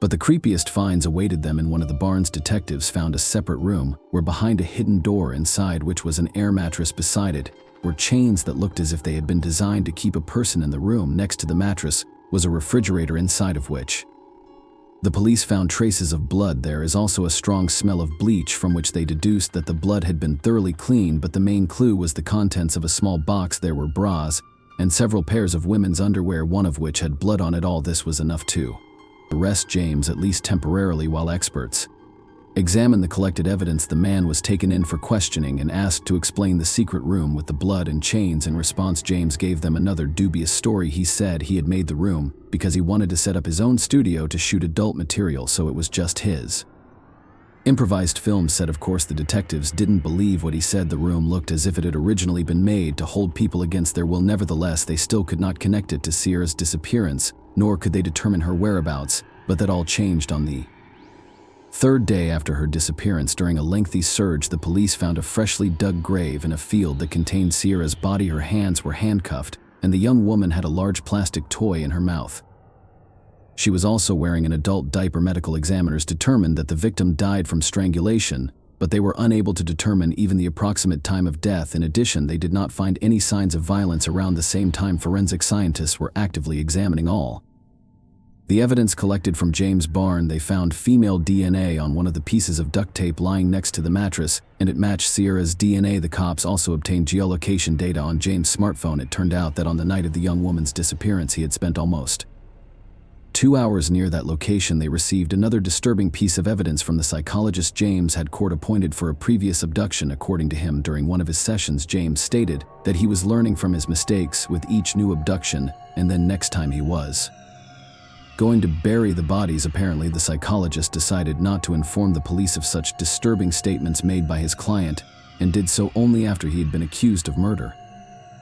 With this set of clues, the detectives formed the most likely chronology of events. Apparently, James spotted Sierra on the road that night, hit her with his helmet, and dragged her into a field with his bicycle. Based on his geolocation data, the man sat there until the sun went down. During that time, he called his brother and told him that his motorcycle had broken down. Apparently, this was his way of creating an alibi. As soon as it got dark outside, James drove home, got off his motorcycle onto his van, and returned to the field, picked up Sierra, and took her to his barn. At that point, the young woman was either unconscious or restrained. What happened next, only James knew. He apparently abused the victim for some time before killing her and burying her in a field. Experts only speculated that the victim may have been there for 3 days. The man himself continued to deny all of these allegations, and the case went to trial. The trial began in March 2018, with the prosecution presenting additional evidence that further pointed to his guilt. It turned out that the key to the handcuffs placed on the victim's hands was found on James' keychain. His lawyers decided to stick with the theory that James simply wanted to set up an adult film studio in his barn, and the cops pulled that into the murder. However, they did not provide any adequate arguments for their client's innocence. The trial ended in less than a month, and on March 28th, the jury found him guilty.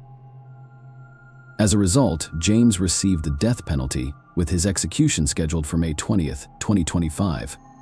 Of course, this story was far from over for the detectives. Given everything they had learned about the man, the police were certain that James had committed similar crimes before, but he had managed to avoid responsibility. Investigators were still working on his case, trying to tie the unsolved disappearances to James, but it had yet to yield concrete results. The victim's parents established the Sierra Scholarship and also participated in the creation of a bill that would have required the state to make an open registry of people previously convicted of murder and kidnapping. The bill was quickly supported and went into effect on March 20th, 2019. Share your opinion with us in the comments, and subscribe to the channel for more.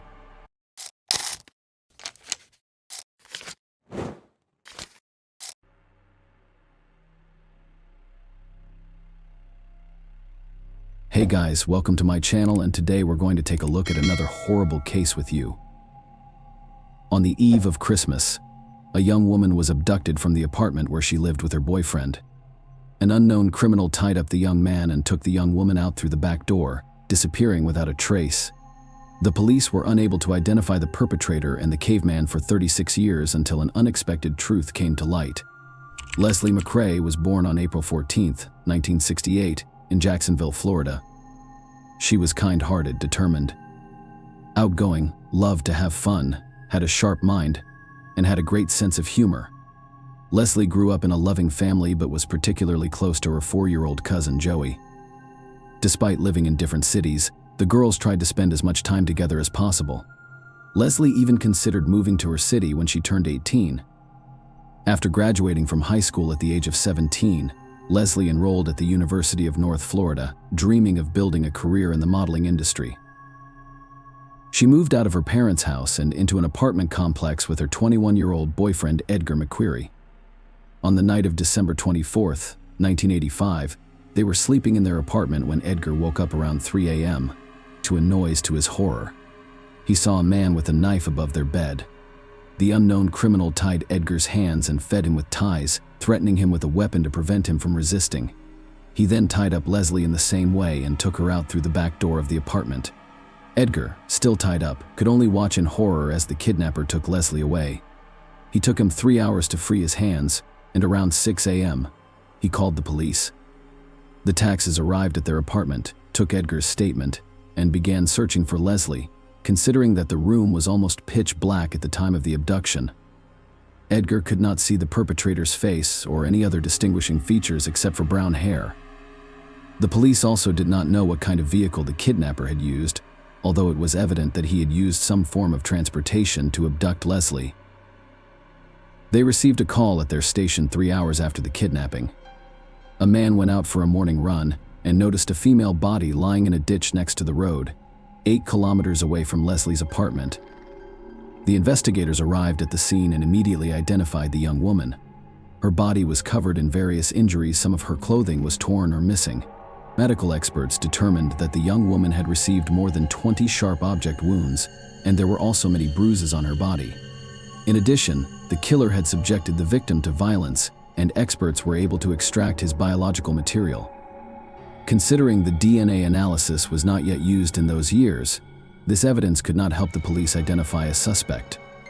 There were no other useful clues at the scene, so the investigators decided to focus on examining the victim's apartment. Soon they had serious doubts about what had happened that night.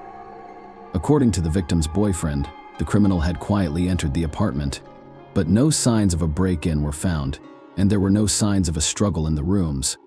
In addition, the back door through which Leslie was allegedly taken out was covered in cobwebs, and no fingerprints were found on it. There were no shoe prints, despite a thick layer of dust around it. All of this suggested that the boyfriend's story may have been fabricated, and in that case, an obvious question arose: does he have anything to do with the murder? The investigators doubted that the boyfriend could have taken out and killed his girlfriend, then returned to the apartment and called the police. Experts suggested that her body was dumped on the street after Edgar called 911, so he was no longer considered a suspect. Over the next few months, the detectives tried to find new leads. But each time they hit a dead end, the investigation was finally suspended in 1986. The criminal's biological material, which was the only serious evidence in this case, could not help the investigators at that time, and they hoped that in the future this clue would lead them to the killer for many years. This case sat gathering dust in archives. Leslie's relatives never lost hope of finding the culprit. They reached out to various authorities and gathered information themselves that could be useful in solving the case, but their resources were limited, so they were unable to find any new leads.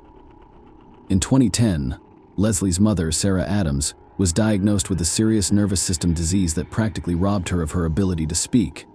Despite this, she continued to maintain contact with investigators through nodes. After that, Leslie's cousin Joey became the most active in the search for the truth. Although she and her family lived 2 hours away from Jacksonville, she regularly traveled there to speak with investigators or help Leslie's mother. However, attempts to reach out to the police practically led nowhere. Detectives were not eager to reopen the investigation considering the lack of new evidence. Additionally, they were occupied with ongoing criminal cases, so they were in no rush to take on a decades-old murder case. As a result, Joey began to accuse the detectives of being negligent in the early stages of the investigation or even covering up the perpetrator. She even suggested that the killer may have bribed investigators, but she had no evidence to support this.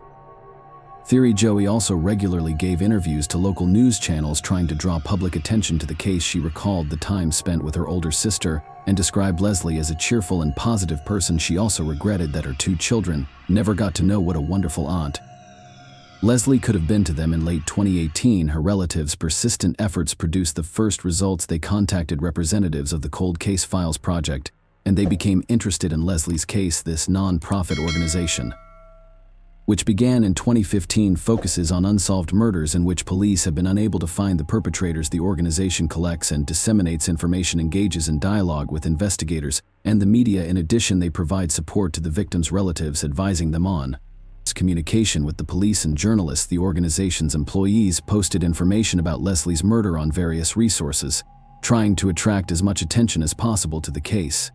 In such cases, when investigators have now been able to solve the case, public interest can play a key role. First, the more people hear about this crime, the more chances there are that potential witnesses to the events will be among them. Sometimes people, without realizing it, may have seen or heard something that could lead the police to the killer. Second, under pressure from the public and the media, the chances of detectives reopening the investigation increased throughout this time. They had the perpetrator's biological material, but wanted to study it. They needed to reopen the case, which police officers often do not do due to a lack of personnel or funding. The organization worked together with Leslie's relatives for several months, and they really managed to draw attention to this case. They wrote in the news and talked about it in reports. And in June 2019, representatives of a popular local TV channel contacted the family. They offered to record a large-scale interview in which relatives could talk about Leslie and their years-long attempts to seek the truth. Her cousin and mother accepted the offer and met with journalists. They told them about who Leslie was as a person, showed her photos, and were dismayed by the fact that the police had not been investigating the case for over 30 years. In addition, in the interview, relatives mentioned they believed that the boys Leslie mentioned were her killers, and in their opinion, her story about a man with a knife was not trustworthy. The boy himself could have killed her. But the journalist decided to cut this moment out, as Edgar was not a suspect in this case, and there was no evidence against him. Representatives of the TV channel contacted the sheriff's office hoping to get some additional information, but the police refused to comment. They referred to rules that prohibited them from discussing with journalists cases that were not currently under investigation. Leslie's family was disappointed with this outcome, but they were not going to give up. Joey continued to write letters to investigators demanding that the case be reopened, and ultimately it paid off. The family was able to organize a meeting with law enforcement representatives, and detectives indicated their intention to revive the investigation. The Leslie family was interviewed again, and the police began to re-examine the evidence. In April 2020, they sent biological material from the victim's body to a laboratory, and soon experts extracted a DNA profile that was entered into the FBI's national database and immediately received a match. Almost 35 years later, the investigators finally had a possible killer's name. He was 58 years old, David Nelson Austin. After studying his biography, the detectives found many interesting moments. His DNA was in the FBI database, not just by chance. Since 1991, the man has been serving a sentence for 2 sexual crimes committed in 1988 and 1990. At that time, he lived in Michigan, where he moved from Florida. Detectives determined that at the time of Leslie's death, he was living in Jacksonville and was 24 years old. 2 months before the murder, he attacked a mentally disabled young woman and attempted to assault her, but he failed. The man was arrested, but the justice system treated his act very lightly. Austin received no serious punishment and remained free. In addition to this, he had a whole series of less serious crimes, including drug possession, disturbing the peace, and more. Detectives had no doubt that he was behind Leslie's murder and began preparing the case for trial. Gathering all the necessary materials in early 2021, they went to the Michigan prison to interrogate Austin. For the first time, the man denied his involvement, but no one was going to believe him on his word. Investigators took his DNA sample to directly compare it with the biological material found on the victim's body. This had to be done as part of the standard procedure, and the result was expected to be a complete match in August 2021. Austin was officially charged with the murder of Leslie. Since then, detectives have been working to have him transferred from Michigan to Florida, where the crime was committed. The need for transfer was due to one simple fact: Florida had the death penalty, unlike Michigan, and Austin could have received that sentence for the murder of Leslie. The process took a year, until September 2022, when he was finally transferred to a correctional facility in Florida. He is currently behind bars awaiting trial, and investigators have no doubt about his guilt. The only way for the perpetrator to avoid the death penalty is to make a deal with the prosecution and confess to the murder in exchange for another life sentence. During a press conference, investigators admitted that Austin was never a suspect in the case and was never questioned. According to them, the man did not leave any clues that the police could use to pursue him, and DNA analysis was impossible at that time. Furthermore, his DNA was only added to the FBI database in 1991. 6 years after the murder, Joey also gave an interview in which she said that she had always believed that Leslie's boyfriend was the killer. It was only after investigators revealed the real perpetrator's name did she realize that Edgar was also a victim in the story. It is expected that she will be the main witness in the trial. Leslie's mother said she forgave her daughter's killer, which surprised her family members, but they all respected her decision. Interestingly, Austin has a son named Owen whom he has never met. Nevertheless, they regularly communicated via email. Journalists contacted Owen and learned that he was shocked by the charges against his father. Austin himself wrote to him about it, adding that he had nothing to do with this crime. At the same time, his son was well aware of other criminal episodes from his father's life but continued to communicate with him. Austin's trial is expected to begin soon. If there are no bureaucratic delays, he may receive his sentence in a few months. Despite the fact that the truth has finally come out, the victims' relatives still blame investigators for negligence, believing that if they had periodically reopened this case, the perpetrator's identity could have been established in the early 90s rather than 30 years later. Share your opinion with us in the comments and subscribe to the channel for more.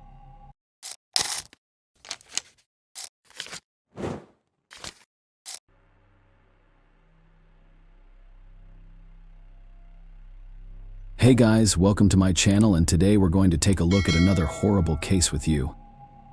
The family of a well-known Australian businessman was found dead in their family mansion. From the very beginning of the investigation, detectives faced a nearly complete absence of evidence and suspects. However, soon unexpected details emerged in the investigation, altering the course of the case and revealing a truth that not only shocked the relatives of the deceased but also stirred public outcry. The Min and Yun Lines had immigrated to Australia from China to pursue higher education. They met during their time at the University of Sydney and later got married, establishing their permanent residence in Newcastle. In 1994, their daughter Jun Lin, commonly known as Brenda, was born, and she was soon joined by two sons, Henry and Terry. In 2002, the Line family opened a kiosk on Rose Street, selling various news publications, newspapers, and magazines. Gradually, their small business began to prosper and generate a substantial income.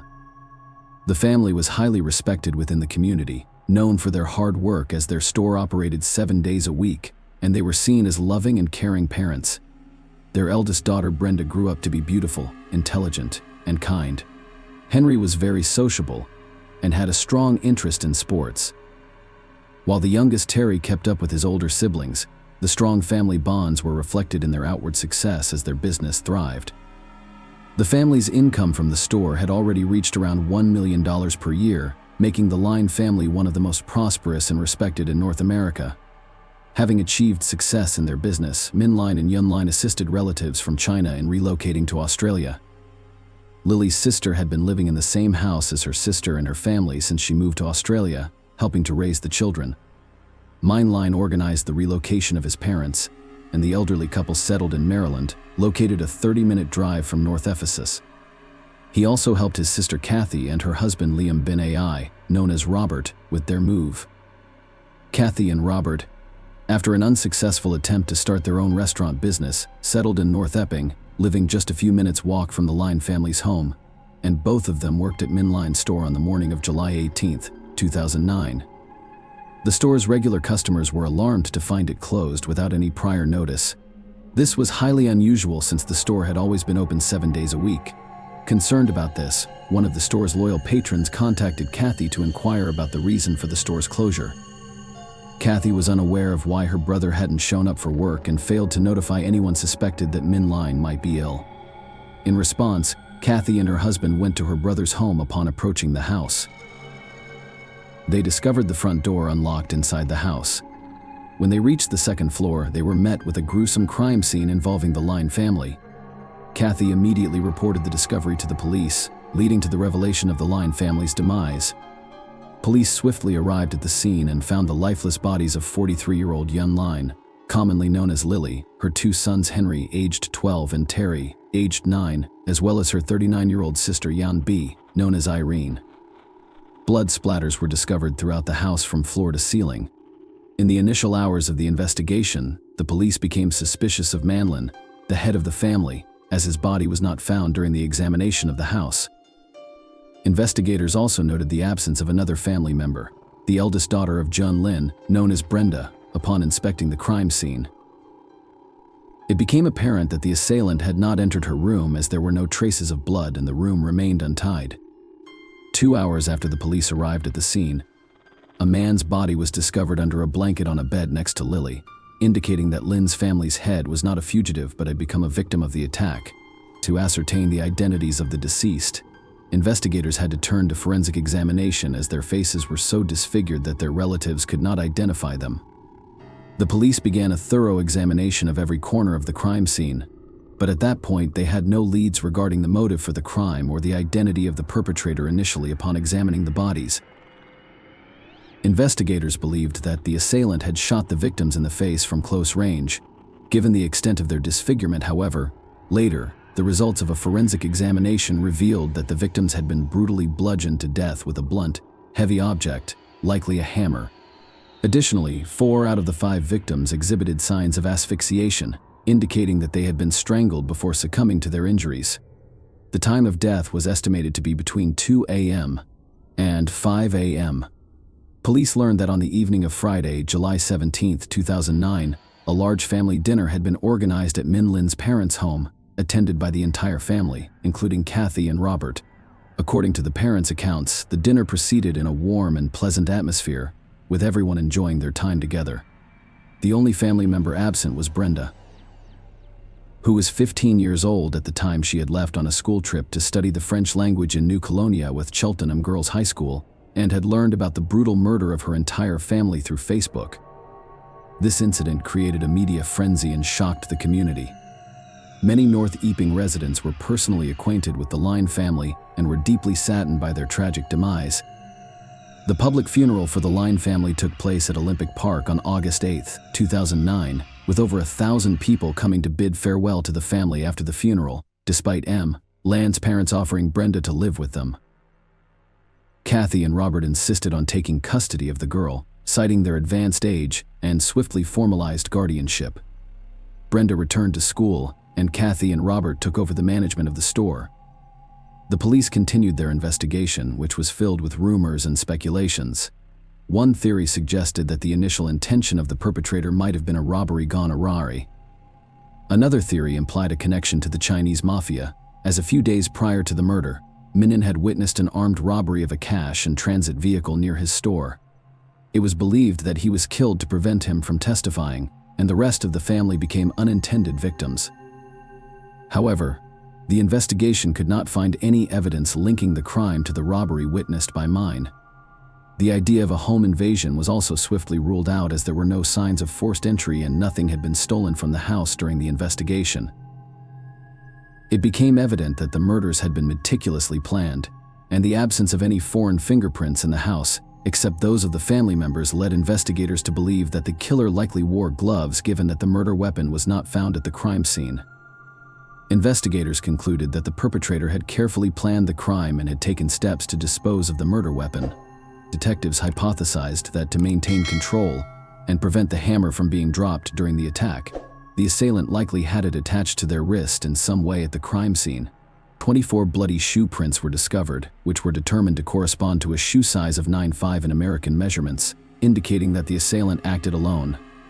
Investigators speculated that the crime was most likely committed by someone close to the family, who had access to the house, was familiar with the layout of the rooms, knew the location of the circuit breaker and alarm system, and was aware of Brenda's absence from the house. This idea was supported by the fact that the killer did not enter Brenda's room, as no traces of blood were found in there. The brutality of the crime led investigators to consider that it was driven either by intense hatred or overwhelming passion. Despite their suspicions, investigators still had no concrete idea of who might be involved in this crime.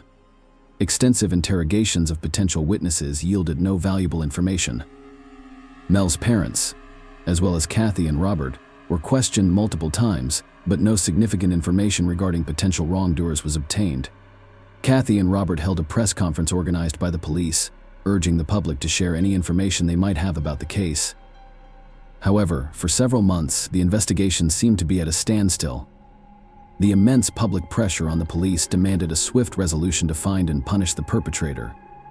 Consequently, a special task force was established within the police department, consisting of the most experienced investigators.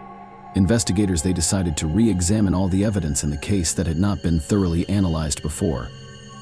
During the review of a recorded phone call between Kathy and the emergency services operator, towards the end of the call, the police noticed some unintelligible muttering in the Cantonese dialect.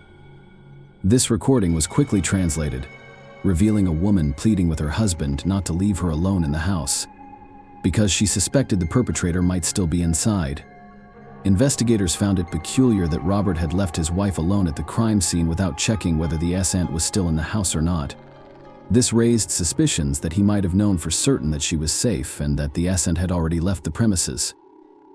As a result, investigators decided to scrutinize Robert more closely, shifting the focus of the investigation in this direction and searching for additional evidence. During their investigation, detectives discovered that Robert had unrestricted access to the Line family home as he had a key to it.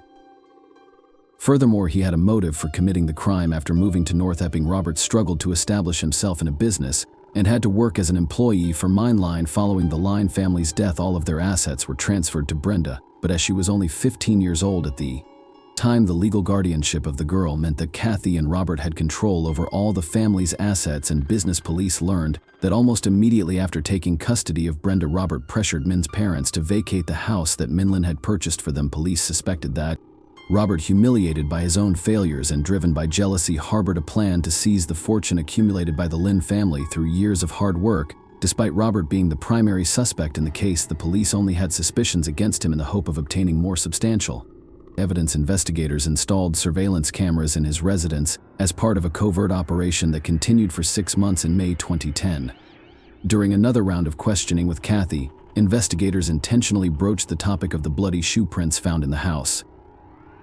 She disclosed that Robert wore 6 shoes in size 9.5.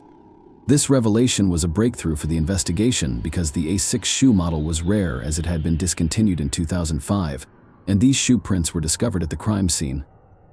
Just a few days after this, Robert was caught on hidden cameras inside his home, cutting up several AAC boxes, moistening the torn cardboard bits in a bucket of water, and flushing them down the toilet.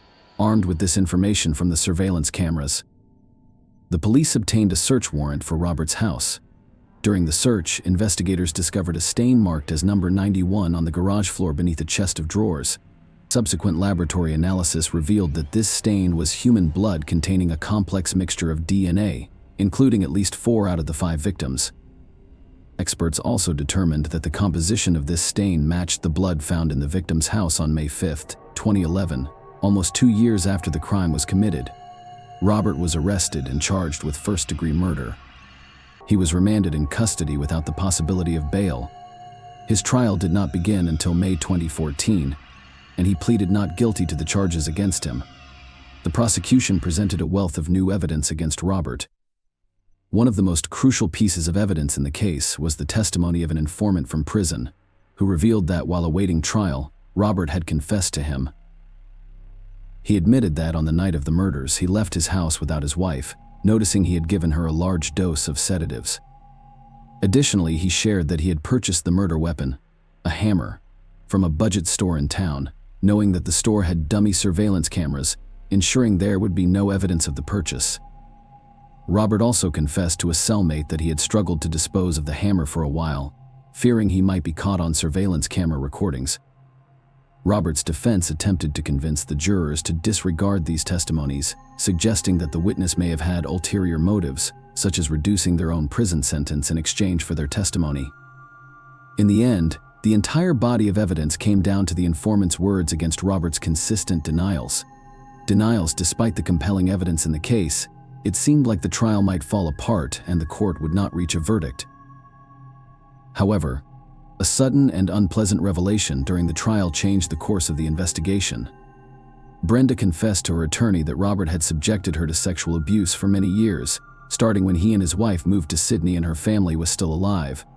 When the girl moved into his home after her parents' deaths, his vengeance only intensified.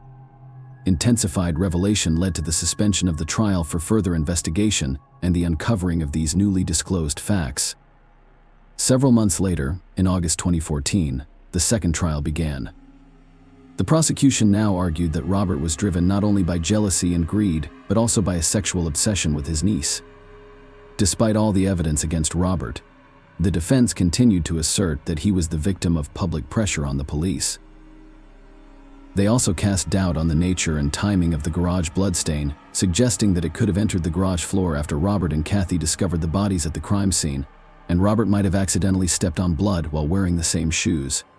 Ultimately, this trial was postponed due to the judge's illness. In February 2015, the third trial began, which again led to no conclusive verdict as the jurors failed to reach a unanimous decision. In December of the same year, Robert was released on bail after spending nearly 5 years in prison without a conviction. The fourth trial began in June 2016, And once again, the jurors could not reach a unanimous decision. It wasn't until January 12, 2017, during the fifth hearing of the case, that the court delivered a guilty verdict, sentencing Robert to 5 consecutive life sentences without the possibility of parole in June 2020. Robert filed an appeal, which was denied on February 21st. He is currently behind bars but has never admitted his guilt in committing this crime. Share your opinion with us in the comments and subscribe to the channel for more.